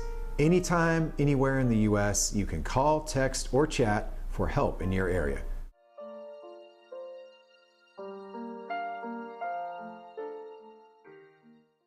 I just learned how to play at a very young age, and then I started playing in junior high and high school, and it was just such a part of my life. When I got my own bookmaker, he was really helpful. He said, you know, Donnie, when football's done with, I got basketball and hockey. We lost our home to foreclosure. We lost a motor home. We lost a car. This was all our daughter's senior year of high school.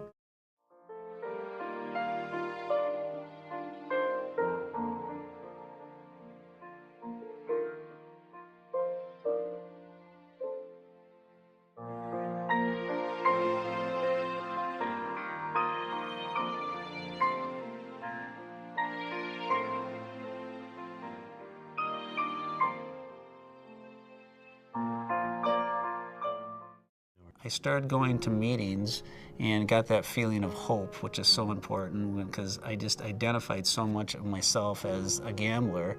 But now I realize, well, this is not going to be a healthy lifestyle for a family man. Until I got in the door and started identifying with everybody else that was there and realizing that I wasn't unique. I wasn't the only one. It was an amazing place.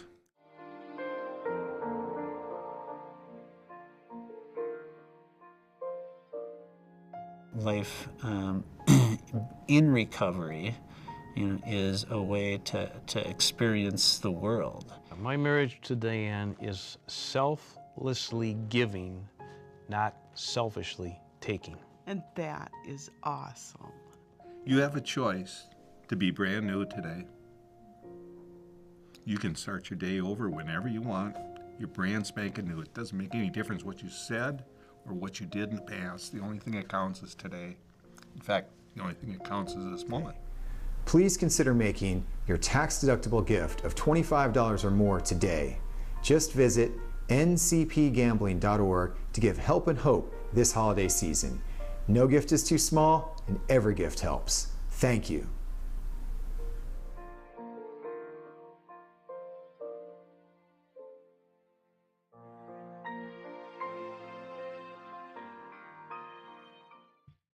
All right, let's bring him in. Everybody's been waiting. El Toro, can you hear me, bud? Let's hope so. I got no volume for you, pal.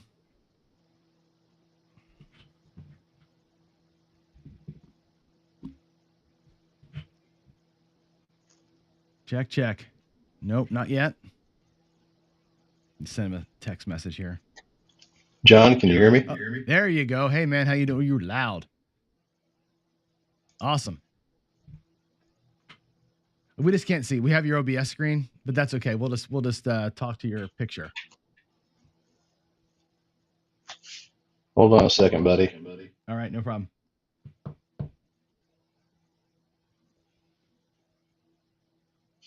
Hold on a second, buddy. Yep. Oh, we got an echo. Well, I guess I can't hear you through my earbuds, but I got you. Okay.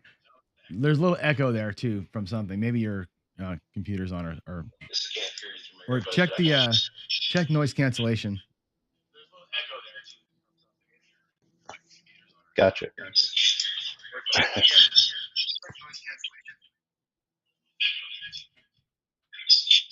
I think I got you right there. Yep. And I'm not echoing now. Good.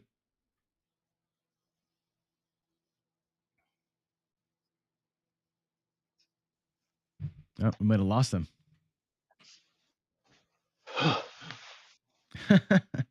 Is there that big of a delay with us?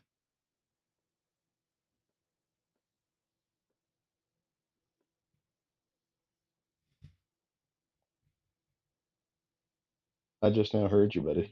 Oh wow. Let's have you disconnect and reconnect. I'm going to send you a text message here.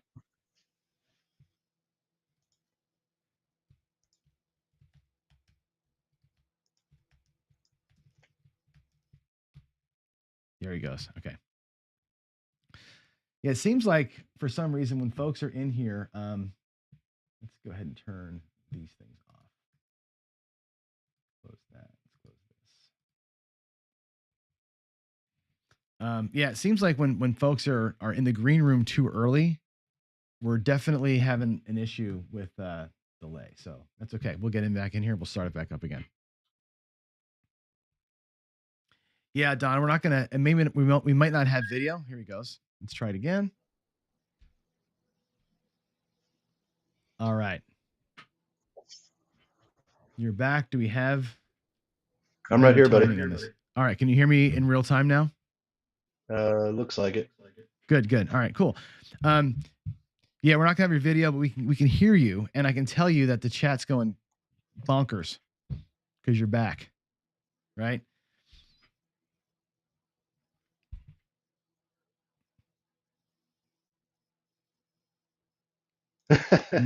Cannot. Yeah, we're still in that really weird delay, aren't we? I guess I don't know what's going on, but hey, it is what it is. Well, you want to try with your phone instead of OBS? Dude, I am not tech savvy. I barely got this to work. Well, as long as you can hear me and we can have a conversation, it's all good. I just want to make sure that we're timing up. All right, cool. How are you? The world wants to know. Oh, I'm doing good, buddy. Yeah. So let's talk. We we're doing this thing obviously for reasons of gambling problems and that kind of thing. And you do this, right? You play for purpose. Yeah.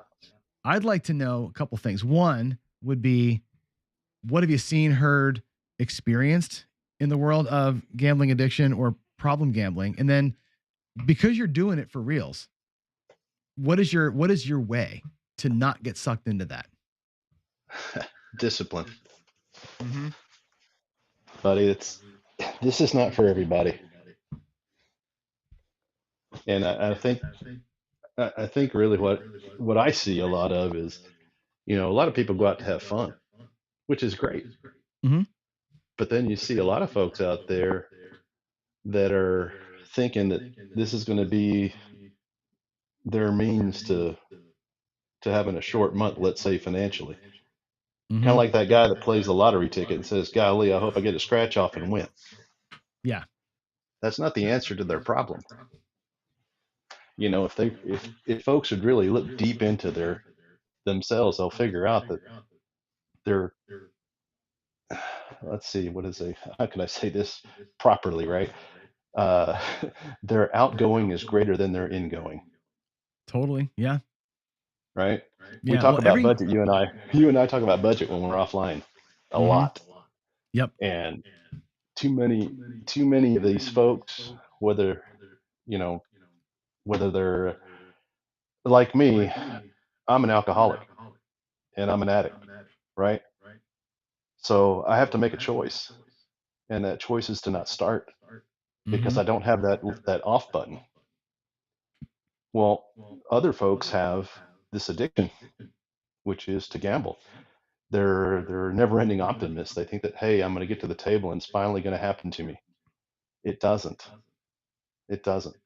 Uh, when you and I talk about budgets, we talk about, what's your goal, right? My goal is if I can double up my money, that's a great day. Mm-hmm. But if I walk away 20, 25%, 30%, I'm happy as can be. Me too. You know that. The thing is, Absolutely. when you talk about, man, that's a good way to say it. Like when you're an addict, and thanks for sharing, by the way, that's big Oh, deal. you are too, though. Yeah, I mean, 100%. And the thing is, when you're addicted to something like physical, like food or smoking or alcohol, the end that you get from that is the high or the whatever, right?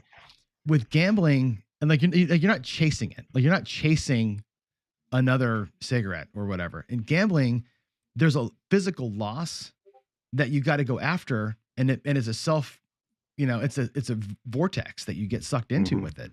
And I think that's why gambling addiction to me is the worst kind, because there's that double negative. It's like, yeah, you're an addictive personality, and like all addictions, it causes pain to you and your family. Yeah. But man, I mean, you have to go for more. Like you once you lose $1,000 and now you're blowing rent, it's like, well, shit, now I got to win $2,000, and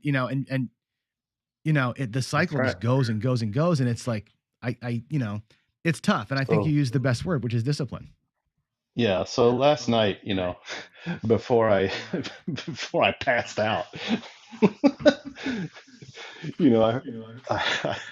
I, I also day trade too, by the way.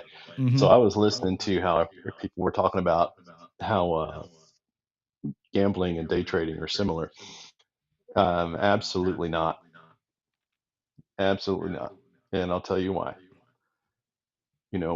Day trading, when you buy or sell a position, you're only winning or losing on paper. You don't realize the gain or the loss until you actually exit your trade. In craps, when you put your money on the table, pass line, box number, whatever, wherever you play, DC, once that hand is over, you've realized the loss. In real time with real money. Real time, real money. And that's what we were talking about. Once you go in, if you're down $100, and I think Jacob was talking about this too, was, when you're down $100, your next hand, you got to make up another $100 plus the 100 you want to win just to break even. Yep. Those are realized losses. Yeah, that's what I was saying earlier about like regression systems, right? Regression systems, they're great. Love them. If you hit the number though, right? You got to come into a regression to hit the number. If you come into a regression and you're 220 inside or 320 across and they PSO you, well, now you got to work. You got to work to get back to where you started, and that's a bitch, right? And that's where bankroll, right? And Jacob touched on this, about bankroll meets strategy is the way that you win. The marriage of those two, and that's a big. And I think that's where you kind of talk through. Bankroll's a big deal for you. Bankroll's huge. Huge is money management too, and that's the other thing I see too at the casinos a lot. Unrealistic expectations with an unrealistic bankroll, and no those management. Two is a recipe. That's a recipe for disaster. Yep. You can't walk in with, let's say, $500 or $200, $500, whatever you come in with, and expect to win thousands. Can it happen? Right. Sure, it can. There's always something to be said about luck, dumb luck. Yep. But yeah, and the reality of that happening, man, I wouldn't count on it. So your expectation is like what you and I talk about, right? If you're going with $500, what is your expectation? Is it 20%? That's $100. Man, be happy with that. That's a 20% gain in an afternoon. Yep. Yeah, we talk about it all the time. It's like, frankly, anything positive is going to be good because, and I'm going to put a quote up here that you probably can't see this, but this is from PJ. He's a subscriber of mine, and he's interesting cat. Always has great things to say, and he says, "Stop comparing gambling to the stock market." And you're right; it's not a one for one, right? That's You right. can hold stocks over time. They grow in value. Gambling, when you're gambling in a casino, you are playing against somebody who's got an edge on you all the time. And they're in business to take your money. They're in business to siphon off of you, right? Stock market isn't like that. Stock market, everybody's trying to win. There's no house that's trying to screw you in a stock market, right? You may get screwed. You may make a bad decision. Your bankroll may not support what you're trying to do. But it's way different than craps or any other casino game where you're actually fighting somebody who's unfairly advantaged. And that's the negative EV piece that he's talking about. We compare it to those things because the percentages, right? You're putting money at risk to win some reward. And it's about what's the amount of reward you're willing to be disciplined enough to accept. And that's the hardest thing for me to teach when I'm and I teach every day on this stuff, right? It's like, that's the thing that we got to remember is like, you're putting money at risk and you have some target in mind. That's what you're talking about. What's your goal? Yeah, that's exactly. Hey, I just want to real quickly say hey to Don. Looks like Don Stanley's the one that's winning the El Toro Crystal. What's that thing up to right now? And then and to PJ Strong's point, and this is what really differentiates the gambling and stock market, right? Stock market is a long-term hold. If you decide to stay at the casino long-term hold, you're done. You're going to lose money. That's what it's designed for. But again, this honestly, this isn't about stock market. This is what I see. I kind of compare it that way too because I have investments, and we all have diversified portfolio's. We have good, quick, short-term, long-term.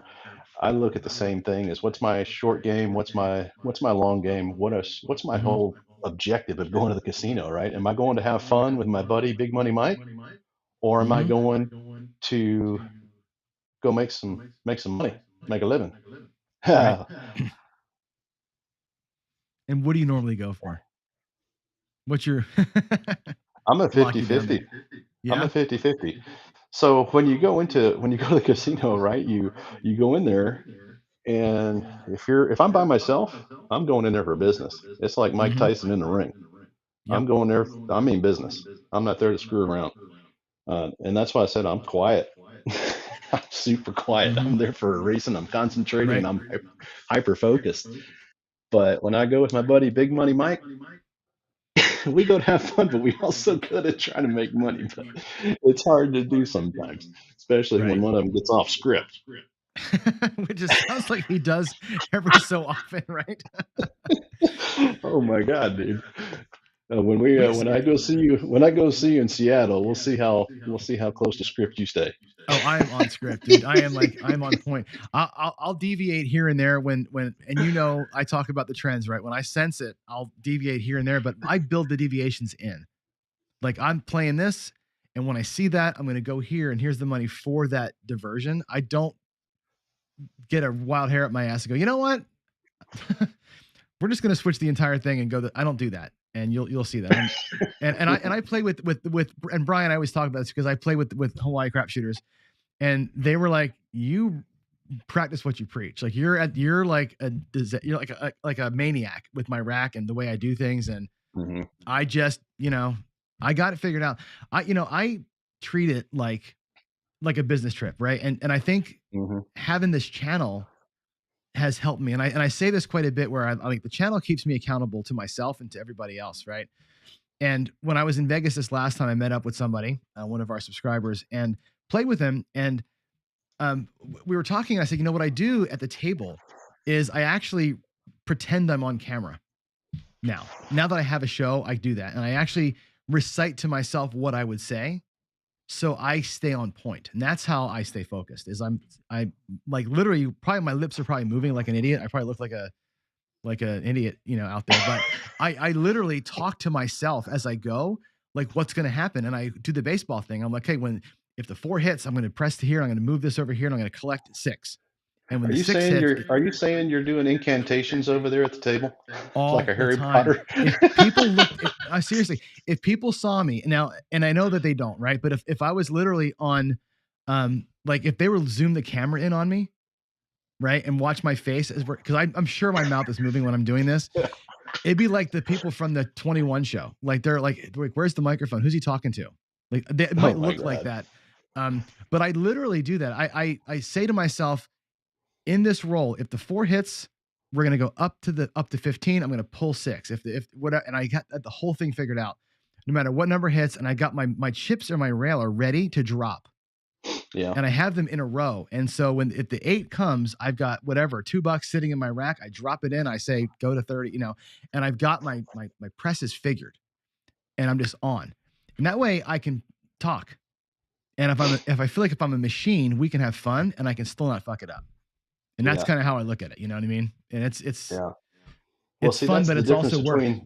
that's the difference between you and I and others, right? So once we figure out that, hey, we've got these addictive personalities and we like to just I don't even know what the word for this is, right? Where we go all in on something, right? Mm-hmm. Thank goodness it's not gambling, because you were probably the best of the best chain smokers. Oh my God, dude, I was 3 I packs a was the day. best of the best. I was the best of the best drinkers. Oh man, I was 3 packs a day, and if I could have stayed awake longer, I would have smoked more. Yeah, right. Like seriously, I I feel smoked a lot. sorry for, but I don't feel sorry for him. It's so tough to realize when you're dealing with real dollars to get Mm-hmm. out of that cycle. Yeah. And that's the tough part. And that's why I really just kind of like what you're doing here. And I think we could raise a lot more money. And I saw a bunch of chats. I know they were, some of them maybe a little bit off color about some of this, what it was, but the Mm-hmm. reality is that the innocents, the spouses that are the ones having to deal with it, if Mm-hmm. those families have children, those kids are the ones that are having to watch as this Yeah. thing goes on. They're the ones that are the real, they're the ones suffering. Oh yeah, And I think that's what this is about. it's collateral damage, right? And that's a big deal, And I Huge. said this earlier. You might have been asleep because I've been talking now for 20 straight hours. It seems like. I don't know how you're doing it, bro. Not me neither. It's just just on fumes, right? But the collateral damage of the family and all that is a part of it. But I think I lost my train of thought now with the addictive personality. It's like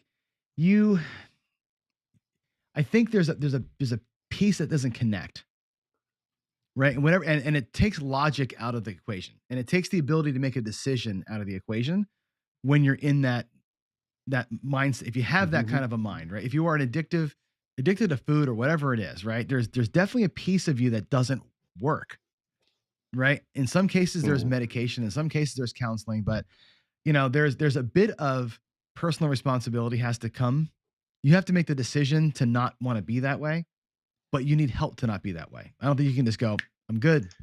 Well, if everybody could snap their fingers and do the right thing, we wouldn't be burning our fucking cities down, right? Well, that's the thing. That's exactly right. And I'll Sorry say for the this, language, but I've been up too long. YouTube, no, I mean, you're passionate about it, just like I am. And I'll say this is some of the good and the bad about YouTube. Mm-hmm. So if you're a gambling addict, you've got now access to everything on your cell phone, YouTube, while you're at the casino, looking for that nugget, right? That says, okay, this is what I'm going to do to get me out of trouble. That's why, as the content providers, we've got to be really, really careful what we put out there.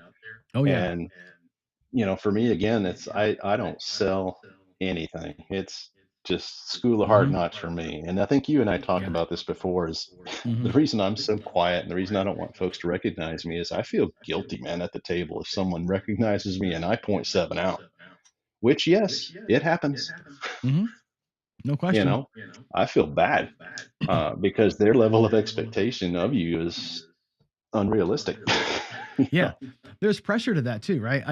I've played with people and they've said things like, when the dice come to me, it's like, oh, this is why I came. This is what I'm here to watch. And I'm like, fuck, don't do that to me. I don't know what's going to happen here. There's pressure there for sure. Absolutely. I mean, I've got a conscience about it, and that's why I said I try to stay as quiet as possible. Hey, looking through the comments here, I like it. So California Craps Club, you're exactly right. I don't know if anybody here remembers, but it was 36 full press. He and I are still good friends. Just kind of going back to this little thing about the Craps Nation, that It was probably like early in the morning, 3 in the morning. Dex and I were chatting it up and came up with the idea of having a Craps Nation. And then, of course, neither one of us were tech savvy or technology savvy. So that's where George came in and started putting it all together, Mm-hmm. which was great, you know, and it kind of evolved into this. So it started out with, I think, a group of 9 of us kind of getting together on a Sunday and playing. And we were testing out softwares and whatnot, which was pretty cool. And now it's grown into something It's it's big. big. I mean, it's pretty good sized. It's Yeah. pretty good I sized. mean, you look in the Craps Nation, the Skype and all that stuff, there's 160 people in there now. You know, and Yeah, I don't. we said this when Dave Carlin was on. You know, not everybody's got to have a YouTube channel and be some expert, Yeah, right? That's not yeah, the but point of it. it's a place you can go. 100%. And there's the meetups are, you know, I haven't been yet, right? Because I've missed 2 of them because of travel and family and other stuff. But it's, you know, it's a collective, and it's like, and you know this, the community that you've got with your subscribers. I'm starting to build that. I have a smaller, obviously much smaller group, but with Craps Nation and everybody kind of coalescing around it, it's really cool. It's like a miniature family. You know, Yeah. my wife calls you all my crappy friends. Can somebody maybe stop the spammer again? But yeah, you're all my crappy friends, and I think that's great. And I think it's one of these things that I didn't expect to have happen. Right when I started the channel, I expected to kind of, you know, just do a thing, and here it comes. Right? I never thought I was going to have a following at all. I never, Yeah, never I even. wouldn't call That's it. not even when I started it. Yeah, I wouldn't call it a following. It's following sounds like you got disciples or something like that, right? It's just people that are, you know, like-minded, and Well, there it's a you go. community. It's a I community, never and it's thought I like, was going to have I never thought I was going to have 1 subscriber. Period.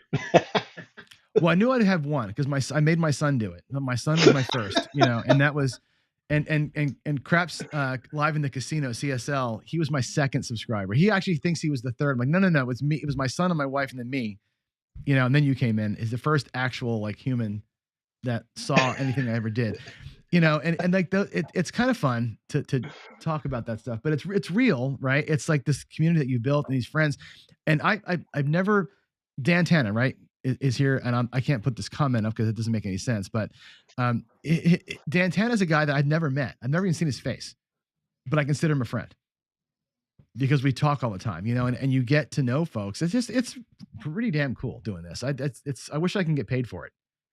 Yeah.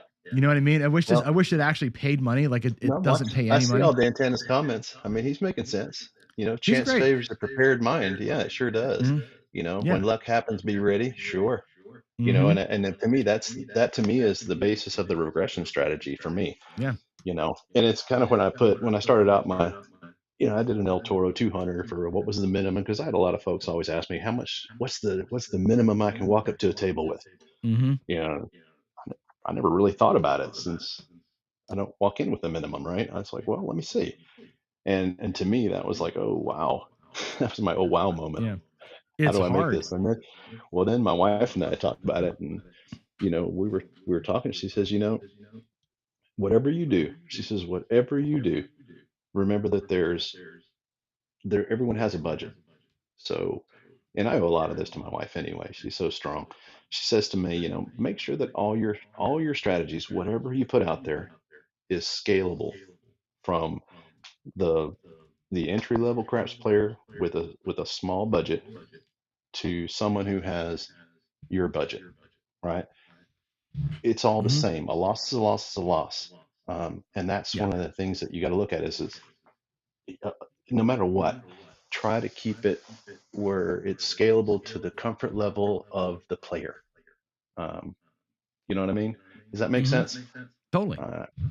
And I That's talk that's about the other units feed. a lot. Yeah.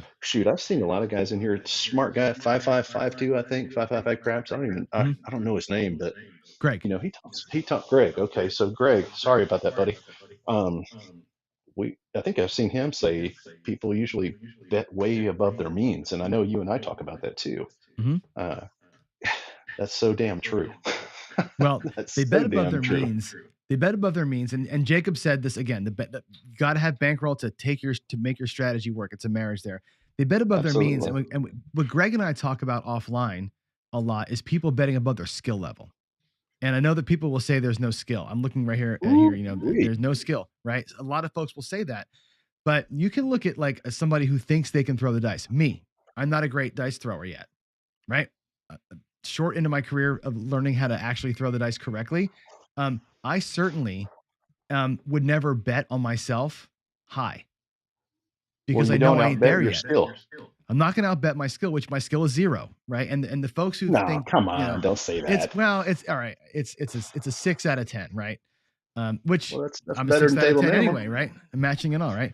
But if that's your skill level, then you bet below that. You don't bet above you don't, when I was in high school, here's the story for you.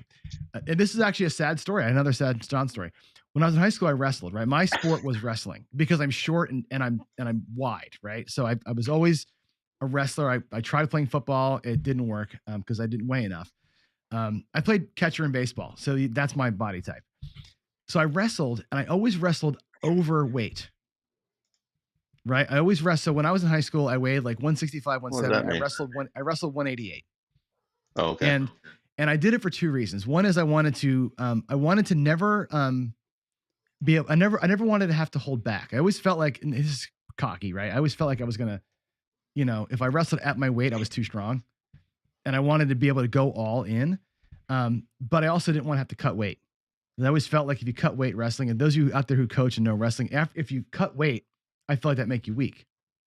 So I always wrestled above weight, and I think that was a mistake in some respects. I had a good time eating and working out as hard as I wanted to and building muscle.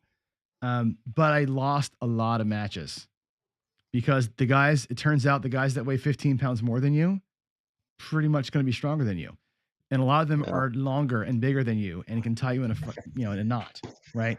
Yeah. So outplaying your weight in that sport didn't help. I actually broke my back wrestling. That's why my back is bad. And it's not good for you in craps either. Not good for you in craps either. Don't outbet your bankroll, and you got to look, and that's kind of what I look at too. So I have a different approach to bankroll and bankroll management. Think about it like this, right? And this is something you and I talked about. I want to say like 4 or 5 nights ago. You asked me, how do you play your strategies? And I was telling you, hey, like if I play the ATS, that's a strategy. And if I play it at, let's call it $5 a spot, right? That's a $15 in action just for that strategy times 10 shooters is, $150, right? Add that to my next strategy. So what's my total net all in? Add how many different strategies I'm going to play, and that's what it's going to be. And then from there, I've got that, I bring additional money that I call that I lost my mind money because I didn't follow my strategy. Or my big money Mike bailout money. Like, damn it, Mike, now I got to put this extra in, right? It's funny because and somebody asked me earlier today about that same thing. Cause I do the rule of 10s, right? I got my 10 shooters up there. I usually bring an extra 300 when I'm playing at a bigger, I'm there for a win that I play my 212 strategy with, right? And that's a separate little bankroll just for that. Like you're doing for the ATS. I do it with the 2 and the 12. Which I parlay those things up. It's actually kind of fun, but it doesn't affect anything else. That's a side bet. And that's like the ATS to me is a side bet. It's like, if you throw 150 at it, I'll throw 300 at the 12 and that's fine. And I do have a little bit of extra money too. I call it my hedging stack, which is like, if I feel like I need to hedge or I want to drop an extra lay or an extra odds, I have this extra thing. It's not part of every shooter, but it's just here, Oh, I can't stand hedging. Sorry, Vince. Yeah, I know. Hey, Vince. I can't stand hedging. Scotty, how you doing, bud? Yep, Scotty free. Talking to you, buddy. Yep. No, I don't do a hedging at all. I just kind of choose to play my box numbers and that's it. Yeah, I don't hedge a lot. I do a lot of transition strategies. So I'll do a lot of, I'll play the don't and the box for a little bit, but I'll remove one or the other based on the trend that I'm feeling. So I use them in tandem for a couple of rolls and then I make a choice, but I want to make sure I hit that first number. Yeah. Well, I'm a regression king. I love to regress. Yes, I put more money out front, but to me it's the amount of losses I've sustained are a lot less than the wins. Mhm. Now that kind of Well, goes back to one of the other comments there. It says be prepared. When you regress down to table minimum on that point, I'm prepared. I'm ready because from there I'm just boosting it. right. Which is what you want to do anyway. So, And I've given this yeah. example a lot, but when you get down to table minimum and you get the good roll, doesn't matter. Yeah. You're 3 presses behind on a 60 roll or a 40 roll. Big deal. Yeah. And that's Yeah. what I never if worry you're about what I miss. right. Yeah, FOMO is a real thing for a lot of people, and you can't play that way. Yeah. Oh, yeah, just for free beer. Come on. Yeah, there you go. Right. Well, if you do the do we don't, you're gonna get or you hedge it, you're gonna get all that all the what do you call it? You get to stay there forever, and you get the little bit of comp action and stuff like that. You don't get A lot any of people comp are. action. Yeah. No. Well, I don't care about comps. I'm the anti comp person because I could give a crap. I don't need a room or your food. I just feel like that's kind of a suck job. I know people factor that in. I don't. And I'm probably wrong No? about that, but I just don't worry about it. I don't even have players cards. Yeah, I just comps don't are even nice have to them. have. Comps are Yeah. nice to have. They're cool. But yeah, I don't, it doesn't do anything for me. So I just ignore them. Yeah. So, anywho. Yeah. So, quick question for you. A lot of people are asking, and I don't know why we're going down this road here, but I'm going to ask you the dice control question because everybody keeps asking me. I'm doing the big series, right? Which everybody has said you're crazy to do the series, right? Greg said to me when I first said, "Hey, Greg," I called him and I'm like, "Dude, I'm going to do a dice control." He's like, "That's channel suicide. What are you doing? You're gonna piss off half your audience no matter what." No, right? you're not. And I told him I'm taking a 60 minutes approach to it. Like I practice throwing, right? Because I think 2 things, right? I think number 1, it's something to practice, which that's what I do. And number 2, I feel like if you're not trying to improve or trying to increase your edge, you may as well play a slot where they tell you if you win. And I know that's baby sounding, right? But that's kind of like I want to feel like I'm trying. Like I want to, I'm going to practice free throws because I might get on the foul line someday, right? That's how I look at it. Do I believe in it now after I've seen the slow-mo, after I've done the series, and I've really taken, I think, you can correct me if I'm wrong, a pretty down the middle approach to it. Like my videos, I'm trying to sell both sides, the truth. And having seen the slow-mo, and you've seen the videos too, and you're a thrower. I've seen my own. You've seen your own on the slow-mo. I'm sure you have. Where do we land on it? Where do we land on that? And I think there's dice control, dice influence, controlled shooting, experienced shooter, and what I try, which is energy. I'm an energy control guy. Where do you land on the whole thing? And I'll give my answer as well. All right. I love it. Love the questions, right? Yep. So dice control, I think is a term that is misused, probably misunderstood. I call myself a dice influencer, and I call myself that for a reason, or an advantage player. That's really what I am.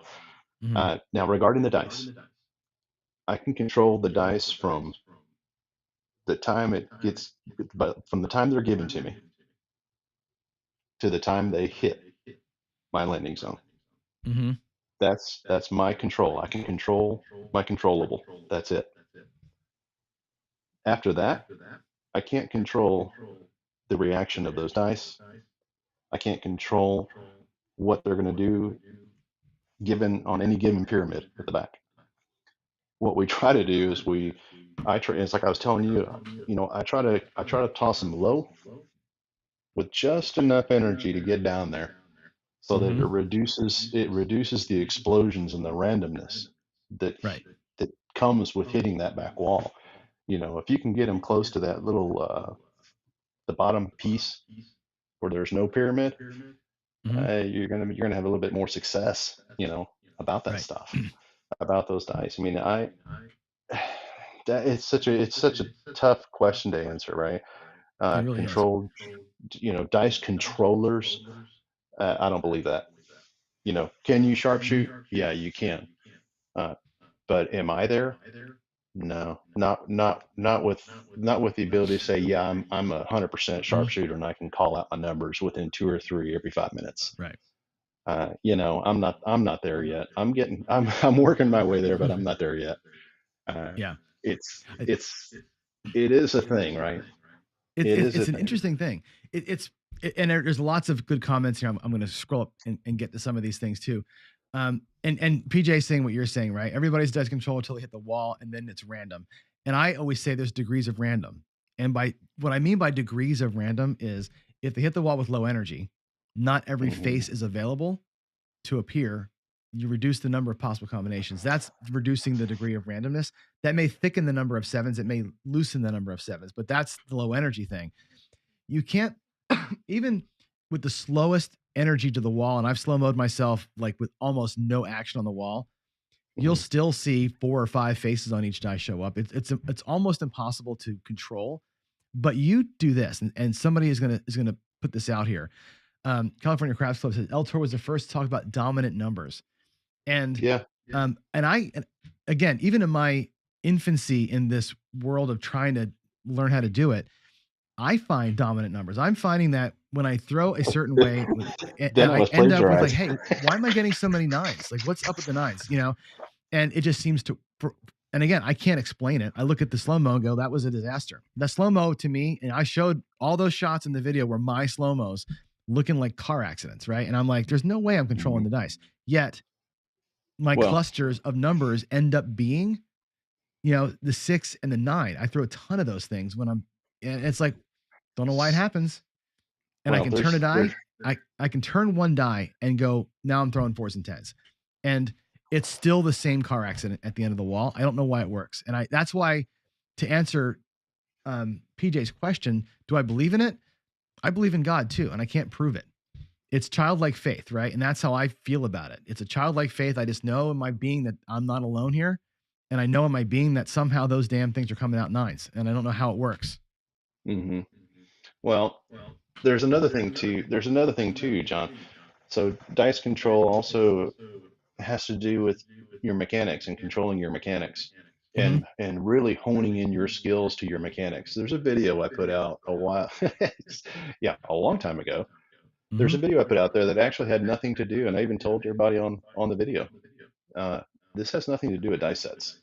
It has everything to do with your mechanics and how you hold true to those. If you can practice your mechanics of how you toss the dice and be consistent with your grip, your landing zone, whether you like to rotate the dice forward, backwards, or toss knuckleballs, if you can be consistent with all of those things, it doesn't matter what that dice set's going to be. Because when they scramble up at the end, they're going to scramble. Now, how much they scramble is determined on a couple things, right? And this is probably where your physics guy comes in. Velocity times what is it? I can't remember the dang formula from my old physics day, but it has something to do with velocity. It has something to do with the angle that the dice are coming in at, and then how much energy is dispersed when they hit the table. That's right. Now I know Well, this. it's I'm not about what. I'm not a physicist, right? But I do know this. No, and it's what percentage of the die hits the table. Yeah, right? the less surface area of the die that hits the table, the more explosive they're going to be. Yeah, and it hits the back wall with that much with like no energy reduced. When they hit flat, it sucks 40% of the energy off on a flat hit. If it hits on the edge, nothing got reduced.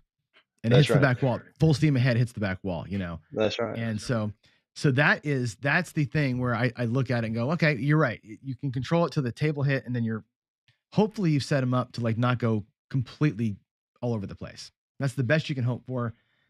And like I said, I can't explain why I see clusters. When I look at slow-mo, it blows my mind. I'm like, there's no way I'm doing anything positive here, but it seems to because work you're not looking at what your dice are doing at the end. So being a little random is like being a little pregnant. I love that one. I love that. Yeah, isn't that great? So what you got to look at, John, is this, and is every time you throw the dice, right? It depends what your dice are doing. Mm-hmm. It's how they're ending up overall. How Right. they're ending up. Is your right die always double pitching? Is it, exploding, imploding? What's happening there, right? At the end result. And it's not just as simple as that, because if it were just implode and explode one Mm-hmm. turn, two turns, that would be great, right? We could easily figure out how to manipulate those dice and come up with a result. The problem is those dice will spin, turn, go diagonal. They do all kinds of stuff Mm-hmm. depending on how your mechanics are on those dice are, right? You're not consistent with your speed into the wall. You're not, it's not consistent. That's why you get different results. Now, the dice sets that you use based on your mechanics are going to yield you the same grouping of numbers no matter what.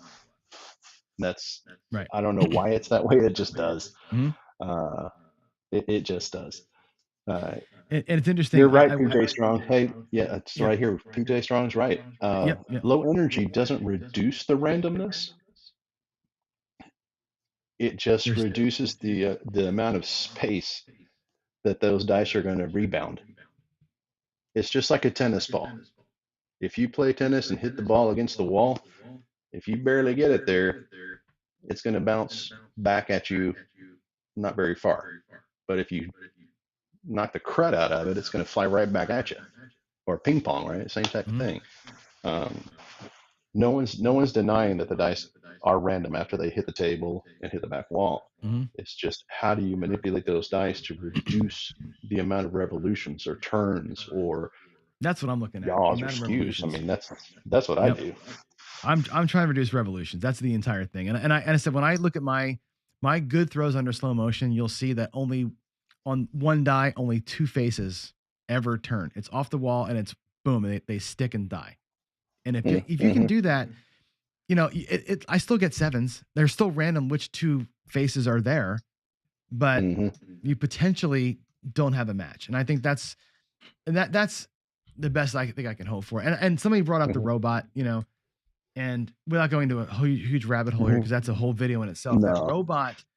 The robot study was done in a way that was trying to disprove it, right? Which is fine.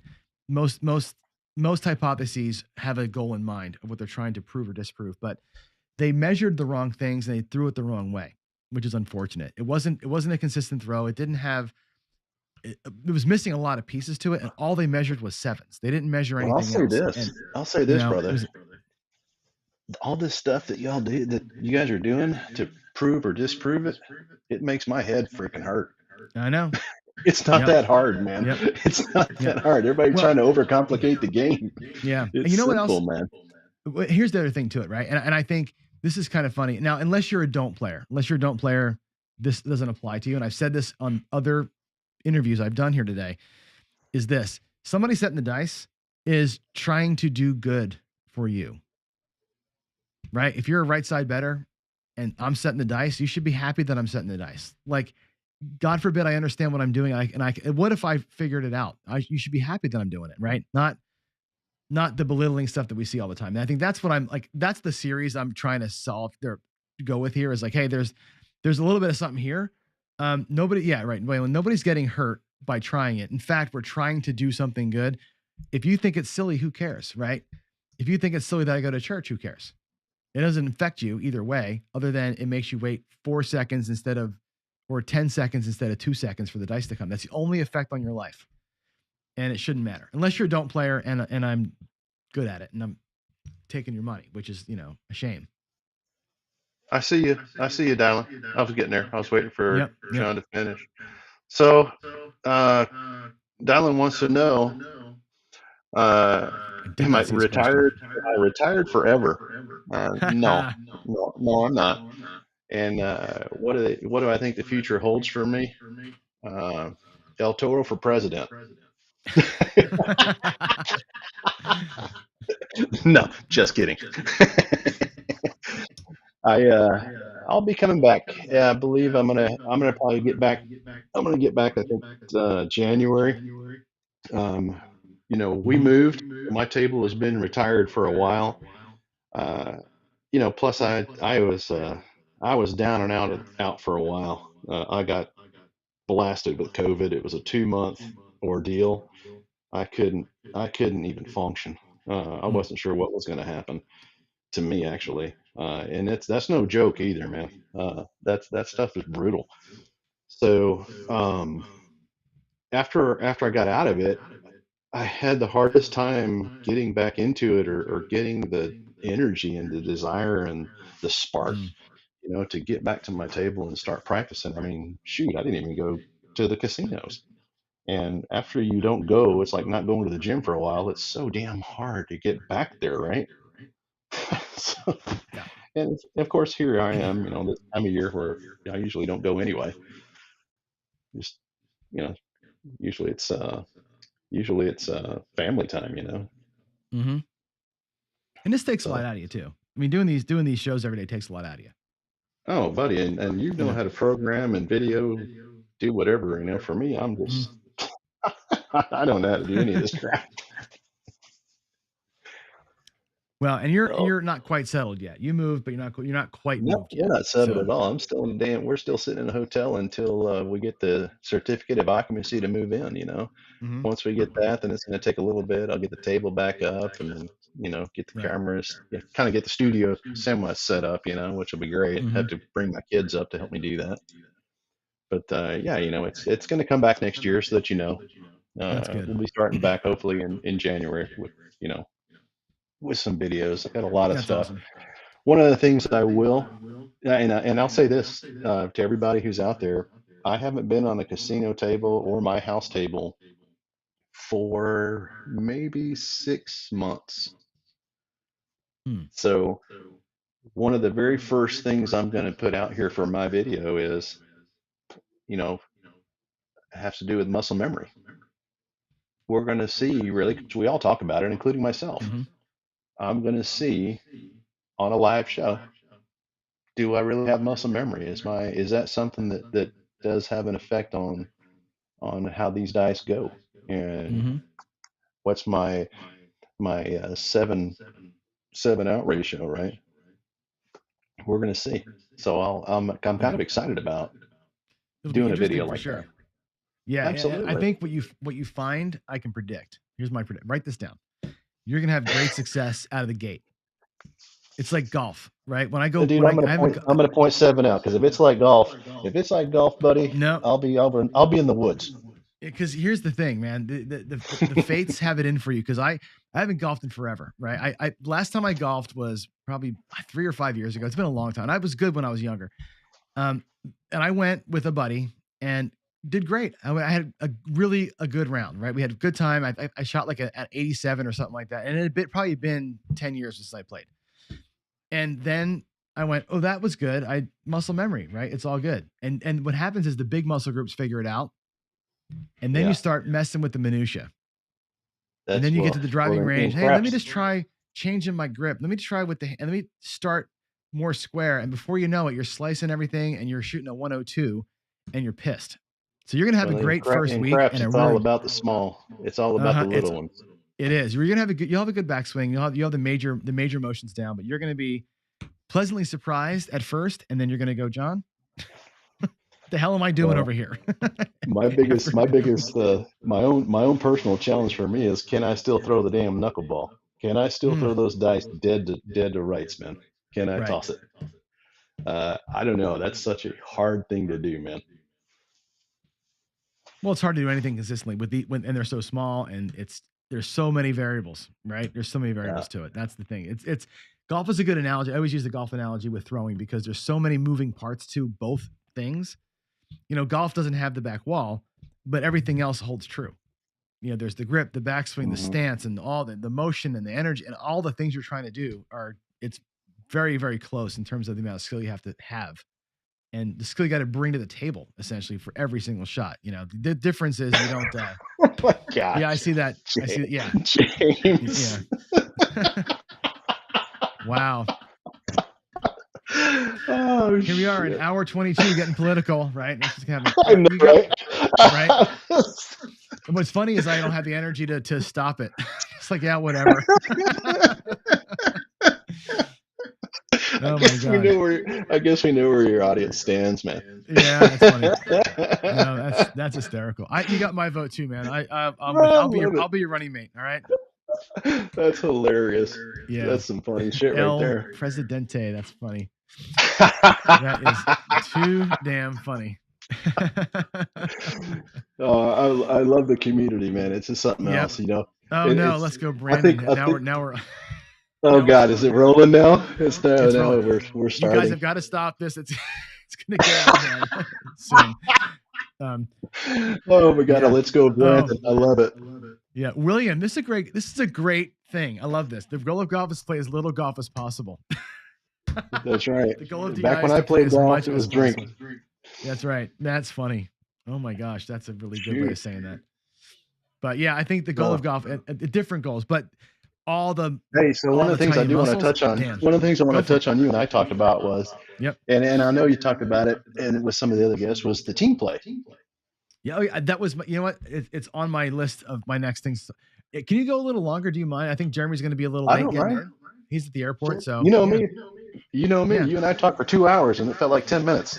100%. Let's talk team play because you and Big Money Mike play as a team. I have done probably 5 shows on this, right? Where I'm like, if we were sharing a bankroll, how would we play? Because I don't think if we're both doing the same strategy, that'd be stupid, right? So on How your do you approach show, when you had a square pair, you guys were doing the team play thing, and that's where I first kind of chimed in with you, I think. Mm-hmm. And everybody was playing the same or wanted to play the same strategy.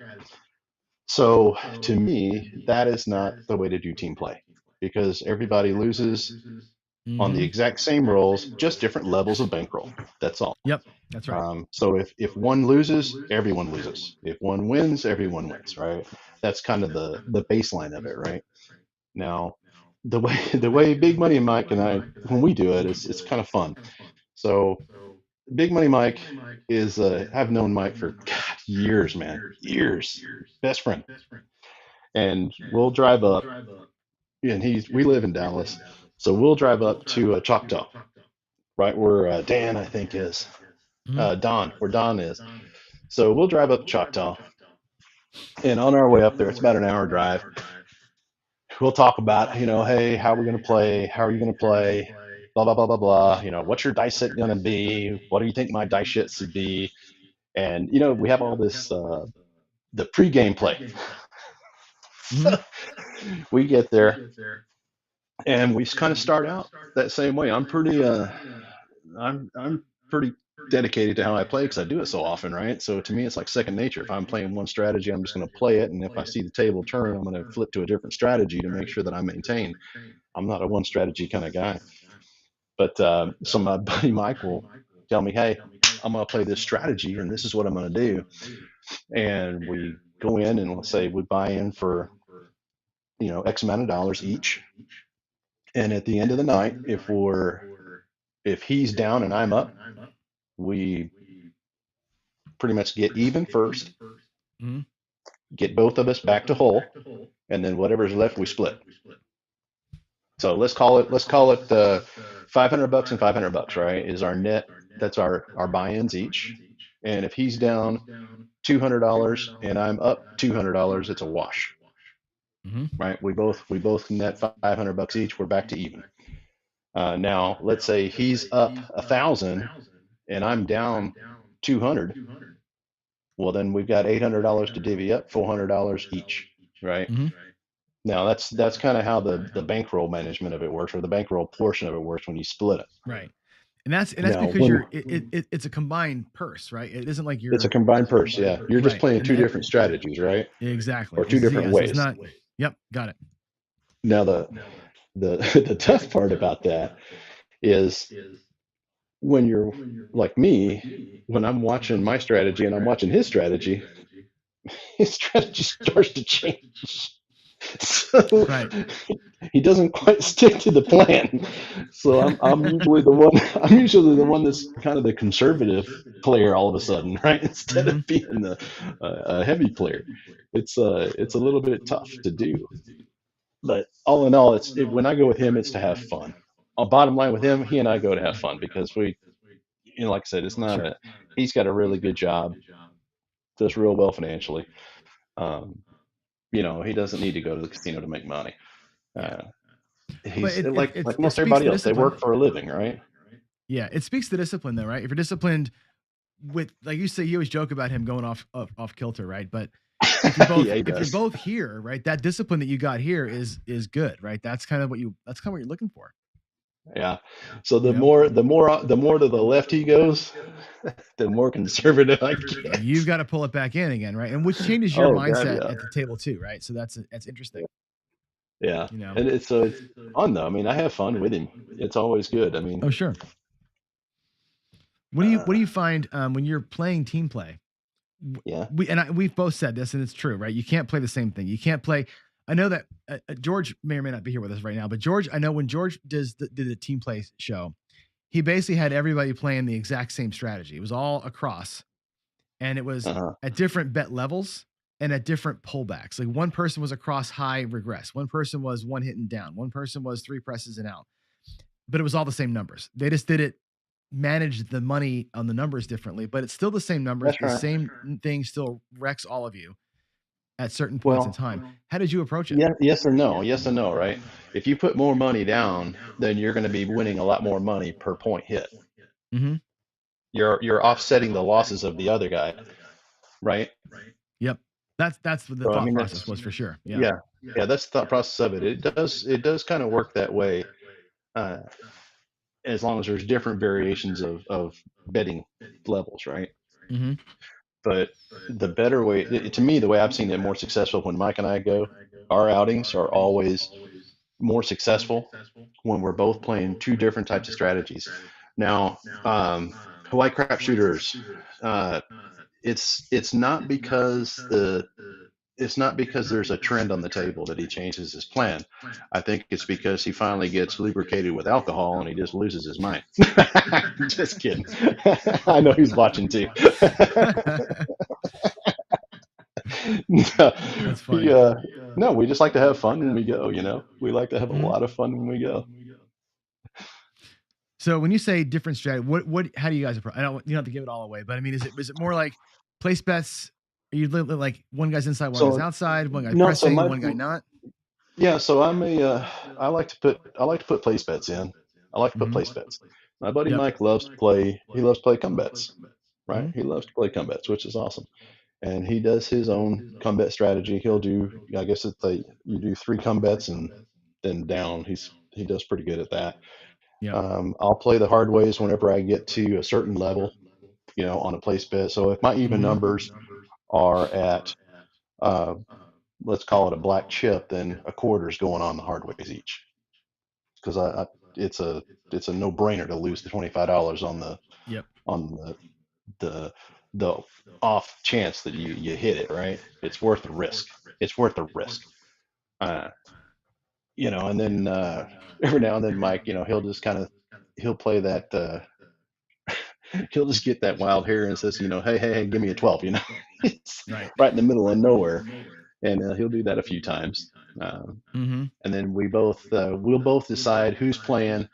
We'll figure out who's going to play the ATS. We may do that. I'll play it one guy and then he'll play it the next guy. So our bankroll stretches for our ATS strategy, right? At different levels. Or when I'm shooting, I will typically hit the smalls first. So I'll usually go super heavy on the ATS small, throw a quarter up there, and then quarter 5-5 or quarter 5-10, whatever. Interesting. So that we'll play it that way too. But then you again, my cluster down low. budget. Interesting. Yeah, I cluster them down at the bottom for some weird reason. The 5 is down on the small side too. Mm-hmm. That's your number, right?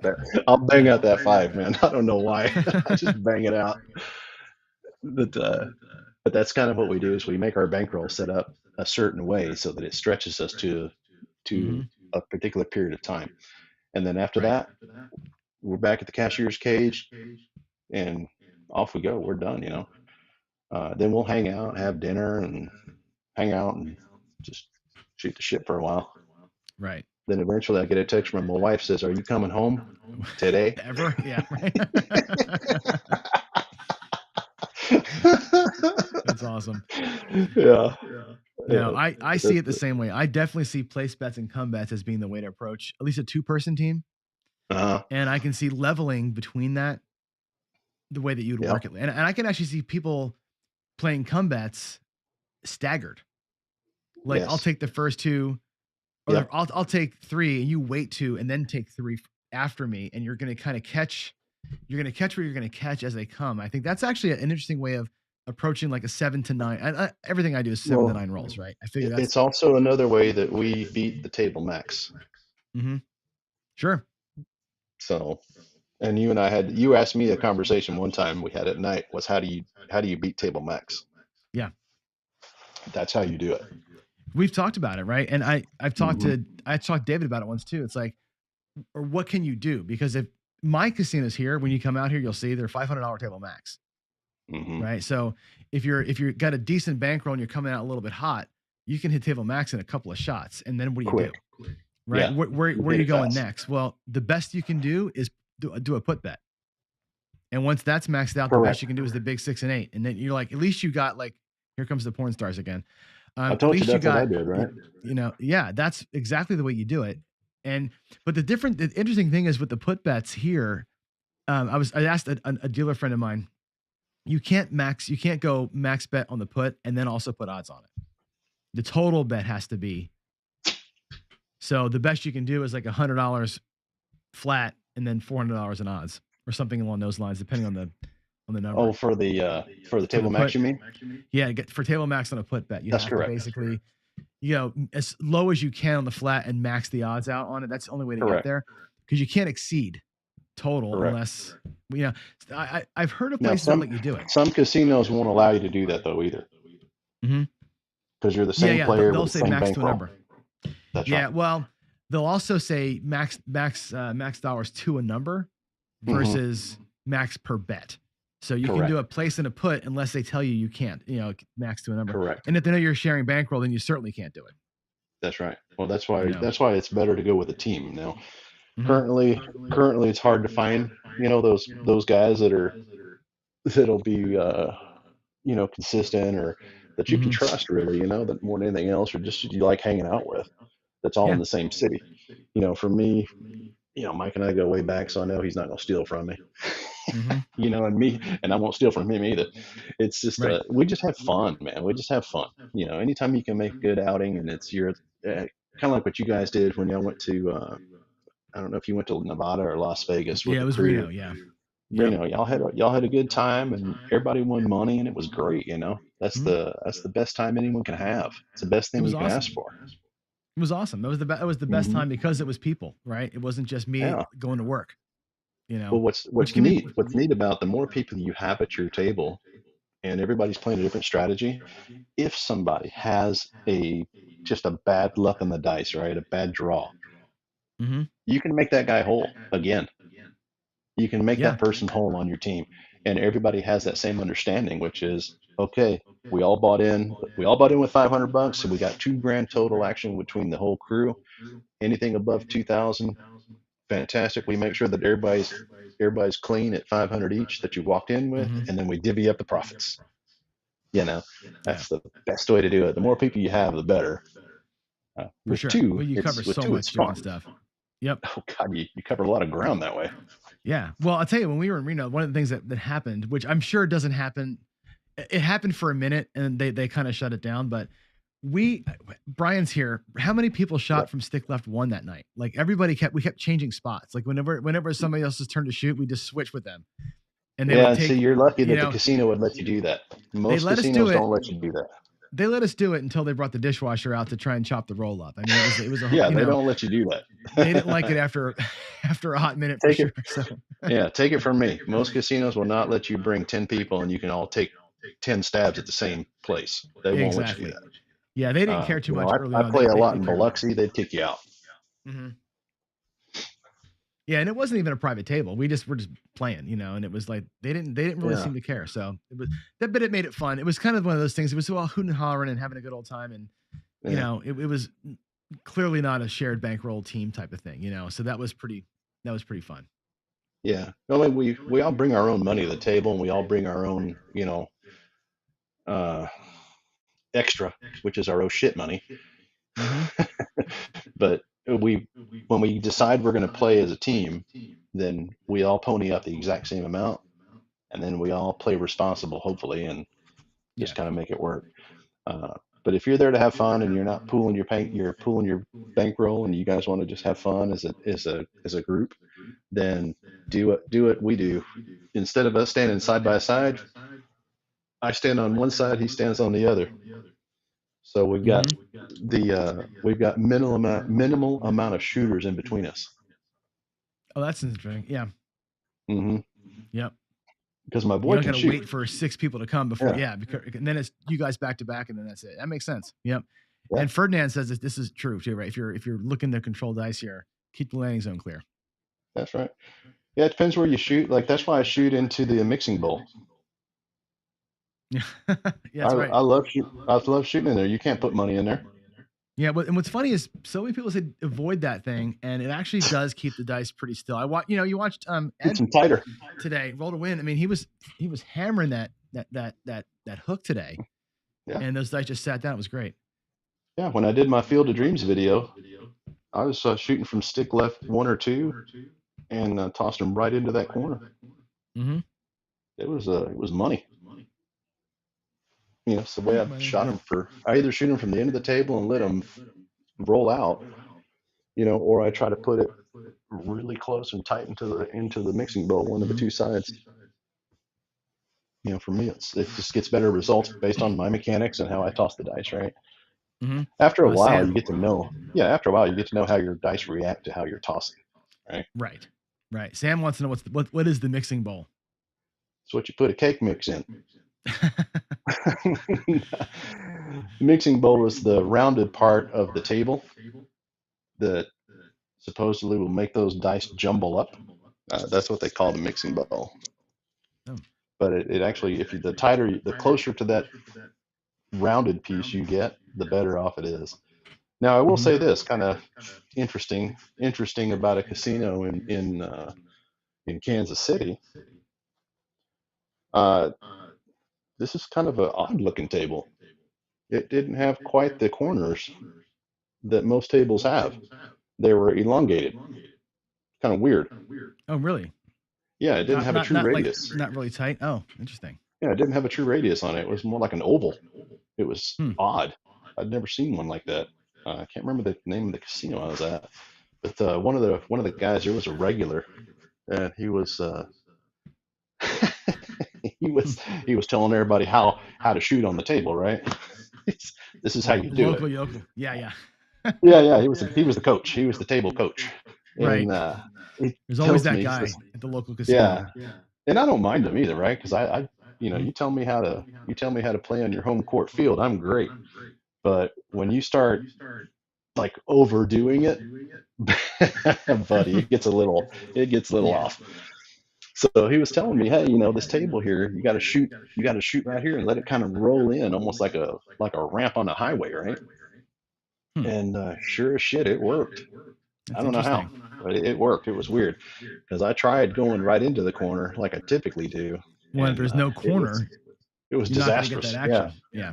No true radius. It didn't stop the dice. It popped them everywhere. So. Hey, Jeremy from Color Up just showed up. He's at the airport. Oh, all right. So you mind if we cut short here? I bring him in for a little bit before he flies out. Is that cool? Get him in. Yeah, get all him right, in. Man. Hey, great talking to you. Always great talking to you. I'm glad we got to talk in front of everybody, and now the world knows you're coming back. El Toro's back. Coming out of retirement. Yeah, man. All right, we will chat later. Hopefully I'll see you soon, bud. All right. Peace. All right. You got it. Bye. All right. We're going to go right to Jeremy because I know he's at the airport. So, Jeremy, I'm going to change your name here so people know that you're not El Toro, but you are Color. Whoops.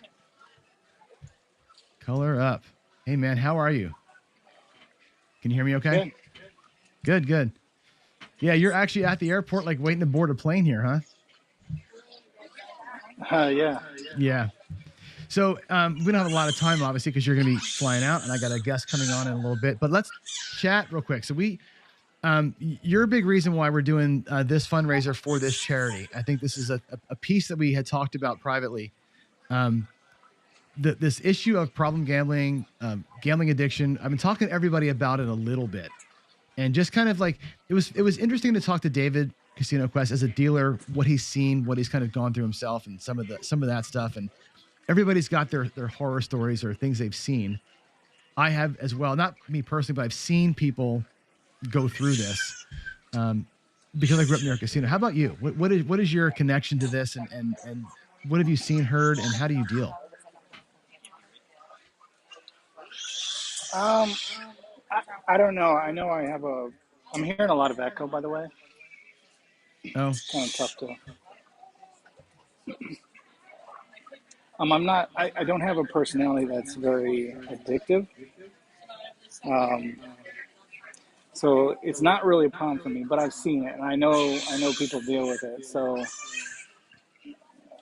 it's tough because I'm obviously involved pretty heavily in, mm-hmm. in the industry, I guess you could say. And, yeah. It's just a shame that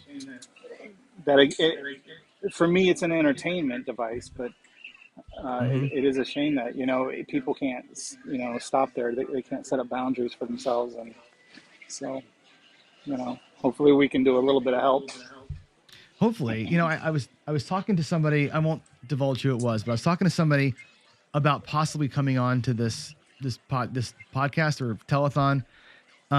And he called me and he kind of grilled me a little bit. And he's like, I love that you're doing that charity. It's a good cause, but why are you doing that? He's like, why do you even have a channel? Like, if you're going to try and raise money to stop gambling addiction, why are you teaching people how to gamble? And he kind of went after me pretty hard. And it was tough for me to answer the questions. So I'm going to make you answer the tough questions. Why? It's an interesting point, right? It's like we're trying to raise money to help, yet also teach people how to do it. And how do you, because you said it's an entertainment thing for you personally, but your channel and my channel and everybody else we're talking to, we're on the other side of that. I think it's doable because, for one, we're trying to, have people, whether through strategy or whatever, to try to approach the game as thoughtful and in the best position they can with as most knowledge about the game. But although it is a problem, just like anything else, it's not a problem for everybody, and it's not even a problem for a majority or maybe even a minority. It's probably a small amount that it's a problem for. It's just like actually drinking or whatever might be a bigger problem for people. But it's it's a small percentage, and we just want to help those that it does affect. But yeah, I think it is. We're not talking about huge numbers. If you look at the way that Las Vegas has transformed over the years, it's not really so much a gambling town as much anymore, right? It's like an entertainment town. Just because the money's not there, and especially these next generations that are coming up, they're not gamblers like it was. Because I think back then, prohibition and different things, people, it was that sin, that sin that they're looking for. Now it's just like, these, the younger people growing up, they don't really care. That town has changed so much. I remember when it was a pure gambling mob run town, and then it was all about the family. Remember, they had all roller coasters and they tried kiddie that. ride. They tried that, and that did not fly. I loved it, actually. I was telling the story earlier. My wife's a camel gambler. She can gamble for hours, 8-9 hours. She can go, right. I can't. Craps is in and out sometimes. And I went to every casino. I've seen every casino in that city to go on the rides. I've seen the Sharks, the Mandalay Bay. I've just done the tour. I actually enjoyed when it was family time. Now when I do that, everything is off color now. Just, you're running around, you're running away from porn basically. So yeah, it's an adult town for sure. But it's just not, I don't know. They just don't cater as much to the just gamblers. It's still there, obviously. There's still plenty of opportunity. And, I've recently moved to Reno. It's a little different than Vegas in that it's more of like a city with casinos in it, as opposed to like casinos with a city surrounding it. But you see the couple people lounge, around that you can assume have a problem, but I think it's a small percentage, and you do want to look out for those. It is a problem for everybody, just like anything could be. So that's all. I don't think it's you know I don't think it's a huge deal, but you have to admit that it is a problem, and so that's what we're trying to do here. We're just trying to address that. Just raise some a little bit of awareness for sure. Yeah, Vegas. Yeah, It's funny. Vegas is it's changed. That city's changed so much, and one of the things we joke about the mob running it. The mob ran it right, except for unless you cross them, you get your knees broken or something like that. But it's so different now, isn't it? Like the comps are different. The comps are all done on a computer. It isn't like, yeah, you're doing okay, we'll give you a room, because they want to keep you there. It's everything's a percentage of play, and things like crapless and the 000 roulette and all that is spreadsheet calculation, like Shackleford. Everything there is a tweak on a thing, and that's the new rule because Spanish 21 pays 0.0002% more than regular 21, and that's the thing. It's just so different now, and none of it's designed to help you. No, it's corporations and they're squeezing pennies, so that's what they do. It's not like, and sometimes you think it's gonna hurt him, like these decisions, like, okay, let's all go to 6-5 blackjack or whatever. You'd think it would hurt him, but I mean, that's my goal is, I will not play a $15 table. I'm like, if everyone could band together, we refuse the $15 table. Maybe they'll keep them 10, but it's just not, feasible. And so the casinos will just make more money because that's what there's always they somebody. do. It's like drugs, right? It's like, okay, we all stop taking drugs, but there's somebody else in line that's going to buy the meth, right? There's always somebody that doesn't know any better or doesn't care, and they'll play the $15 table, and as long as they're full, they're going to keep them. And the same old true. Like, me, I'm always so against. Oh, here's a comment from Greg, by the way. So awesome to see Jeremy here. He's been such a positive influence. Thanks for what you do. That's from Greg at 555. But yeah, they're nothing they do is in your favor, right? And me, I'm always, I'm so anti-crapless, and I'm, halfway anti-roll to win for lots of reasons, And I think that's more what we're going to start seeing is big time game changes like that. Yeah, I'm looking at some of these comments. I like with William. I don't know what he says. It's actually getting worse with crypto and things. I don't know if that's the case or not. I'm not sure. From what I've looked at and read, I don't think that's the case, but I don't know. Well, the interesting piece, excuse me, is like the crypto stuff and like the sports betting. That's legal almost everywhere now, and you can just grab DraftKings, which and then all of a sudden you're betting. It's so easy to click a button on your phone and bet like a video game. On sports, at least, you can't do like casino games everywhere just yet, but sports is becoming pretty prolific, and that could be a danger for kids when it's too easy to do. I don't know. Maybe because it's just like playing a game on your phone. And maybe they're not making a connection, but that might be the case with sports betting. I'm not connected. I'm not a sports bettor. I like to bet on horse racing, which ironically enough, now that I'm in Nevada, I can't bet on horses unless I'm at a casino. But right, I like betting horses, but I'm not into sports betting, and I know it is. It's like everywhere, and it's on your phones. But I mean, I'm just kind of in the casino environment. I'm just not seeing as much addiction. But as far as sports betting, it's booming for sure. Mm-hmm. Oh, it's the thing now, right? It's everywhere I'm because this every t-shirt, state's. by the way. Yeah, right. So this is my 5th t-shirt of the night, by the way. I've been changing with because I've got everybody's swag and I'm wearing everybody's. Yeah, that's funny. Well, I'm a degenerate, I guess, right? That's my addiction is swag, and I got people's chips, and I'm showing the chips all day long, and it's like, it's fun. It's a cool community, and and you were called out earlier today because, you're obviously the big dog, right? You got so many subscribers, but like, it's really interesting the size of the community that you built, not just your own, but like all of us together. It's kind of cool when you look back at like the path behind you, I guess. Like you kind of let this like carved a wide path, and here we are just walking behind you in it. It's pretty awesome. And I don't know why that is. There were just when I started, there were just very few channels, and I think that's why I'm so big. Is I mean, I'm not doing anything special. I have some production ability, but I mean, there's plenty of guys that know more about the game, or they definitely play more than me. I'm not. That's part of. I don't play much. I don't. Some people might think, he's in the casinos all the time, but I rarely play. So there's obviously guys that play more than me. They have more experience than me. They have more knowledge than me.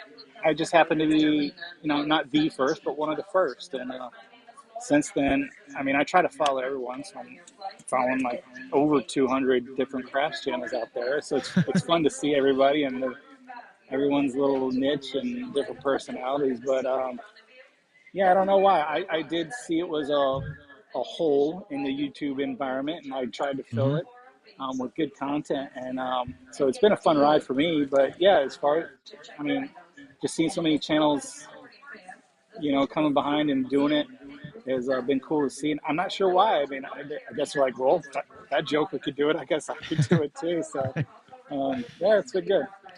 Yeah, it's interesting. I know you didn't try to do this, but you filled a void that wasn't there, right? Here comes the hookers again. I'm sorry for the porn stuff. You filled a You got to hole that put wasn't there. Well, I don't have the them button, on a right? blacklist. Everybody else is the people who are chatting are hitting the button to ban these people, but it comes up every like 20 minutes. Yeah, you got to go in your But YouTube settings and put blacklist those words. yeah, that's what I gotta do is blacklist the words, the XYZ, the .xyz's are where it always comes from. It seems like, but remember, we're streaming on 20 channels right now, so this is coming from everybody. This is the combined chat that we're seeing. But yeah, you filled a need that wasn't there, which was thoughtful content. Like a lot of guys were filming themselves practicing, or here's my ideas, or here's the DVD I'm trying to sell. So it's a 2-minute video, or here's me holding up my book while I talk about craps, and you've called some of those folks out. You just went at it like, hey, I'm going to make a quality video and teach. And there was nothing like that when you started, No, yeah, just a couple like casino promotions, a couple guys trying to, get quick, selling books about whatever. And then there were a couple, Bone Thrower was there. There was a couple guys. Maybe El Toro was before me, I think. I don't know. There wasn't much, that's for sure. Just maybe two or three active guys, at least that I was aware of at the time. But yeah, not much. But I knew it was big because when you look at some of these, like the Sahara had a video how to play craps, and it was 10 years old, but it had 500,000 views. I'm like, people are interested. So now, did you do the Elf channel before or after the Craps channel? Like, were you already in YouTube space? That was after, I think. I'm not sure, actually. Yeah, I was just curious because I think it was that after. could lead you to. Yeah, okay. Because one begets the other, right? Once you figure out the whole way YouTube works, then you can, I'm already, I'm such a nerd. I'm already thinking about other channels to start. This has been so much fun for me, and learning like how it all works, like we're doing here. But I'm a cook, right? I'm software developer too, but I used to be a chef. So now I'm going to do a little bit of a cooking thing, and I want to do a little bit of coding, how to code with John kind of thing. And it's like, it's fun because there is a niche out there that isn't filled. Yeah, if you could find what it is, I'm pretty confident I could start a channel on anything I wanted and make it successful if I find that there's a hole missing and I'm interested in it. Obviously, you got to stick at it. I mean, I didn't see anything for 2 years on my channel. It was pretty dry. I remember it was like 3 months and I had like 10 subscribers or something ridiculous. It was a long haul for me. So if you guys out there with all your channels, hang in there, but it takes time. But yeah, I came from a production environment, and a guy told me about you. He's like, this guy makes money on YouTube. He was talking about Casey Neistat at the time. I don't know if anybody knows him, kind of a famous blogger. And I'm like, people make money on YouTube. So I always had in the back of my mind, like, if I can stumble upon an idea that there seems to be people interested in, if there's not great content out there, you could build a YouTube channel around it. And so one day I just stumbled on a Craps video, and I'm like, I love that game. Let me look for more videos, and there just wasn't. So I kind of did the same thing with the little elf on the shelf guy. I'm like, I'd been making a couple videos just for family things and for fun, and then I looked online. There's like one other lady, and she was just dominating every Christmas. I'm like, I can make elf videos, and so yeah. And that's like a 1 month run. Like that, you start that on Black Friday, and then that's it, right? Yeah, yeah, I've tried it. I mean, there's been years in the past where I've made videos all throughout the year, and it's just completely dead. But as soon as like the day after Black Friday, it just takes off, and then the day after Christmas, it just Goes to completely zero. falls off. So it's pretty funny. Yeah, That's pretty cute. yeah, it'll go from like 50 views a day to like 50,000 a day in the Right. and, That's funny. yeah, 50 to 50,000. in the That's month. hysterical. Well, I was telling my wife, I'm like, so my daughter, my son's out. My son now lives over in Oregon. He's moved out, graduated college. My daughter is a junior in high school. And we've stopped the Elf on the Shelf thing years and years ago. I'm like, we're resurrecting it this year because I was thinking about when I was making the picture for the auction for your tablecloth. And I'm telling everybody all day, like this thing, it's craps history. You got to get on this and whatever. And I said, and it's got elf blood on it. And if like there's like 5 people that probably remember you saying that last year on one of your, I think you interviewed with Dave or somebody, or maybe it was the guys on the podcast. And I'm like, that's fantastic that you had this. Why don't you tell that story? What's on the table? It's one of my biggest videos. It happened to be the Elf on the Shelf operation. So we through a little video magic, we cut the elf open, and he's got like, I forget now, like candy and little toys and stuff is inside this elf, and I'm pulling all these things out of this little elf, and there's some goo with glitter, and so on that table, and I haven't got it off. There's a little couple red spots of elf blood with a little glitter infused in it. So. Of course, elf blood has glitter in it. That's fantastic. Yeah, of course. What else would it have? Right. Now, I'm gonna go see real quick. I'm gonna switch over here. I'm gonna refresh the screen. Now that you're on, you can start telling folks. Let's see. You're up to 525 on the layout. It's pretty good. Oh, okay, pretty good cool. auction price right there. Yeah. Yeah. I'm trying to pump that thing up, but I think, you've put up a bunch of things for the auction and everything's got bids on it. So that's really cool. We appreciate glad to that. help. Yeah, that's awesome. I think that layout is, I think that's one of the coolest things that we could have had. Yeah. So yeah, I mean, obviously, if you're a fan of the show, you know that the payoffs in the prop box are not standard. They're a little lower than they should be. Mm-hmm. And then it's a 10-foot table. It's got the big 6 and 8 though. It's disappearing. So right. Get that big 6 and 8 while you can. That's funny. What's on tap? What's coming up for the channel? I know you still do the dice advice. I haven't seen you do a challenge in a while. Are you bringing those back at some point? I mean, probably. I might do it for maybe my green member, club members or something. Not a lot of people appreciate it, which I thought was kind of odd. I mean, they just pull in low numbers. So I think it's just really for hardcore fans would like to see 2 different strategies kind of against each other, but they just do poorly. So I'm not sure that the interest is all there. But I'll probably do a couple more. I did just recently I redid my layout. So I got one where I could flip it around and it's crapless. Just because everywhere I go, it seems like there's a crapless table and they're full. Mm-hmm. So I'll probably be making more videos on that. So people could send me dice advice. Now, I have a database. It's literally hundreds. So people are like, "Oh, you just did my strategy. I submitted it 3 years ago," and I'm like, It's how it goes sometimes. So I have hundreds of those, but I don't have any craps strategies. So if anyone has any, probably jump to the top of the list pretty quick. But it's probably not a combat strategy, I'm sure, for crapless, right? Nobody's doing a combat on a crapless table.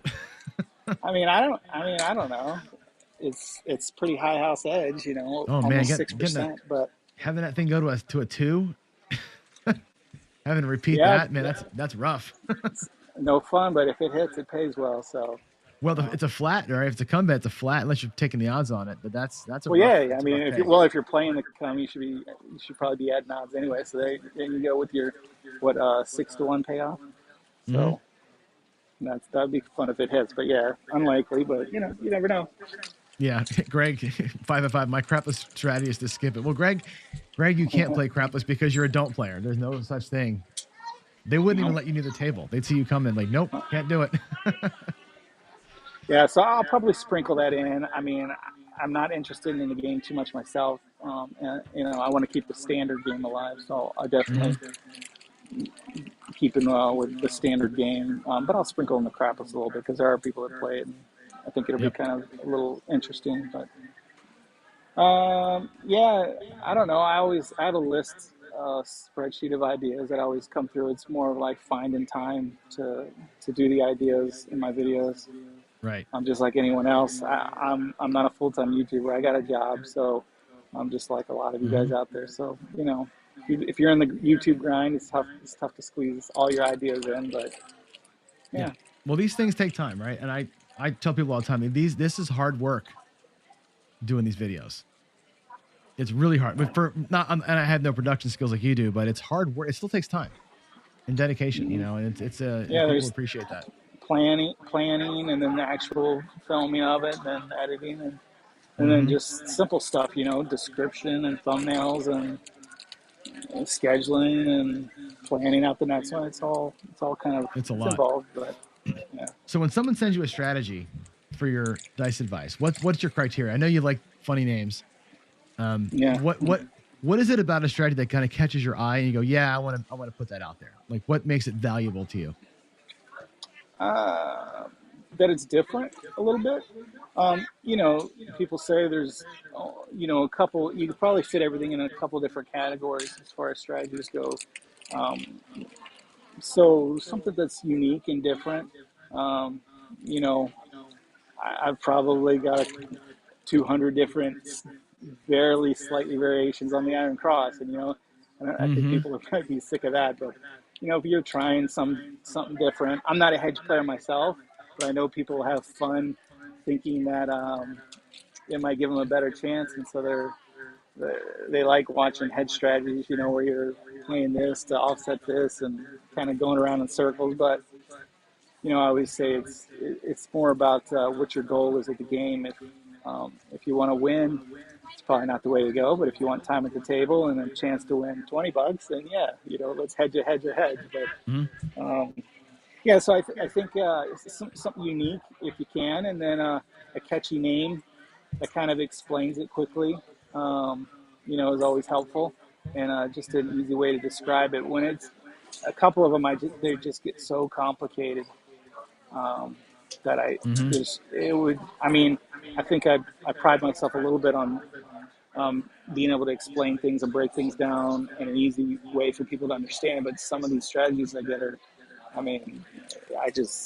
can't explain them in an easy way, and so they kind of get skipped over.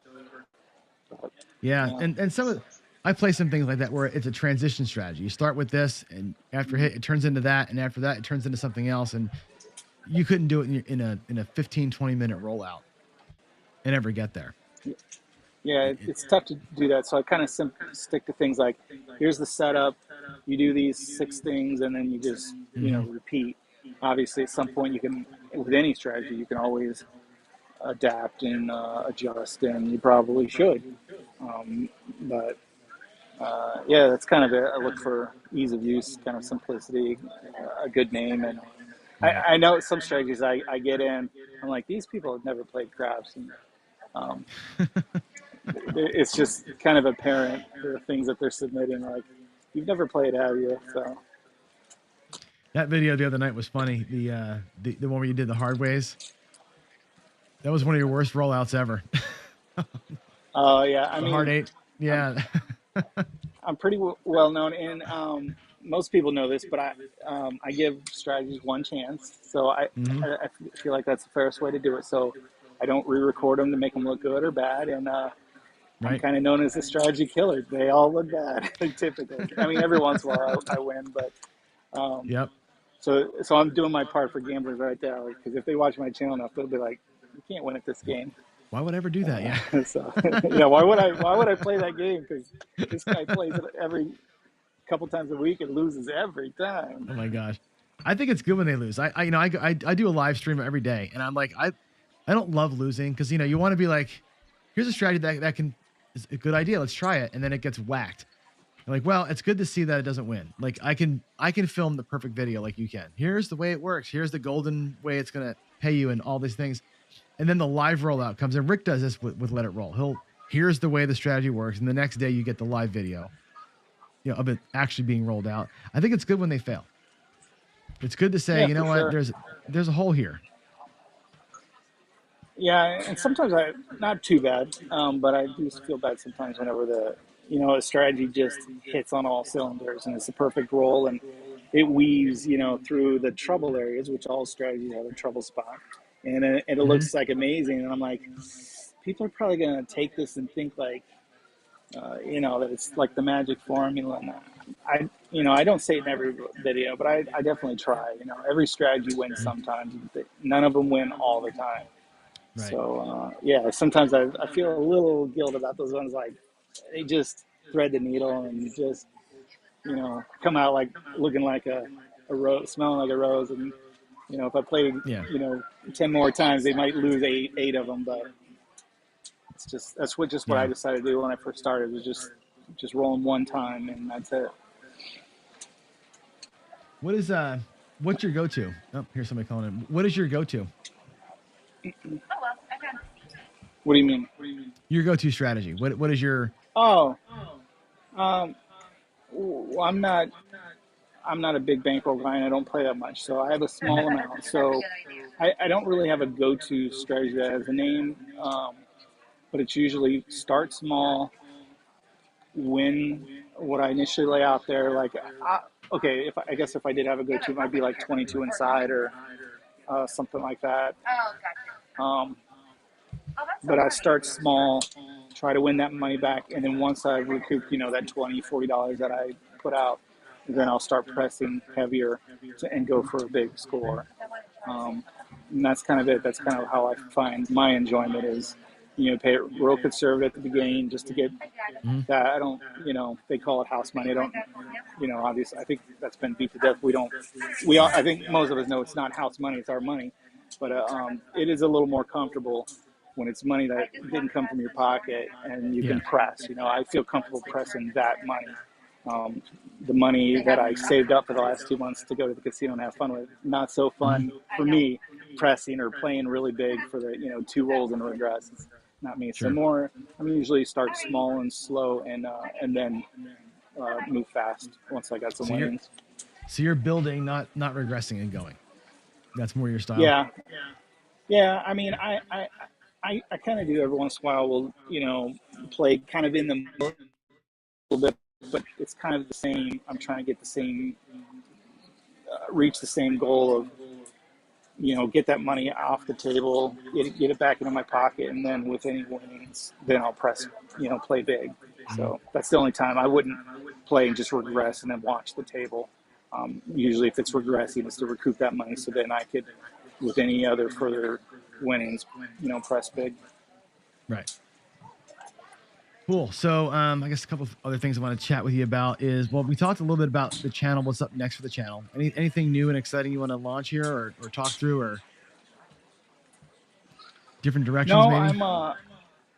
I moved to Reno for a specific reason, and that's to find a partner with a casino. So I'm working on that. I got a couple, I don't know, what's the term, pokers in the fire or whatever. So I got some interest, and so that's moving along, and we'll see where it goes from there. I don't want to say too much, but I'm not the type that announces, and I'll just wait until it's in place, and then I'll let you guys know. But yeah, that's what I'm working on.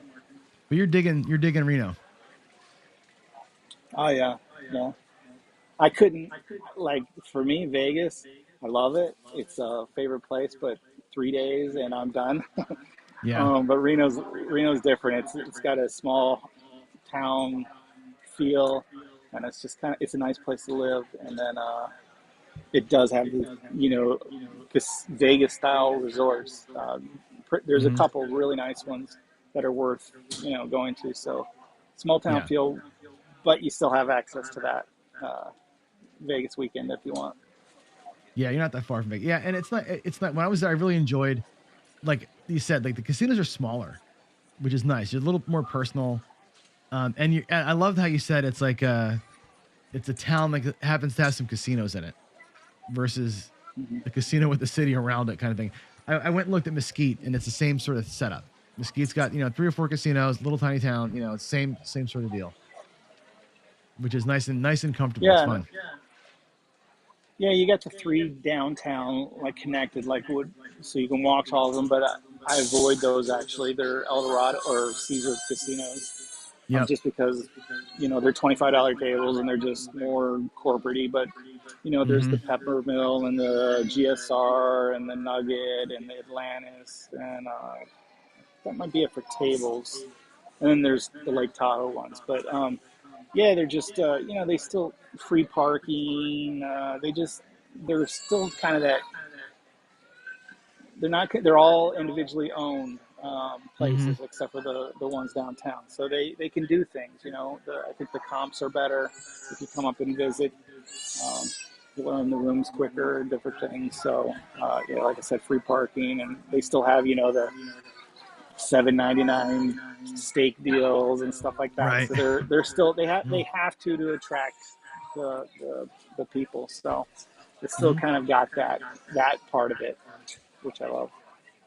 That's cool. And you're close to Tahoe. Like I said, Tahoe's a nice little vacation spot. If you want to get away from it, but also not have to drive 9 hours to get someplace or fly. Tahoe's pretty cool. Yeah, but living in Colorado, we picked up skiing, snow skiing, and so we really like that. So we knew when we picked the spot, we wanted to kind of access to that. So the weather's been nice, but it's right there. We live in the foothills, but we see the ski slopes just out our back door, and so itching to get out there this year. That's pretty cool. Hey, Brian just says that it was cool playing with you and me at this GSR. That was fun. Got on an actual live table. We played some bubble craps earlier than that, but that was fun playing there. Yeah. That was a really cool place. If GSR is big, that's a big place. That's no joke. Yeah, that's probably one of the bigger ones. They have all the shows and different things like that. So GSR is a nice one, kind of big open feel. Pepper Mill is more of a classier one, I would say. But it's like a maze. I get lost in there still. Atlantis is just like an old school 1980s themed. It's kind of a tropical theme, but it's kind of a little, I don't know. It's okay. And the Nugget's different. I haven't spent much time in the Nugget. But it's a little different for everybody, Yeah, the Atlantis I thought was really tight. It was small. And they had a table there which I had never seen, which was half 5 and half 10. $5 on one half table, $10 on the other half of the table. That was weird. Yeah, they're the most crap friendly, I would say, because they do run those tables. So like you said, they're split, which means I think they're the only one in town running on the really small ones, running $5 tables.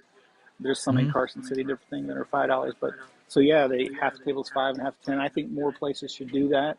And then they also have like the roll counter, like they do at like Fremont, different things where they keep track of the roll, and they have TVs up around the 3 tables where you can see the leaderboard for that day and different things. So I think they kind of cater to the craps player more than the other casinos. But yeah.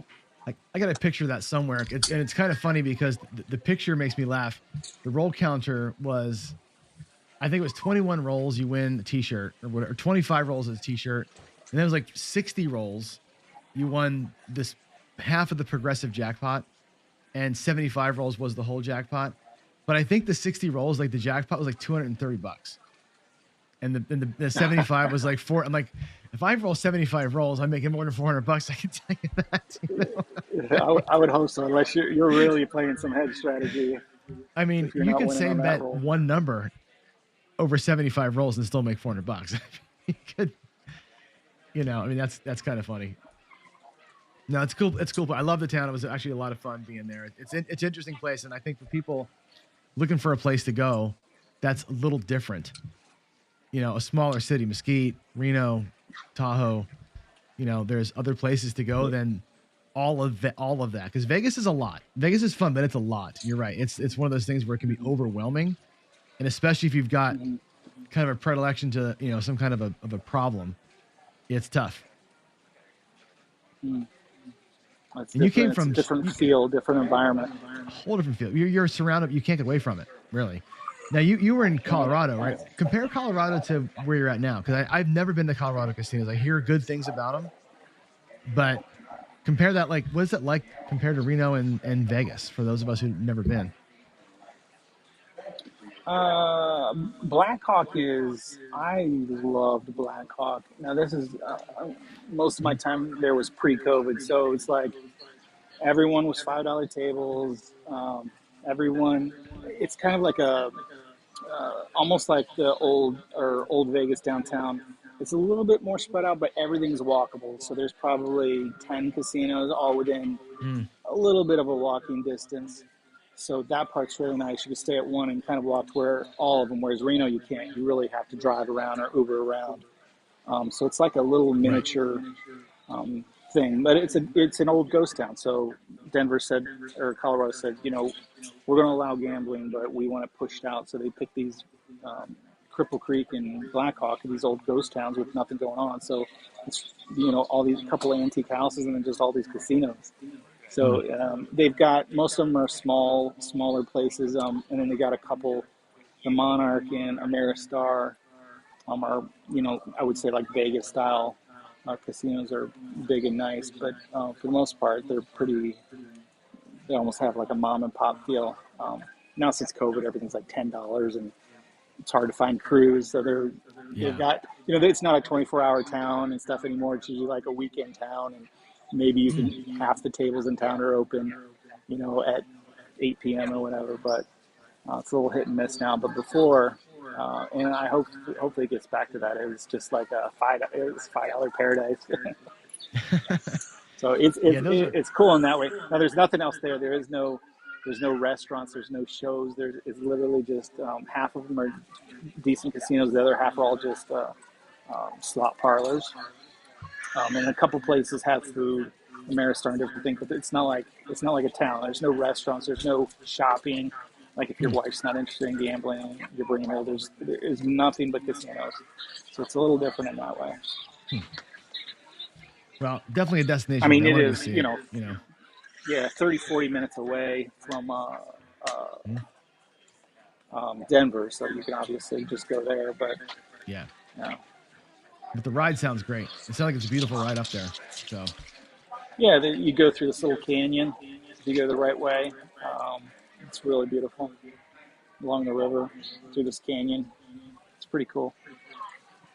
Reminds me of I went to Deadwood, which I had to do off my bucket list. So we went to Mount Rushmore and Deadwood Deadwood's kind of the same thing. It's an old Western cowboy town, but they're a little more mixed.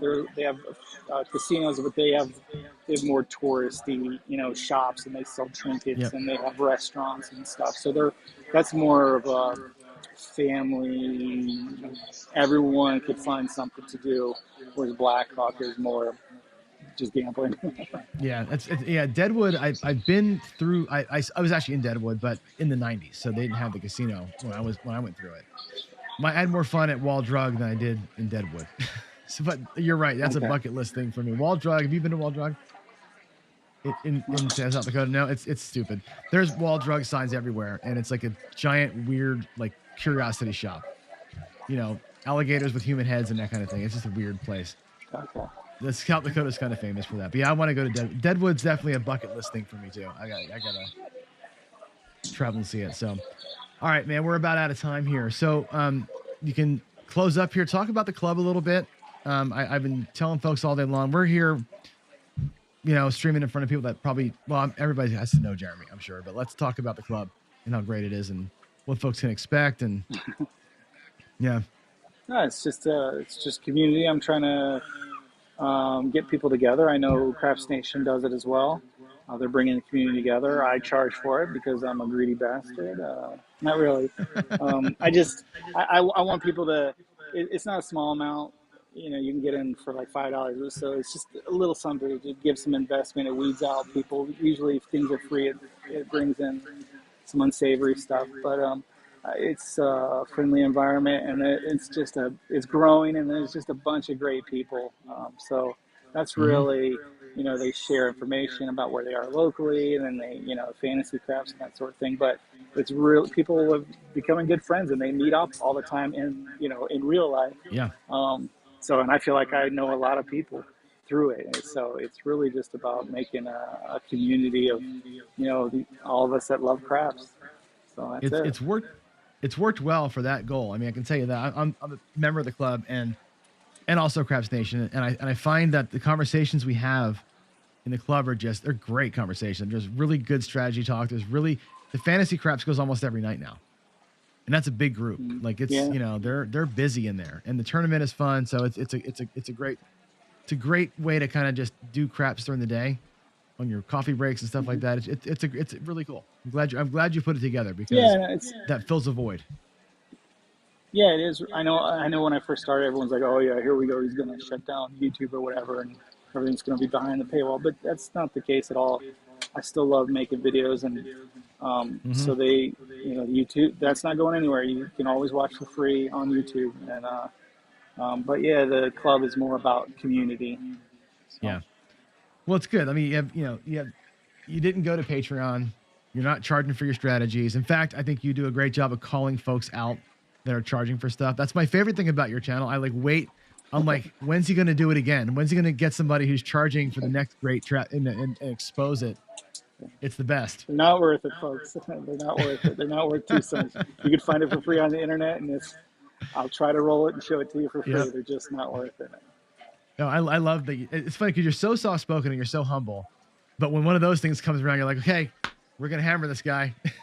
I think He's charging every once in a while $100. just gets on my nerve.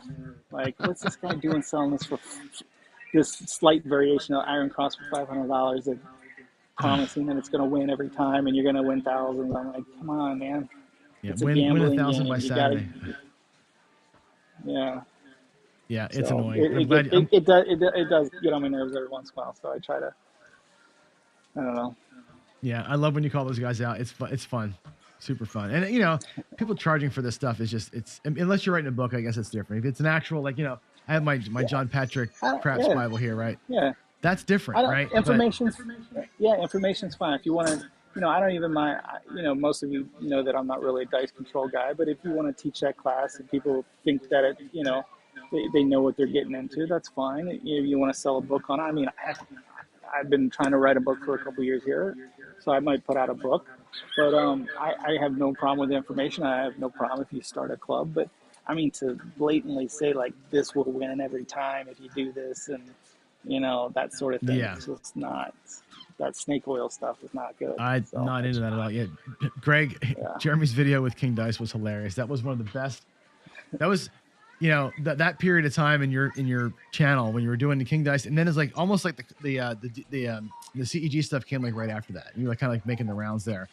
That was great TV at the time.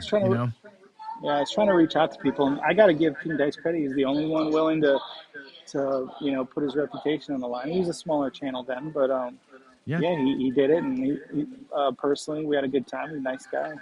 I'm not trying to like embarrass anybody or anything. It didn't turn out too well for the dice control versus the random guy, but I mean, it is what it is. But I got to give him credit for sticking it out there. He put his neck out there, like you said. He did. Yeah, it was in a no win situation. Like, if he beat me bad or something, he should, right? And if he lost, it's whatever. But I think he's came out of it okay, so it's all good. Yeah, it was good stuff. Like it's all, to me, it's all good entertainment, And I feel like I was going to say this earlier. I've got like my own little addiction. My new addiction is the YouTube thing. I think I've watched every single Craps video on YouTube. There's a high probability that I've watched all 200 channels. I probably subscribe to 100, and I'm looking for things to watch. Like YouTube once in a while surprises me with a suggestion of something I've never heard of, but I feel like I've watched everything. I don't know that I don't know. I'm getting to be. We need El Toro back. I think it's like give me something new to watch. 230 channels. Yeah, Wow. I do. I run a search. I run a search on YouTube once a week to see if there's any new content or news channels.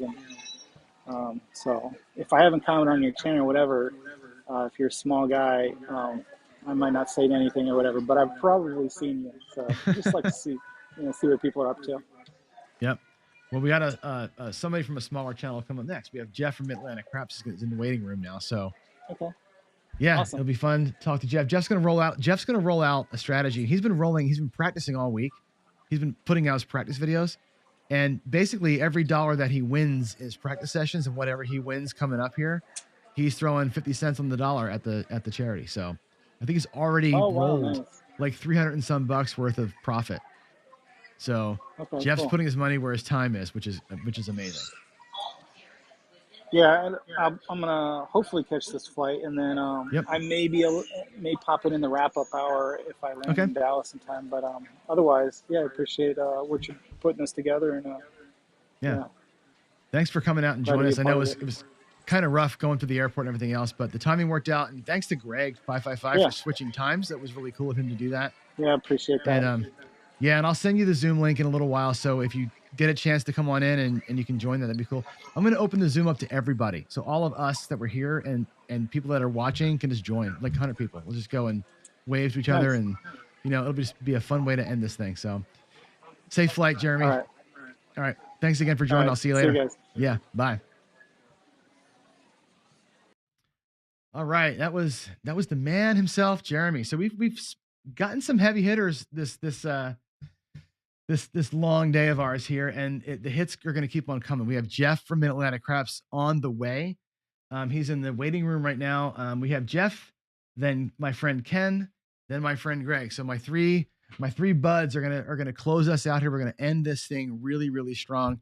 I'm gonna go ahead and show you the leaderboard. Then we're gonna watch the NGC commercial again.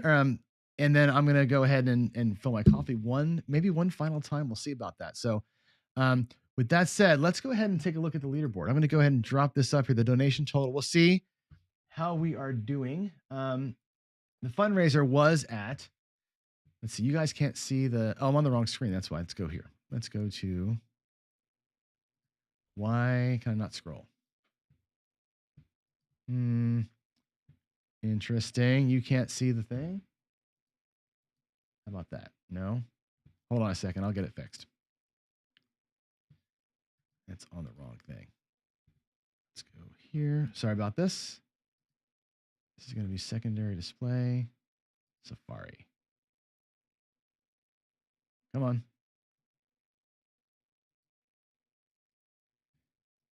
I have two things going. That's why. This thing has to go away. Sorry about that. Little glitchy on my part. Here we are at the auctions. Let me refresh the auction screen and see what we're doing here. I think we should be creeping up into really positive territory here. I'm still looking for a bid on the big day with AZ. I can't believe nobody's bid on that yet. That's good. That's a great thing. We're getting there, right? We need some bids on the trucker hat, the owl picture. We got a bid on Ken's shirt finally. That's great. Everything else is like it's motoring along. We need the color up mug, and I think the dice grinder hats have got some bids. That's great. Let's get on the big AZ trip, guys. That's a big one. I think that's going to be one of the more interesting stories to tell after this thing is over with. Let's go also look at the fundraiser board. We were at, let's our new total. Where are we at here? New total is 1863. We're creeping up on 2K in straight up donations, which is awesome. Between the donations and what's pending in the auction here, it looks like we're gonna crest 2,500. Which is, I got to applause. We'll applause you guys later again, but that's 25. I feel like Garrison, 25K or 2,500 is a lot of money for us. We're a small group, and wow, that's pretty humbling. So let me cut away here for 3 minutes, and we're going to go ahead and learn more about the NCPG. When we come back, I'll bring in Jeff, and we're going to roll it out and talk a little bit about Mid-Atlantic Craps and Jeff's plans for his channel and also for this fundraiser. We'll see you in a few minutes.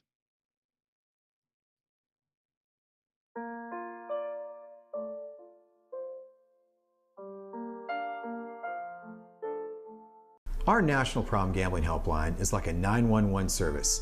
Anytime, anywhere in the U.S., you can call, text, or chat for help in your area.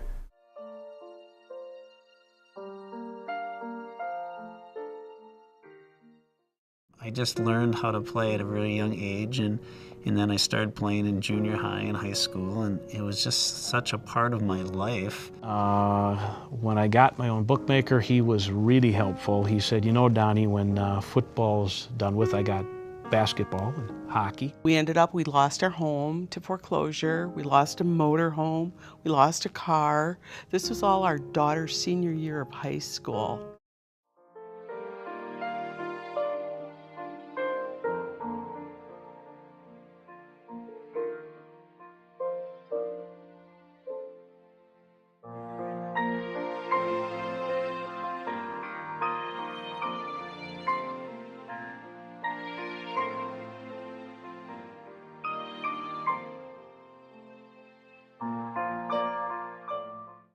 I started going to meetings and got that feeling of hope, which is so important because I just identified so much of myself as a gambler, but now realize, well, this is not going to be a healthy lifestyle for a family man. Until I got in the door and started identifying with everybody else that was there and realizing that I wasn't unique. I wasn't the only one. It was an amazing place.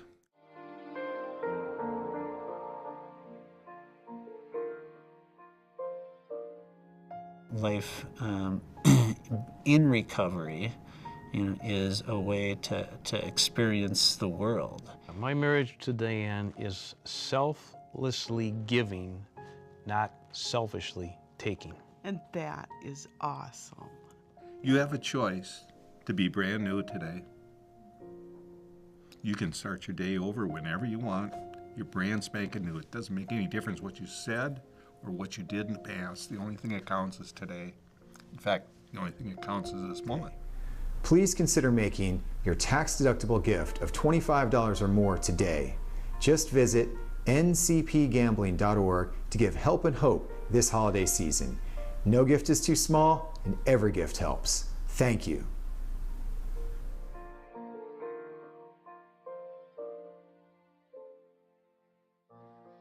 All right, I'm back. I want to show you this. El Toro is shaming me in the chat for not showing this.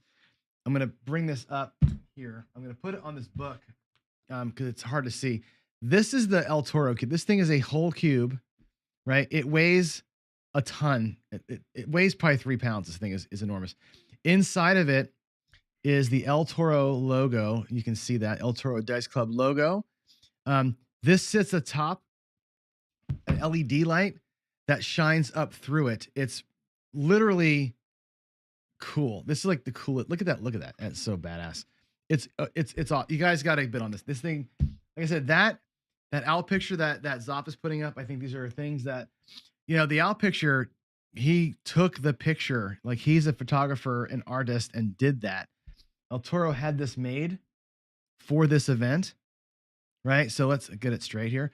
This was made for this, right? Let's get on that. So if you're thinking about donating, you haven't hit the donate button yet, and you got money burning a hole, which I hope you do, get on something like that. Get on the Big AZ trip. These are the things that we're looking to bump the numbers up with. So with that said, I'm bringing in Jeff here. I'm going to go back to the other screen and give me a second here to type in his name. Let's see here. I'm going to go get out of there. We're going to bring Jeff in. Jeff, how are you? Can you hear me okay?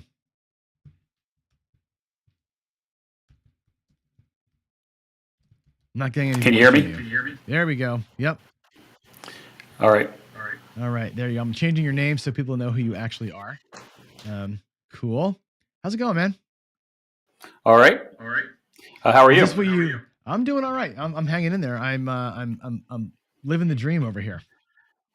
Are you tired yet? Not even a little bit. I might look. I'm sure my eyes are a little bloodshot and jacked up, but I don't feel it at all. I feel actually really strong. Well, and it's you're easy. doing a fantastic job.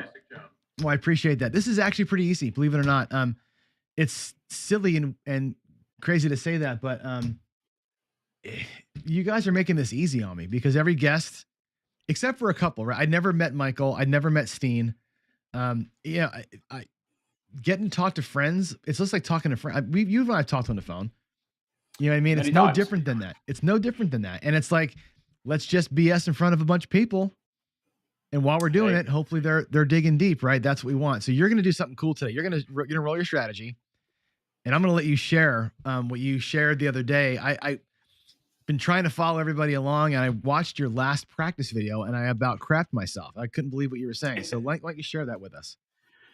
Well, what I did was I'm fortunate enough to be able to donate. I pledged $100 last weekend as we practiced this out after that week. And I said, you know what? I'm going to do a minimum of $100. So I went in to start filming videos on Monday, Tuesday, and Wednesday. And I was afraid that you and I were going to go live with this roll tonight, and I was going to be backwards. So I figured, why don't I go ahead and capture some videos, some rolls, and I can't win every time, but maybe I'll win a couple of times and be able to boost that $100 some. So lo and behold, on Monday, I don't remember the progression of the videos. I guess I should have wrote those down. I had like a 200 and some dollar winning, which I bumped up to make it an even 150 because I didn't think Tuesday was going to come, and I had another 200 some plus winning, and so I bumped that up to 125. So that took me to 275 right off the bat that I was going to donate, and then I had another session which I won just a little over 200. And when you put it all together and you break it down, it's a little over a $700 winning. You break that 50 cents on the dollar. I said, well, I've been saying that all along. Each video, you can see the rollouts. My videos are shot unedited. They're just what you get, what you get.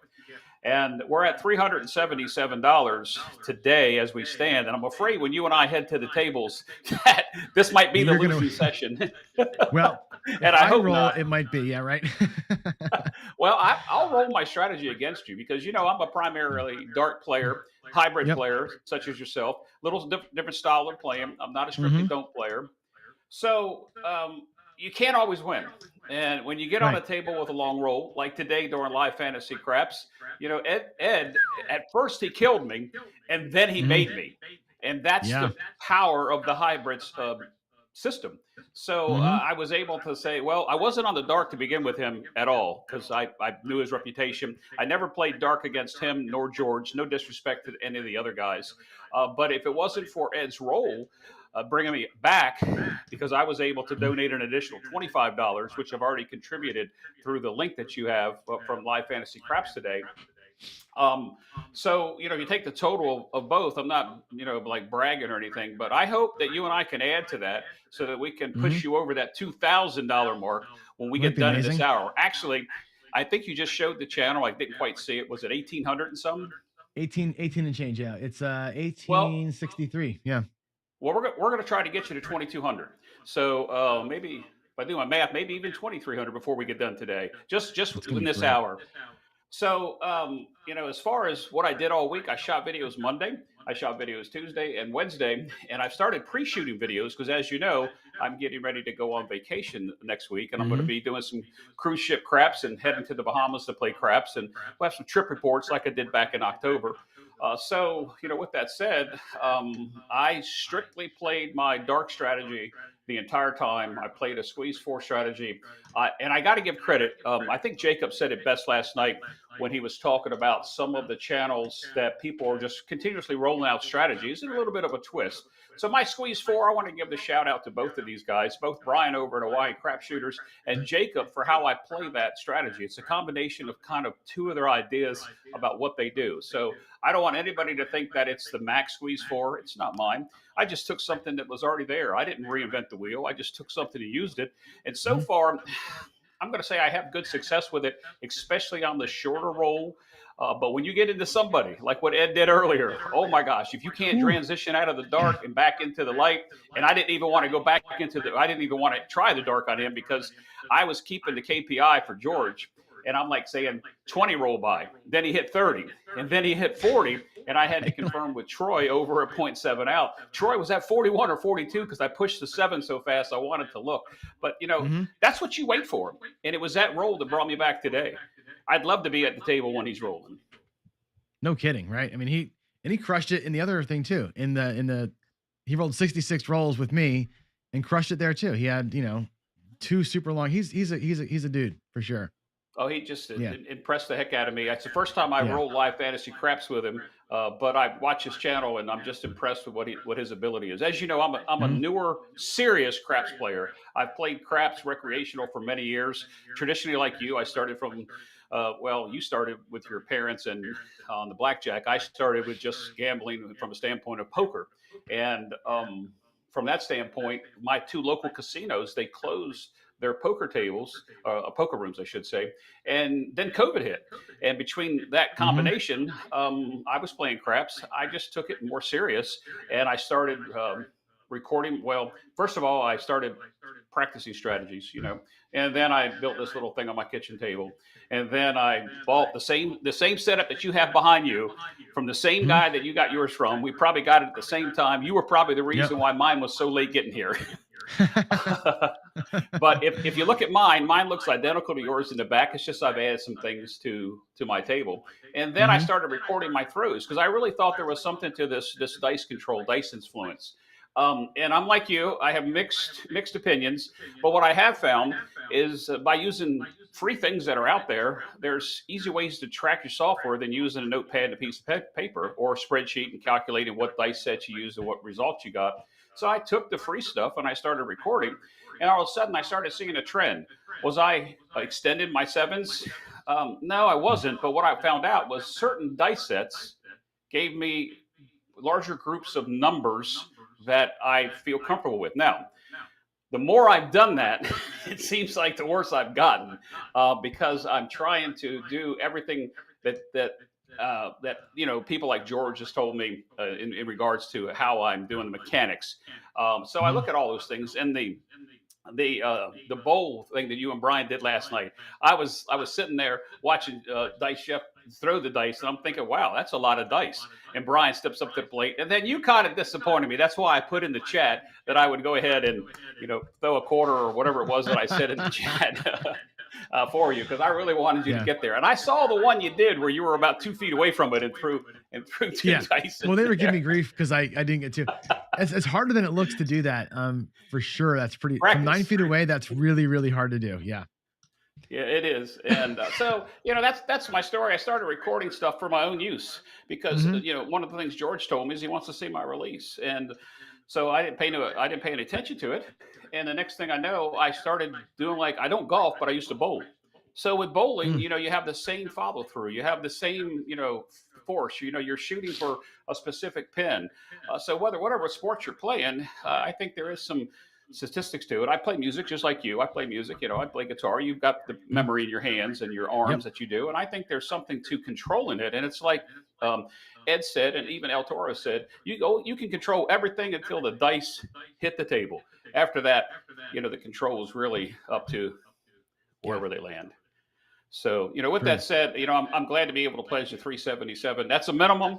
So if we head to the table here in just a few minutes and we have winning sessions, you will get that 377 as I promised, and I'll go right to the donation button and go ahead and make that other donation. Let's hope we can do a little better. That'd be great. So let me ask you this. What's next for Mid-Atlantic? I know you said you're retiring soon, and you got a shout out in the chat somewhere. I can't find it. There's so many things going on in chat, but somebody said, "Oh my God, he sounds like a sports announcer. What a cool vibe." So Gen X Crypto, subscribe to Mid-Atlantic Craps. Jeff's great. He does have you have a cool vibe about you. You do. Well, you and I had talked because I have a broadcasting background, and I gave that up almost 35 years ago to start the career that I'm in now. And I'm in public safety, and I'm getting ready to retire early spring. And I'm going to have a lot of time on my hands. And as you and I had remember the 1 hour and a half conversation we had when we were talking about fundraising and you lost the cell signal in the mountains?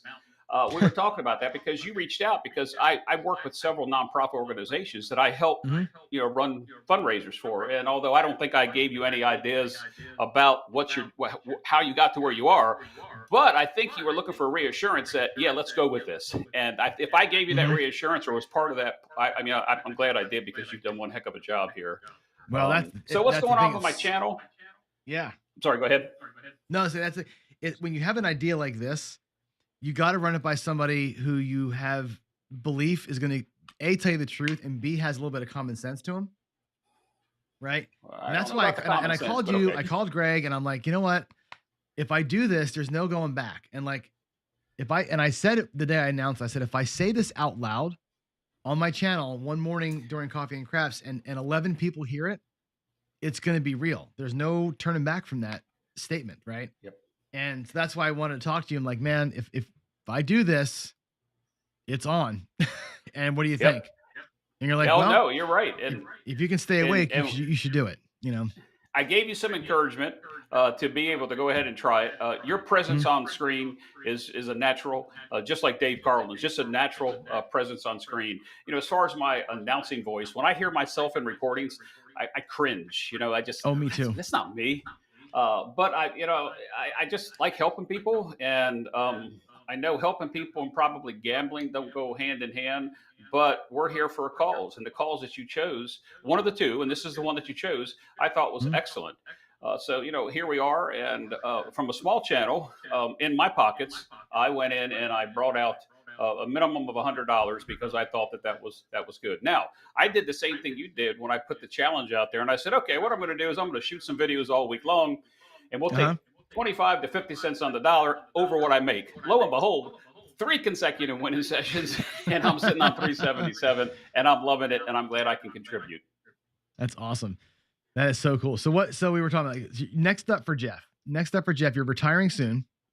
Yes, right? in the spring. And you're gonna do this not full time, but you're gonna make this a more of a priority. It sounds like, right? Priority, yes. I have a lot of hobbies, and just like you, I have some other vices that we don't want to really talk about. Nothing bad, but there's things that we like to do, and I find joy when I get comments, and especially the emails from the small channel, from people telling me that the way that I'm explaining it, the way that I'm going through my techniques, I don't get as many rolls in as some of the other channels. When they're just sitting up there rolling the dice one after the other. But I have a lot of people that play along at home. And I used to do that with Big AZ's channel. I used to do that with Jacob's channel. Just sit there and play along with them, just so I wouldn't have to roll the dice. And I was truly getting random rolls other than what my dice on the kitchen table might have been doing. So I'm moving forward. I live in a small house. I think we talked about this. And space-wise, I'm limited to about a 10 to 12-foot table. Right now, the table I have is 10 feet. And I'm split between making it larger or not, or taking the room to be able to move fully all the way around the table. And right now I can only be on one side of the table with the room that I'm in. But as you see, it's served me good. You can even see my ceiling fan up there running, and the lighting, how you got to get the lighting and the acoustics right. So there's a lot to it. So I've got this other room that I'm going to transition out sometime after the first of the year. I've got some new equipment coming. You and I have talked tech stuff for 4 or 5 different times, about the equipment, and go back to a chat in one of the forums we were in, and we showed pictures of camera stands and those kind of things. But this is a hobby. I'm not looking to make, money at it. I watched the interview with Jeremy and how he started, and he was probably the first one that I ever watched. And his production level, because I have people that are in the photography and videography business, friends of mine, his production level was outstanding. And it wasn't until I realized what he does is the reason why it's that way. But he's such a humble person. Almost every person that I've played with, that I've become Craps friends at the table, online, or my viewers or subscribers, they're really good people. They're really down to earth people. I don't want to keep mentioning like the Craps Nation group, but they were the first group that I entered. And they took me in like, I guess I'm an old fart, but they took me in like I was, one of their own. And I've become very fond of some of them. I haven't met them. The group that the trip that they had in Vegas a few weeks back, or about a month ago, I was split between going where I was going on vacation with another group and going out there. And I really wish I had gone out there for them, because those guys had a wonderful time. And I'm still looking forward to meeting them all. I'll tell you what, on that Big AZ thing, I don't golf. But if nobody bids on that at the last hour, I'll probably shoot Lauren a message to say, hey, instead of golf, can we do something else? I'm going to bid on this package. So take them bowling. I haven't decided. I haven't decided yet, but I don't golf. I tell you what, John, we'll go together. I'll buy it. You can golf with him, and I'll go play craps. And you go play craps at night. That's it. I'll sit there at the bar and just watch. That's great.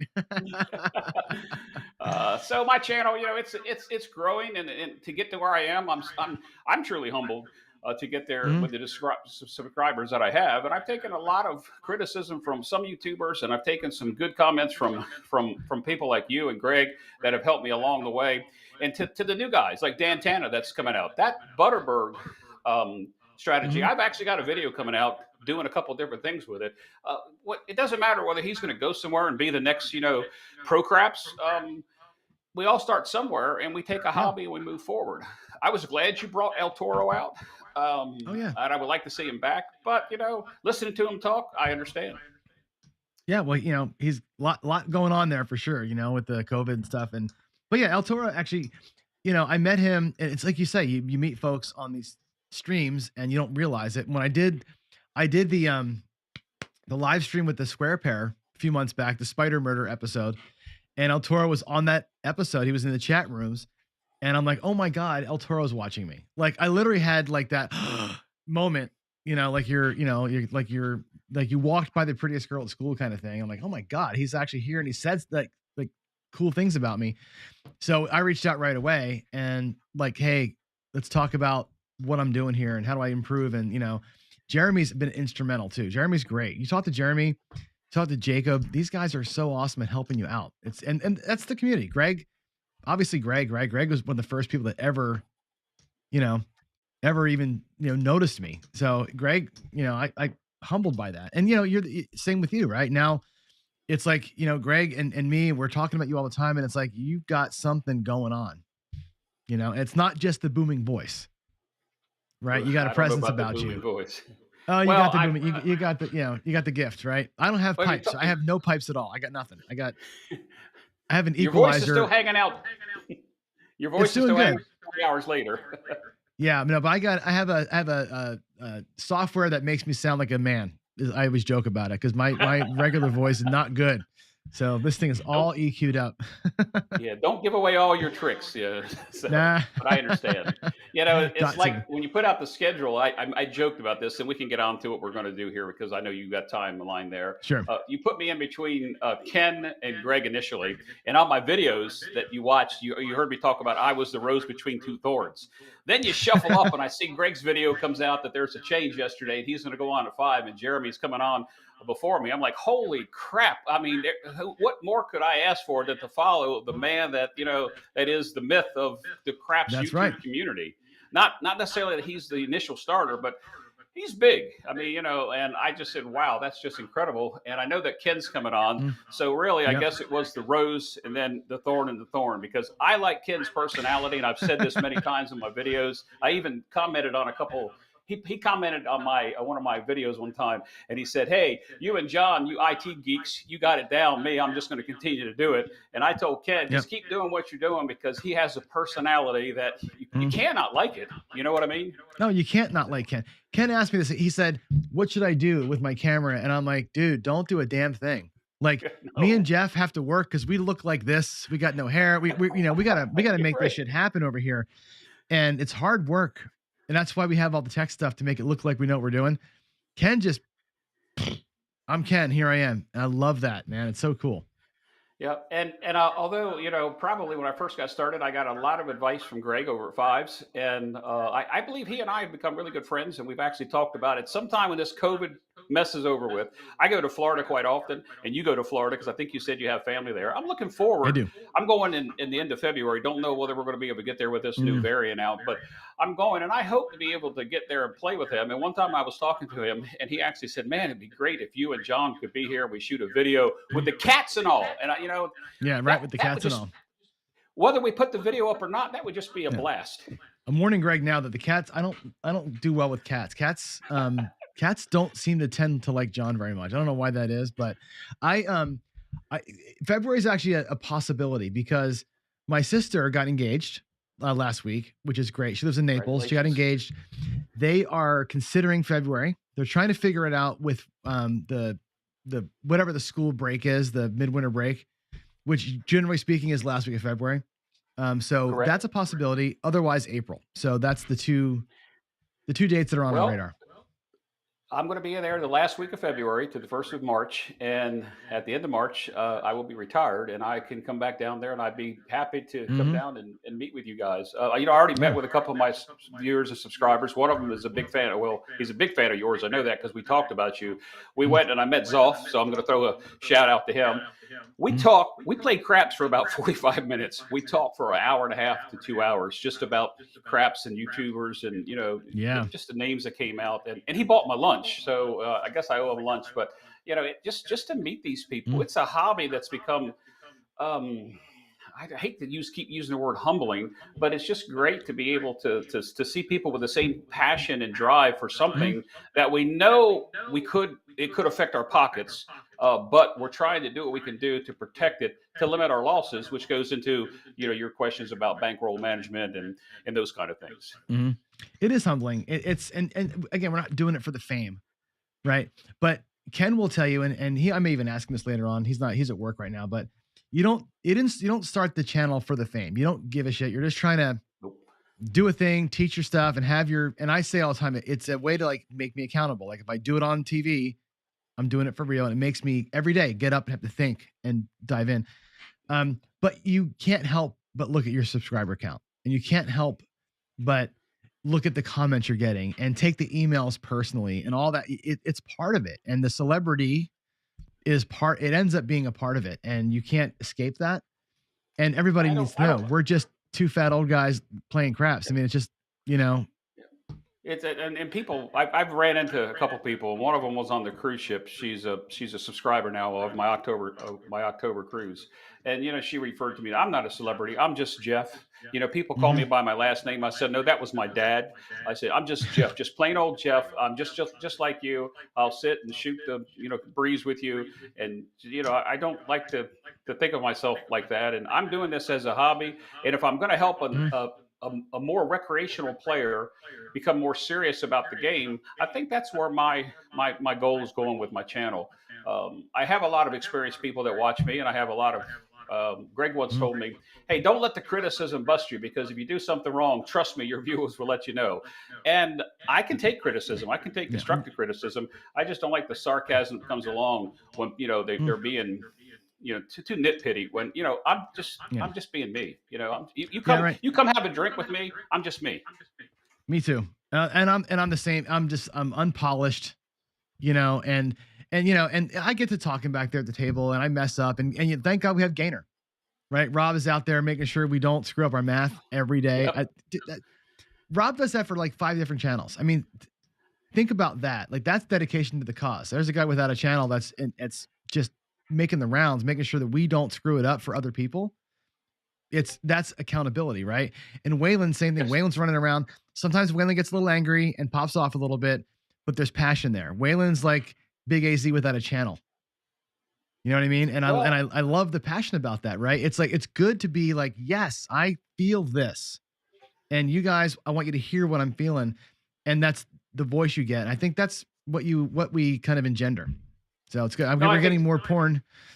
Clear the porn out of the chat, please. God, I just blocked it last night. I stayed up till somewhere between when you had Dave on is when I dozed off. So I didn't get that much sleep either today. I'm sure you're as tired. But when I go back and I think about my journey to get where I get here, I think about Joe over at Crapsmaster Journey and listen to his story and his table build and the way that we do different things. It's just amazing because we all start as recreational players. We just want to become more serious about the game. And what happened in my beginning is when I was playing, not just recreational, but when I got playing a little more serious, I found out that I was losing just playing the one side. And I said, there's got to be more to this. And that's what the Big AZ said last night. He said, there's got to be more to this. And what about this, the don't side or the 7 side? And so I started watching a lot of channels, but including from Jeremy to Jacob and Lauren over Big AZ. And I said, that's where my mindset went. If the house has the edge, let's play with them for a little while, transition out, go to the light side, and if we get lucky with a longer roll, we'll transition back in. And that's worked for me for it's a little over 2 years, a little less than 3 years. But being serious at the table, I play with somebody locally, and you probably know who he is, and he doesn't want me to mention his name. But we play, and we typically stand side by side, and I listen to you talk with El Toro. We stand side by side, and I like stick left 1, and he likes stick left 2 or 1. But when I'm done throwing, I back up, and he's got this space. He's got that space there. And the box people know what we're doing, but that's working together. Now, we don't split our chips, as contrary to a couple friends that think that we do. We just play and have a good time. But when we're playing, he and I don't talk. We might high five, every once in a while, but we're too serious about watching what's going on and knowing what our next move is. It's a recreational player that's going out there and dropping $300 on a $15 table. You got to have a plan, $5 tables, you find them on cruise ships and early in the morning. Not true. All right, let's go play a little bit, shall we? Sure. I'm gonna change my microphone. I'm gonna change my mic. Sure. No, we got some work to do. So to get the screen, I'm gonna apply that. You should still be hearing me, I hope. I do. All right. My voice may have changed volume a little bit there, but that's fine. Go back here. I'm gonna go to small. Let's see, table view. Let's see here, gameplay. I'm gonna go to this. I gotta figure what screen I'm gonna use here. So this is gonna be this will be my cam link. That's my table. Let's see, you're gonna be, let's take this one out. Let's make this one, whoops. This one will be Jeff. Oh, look, there's your table. Look at that. How good are we at this, right? Unlock the overlay. You're gonna be up here. I'm gonna I can't make them too big because we'll cover up too much of the screen, but I'm gonna cover up your throwing station with my table. Sure, no problem. But I can see your. I can take that out. That's okay. I'm just my table's overlapping yours a little bit in the video. So we're gonna see, and I'll put some words up here so folks know who is who. This will make sense later on. I'll let's see. And if you want to, I'll run the KPI if unless you want to do it. I will not do it because my screen doesn't have enough room. It might be too small, actually. I already have it on my screen, don't I? You do, but it's tiny because if you look at what I'm broadcasting, it's in the corner of my screen. Because if I want to show both tables, then it's tough. Yeah. So I keep track of it because it keeps my rolls. And I go back in my videos and listen to what dice set I throw if I'm not throwing randomly, and I go back and I put it in Bone Tracker. So I'll keep it, and we'll just see if we hit the ATS. Not that I'm going to bet the ATS. Perfect. All right, so you're going to be upper right. I'm lower left. Everybody knows our tables by now, so let's go ahead and play it out. I'm going to play Butterberg today. I'm going to play my new version of it. I'm going to work through it. My rack is at the top of the thing. I'm buying in for 10 shooters worth. We're not going to get that far, but 10 shooters at 170 or 275 each.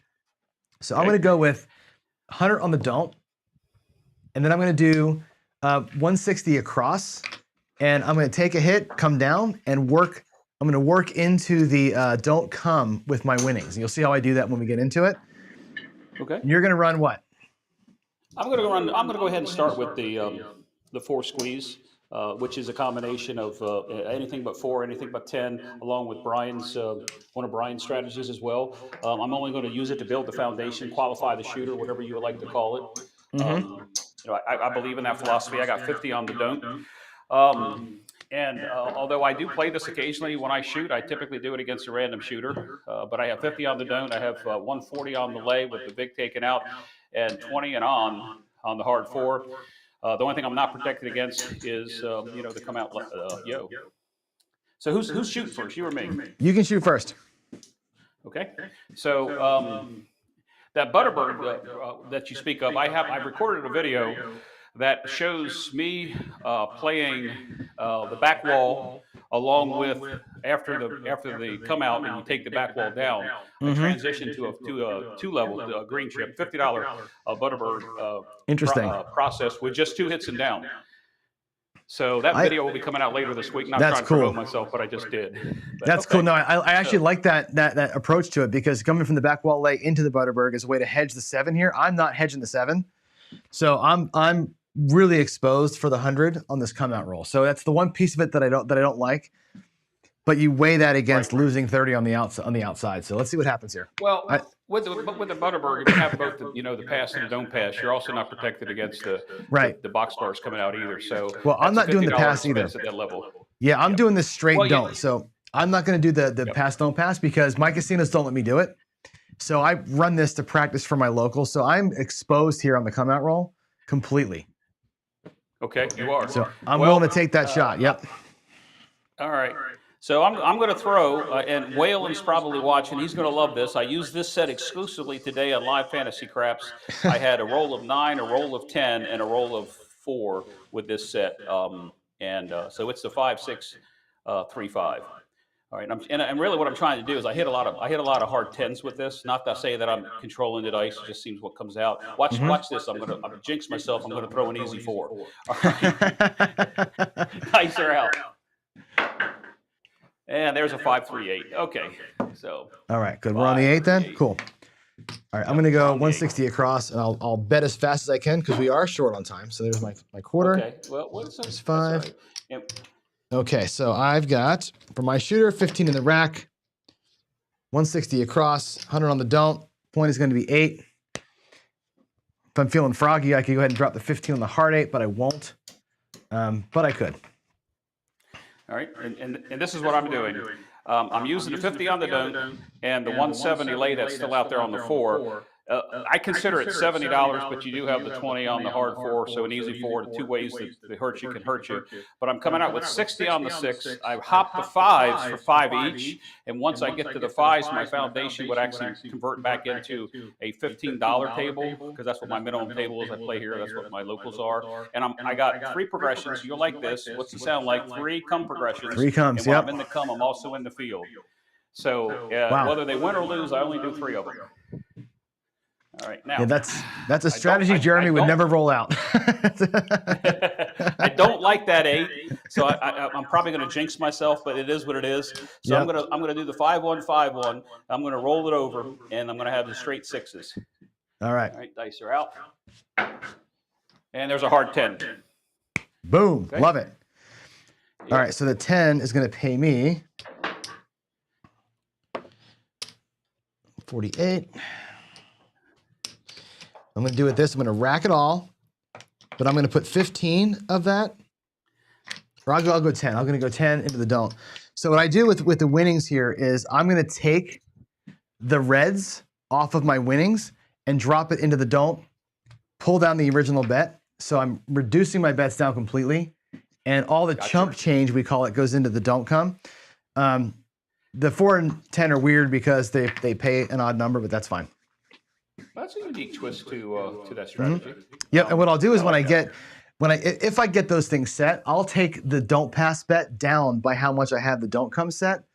So I have 0 risk, but all the coverage on the 7. All right. So what I do is my 10 will travel.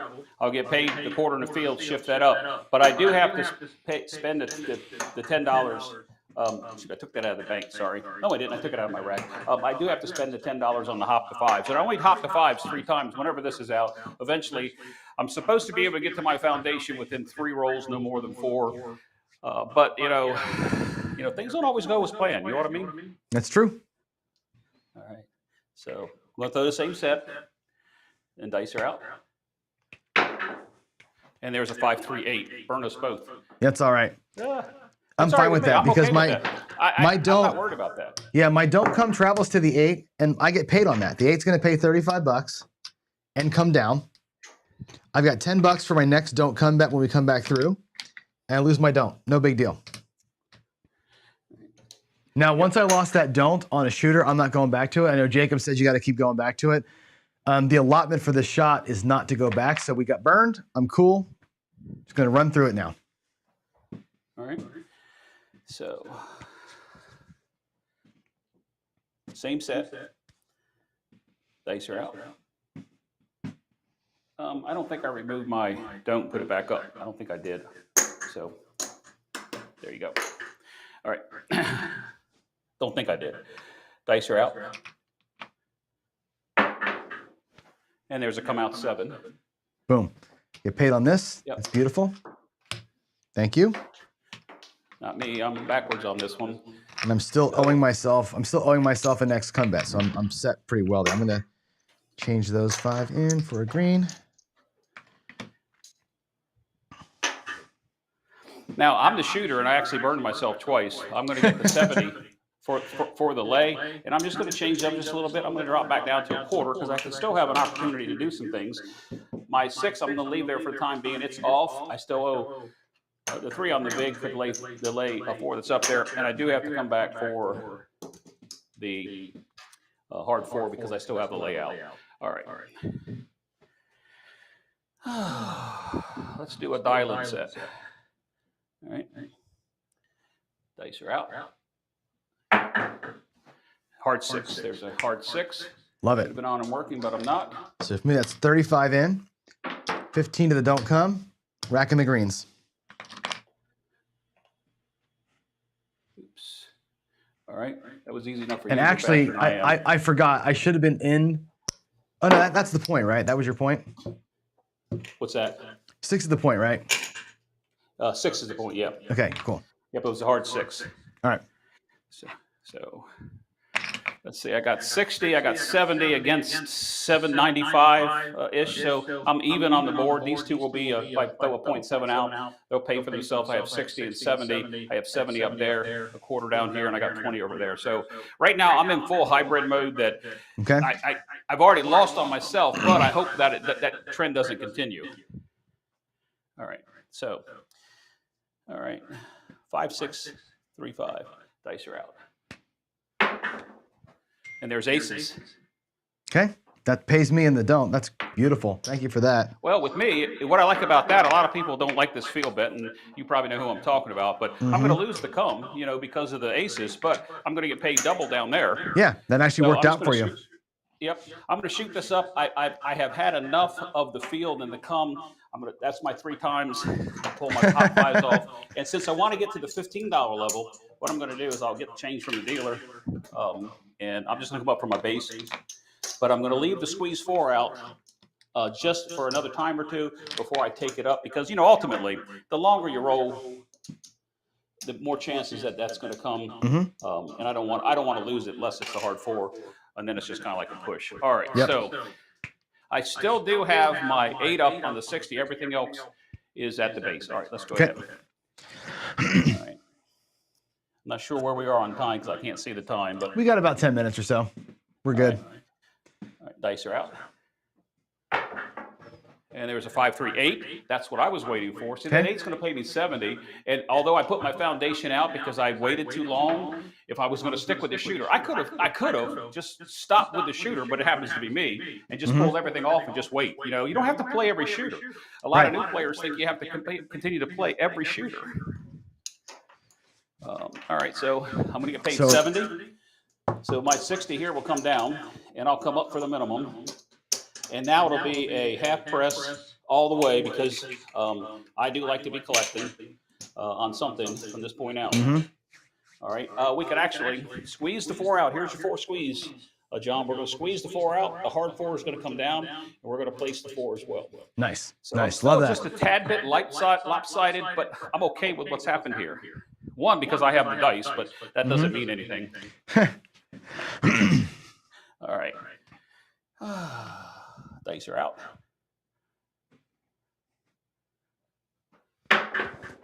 And there's a 9, 5, 4, 9. Good shot. I needed that one. So for me, it pays 35. I'm racking the greens, and don't come in the reds. Yep. So I'm going to get 21. So I'm going to press the sister. So I'll take the 8 and the 5 up. This 8, 5 is not really a sister, but the 6 is the point. So I'm going to rack 10. I'm just coloring up my rack here. So I'm actually right now, believe it or not, after all that, after losing that $100 on the don't, I'm actually dead even. So I've already recovered my money back, and what I have in action out here is actually all profit. So I'm solid right now. Well, and that's good. I mean, we're playing 2 different strategies with 2 different philosophies. But if we were playing at the table, I'm not rooting against you. I want you to win regardless of what side of the line you're on. Yep, exactly. Right? Exactly. Dice are out. And there's an AC-doocy. Yes, thank you. Another freebie. Yeah, I mean, don't come right now. It's a freebie. So this over here is all profit. Oh, hey, that's right. Yeah. I'm not looking at the screen, so I'm listening to what you're saying, but I'm not looking at the screen. Yep. All right, get a couple more rolls in here since that was quick. Dice are out. And there's a Yo 11. That's a bummer. That one you didn't like. That's all right. Yeah, that one you didn't like. That's all right. That one you didn't I'm like. still ahead, right? I'm still ahead, $12 after losing $100. I'm very happy with that. I could pull this down. I could pull down all what I got. $65 and pull that in as profit. I'm going to let you hit one more number and then I'm going to pull it down. All right, dice are out. Yeah. And there's a 639. 639. Not what I'm on. And since we've mentioned him during our time together, I've primarily been throwing the whaling set since then. I'm throwing the 5-6-3-5. So that's going to pay me 21. And what I'm going to do with that again is I'm going to catch the 9, going to take it up to 20, and I'll go ahead and take the 8 will go to 30, and the 5 will stay at 20 for the next hit. And I'll Okay, this is my last shot on you. Your last roll, I'm pulling my fronts down. We'll see what happens. Okay. Money shot right here. Call it the money shot. Money shot. Give me a 5. All right. Give me a 4, actually. I'll take a 4. I would change the dice set and try to do that, but I'm just a rhythm roller. Nope. Do your thing, man. Where I am because I need 2 more hits and then I'm on the profit side. Pretty decent. Dice are out. 415 now. You asked for it. There you go, baby. Awesome. That pays me 35, right? The reds go in the don't. The greens go to the rack as profit. I'm pulling the 4 down. I don't need that anymore. Now I'm up $78. So just like that. The Butterberg is so cool. When you get 3 or 4 hits, if I wouldn't have lost that don't, we'd be up $175 right now. I love that strategy. You're right. Exactly. Yeah. Yeah. Right. Love So that strategy. I get paid 28. I have 20 on the 5 and the 9. I will take this back up. And probably, even on myself shooting, I will regress. And when I'm on the don't, and people see me playing the don't and shooting, they're confused. But then they see what I'm doing. When they see me regress, typically they regress as well. Now I don't have any odds on the don't, so I'm strictly light at this particular moment. I'll drop back down here in a second and show you what I'm going to do because I'm ahead on the shooter. All right. All right. We better hope this roll doesn't go much longer because we got time constraints. Dice are out. And there's a 12 boxcars. Okay, Bart here. All right.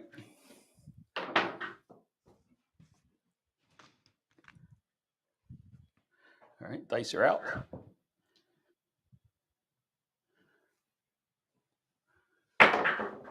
And there's a 314. Oh, I took it down, but that's fine. 4. So I had 12 and a 4. I wanted to lock that profit. I want to lock that profit in. Now I got 2 don'ts. I got a don't 8 and a don't 4. I'm happy with that. What I'm doing is I got paid $27. I'm looking at my rolls, and I would know on inside my chip rack where I would stand, and I would know that I'm above my average. I feel I'm comfortable 8 to 12, 8 to 10 shots. I'm at 12. So what I'm going to do is I'm going to take my profits here, and I'm actually going to reduce everything down back to some minimums. But I'm gonna transition him to something that you really don't see on my videos that much. I'm gonna do a little bit of a hybrid side portion of the Iron Cross because I want to be able to catch those other numbers because I've been missing the 2, 3s, 11s, and 12s. You know, I've rolled those and I haven't made any money. So now I'm even keel, and I know this is like bleeding money, but I've regressed and put my money in there. I think we may have made you another $50 on my rack towards your donation if and whenever I you know what out. You know what I mean? After this roll, I'm actually going to place the 6 because I don't want to lose that. I'll just place it for the same amount of money. Yep. All right. Dice are out. And there's a hard 8. Hard 8. I'm not sure what you had up then, but I had a no 8. That's okay.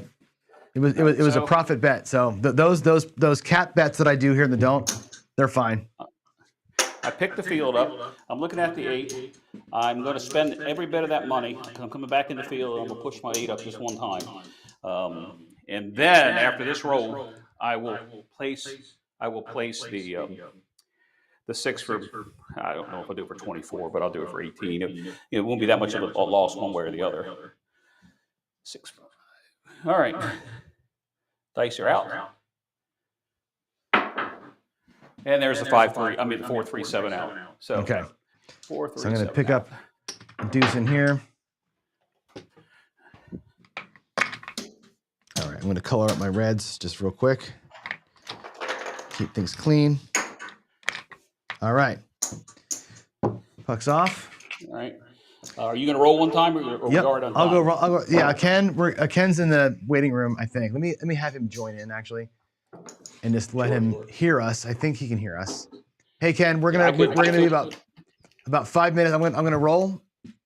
If I roll like crap, it's gonna be a quick one. You can come on in. If it's a long roll, it'll take us a minute. So here I go. All right.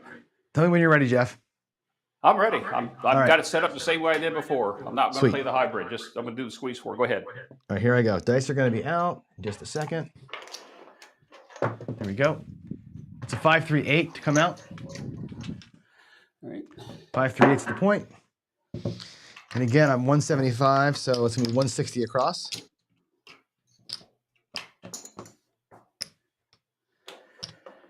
One, two, and 3 to the rack. All right. Let me know when you're ready. I'm ready. I did the same thing I did. You are quick. A field. Yep. You are quick. Here we go. Just get them set here. I'm throwing 2V, by the way. I'm just trying to wing a 2V down here, nice and soft. Soft as I can on cork, anyway. I know you're trying to hit me on that. That 5-2-7. That was a quickie. That was a quickie. That was a quickie. Yep. But with mine, it's not a big deal because I went in the come. I get paid 50 on my don't, and I get 70. I got to take the hard 4 off. I get 70 for my lay, and when we rack all this up, I'm going to be up something. I don't know how much I'm going to be up, and I know since Ken's coming next, it's just the whole thing with me is that I was bleeding money right and left at the casino, and I said there's got to be a way to reduce it until you wait for that long roll, and that's what this is about. I'm going to color these reds up over here for myself. I got three whites left over, so I'm up. Even after that PSO, and you're whacking me for $100, I'm up 53 for the session. Not great. Oh, it's not great, but that PSO comes one shot too early for me to break even. But it is what it is, right? All right, so I'm not up that much, but I didn't lose any. Even on that long roll that I had, or longer roll that I had, where we both lost money. I lost on the point, and I lost on the don't. So I'm gonna call that 10. I'm short $1, but I'm up $100. No, $80. I'm up 80. Sorry, 79 if you want to know what's really up there, because I have my initial bankroll 1, 2, 3, 4, 5, 6, 7, 8, 9, 10, and that's the profit. And you saw that, if we'd come up with 66 inside or 42 or whatever you do on the light side with a pass line bet, we would have lost twice. We would have lost that. And here we preserved our bankroll waiting for the next shooter. That's going to be Ken. Yeah, exactly. And the thing is, for me, like the way that I play that Butterberg without the protection of the pass line bet, and I go out higher than my don't. So I got 160 out, and I'm only 100 on the don't. So a 7 in the first 2 rolls is a killer for me when I play it that way. So I lost, in your 7, or you're hitting the point, me hitting the 7 here, PSO. That burned me twice, basically. And I still came up ahead because on a 7 to 9 roller, or even a 6 to 9 roller, that thing makes money every single time. And and you see me with what I played. Fortunately, we didn't hit an easy 4. That's what's going to kill me. But I didn't lose money, and that's what I think. A lot of newer players, they think they have to pay the pass line because when they walk up to the table, that's what a dealer will tell them or somebody next to them. Put your money on the pass line. And until you learn all about the game, become a little more serious, that's what my channel is about. And I didn't make a lot of money. We made another, we'll call it 80. I'll tell you what, I'll round it up to 100. I'll give you another $50. So we're going to add 377 to that amount, and that will be posted on your donation board. We're going to push it above the $2,200 when I get to the computer after we get done here. That's unbelievable, man. I so appreciate that, and I know the charity obviously appreciates that. That's awesome. And Dan 10, I'm glad I got to roll your strategy out live finally. So I'll spend more time on that Butterberg next week for sure. With warm rolls. Jeff, thank you for that. That was great. No, thank you. I look forward to coming back when you're on your last hour. Absolutely, yes, that'll be fun. And then we should do I keep telling everybody the same thing, but we should come back one of my evening lives, and we'll just do like an evening live and just kind of do this kind of thing and just hang and roll. Well, People love seeing I think that. if newer players, let alone experienced players, if newer players could see several players that play the hybrid system, and not just the don't and not just the light, I think if we all did our little variation at one time, I think people would see that there is something to the hybrid. You might not make a lot of money. The key is we preserved our bankroll and we're not out. Yeah. Well, what does John Patrick say, right? It's how little do you lose, not necessarily how much you win. That's the thing, right? That's the thing. So, anybody out there, I'm looking at some of the chat. I'm trying to run by the chat. There's a lot going on there. If anybody had a side bet on Jeff or me or money on the wins or whatever you're going to do there, that's your total, right? 80 for Jeff, looks like 53 for me. Looks like old number 7 said post 50 more for Jeff. There I don't you know go. if that's what he's going to make or whatever. Let's hope but so. my subscribers that I failed to mention this real quick. I had 5 subscribers that were going to play along. Whether they're watching or not, I don't know because I wasn't watching the chat. Right. Obviously, I didn't make that much money today on them. But even if they just gave $10 each, it would help the cause. 100%. 100%. All right, John. Thank you. I appreciate it. Hey, good work. Thanks, Good work. Good All right, work. thanks for coming in, Jeff. Yeah, thank you for that. And yeah, all we can do to help you. Yep. Thank you. See you later, sir. Take Thank care. you. Yep. Bye. God bless. All right, we're back. Boy, we're creeping into this thing, aren't we? We are at 3:00 p.m. my time. Ken Knows Gambling is kind of in the guest room. Oh, there he is. He comes out of the darkness and just sits on up like that. That's fantastic, man. I love it. Here we come. I'm going to bring Ken right in. We're going to go to Talking Heads. Here we go. Let's change this to your video. Let me go to Ken. I'm going to go to stop the recording, start the recording. Okay, Ken's in, and I cannot hear you. How's the volume? There you go. Now I got you. Can you not hear me? I got you. Yep. I change your name to Ken. Okay. Just Ken. Is there a delay like there was last night? Yeah, it's Is there a delay like there was last night? There's a little bit of a delay, yeah. You want to try disconnect, reconnect again? That seemed to work. Well, I've switched to my phone. No, it didn't. It really didn't. I'm on my phone versus my computer this time. Yeah. Yeah, but we do sign language. Yeah, right. You know, it's like, hey, huh? Yeah, what I found is that if you leave and come back, it'll hook your mouth. What happens is that your mouth is not matching your voice, like on bad TV. So. Oh crap! Leave me come back. Oh, there you go. Wait, no, it's fixed now. Now it's fixed. What is it fixed? Yeah, you're good now. It fixed itself. Now we can see. Perfect. I wonder if I just got closer to the mic. I don't know. Now you're good. You're on time. There's no delay. Yeah. Well, good. You're in your Ken Unfiltered chair, which is great. I love that. Whenever you're in the Ken Unfiltered chair, there are, I don't know how many people are online right now. I'm going to check the stats here. I got 54 people on my channel watching it. There's 13 other channels streaming this thing. There's probably 100 people watching. Buckle up.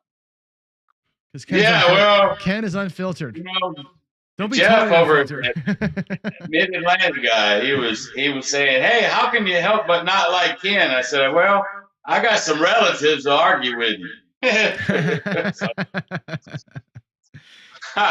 Yeah. So Ken, we got to talk. So last night you were on a little bit. We of course do what we do. We meander a little bit.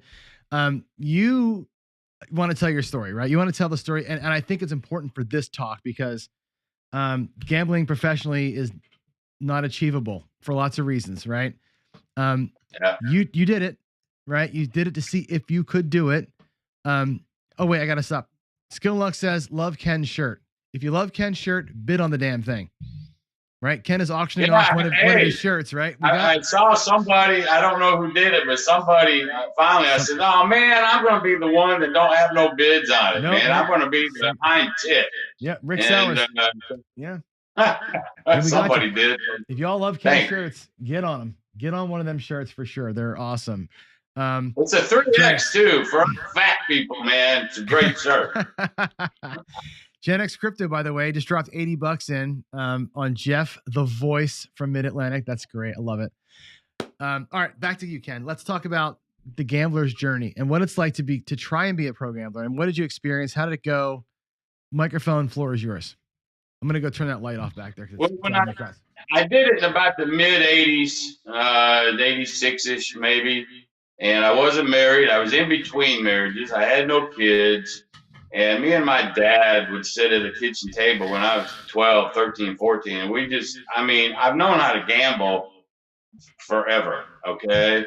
But I wanted to see if it could be done. There was no time limit on it. I didn't go out to set out to go 2 years, even a year. I was prepared to come home in a week.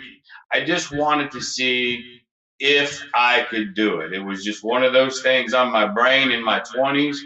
And I said, I got the skill. And true enough, before I even knew about John Patrick, man, I had sessions down. I had the rules. I had, win goals, loss limits, even before I even knew who John Patrick was. So when John Patrick came about later in my life, it just reiterated I thought I invented some of this shit, but I didn't. So anyway, now listen, this story, don't try to emulate it, man, because you're going to get killed. So I had $1,100 when I decided to make the jump. I had 4 days at the old Aladdin Hotel, which I think is gone now, right?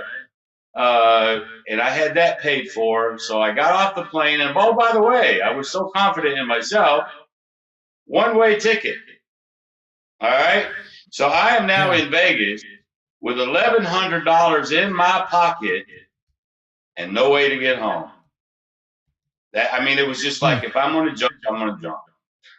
Now, here's the touchy part. I started my journey on a 9-step blackjack martingale. That's how I started. I don't do that anymore because I just figured out over the years there's no reason to do that. You can eke out profits without having to risk a whole bunch.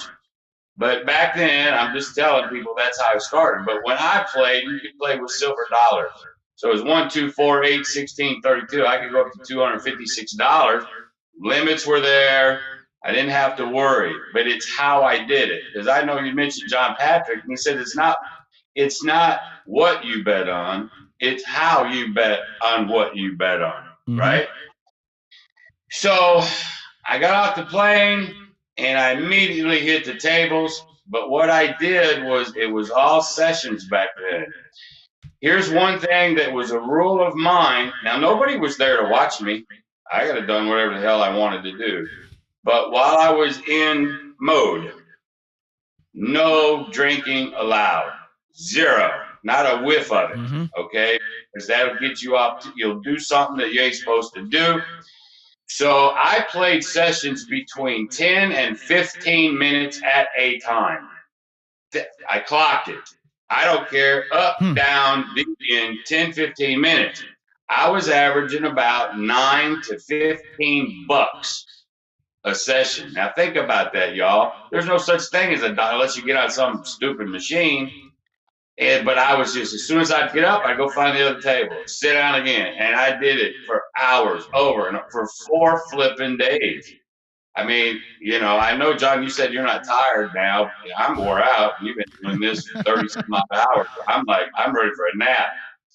But at the end of my 4 days, it's time for me to check out from the Aladdin. I had my 1,100 plus 1,500. So again, why I did blackjack, because there's a lot of times I may have been on 5 or 6, bet, hit the blackjack, I get a 50% payout on top of it. So sometimes I'd win 30, 40, $50 on that session. But I also did this too, very, very important when I did it. If I got over the 4th bet, 1, 2, 4, 8, if I was betting 16 ever, the next win I was done. Did not care. Okay? It could be the first time. I just sit down the first time and get to the 5th hand and I win $1. Up. Gone. I just didn't want to give them the shot to get there. And let me tell you something, y'all. Playing like that, I had enough to do this twice. If I'd have got whacked early, I had another one sitting there. But that's it. and you're 1,100. I lived in Tennessee, 1,100 miles away from home, and you're toast. That was tough, mentally tough. Insanity, man. Oh my God. And that's where I started eating my mom's Valium. I became a Valium addict. To be honest with you, by the end of my run, I had to come home to get off that shit. But it was, and that's the part that I learned in the first week. The stress level that I was under to try to make this work. And I'm thinking, where's all the glitz and glamour and hoopla? Baby, it ain't there. Anyway, so I had 1,500 extra bucks, had my 1,100, so I had enough to move out, and I went downtown. You have the Four Queens and the Golden Nugget, whatever, and you just go down about 10 blocks south. Little dumpy, in the hood, little efficient. It was like on the bottom, it was like a hotel room with a little kitchenette. And on the top row of it, they had one bedroom. My goal was to move from the little one to upstairs. I mean, you know, moving on up to the east side, right? So my first night there, I hear bam, bam, bam. I mean gunshots. I mean close. You could like almost feel the compressions. They were close, honey. And so the next thing you know, you hear the sirens and the cops and all that. And I'm thinking, Jesus Christ. Maybe it's just time to bolt. I got enough for a plane ticket. I can get out of here. But my brain just wouldn't let me do it.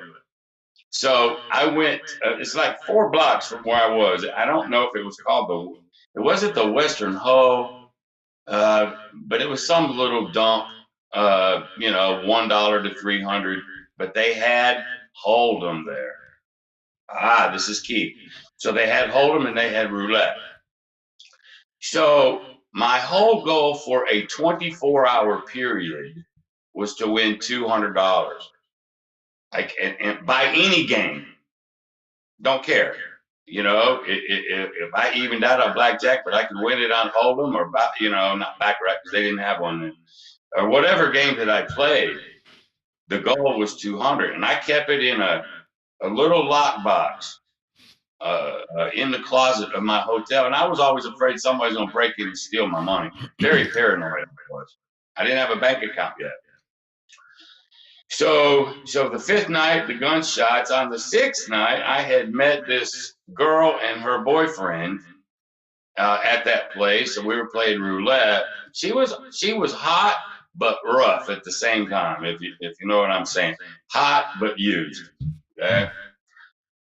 So the next thing I know, it's nighttime. I hear a knock on my door. She's in her slinkiest bikini.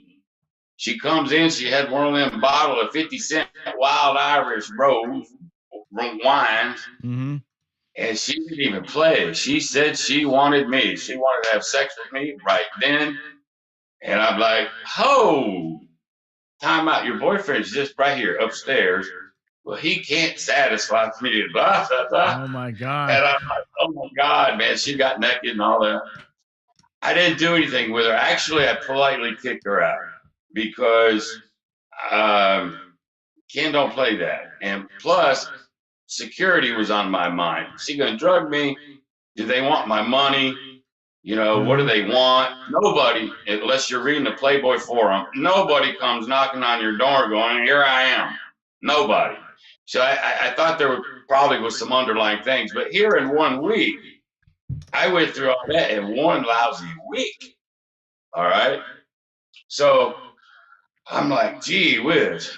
But anyway, my day would start whenever I got up.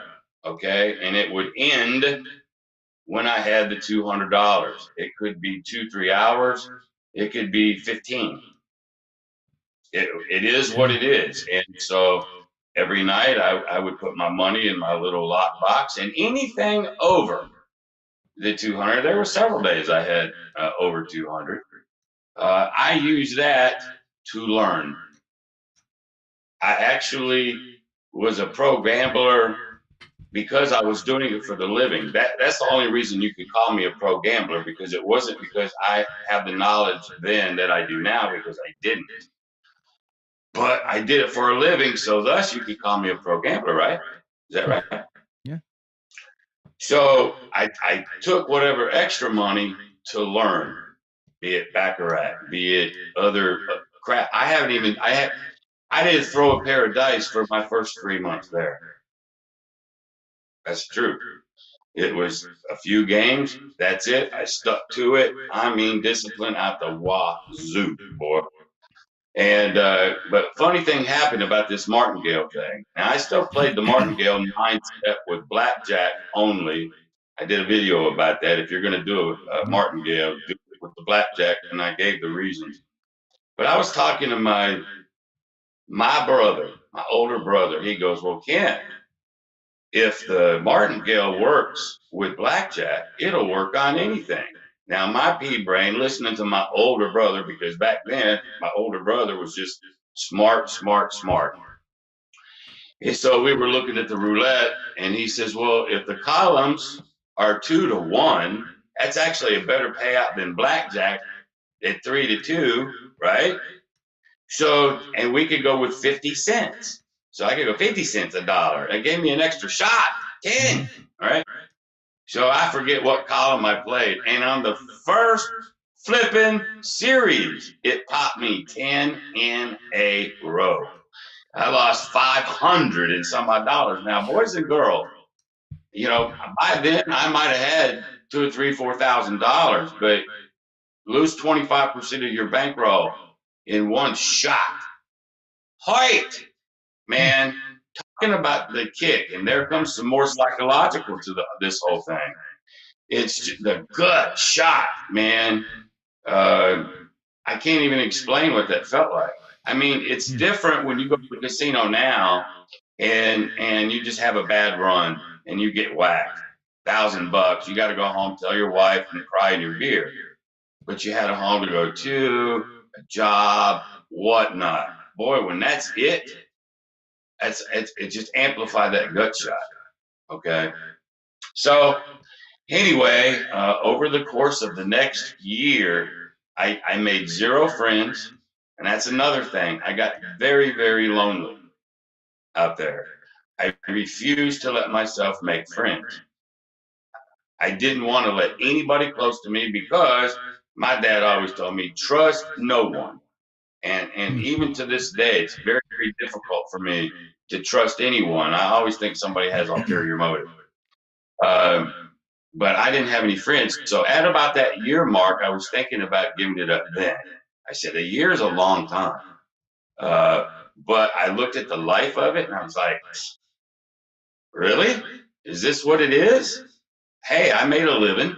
I started a bank account. You call it a 401g. I just opened up a little checking account, dumped money in it, and that's how I, paid rent and da-da-da. But see, I used gambling back then to pay bills, where now I just use it to keep putting money in my master bankroll. I don't pay anything out of it. So it was way different back then. I was paying everything from that. So I couldn't quite do it like you talk about, right? So after about a year of it, now this is funny as hell. I almost went home because I said, hey, I did it. A year's a long time, I did it. But I still wanted to learn some things. I still wanted to accomplish some things in that, like, because I'm never going to get to do it again, more than likely, because I didn't want to do it. Anyway, so I thought, well, what I'm going to do is I'm going to go get me a little part-time job somewhere. I didn't have to. I want you to know that. I didn't have to. But I needed companionship. I was lonely after a year. I'm not kidding you. So all these emotions are going. So I got a job. Anybody been to Vegas? Have you ever been to a place? I don't even know if the damn thing even still exists. It was called Pluto's. Open sex and nudity. They had the orgy room and whatnot. Well, come to find out what this place was, It was a highly legal, but barely legal joint to trap men into spending a lot of money. Here was the concept behind this place. Open sex and nudity, completely legal, okay? You could actually have sex with somebody as long as no money was exchanged, okay? I ended up being a bouncer there, just to start knowing people, man. I just needed human contact other than the casino. So, I mean, you'd have people come up to you, hey, man, you want to bang my wife? You know, and she's in her leopard outfit and he wants to look like a referee while you're banging her. I mean, I'm in one of those. But here was the key to this place. You had a lot of girls that technically didn't work for them. They were independent contractors. This is how he skated the law. And so here was their job. They're in there showing their titties and they're drinking and all that. And they would come to a guy like me and say, hey, I see a private room. How do we get one of those private rooms? And I tell them, well, you got to go up to the bar, talk to the bartender. Well, when they go up and talk to the bartender tells them, hey, to get one of those rooms, you have to buy one of our premium bottles of champagne or wine. And then you two could go in there and do whatever you want. Well, guess how much they were? Now, this was in the 80s, man. The cheapest bottle was $850, and it went up to $1,500. Oh my God. All right. Now, here's even the kicker to that one. This was the world that I was in. The kicker to that one was it was all non-alcoholic. That's how that guy stayed legal. And so it was so flippin' dark in this bar area. Now, he had to post it on the wall. You know, when we put the lights on, you can see clear as day. Hey, all of this stuff is non-alcoholic. But when we're in business, you can't read that. There's no way. So they wouldn't have the money. But see, they had a limo service. And the chick would say, well, hey, I know you guys got limos. So we'd take the guy and the girl, get in the limo, and they'd go to the nearest ATM, come back with the money, give me cash or the bartender cash, and they disappeared to this room. Now, as long as that girl did not take any money, theoretically, legally, she could have had sex with the guy, but she's not there for that. She's there for the money. So after a little while and things get a little hot between them, she excuses herself to go to the bathroom. That was my cue that she has left the auditorium. All right. So sooner or later, the guy comes looking. Where's Suzanne? Oh man, she bolted. She left about 10 minutes ago. Out the door. She wasn't. She was hiding back in that bathroom.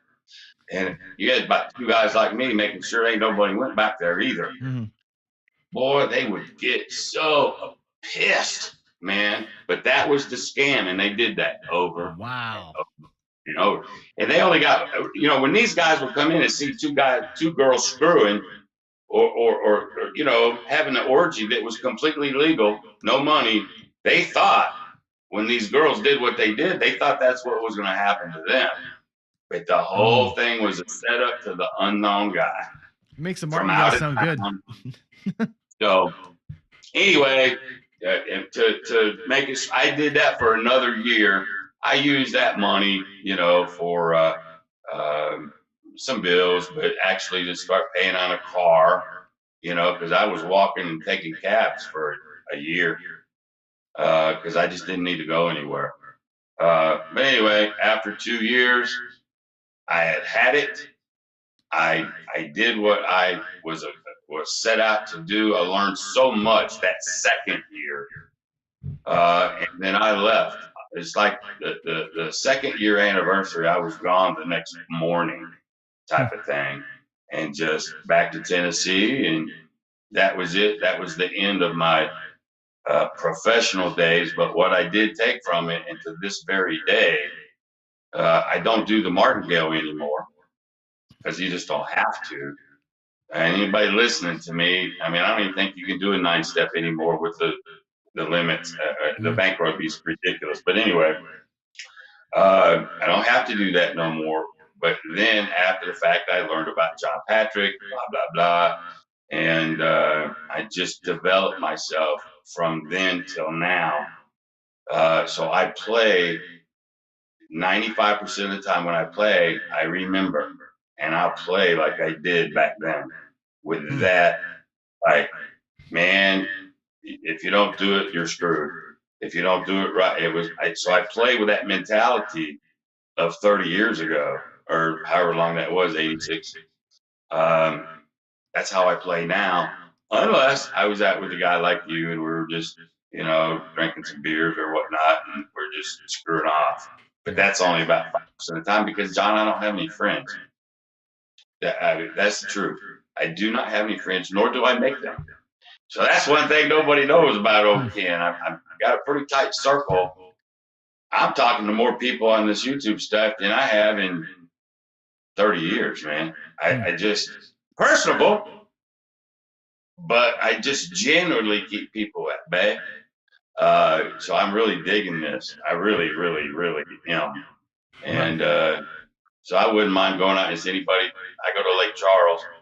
Anybody get close to that, hit me up, and I'll go down there for a weekend with you. We'll have some fun. So how was that, man? That's for a little quick 2-year story. That's a hell of a story, dude. I mean, the gambling part is like it's a small part of it. It's very small. And it gets so dumb question here, right? You get the job at the semi-legal place, whatever, right? You get a job there. Is that because you weren't making enough money gambling to like eat? No. Or you just wanted to make sure you had the extra stuff? No, I got lonely, man. I just needed human companionship other than people yeehawing at a table. I mean, you couldn't work in a restaurant? No. I needed somebody that thought like me at the same time. So I'm pretty dark any damn way. I used to work for Hank Williams Jr. When I was 18. My dad played piano with him for 13 years. That's cool. And so I went out on the road for 3 years with Hank Jr. And I'm a little dark anyway. And so I sort of chose that because it was easy. A bouncer, what do I got to do? All I had to do was walk around, look at pretty girls, and throw people out if I had to. That was it. And I think they paid me $50 a night. So it wasn't, I still did my thing during the day. Yeah. I still went and made my $200. It was just more extra pocket money. I did build a couple friendships. Matter of fact, one of them, I brought him back to Tennessee with me. We just hit it off, and so I did it more for that than anything else. I could have quit that any second. I never had to do it to start with. It had nothing to do with gambling at all. It was, I just needed to do that. I don't know why.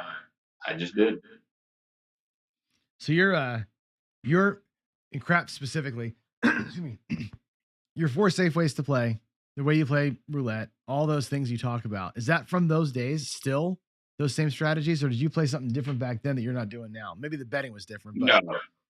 No, back then, when I first started playing craps, I was a pass line bettor. Remember, I didn't know about John Patrick. And I didn't play craps for the first 3 months or so that I was in Vegas.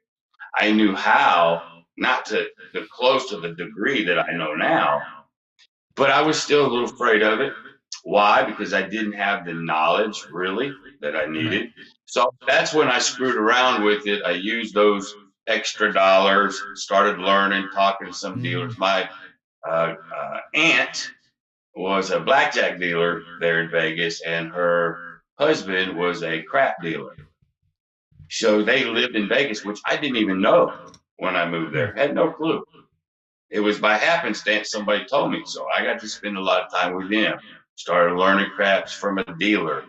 A lot of different. So it was probably as much a learning process for me as anything else. So just hey, I was a pro gambler, yes, but it still was more of a learning process. So craps didn't come along for 3 or 4 months.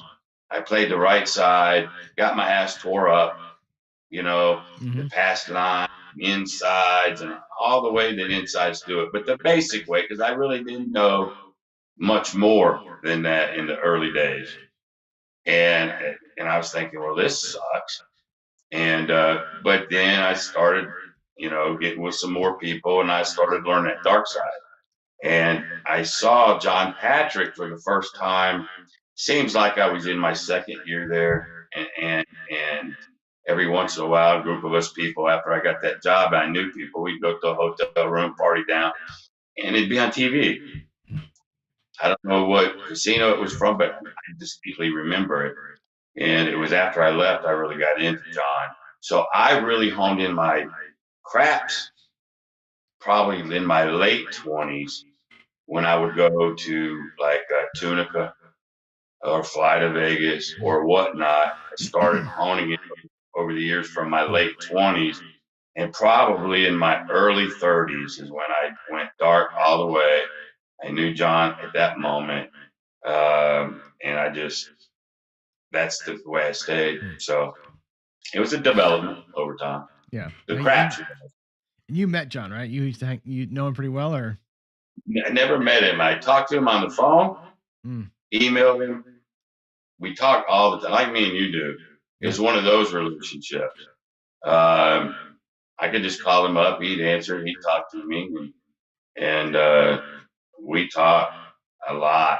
And then, of course, he had a website back then, and it's not even there anymore. A lot of chat going on, but you had assholes.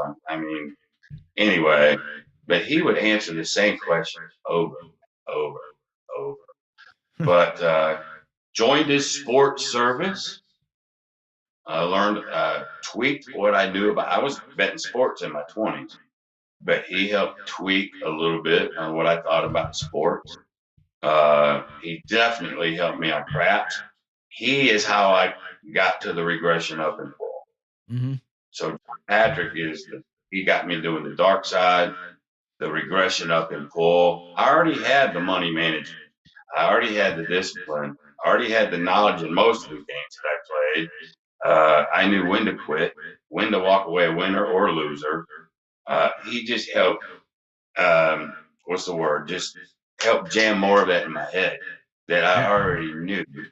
But a lot of help on the sport, a lot of help tweaking me with craps. And the other games, I know he says he hates blackjack, and I know that was one of the questions somebody had for me yesterday.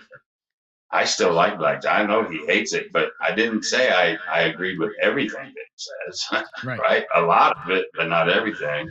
I still like it. Now I haven't martingaled any of those things since I left Vegas in my late 20s. Because you don't have to now.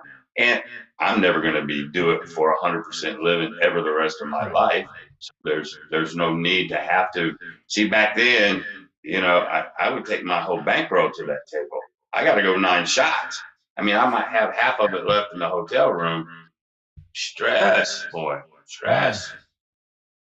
So there's your really, really quick, brief run into 2 years. Right. That's nuts. For $200 a day.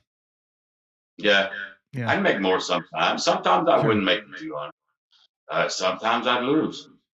Well, like I say, you when you martied at the roulette table and got hit for 500, that's pretty rough. Like you said, that's a quarter or whatever of your bankroll. That's a lot. Yeah, it was 25, 30% of my entire bankroll at that moment. Damn. And it scared the hell out of me. That let me know that the martingale could kill you. Now on blackjack, did I get to 9 a couple times? Yeah, and that'll make your butt pucker, buddy. When you're on your 9th. Yeah. And there was no reason. So as I got smart, did I win? Yes. I never, and I'm not saying you won't, people, because you probably will, but I never got busted. Blackjack, martingale never busted me out, but I probably lost a few years of life because of the stress of it. So while it's one of those don't do as I did, do as I tell you type of thing, that's why I tell people don't do it. I'm very much anti-martingale now. And so I know there's going to be some people who, well, how the hell can you be anti-martingale when you started your damn career that way? I don't know. if you listen to my story, you know that's why. Yeah. There's just no need for it. It is my point. Yeah, that amount of stress is a bitch. I mean, that's like I said, that takes years off your life, right? And that's the hardest part. And I say this all the time. You know, we're spoiled as a people today, right? But like, I can't imagine not having health insurance that I get from my job, you know, and not having just, you know, the basics, what we consider the basics of life, like a car. Like you said, you were walking everywhere, like not having the basic stuff. And like you said, a bad afternoon could rock the whole thing, and you'd be screwed. Oh, sure. I mean, that's I don't know how you handle that mentally. I mean, that's because people think I said it. Valium. Well, there you go. I mean, that's the thing. Yeah, that's part of the story. And two, blackjack was not my sole. You know how people talk about making a living on one game or the other. It wasn't. I made more money probably over the last 2 years there on the hold'em table than I did on blackjack. So I didn't sit there and just have to do blackjack until I won $200. I still incorporated in there, but it was those sports betting and hold'em, which I keep telling people, those are the two things that you can absolutely beat if you know what you're doing. Those helped me win more money, really, than even the blackjack, because once I got hit on the roulette table, it scared me to death, and I spent more time doing hold'em. Yeah. But I still did it. I mean, I did that until I left, but not as much. Man, that's nuts. I mean, the martingale thing has never ever occurred to me. You know, when I look at it and you do the math on it, it's a lot of risk for not a whole lot of reward, other than a quote unquote guarantee. If you can outlast it. That's the only thing you got going for you. You know. Other than that roulette, because I listened to my idiot brother. Other than that, blackjack is the only game that you can get extra money, and that's why I did blackjack. Because there are times you're betting your sixth or seventh, and you hit that blackjack, and that's a lot of extra money. That's 2 or 3 sessions worth of winnings for me in one hit. And then as soon as that hit, I was gone, you see. And I wouldn't play it again. I never played the martingale once I got hit on roulette. I never played it again the rest of my life on any game other than blackjack. And I did that periodically and intermittently all the way through that 2 years. While I'm incorporating other things, while I'm learning craps, while I'm learning, you know, and then you get lucky every once in a while. You go to a Keno machine, you drop $1 in it, 5 numbers hit, you win $400 or $500. That counts, ladies and gentlemen, when you're pro gambling, right? Those count too. And then I guess yesterday that I told you how I picked those 8 teams on that football yesterday. Yeah. Was it? Yeah. Yeah. Circle 18. Watch this shit. That was 15, 16. That counted too. Yep. So getting lucky counts just like you're getting hit. You know, when you're doing this for 100% of your money, all of it counts. And I won't even tell you the story. I don't even know if my aunt's still alive or not, to be honest with you. She was way older than me, but she helped me out a little bit sometimes on the blackjack. She was a blackjack dealer. They didn't have the little mirror. They had to look. So I won't say anymore, but I got some help every once in a while. So you use everything at your disposal when you're in that world like I was. And that's another thing. It's a bad world. How's that? It's a bad flipping world. And I don't think anybody out here, I wouldn't want anybody to try it. I wouldn't want to wish that stress lifestyle on anybody. So while we're all talking about winning and all that, and I'm very conservative because I still remember those days, so I play like I did back then.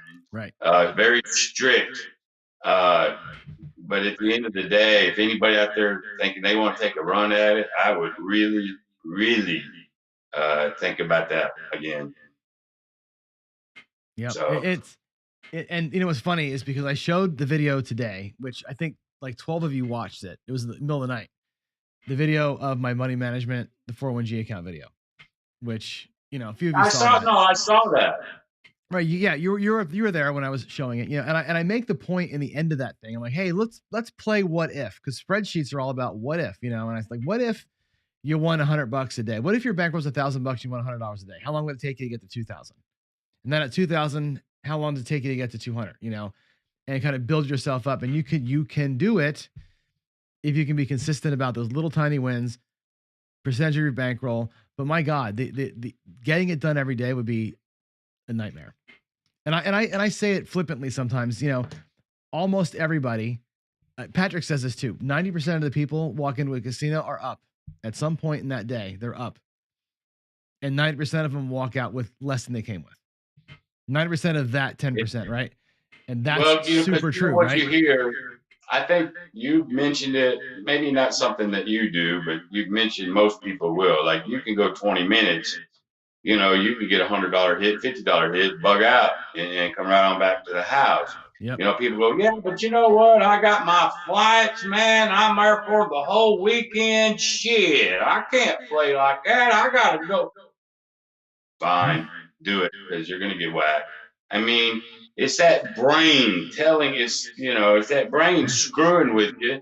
And does that mean, why can't you treat it, if you got a hotel room, why can't you treat it just like you would at your local casino? Go win your 50 or 60 bucks and get your ass back to the hotel room. Watch a little TV. Why can't you do that? Nah, I spent all year waiting to get to here. All right, then, you know, go do your thing. And I get passionate about it, and I get a little opinionated about that stuff when I talk on my channel about how conservative I am. It's only because of what I went through in that 2 years. I mean, that is locked and loaded, man, in my brain. It'll never ever leave me. And that's why I am the way I am. And then when I hear stuff that I used to say back in the when I was in my 20s, you know, it's like, come on, use some logic here. And again, it's okay, man. You got $5,000, you want to just go burn it up and press to the wall and go crazy, fine. As long as you're fine mentally when you lose it. If you're fine mentally and you don't care and you still feed your kids and all that, then there ain't nothing wrong with it. Do what you want, just like Shackelford said. Yeah, go ahead. You know, he did say he'd like the don't pass, come out of the don't come, and odds all the time. Like I did that one video. And odds on everything. Odds on everything. I was getting hit pretty hard when I was doing that. Oh, Yeah, that's the too odds- damn close. What's funny is the odds. I don't know, man. I'm so I'm anti odds for lots of reasons. You know, I think on the right side of the table, the odds don't favor you. On the dark side, the odds don't pay well enough to put the risk out there. So I'm more about the flat bets. But man, hearing him say that, you know, you figure a math person's going to say that, right? The math person says, "Come bet with odds." I'm right? surprised he said it, because most of the stuff I ever heard coming out of Shackelford's mouth was flat bet, flat bet, flat bet. Everything was, you're better off just flat bet. And I understand that too.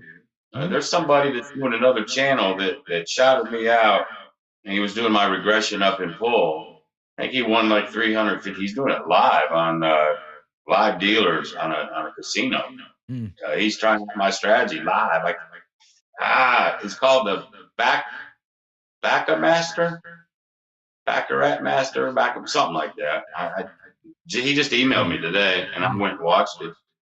And he had tons of streaks, but he wouldn't, you know, if say that he was on the banker and the player hit, you know, he would just stay on player no matter what, and he would miss 6 streaks. I mean, tons of those. Yeah.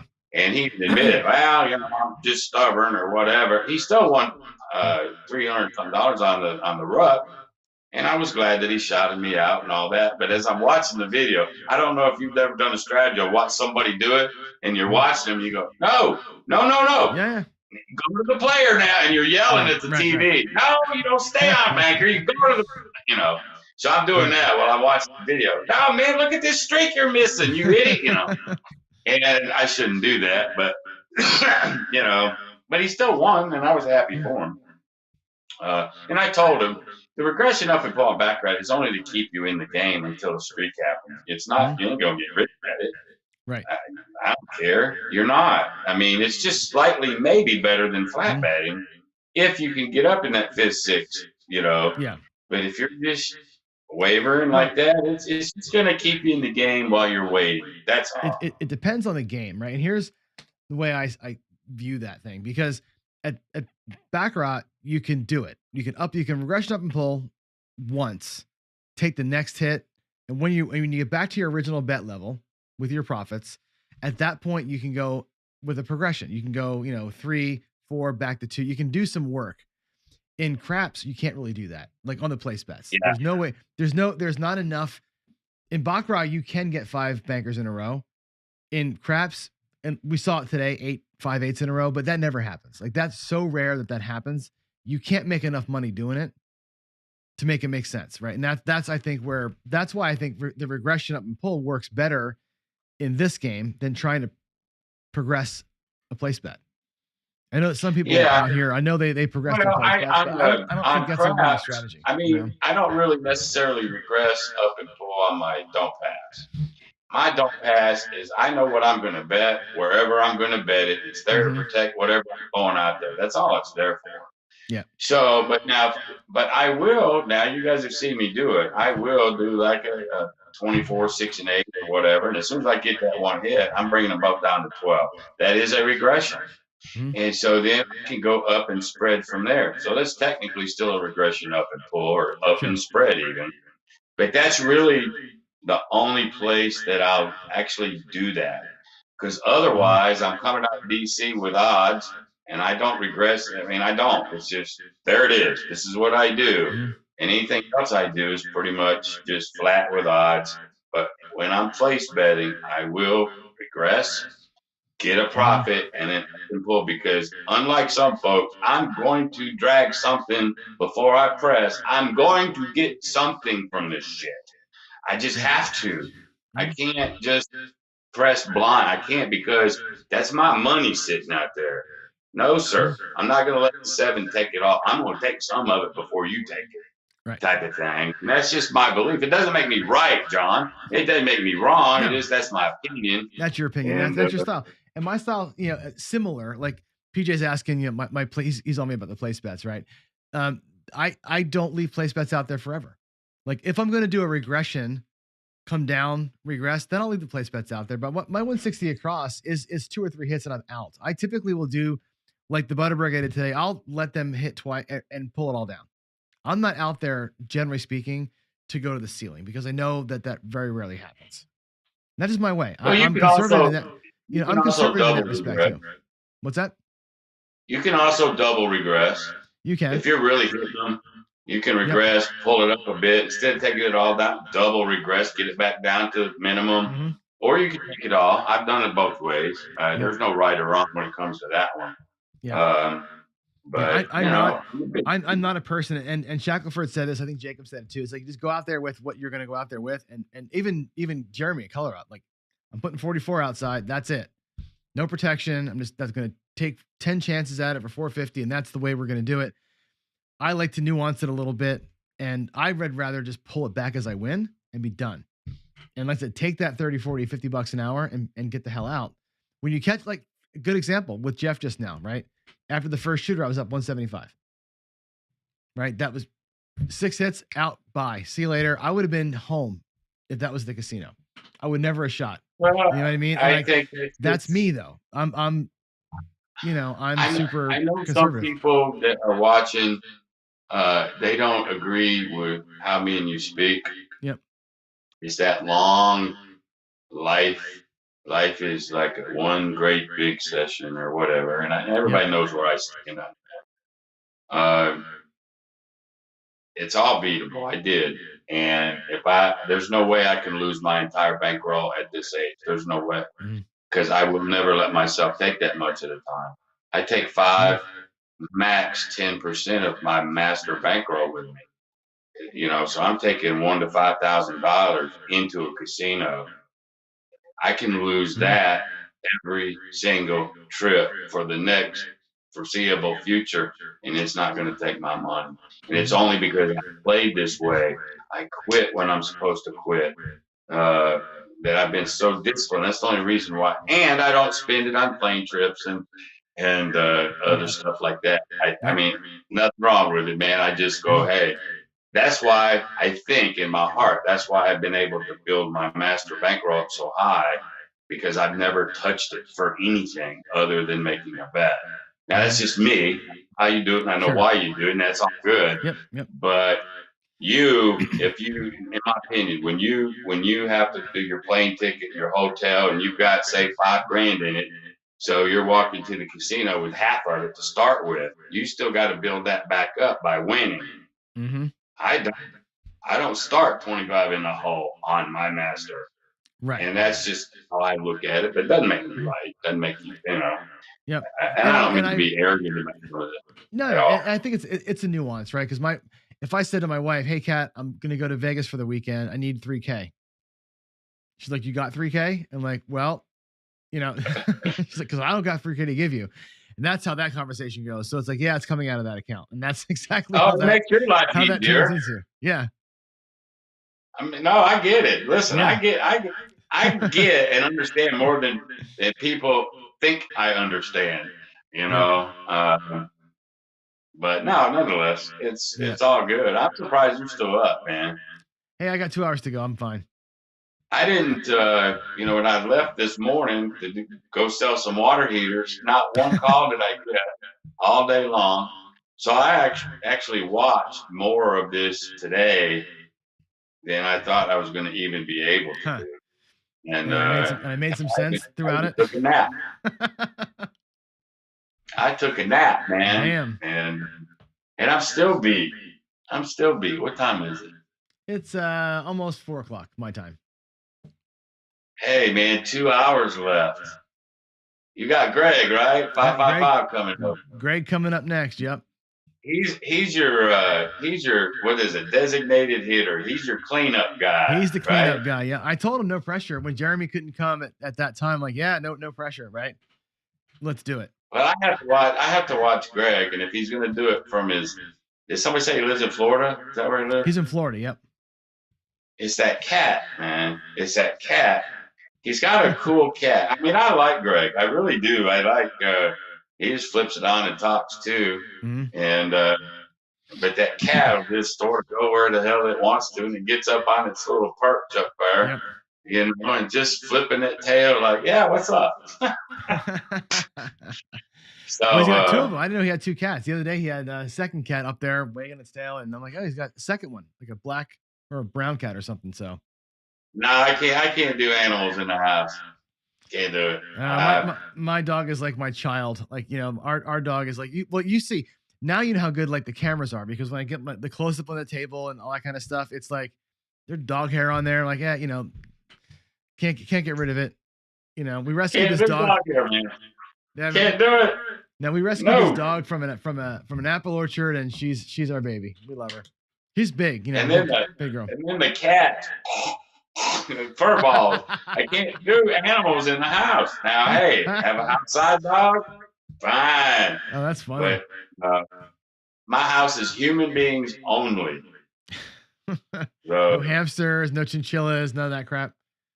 No, sir. My daughter had a guinea pig for about a month, and she couldn't take care of it. I made her get rid of it. All that. Whatever, that batting or just shit everywhere, and I don't have patience on a lot of stuff. I don't know if you guys can tell or not. My patience level as I get older, my patience level for stupid idiot things, and what's the word I'm looking for? Inconsiderate. If you're inconsiderate and you do just dumb stuff, my patience level is like really low for that anymore. I'm like that, Jeff Dunham. He's got that he's got that damn puppet Walter. Yep. That's you, right? That's pretty much me anymore. Well, John, you've done a good job, son. You've done a real. I know it's winding down for you. I know our time is winding down. I appreciate you having me on here twice. Man. And your subscribers had to bore their way through 2 of me. You're a great storyteller. Everybody says you're a great storyteller. It's awesome. Well, it was. Thank you for having me twice. And I mean, you still look like you did 24 hours ago. And I'm dragging ass. Guns are out, baby. I'm all good. No, it's cool. And I appreciate it. Man, thank you so. And when I put this thing together, like I said, 2 weeks ago, I'm like, I'm going to do a 24-hour crap show. And my first thought was, can I actually do my day show for 24 straight hours? Like this roll? No. Who am I going to do? I'm going to call my friends. You know what I mean? And you stepped up, and Greg stepped up, and Jeff stepped up, and El Toro, and everybody just stepped up for it. It's fantastic. I mean, who could ask for a better thing, right? You get your friends to support a cause like this. It's awesome.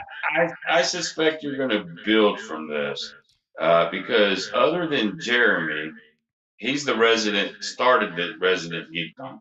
And now you stepped in, and now you got Jeff over at Mid-Atlantic, and there's a couple of you guys that have all this stuff. But you seem to be, to me now, you seem to be the new leader of the sub-Jeremy. Okay, Jeremy's up here. Yeah. All right, everybody else is down here, right?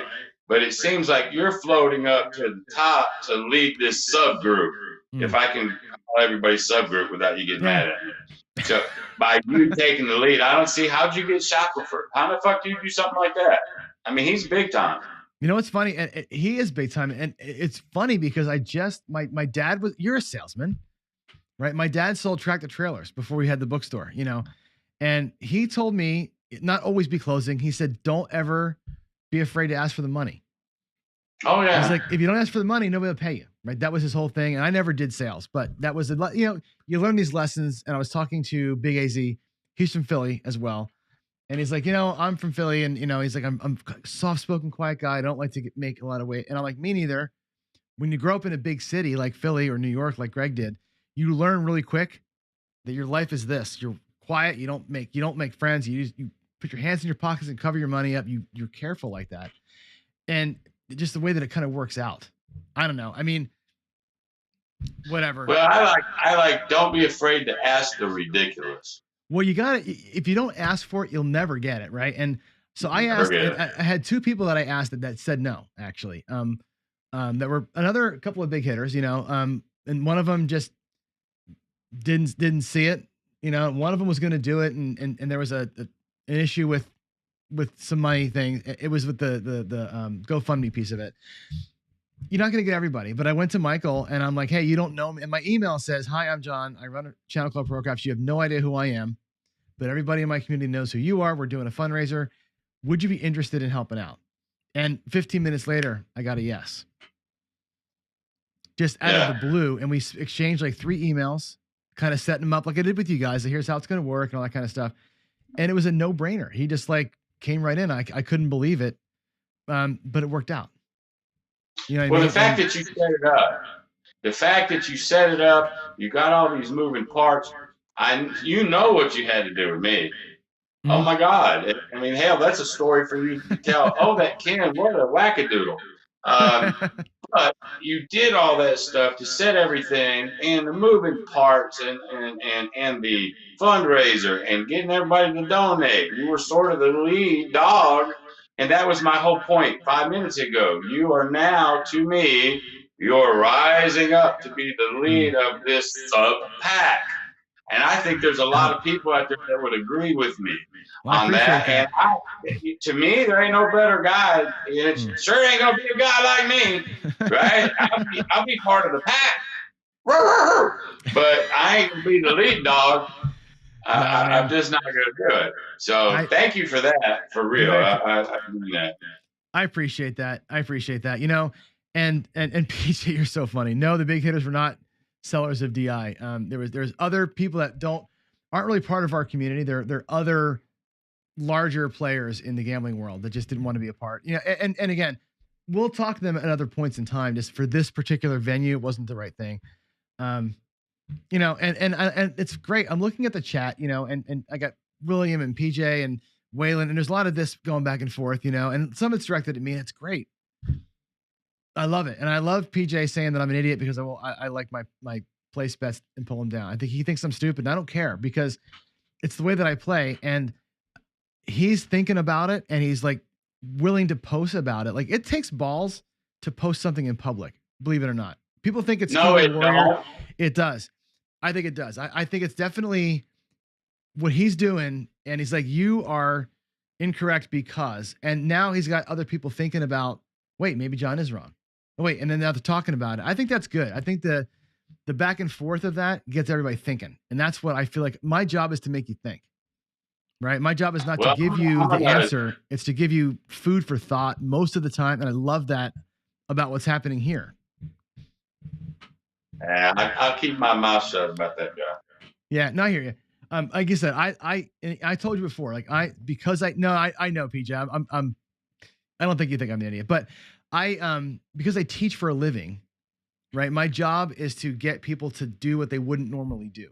Adults have you've got 53 years of this in the way you were raised, born, lived, all that stuff. My job as an instructor of coders is to unwind all of that and make you think a whole different way. Because computer programming is a different way of thinking than logic. You think it's logical, it's not logical, it's very creative. This is the same thing, right? A lot of folks have their ways of thinking it. And I'm like, oh, let me just put this little grenade out here and see how that works out. It makes you talk about it, makes you get angry about it. We debate about it, and I come back and say, okay, now let's circle back up on Monday morning show, and we'll unwind one of these things. And that's the way that you teach. I mean, I agree. And I think that's how it happens to me. And I like a little bit of this, because without this, there's no this. And that's how I look at it. You gotta come, I think, from not pain, but you gotta come from somewhere to get together. You can't just automatically become kumbaya. There's got to be a little bit of, something. Right. I believe that. And so with me, you either love me or hate me, not even for my views on gambling, just me as a person. I've always told people that you either love Ken or you hate Ken. There's very little in between with me, because I'm so honest with people. You don't have to wonder what I think about you or what I'm thinking about, because everybody knows it. To me, I think that's a good thing. At least that lets you know where you stand. If I don't like you, I don't like you, and I'm going to tell you. Well, at least you freaking know. You don't have to wonder. I wonder if that guy likes me. Nah, hell with that. I'll let you know. And I want you to do the same thing with me too. Yeah. And that's just how I do it. You'd think I was New York or something, but I'm not. You have a little bit of East Coast attitude in you, but I love that. My wife's the same way. We have zero censorship. It's just like, here's what's up right now. And it's beautiful. It's a beautiful thing. When we're in a relationship. So. My wife yells at me all the time. But what I tell my students is this, and I know where Greg should be here soon. Greg, come on in if you're ready. If you got the link. What I tell my students all the time is, I'm with them through. I'm going to sell my school now, right? It's a very intense program. It's 20 weeks of hell. We put them through. It's a boot camp, right? And I tell them, I'm going to put you in uncomfortable spots the whole time. You're going to hate me this entire time. You're going to cross a line where you feel like you can say what's on your mind to me, right? At the beginning of the class, it's everybody loves everybody else. It's thank you for being a great teacher. Partway through the class, you're like, this is insane. And there's a point where you can say what's up. My wife and I crossed that point about a year into our marriage. We were like, we were kind of dancing around it, got married. And then I was like, okay, dude, here's what's going on, right? When you cross that point, the relationship changes and it accelerates, right? With a student teacher, it happens. YouTuber to subscriber, that happens at some point, where people feel like, okay, John and I, Ken and I, Greg and I, whoever it is, we're here now. I don't agree, and I'm okay with telling you that. Whereas the earlier I don't agree is more of a reaction. This is more of a, hey, let's get together on this, whether they realize it or not. That's a beautiful thing. When that worm turns, that's when it's different. And I think that's where my channel is now. I'm at this point now where, no, I don't see you, Greg. You're in the wrong room. You're in the wrong broadcast. I'm going to send you a new link and make sure you've got it. Well, it took me a while before I could call you a techno geek and you take it. I didn't do that from jump. But now That's you know because where it's coming from. you didn't call me that until I started doing the camera flip thing, right? It's all right. I still think it's cool shit. I really do. But I'm in that comfort zone with, I guess, what you're talking about. And in the beginning, you don't know you can do that. Is Greg there yet? Not yet. I think he's on the wrong link. Greg, I just emailed you the right link. That old one. The old link is a dead one when I had to restart the stream. So, Greg, there's a new link in your email. So we'll wait for you to come on in. And yeah, it'll be great. Let's see here. Let me get back to the screen. I lost my screens. Where's Waldo? I don't know. Gaynor Mason. Greg will be here soon. I gave him he had the morning link. So, yeah, maybe I want to get you guys on together for 5 minutes, and maybe I'll just do this while you guys talk and tell stories. Hey, Greg. Here he is. The two greatest storytellers in the internet are right here with me right now. Right, Greg is here. Greg, can you hear me? I'm going to try this. Hold on a second, Ken. I'm going to make you a little smaller. Just because I can. Greg Ken is going to. Hey, I don't want Ken on my freaking hour. You're going to be tiny. Here comes Greg. I'm going to bring Greg in, and this is going to be fun because I can do it. I'm the geek, right? Here we go. Let's bring in a camera. That's that one. This will be Greg's camera. Hold on. Where is Greg? Cam link. Greg. There's Greg's camera. Greg, can you talk to us? Yeah, I'm here. Hey, there you are. Greg. You see me? Oh, look at that. Greg and Ken all at the same time. I don't see. We're seeing. Guys. We're seeing Greg's ear, which is great. All right, that's awesome. Dan Tana says, "Don't mention dice setting around Greg. Greg can set the dice. Greg's got his own toss. Do you know that? Greg has perfected a toss.